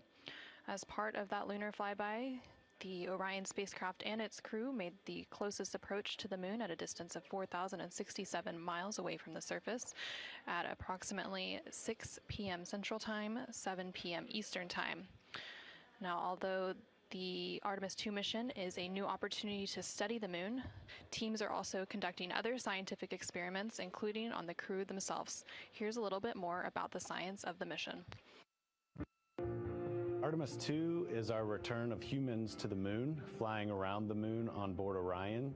But along with that, we're doing a lot of great science. One of the exciting things about the Artemis missions to the moon is that science is actually a fundamental pillar of why we explore, why we're going, what we're doing in Artemis. I think it's incredibly exciting that not only are we testing the vehicle, but we're testing science on board. Science where the astronauts are conducting experiments, science riding along with the astronauts. We have astronauts looking outside the window and really observing the lunar surface. It will help us understand the deep space environment. It will help us understand how that environment affects our astronauts, our systems, and life in general. So deep space is a challenge for us because you have to leave Earth's protective magnetic field. Here in low Earth orbit, the crew members are protected from some of the harmful radiation. Going to the moon, they'll no longer be protected, so they'll have a higher radiation exposure. Much like Artemis I, we have so many radiation sensors and detectors that are inside the capsule so that we can fully understand and appreciate the radiation environment for protecting our astronauts. In my hand here, I'm holding a tissue chip model. This is the exact design that's going to be flying alongside the astronauts. We'll be collecting samples from each of the crew members, and we can make these organ chips out of the astronauts themselves. So every crew member will have their own avatar on board, and then upon return, we can evaluate that deep space radiation environment and what that compares to the astronaut themselves. Not only are they going to help change the course of medicine for the astronauts, but revolutionizing that on Earth as well. We're looking at sleep, we're looking at team dynamics, we're looking at how you interact with the environment. We're also looking at the immune system, so what are the biomarkers? We're using saliva as a method to study hormones and different things in your body that may change during a mission like this. And then finally, how do we function after microgravity, being close to the moon, then returning to Earth. Which will ultimately help us achieve our goal of getting humans to Mars. And then on top of that, we have an opportunity to look at the moon from deep space on the far side for the first time in over 50 years. having human eyeballs and brains back around the moon is going to unlock a new generation of lunar science discovery. The human eyeball is capable of taking in so much data in just a split second. They'll be able to tackle impact history, volcanic history. They'll be able to look at how the albedo, or kind of the shade and hue of the moon and the color of the moon, can tell us something about how that terrain evolved over time. We're integrating science in ways that have never been integrated into human exploration before. We have a front room mission control flight controller position called the science officer. We have a brand new science back room where it's basically our brain trust of lunar scientists and geologists supporting the crews of the future. And Artemis II will allow us to really test how this works so that future missions are really set up for success. We'll also be deploying some CubeSats. They're small shoebox-sized spacecraft of their own. They're each provided by another country, one of our partners. As they conduct their research, they'll complement what we are doing at the moon with Orion. It is so incredibly exciting to be a part of this mission. And it has been, really one of the privileges of a lifetime. I can see the work I'm doing benefit crew members right now and benefit the crew members in the future. So it's incredibly exciting and it's very rewarding. As this rocket launches humanity off of the Earth, we'll be setting the stage through our science to prepare humanity to leave Earth and explore the solar system.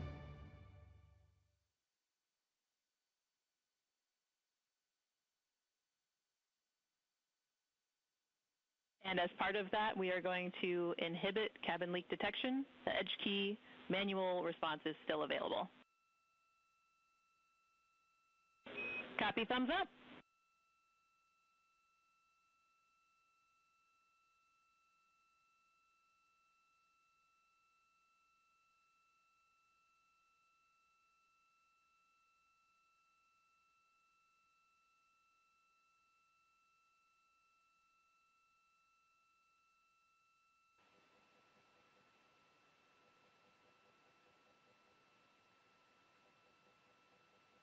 This is Artemis Mission Control. Again, we're hearing some communication between the ground here and the Artemis Flight Control Room in Houston, Texas, specifically the Capcom or Capsule Communicator, who for Orbit 2 is Tess Caswell, and the crew on board the Orion spacecraft, that spacecraft named Integrity by its crew.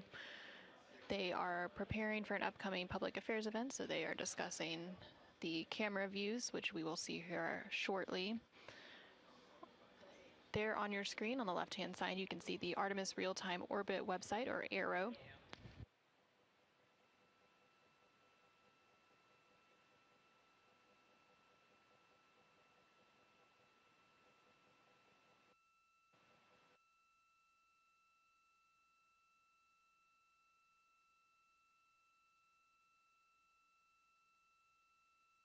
The Artemis Real-Time Orbit website there on the left-hand side of your screen provides updates on the velocity of the Orion spacecraft during its journey around the moon.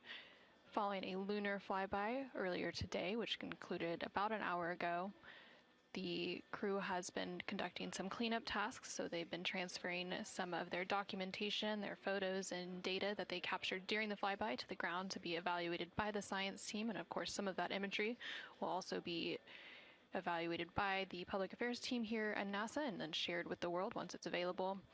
The crew will also have a post-lunar flyby conference with the science team tomorrow following their sleep period to go over some of their observations while it's still fresh and at the top of their mind. On the bottom right-hand corner of your screen, you can see a look into the Artemis Flight Control Room here in Mission Control Houston, specifically the Flight Director Console and the Capcom or Capsule Communicator Console. The flight director currently on console for Orbit 2 is Diane Daly, and throughout the Artemis II mission, there are 3 shifts or orbits of flight controllers who provide 24/7 coverage and support to the Artemis II crew and the Orion spacecraft and its systems during its journey around the moon. We are expecting a splashdown on Friday, April 10th. That splashdown will take place in about 3 days, 21 hours, and 33 minutes.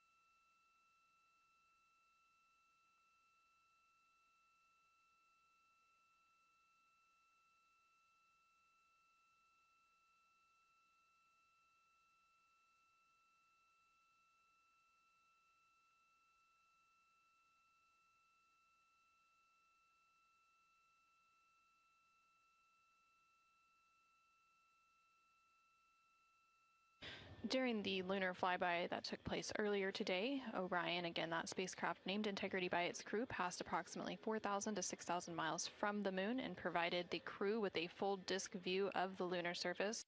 And from that higher vantage point, much farther than Apollo's lunar orbits on average, the astronauts were able to observe both poles and large-scale geological features in a single view.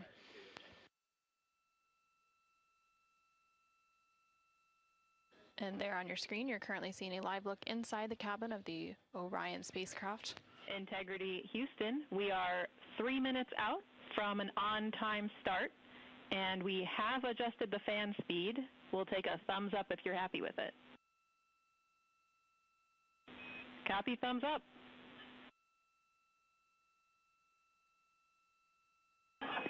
Superlative thumbs up.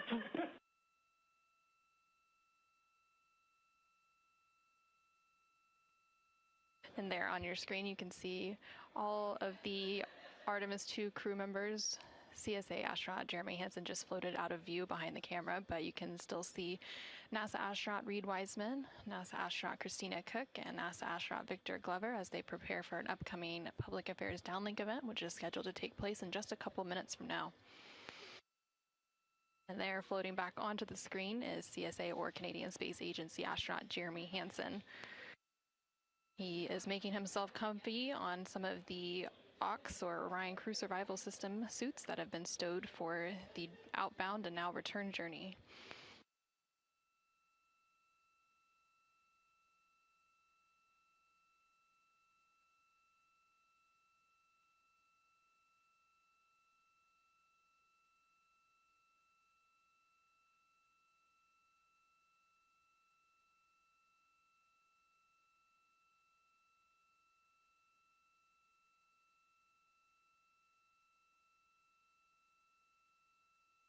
Shortly after the completion of these couple of public affairs downlink events, the crew will begin winding down for their day, and they will have the opportunity to eat dinner. Some of the items on their menu today for dinner include chicken with corn and black beans, sweet and sour pork, rice pilaf, spicy green beans, citrus fruit salad, and maple cream cookies.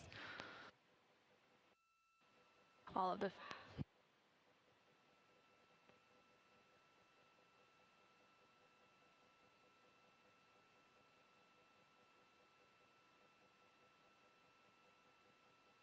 And now we will go ahead and stand by for that public affairs event beginning in just about a minute.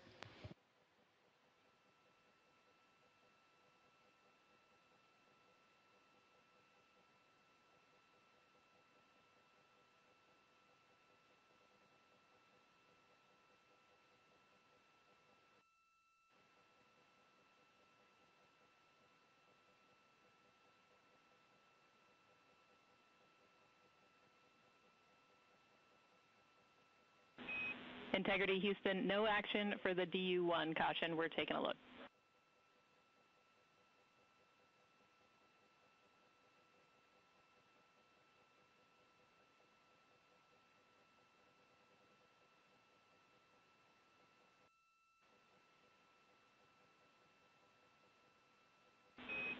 Integrity, this is Houston. Are you ready for the event?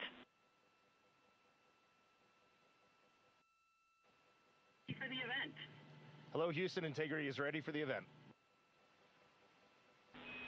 Administrator Isaacman, this is Mission Control Houston. Please call Integrity for a voice check. Integrity, Jared Isaacman, comm check.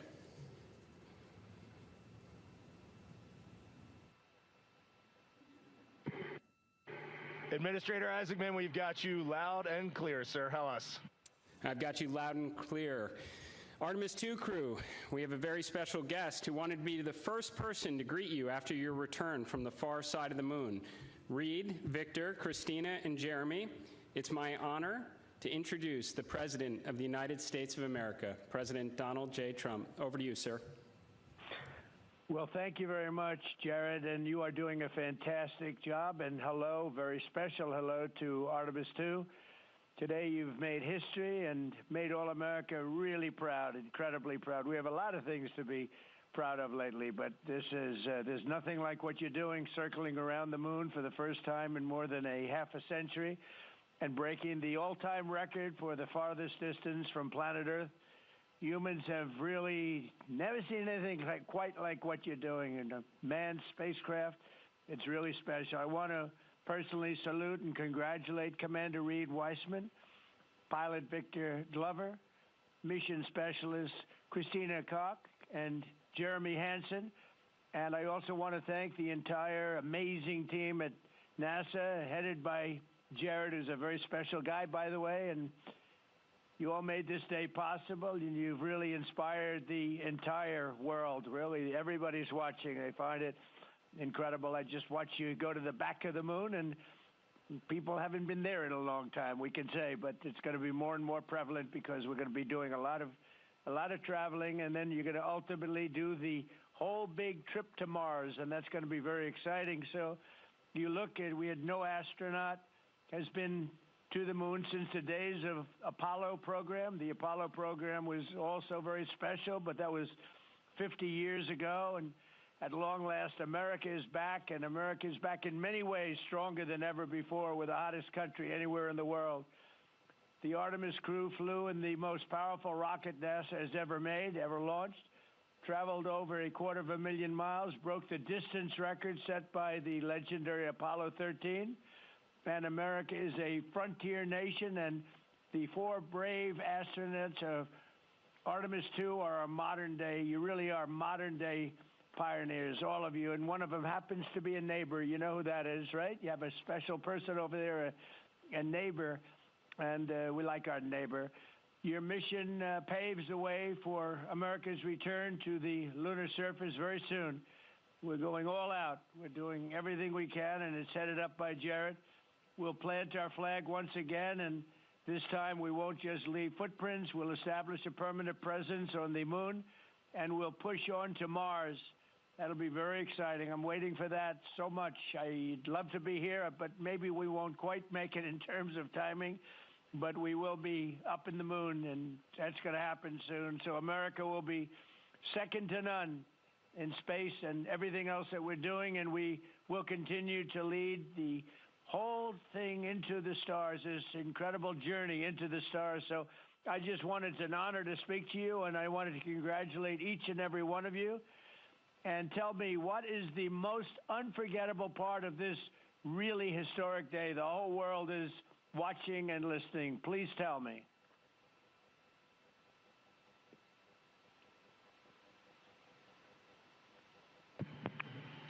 President, this call is certainly special to all of us, and we really have a lot of faith in our administrator, Jared Isaacman, who is with you. We appreciate his leadership in NASA and in the international community. We are doing great things, and we are proud to be a part of it.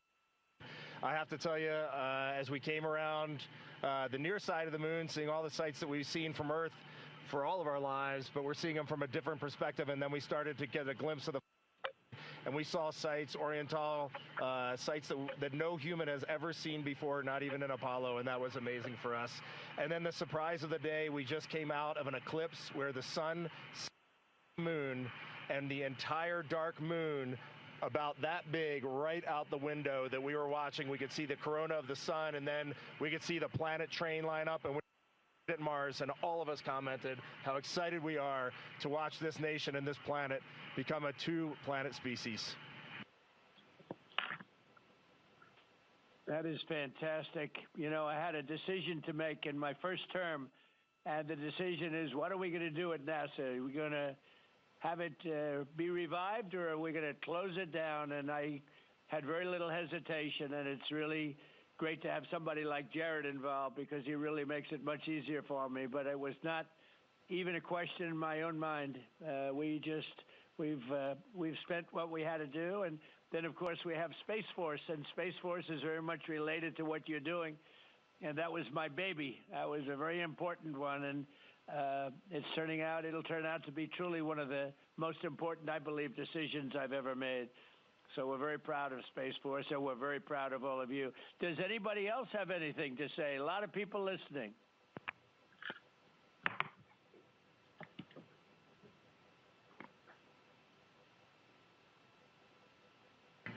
Mr. President, to be here with you speaking about our incredible day today. I think one of the biggest highlights was coming back from the far side of the moon and having the first glimpses of planet Earth again after being out of communication for about 45 minutes. It really just reminds you what a special place we have and how important it is for our nation to lead and not follow in exploring deep space. I'd like to ask, what was your feeling when you had no communication, zero communication? All of a sudden it was cut off by, obviously, your very special location. What was your feeling when you had no communication? A little bit different, perhaps.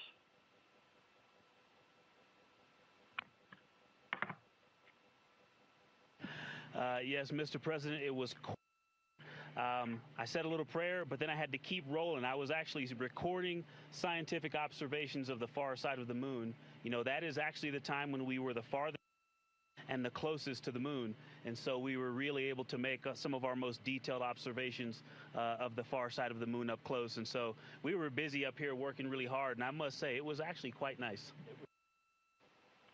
Did you see a difference, a big difference, between the far side of the moon and the near side of the moon? Was there a difference in feel or difference in look?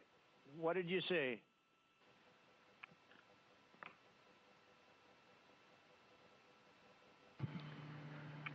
Well, Mr. President, we certainly did, and our science team really set us up well to understand what they thought we might see. And the gravitational pull of the Earth has had a profound effect on the near side of the moon, changing all those dark mares, those dark patches of the moon you see from Earth. It's very different on the far side. While you see some small patches of those mare in deep craters, it's very much absent on that side, so that's really neat. And while I have the microphone, sir, I just want to thank you on behalf of Canada. The space leadership you spoke of from America truly is extraordinary. I've said this many times before. A nation that leads like that and creates and sets big goals for humanity that brings other countries along with it is truly incredible. And I know that's a very intentional, not a necessary decision, intentional decision to lead by example and to allow other countries like Canada to share our gifts and help you achieve these mutually beneficial goals, like establishing a presence on the moon and eventually going to Mars.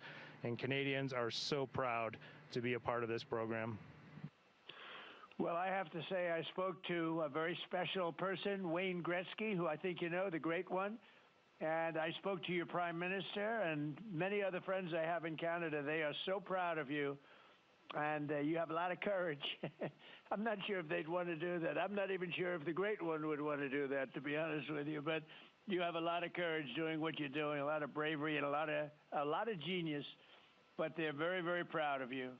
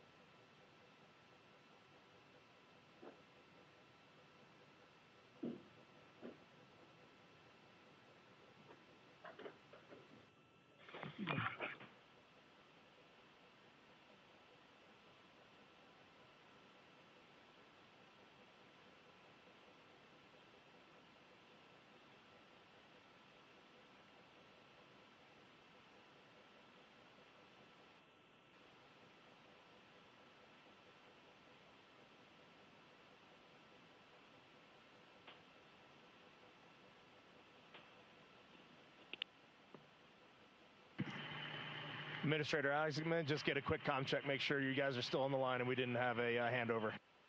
I am. Yes, I am. And integrity, and back over to you, Mr. President. Yeah, I think we might have gotten cut off. It is a long distance. It's a long ways. The reception's been great.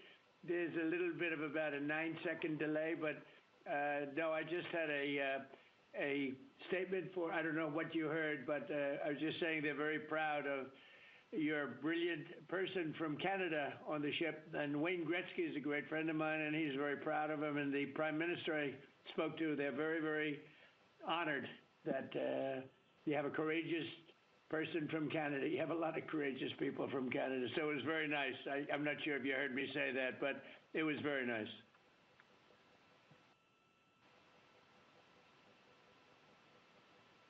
Yes, Mr. President, we heard that, and we do love our Jeremy Hansen. We love all our Canadian astronauts, Jenny Gibbons, Josh Kutrick.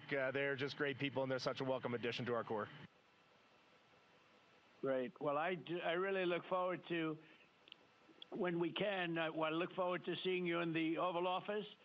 I'll ask Jared to bring you over, and I'll ask for your autograph, because I don't really ask for autographs much, but you deserve that. You really are something. Everybody's talking about this. And I look forward to having you in the Oval Office at the White House, and we will celebrate your incredible achievements and triumphs. This is big. This is really big stuff. The whole world is talking about it. And if you have the time, I will certainly find the time. I've been pretty busy also, as you know, but I will absolutely find the time, and we'll get together, and I'm going to be giving you a big salute on behalf of the American people and beyond that.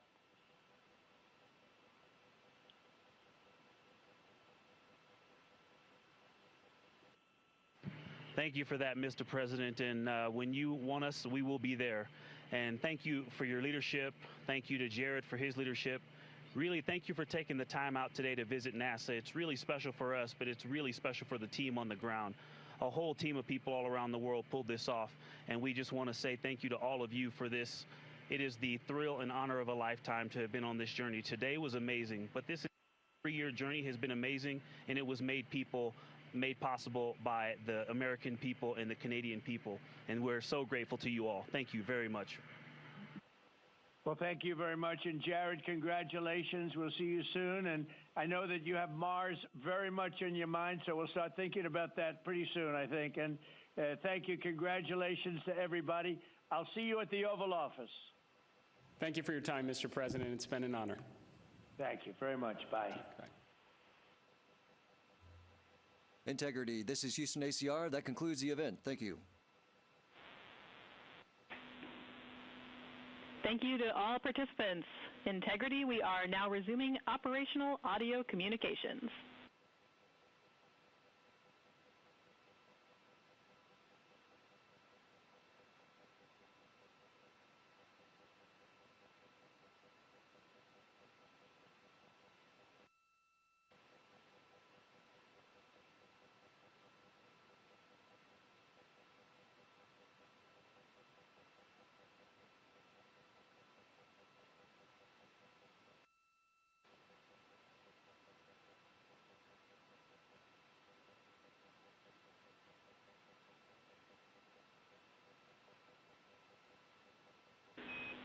Integrity Houston, great job on the event. Just a heads up, we are on track to start the next event on time at 4:15.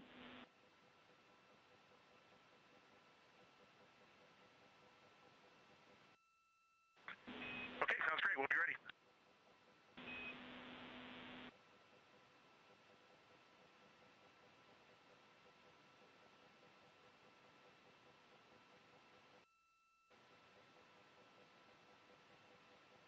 This is Artemis Mission Control in Houston, Texas. We just had that public affairs event with President Donald Trump and the crew on board the Orion spacecraft. And coming up in about 10 minutes, there will be another public affairs event. That event taking place at a mission elapsed time of 5 days, 4 hours, and 15 minutes.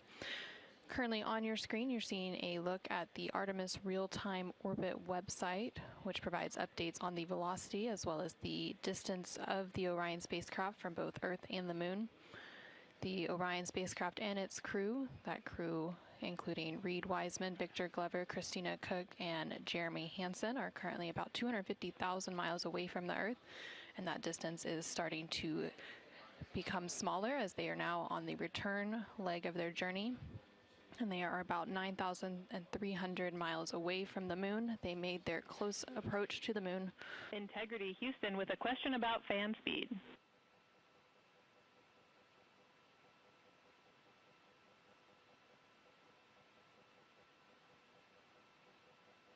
Go ahead.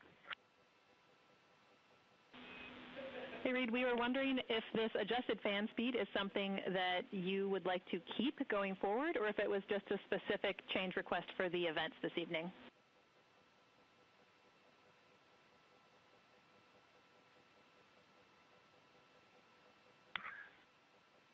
Certainly for PAO events, this is an ideal fan speed. If you're willing to give us this fan speed for routine habitability, I think we would take it and try it for a while.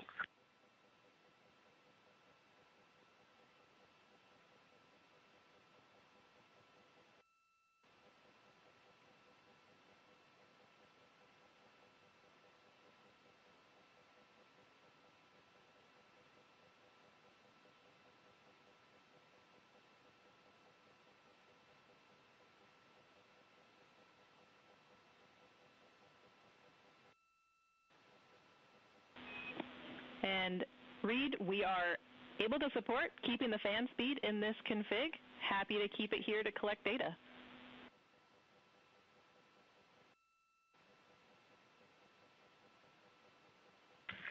Okay, you got 4 happy astronauts up here. We'll take it. Obviously, when we go to exercise, we'll need to bump it up, but I think for quiescent living, this will be great. We copy, and we love seeing those smiles.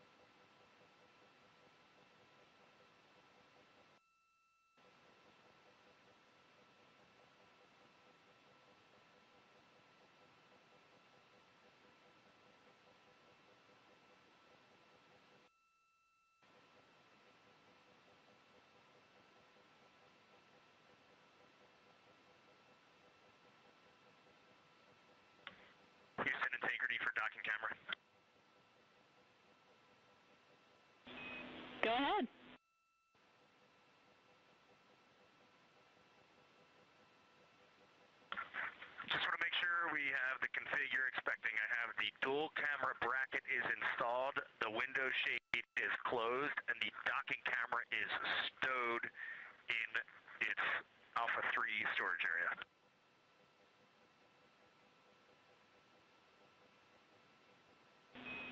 That's a good config.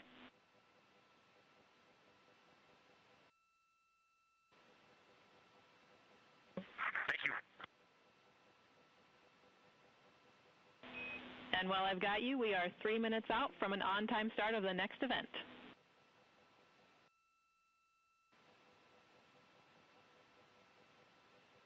This is Artemis Mission Control in Houston, Texas. You can see a live look of the Artemis II crew inside the Orion spacecraft cabin as they prepare for another public affairs downlink event.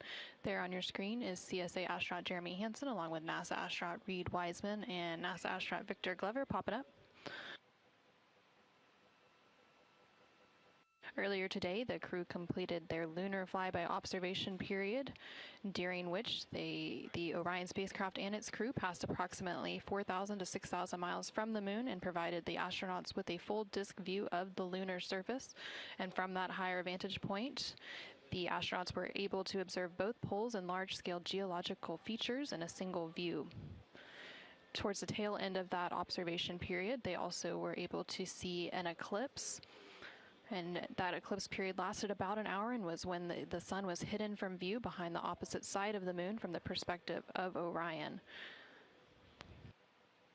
Since then, the crew has been working to clean up some of their observations and transfer some of the data and imagery down to the ground to begin processing, and the science team will take a look at that imagery as it comes down ahead of a post-lunar flyby conference tomorrow with the crew following their sleep period. Now we are standing by for a second public affairs event taking place in about a minute.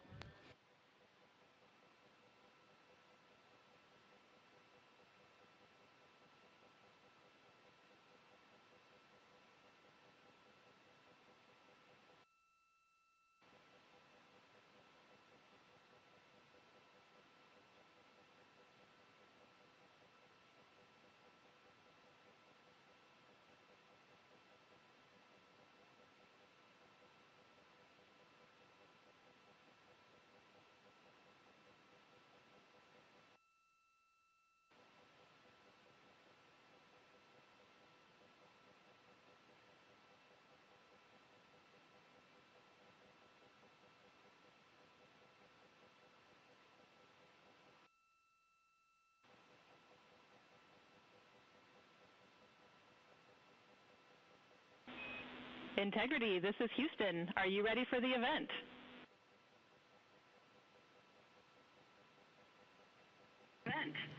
Houston, Integrity is ready for the event. Administrator Isaacman, this is Mission Control Houston. Please call Integrity for a voice check. Integrity, Jared Isaacman, comm check.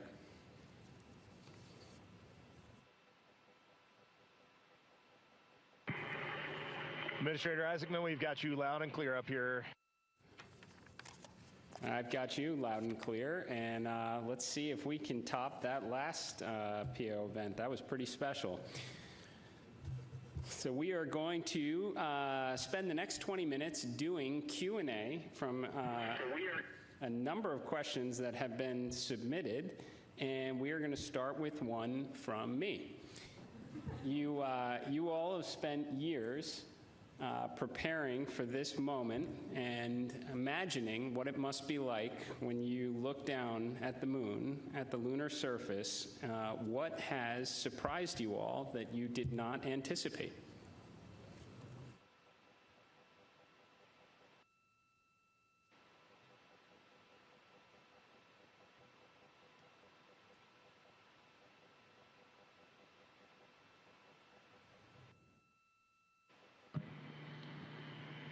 Go ahead. No. It's on. Administrator, great to chat with you.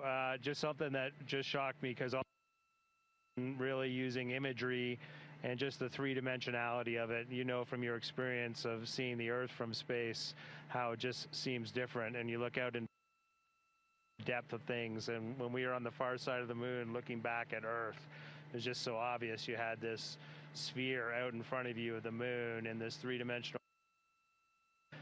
you really felt like you weren't in a capsule. You'd been transported to the far side of the moon, and it really just bent your mind. It was an extraordinary human experience. I'm so grateful for it.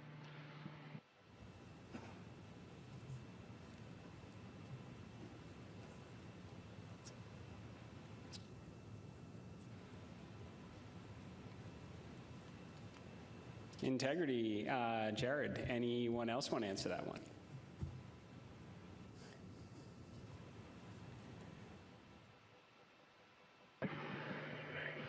You know, we had an amazing launch. The SLS is quite a powerful rocket, and got us into a 1,200 by, eventually a 100-mile orbit, and clearly power and speed, and then we did our translunar injection, and we were going quite fast. And so with all of that speed, though, it still took us days to get here. And so the scope of all of the things to a 321-foot tall rocket was amazing. It just puts the power required to do this in perspective.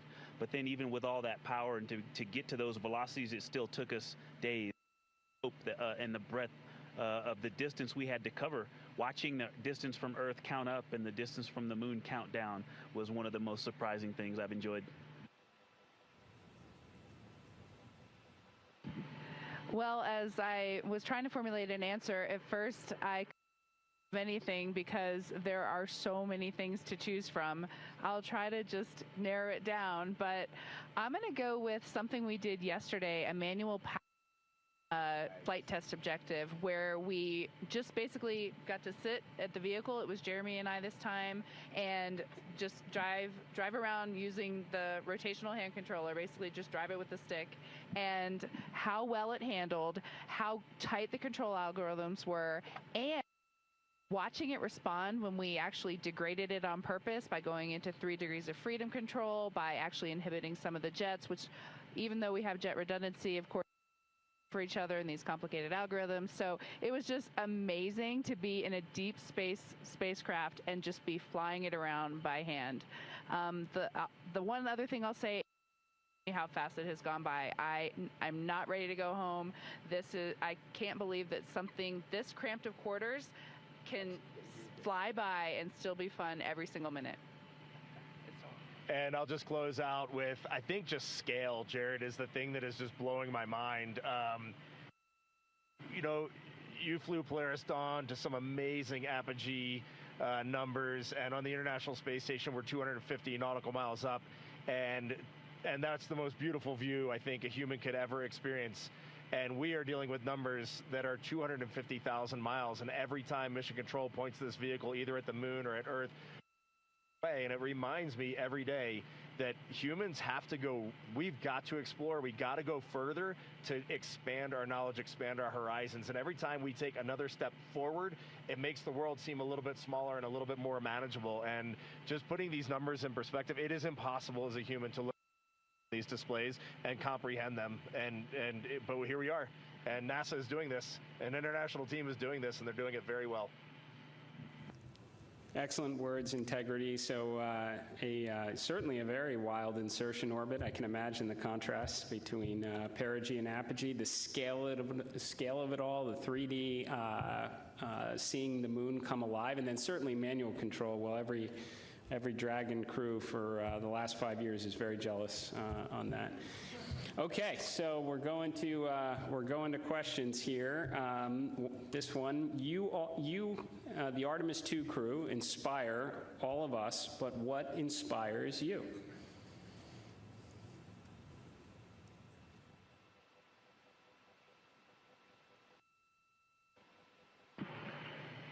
I think as you get older, your answer to that question changes a lot. Certainly when I was a young boy and a young man, just seeing an airplane flying overhead, to me, that really lit a fire in me. And then I think when you reach your middle age, it is interesting to watch leadership throughout the world kind of change the course of human. You can watch that unfold. And now that I'm just a little bit over 50, you'll be there soon. Now that I'm just a little bit over 50, I mean, it all ties back to just family, and you understand just how much the people that you surround yourself with, and that is really every night when you go to bed, that's really what you end up thinking. At least that's what I end up thinking.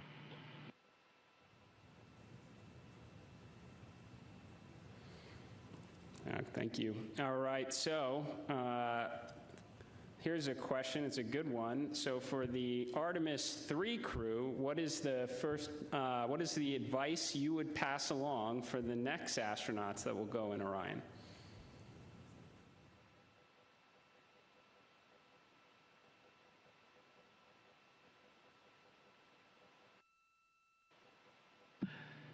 That's a great question, Jared. We've actually been thinking about the Artemis III crew since we were assigned as the Artemis II crew. It was the beginning of how we came up with how we wanted to fly this mission, how we wanted to buy down risk for the program, and values as a crew. And so, over the course of these 3 years, we've taken a lot of notes. So we've almost got a book to hand them. But I think a few practical things, just sitting here that we've been living for the past 6 days, how you pack is a huge impact to how you will live on the journey. And so things like food and your hygiene products, and then you know what's going on with our waste management system, the technology that we have, practicing that and being familiar with that and being prepared mentally. I used it on the space station. I used it at home in training.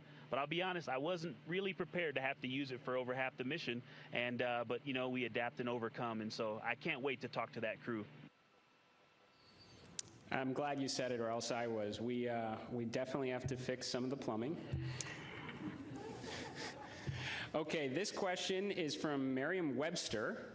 So wordy one here. So you are going to be, well, you've already surpassed more than 250,000 miles from Earth, farther than any human has gone before. So what are some words that come to mind when you try to wrap your mind around this very unique experience?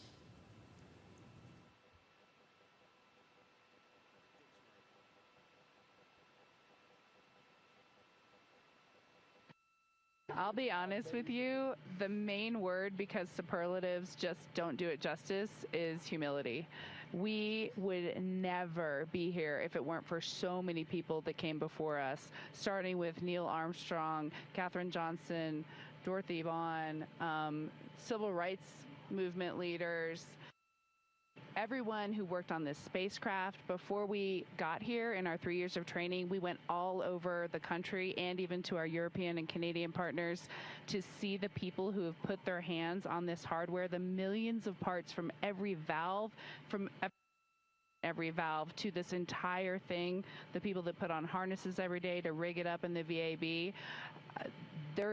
They all passed the record. We definitely didn't pass the record up here alone. So this is actually very similar to the question the President of the United States asked just a brief bit ago. But during the quiet moments on your journey, when you were out of contact with everyone here on Earth, what were some of the thoughts that tended to occupy your mind most?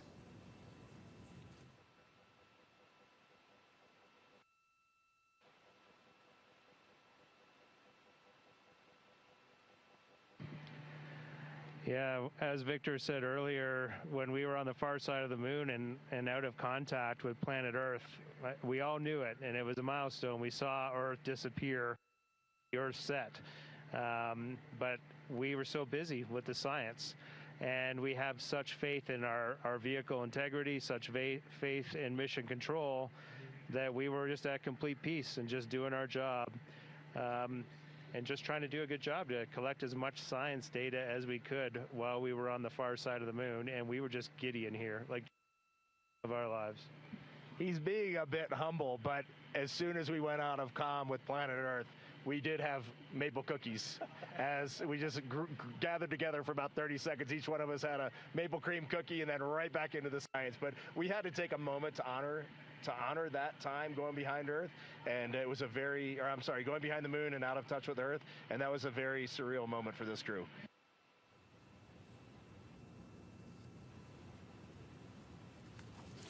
Copy that. Good maple cookies on the far side. And how has this journey changed? How has this journey already changed the way you see our home planet and humanity's future among the stars?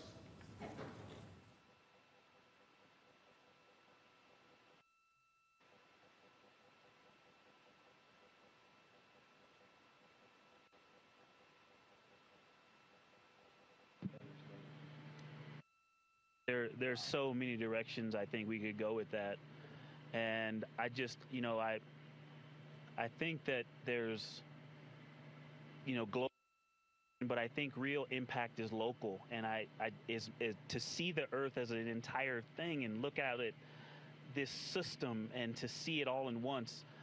But my daughters, and just the things that we can impact directly, the people that I can touch, that I can speak to, hug, and show love and gratitude toward, is the thing that I think is going to change and last. And but you also talked about the future that we're going to have in the stars, and this mission, I think we swung for the fence and launched on our first try after learning a lot earlier this year. But I think it set the stage for us to go out and continue to swing for the fence hard in our Orion SLS and ground systems programs to go and get the next one teed up so that crew can knock it off out of the park. And so I have huge expectations for what's coming next. Good words. Are you feeling homesick for Earth?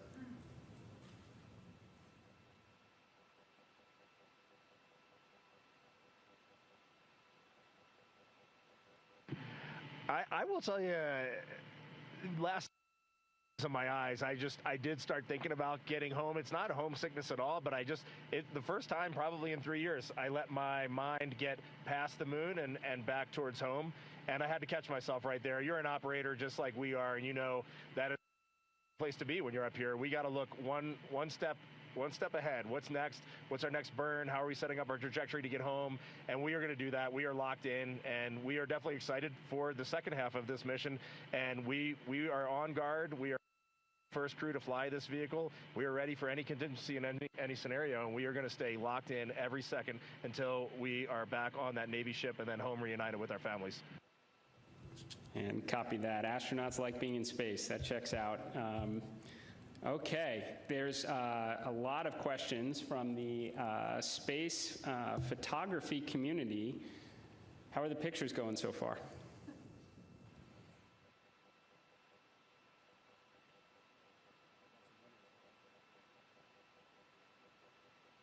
Well, we all love getting our hands on cameras and our eyes behind the lens here, because we're just trying to share the incredible things that we're seeing, and that's obviously the best way we can try to do that. I've been into night sky photography for a long time, and so a dream come true for me. I have thought specifically to that community, the time lapses I've been trying to get, those are a little tougher because we have a very dynamic vehicle. It's not like being on ISS where you can get the city lights below and the auroras and the spinning stars around the North Star. There's a lot going on. So, but what we got to matter is out of this world. When we viewed that eclipse, that was the one time we all said, we literally cannot capture this with a camera. Everything else, I think we've really put our hearts and minds into making sure we understand so that we can bring that home to everyone. But having to set the low light features for Earth shine on the moon while it's an eclipse, that was a new one. I had to dig deep in my book for that one. And thanks for the iPhones. They've been working great. Very glad to hear that, and there are a couple billion people back here on Earth that are extremely excited to look at the imagery you've captured up there.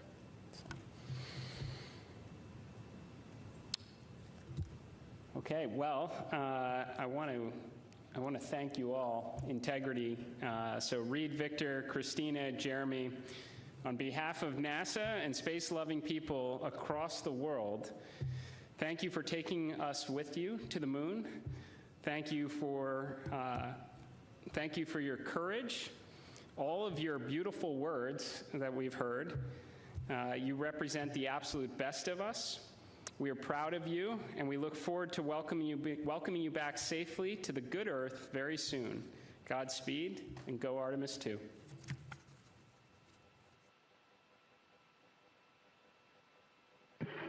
Thank you so much, Administrator. We are just proud to be a part of this team, doing our work every day, and we are supported by a huge world of humans, and we are just honored to be a part of that. Thank you. We'll see you soon. Integrity, this is Houston ACR. That concludes the event. Thank you. Thank you to all participants. Integrity, we are now resuming operational audio comm.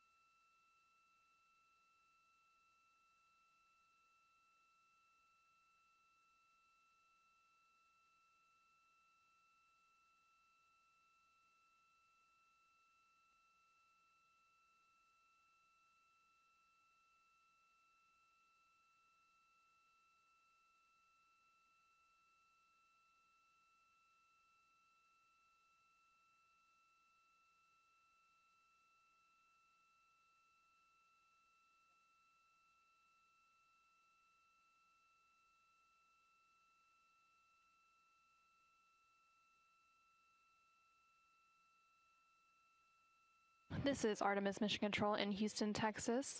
That second public affairs event with NASA Administrator Isaacman and the crew on board the Orion spacecraft named Integrity now complete, and there on your screen you're seeing a live view from the Orion spacecraft, specifically from the camera on its solar array wings, and you can see a crescent Earth there. The crew is now officially on the return leg of their journey, and Earth is now their target, with that splashdown targeted for April 10th.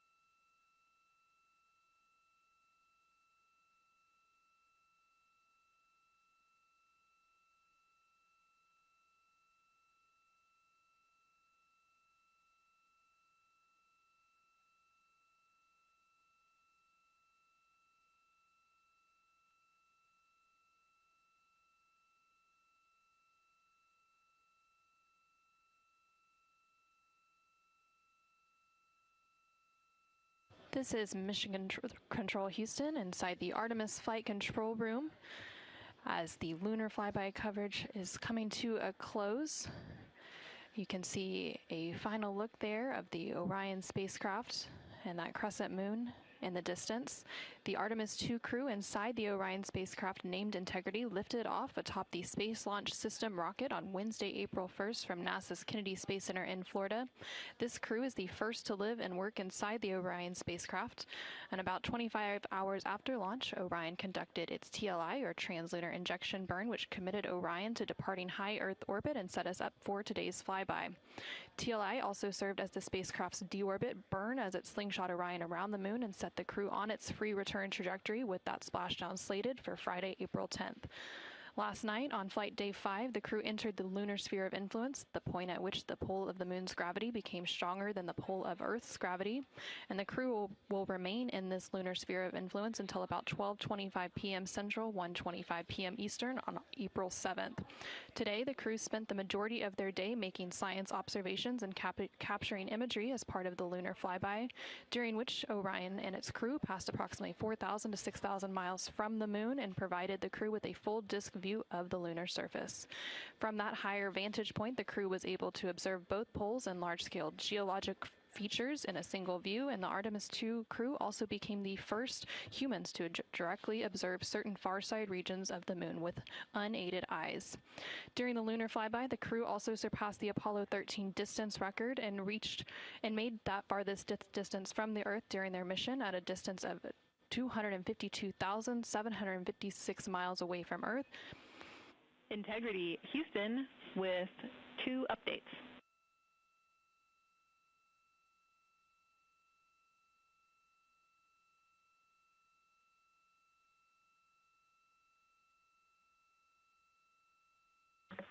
Houston, go ahead with the updates. Hey, Victor, again, awesome job on both of those events. The team down here really enjoyed following along. I've got 2 sync items for you. The first is that based on ground schedules, we'd like to pull your flight director conference up before your PMC, so we'll start the flight director conference at the time the PMC is currently scheduled.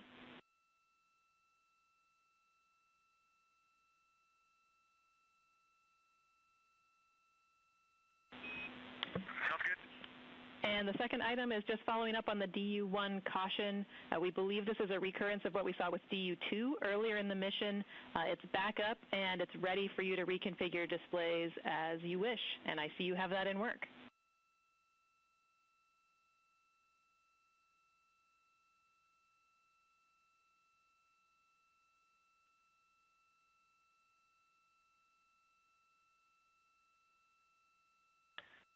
Okay, great.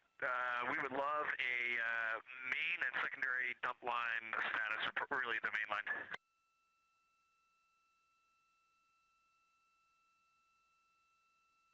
Check-in.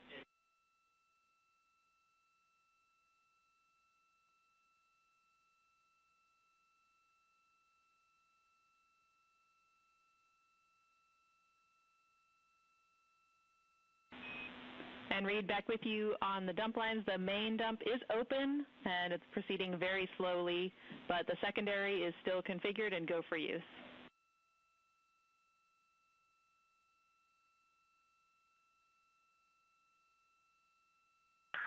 Okay, sounds good. Thank you. And this is Artemis Mission Control. Some communication there between NASA astronaut Reed Wiseman and the Capcom, or capsule communicator, here in Mission Control, discussing some of the final activities on their timeline for the day before they head into pre-sleep and get ready to close out Flight Day 6. So during the flyby period, the Artemis crew and in its Orion spacecraft reached a farthest distance from Earth at 252,756 miles, which was 4,112 miles farther than Apollo 13. And a couple minutes prior to that farthest distance milestone, Orion also made its closest approach to the moon at a distance of 4,067 miles. And at the end of the lunar flyby period, the crew was also able to see an eclipse with the sun hidden from view behind the opposite side of the moon from the perspective of Orion. And during this time, the crew saw a mostly dark moon, and the crew also used the opportunity to analyze the solar corona, which is the sun's outermost atmosphere. And once the sun was completely out of view behind the moon, the crew observed impact flashes, which are flashes of light from meteoroids striking the surface, and some deep space targets, including planets such as the Mars, Venus, and Saturn. The crew's observations during this flyby, along with handheld photography and images from the Orion spacecraft, will form the basis for scientific investigations into the moon's geologic history, the lunar environment, and current processes such as new impacts. At this point in the Artemis II mission, the crew and the teams on the ground have begun or completed 23 of the 27 high-priority objectives for the mission, providing a tremendous insight into the operation of the Orion spacecraft and critical information as we prepare for future Artemis missions. Now that the lunar flyby observation period has concluded, along with the public affairs events that followed with President Donald Trump and NASA Administrator Jared Isaacman, we are going to wrap our broadcast coverage on NASA Plus. Thank you to everyone who tuned into our coverage on NASA Plus, as well as through our streaming partners on Peacock, Netflix, Amazon Prime, and HBO Max. While our NASA Plus coverage is concluding, our 24/7 continuous coverage will continue on NASA's YouTube page, so you can continue to follow our Artemis II crew on their return journey back to Earth. This is Mission Control Houston.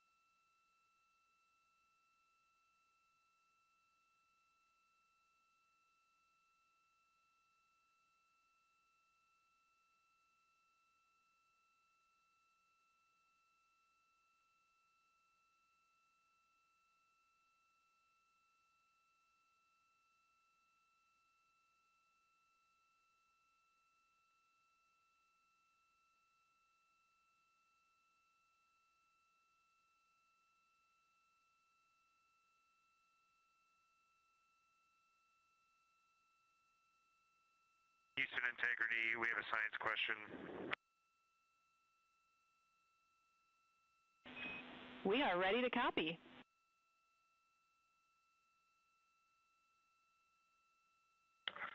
We just want to check our understanding before we go to bed, because we think we made some changes, but the procedures, were not updated as expected. We no longer have to transfer any of the audio recordings on our PCDs or any notes we made in OneNote. That you will just go into the applicable locations and pull that stuff down from where they are originally created. That is a good recollection, Jeremy. That is correct.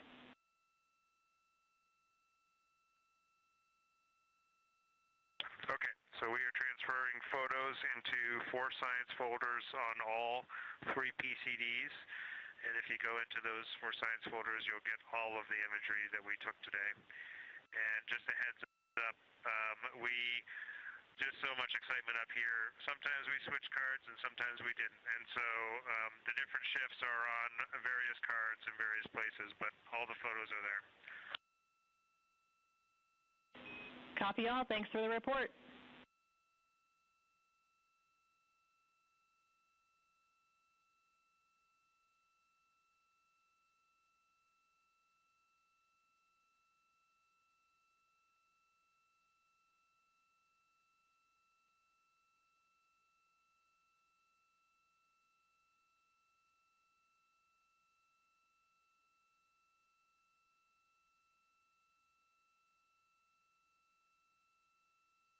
This is Artemis Mission Control in Houston, Texas. We're currently 5 days, 4 hours, and 52 minutes into the Artemis II mission. You just heard some call down from the crew on board the Orion spacecraft, and you can see a live view of the exterior of that Orion spacecraft there on your screen.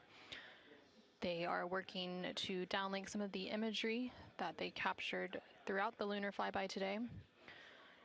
And here shortly, they are also going to wrap up some of the final activities for the day, which includes a private medical conference with their medical teams here on the ground, as well as a private conference with the flight director here on the ground to go through vehicle status and any questions, comments, concerns they may have ahead of the next flight day. After those private conferences are complete, they will then enter their pre-sleep period. During this pre-sleep period, the crew has about 2.5 hours to decompress for the day. They can also complete any necessary personal activities and hygiene activities, and it's also when they have an opportunity to eat their dinner. The meals provided to the crew throughout the mission are from the Space Food Systems Laboratory here in Houston, Texas. That team works closely with every human spaceflight crew, both on the Artemis missions as well as missions to the International Space Station ahead of launch, to taste their food and go through their standard menus and what they will expect, as well as some training on how to use the food warmers, as well as how to rehydrate some of that food. Some of the food that the crew may be eating for dinner tonight includes chicken with corn and black beans, sweet and sour pork, rice pilaf, spicy green beans, citrus fruit salad, maple cream cookies, as well as shrimp cocktail, Turkish fish stew, Caribbean chicken, mashed potatoes, cauliflower with cheese and butter cookies.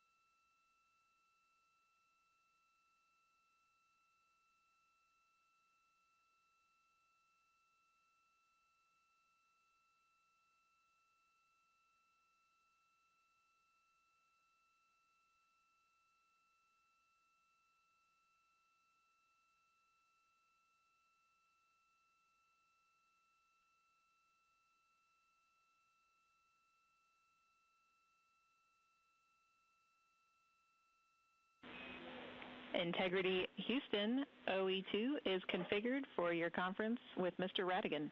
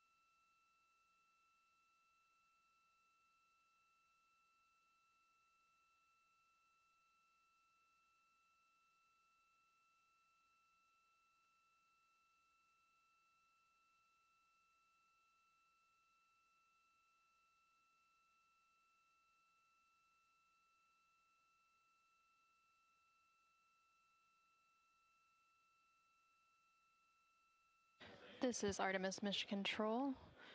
You are currently seeing a live view of the Orion spacecraft. This view coming to you from one of the 4 solar array wings, or SAWs. They each have cameras mounted to them that provide these live views. And in the distance, you can see a crescent Earth. That, of course, is now the destination for the Orion spacecraft and its crew, now that we are on the return journey leg of the mission following today's lunar flyby. We are targeting a splashdown in the Pacific Ocean off the coast of California on Friday, April 10th. That splashdown will take place in about 3 days, 20 hours, and 13 minutes. The crew is wrapping up their 6th flight day. They are currently in a privatized conference with the flight director here in Mission Control. They typically have a private conference at the end of every flight day. Following this, they will have a brief private conference with their medical teams here on the ground, and then they will head into their pre-sleep period, and that will wrap up their 6th flight day as part of the Artemis II mission. Going into the 7th flight day, they will have quite a bit of time off duty, but they will complete a post-lunar flyby conference. During this time, they will have the opportunity to discuss their lunar flyby observations with the science team on the ground, while some of that is still fresh and top of mind.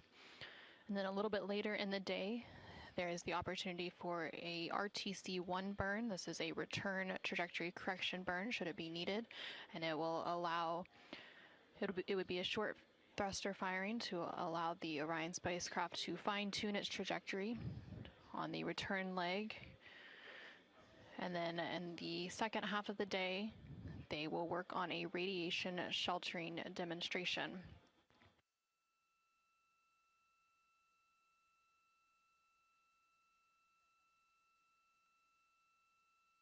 During that radiation shelter demonstration, the crew will build a radiation shelter within the cabin of the Orion spacecraft and prepare lockers for radiation shelter ingress or entering into them.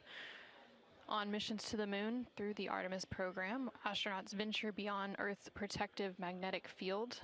The Orion spacecraft serves as the main protection against the sun's intense power. And NASA has radiation dosage level thresholds that they look for inside Orion. The first threshold signals a caution, prompting closer monitoring and coordination with medical and flight operations team. And then a higher threshold triggers a recommendation for the crew to take shelter. Radiation shielding in space is all about mass. Charged particles are slowed and absorbed as they pass through matter, so astronauts are trained to reconfigure their cabin during a solar particle event, removing stowed equipment from storage bays and securing it along areas of the cabin to add mass between themselves and incoming particles. Since Artemis II is the first crewed Artemis mission, testing this procedure in the Orion spacecraft is a major objective of the mission.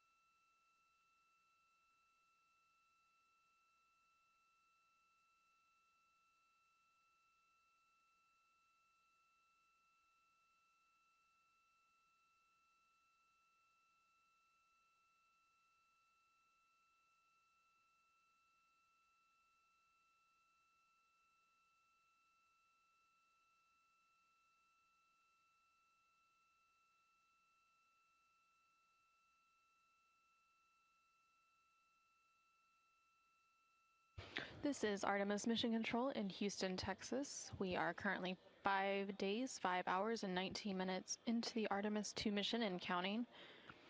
Currently on your screen, you can see a live view from the Orion spacecraft named Integrity by its crew. You can see a clear view of one of those solar array wings. There are 4 solar array wings, or SAWs, that provide power generation for the Orion spacecraft. And just above that solar array wing, you can see a crescent Earth.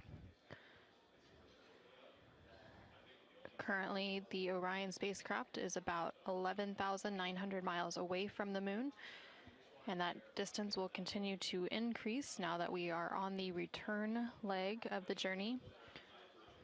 The Orion spacecraft and its crew had their lunar flyby and made their closest approach to the moon earlier today, and the distance from Earth is about 249,000 miles. We are expecting a splashdown on Friday, April 10th, on flight day 10.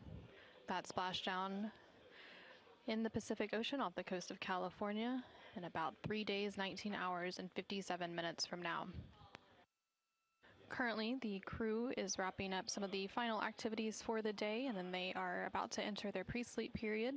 That pre-sleep period will last about 2.5 hours, after which they will go to sleep.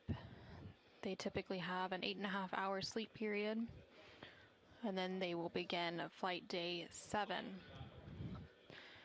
The majority of flight day 7 will be an off-duty day for the crew, but they do still have a few items that they have to complete. One of those is a post-lunar flyby conference, and this will be directly with the crew and the science team here on the ground to discuss some of their lunar flyby observations as part of the data collection, to allow the crew to talk through what they experienced and what they saw while it's still top of mind and fresh following today's lunar flyby observation period.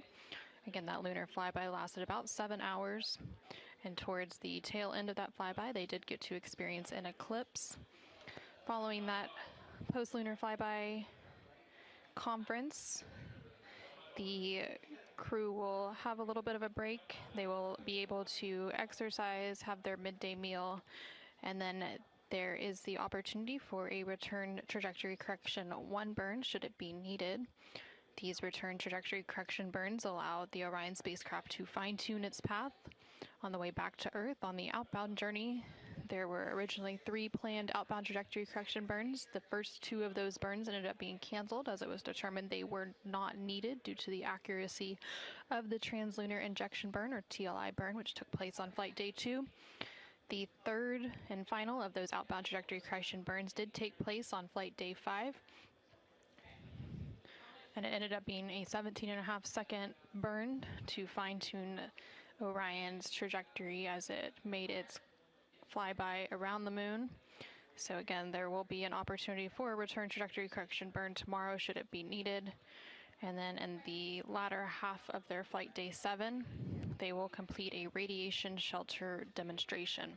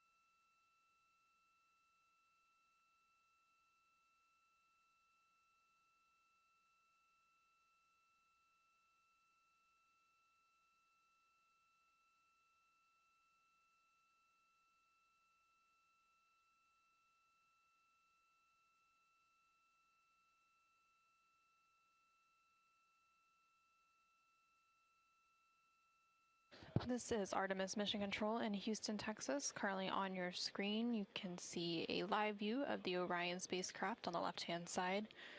Those views coming to you from the solar array wing cameras. The crew is currently in their pre-sleep period. During this period, they have the opportunity to eat dinner and also perform any necessary hygiene activities and other personal activities ahead of going to sleep. We do expect the crew to enter their sleep period in a little under 2 hours, about an hour and 45 minutes from now. Also in that view on the left-hand side, you can see a crescent Earth in the distance, just above that solar array wing. The right-hand side of your screen shows a visualization from the Artemis Real-Time Orbit website, or ARO. This website is available at nasa.gov/track-Artemis for the duration of the Artemis II mission and provides updates on the spacecraft's velocity as well as its distance from the Earth and the Moon as it makes its journey back home here to Earth, again with that splashdown targeted for Friday, April 10th. Following a lunar flyby observation period of about 7 hours earlier today, the crew then worked to clean up some of their observations as well as the imagery and data that they captured and collected and began downlinking that. And we do expect to have some of that imagery available here shortly. During the Artemis II lunar flyby, the crew collected 3 primary science data sets, which included images, verbal descriptions, and written annotations to be able to provide scientists with multiple layers of context for each observation. The handheld imagery was captured using Nikon cameras, including an 80 to 400 millimeter zoom lens dedicated to lunar targeting. And those images were designed to capture regional context and relationships among large geologic features rather than fine surface detail.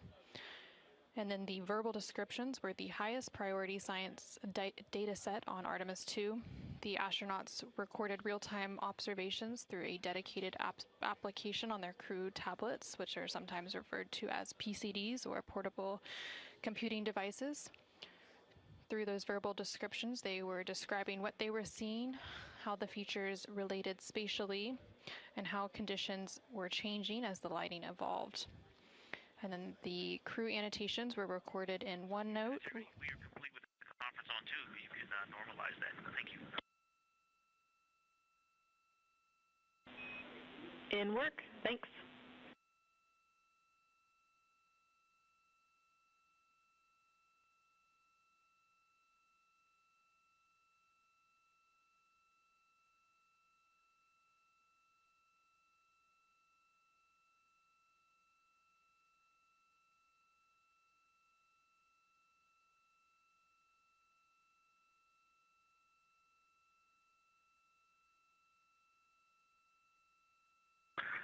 And Houston Integrity, the actograph data is on PCD2. We copy.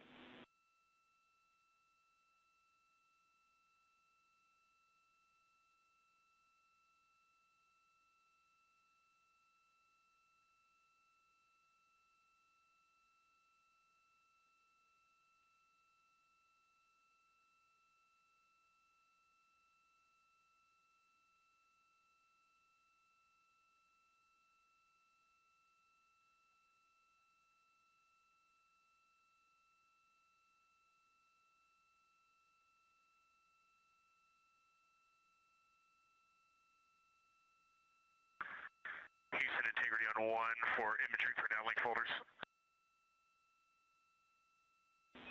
Go ahead.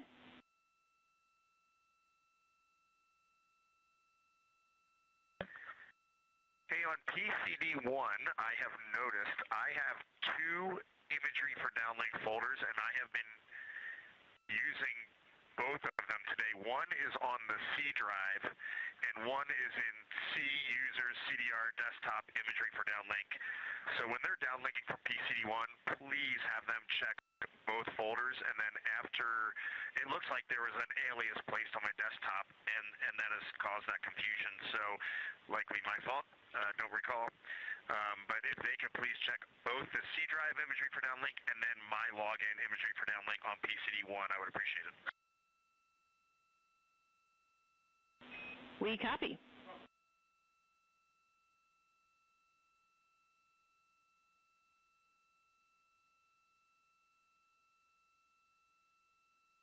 And we just heard some communication there between the crew on board the Orion spacecraft. Some of that first communication was coming from NASA astronaut Victor Glover, who was wrapping up a crew preference conference. These are private conferences, often between the crew and their family and friends on the ground. And then we heard some communication after that from NASA astronaut Reed Wiseman, who was asking some questions and letting them know about some images and data that were being downlinked from the Orion spacecraft following the lunar flyby earlier today.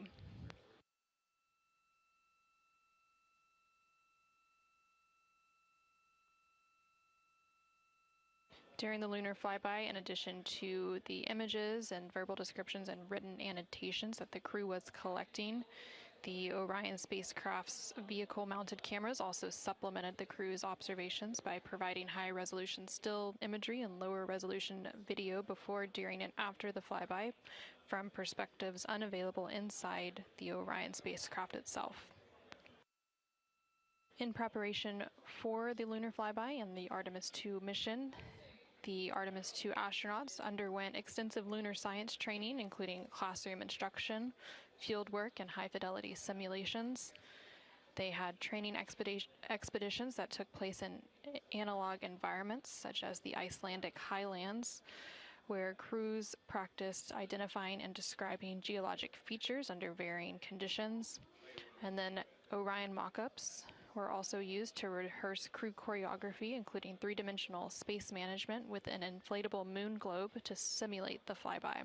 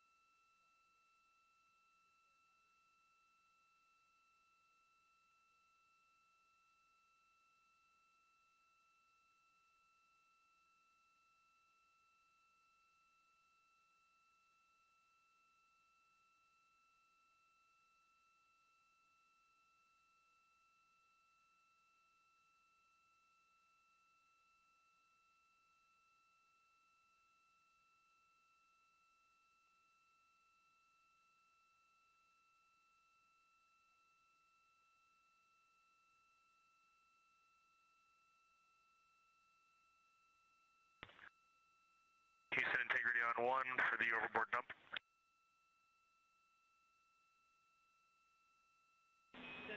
Go ahead.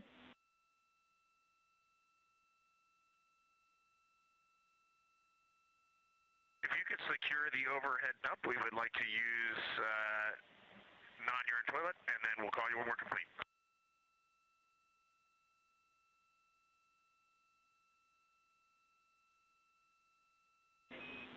We are putting that in work for you, and I have 2 other updates for you while I got you, if you're okay with a little bit more interruption to your pre-sleep.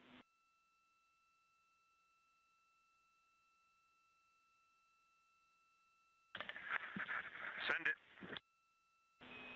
All right, so just with email, we're still syncing. We did hear your comment about the priority list. Unfortunately, it turns out that there was a miscommunication on that, so we're working it. We've got a couple of solutions in mind to reduce the volume of emails that you're getting, but we probably won't get there tonight. So the uplink you're getting now is not truncated, but we are pursuing a solution to truncate those in the future.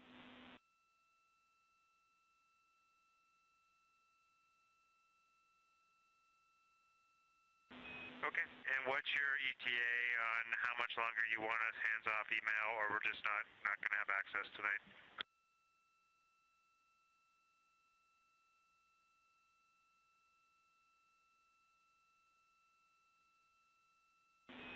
We are aiming for 20 minutes on that. Thanks for bearing with. Sorry again.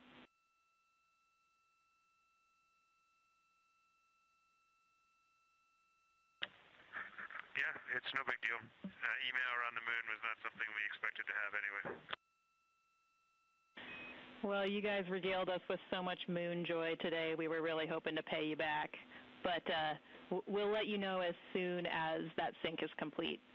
The second thing we had for you is that we are going to start doing some playback from the ACU. So OE2 will be unavailable for about an hour while we are playing back some of your comm from earlier.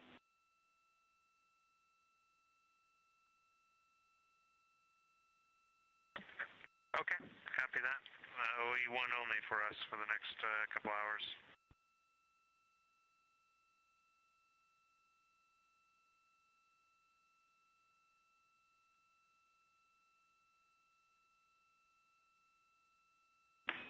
And last but not least, the overboard vent valve is closed, so you are go to go.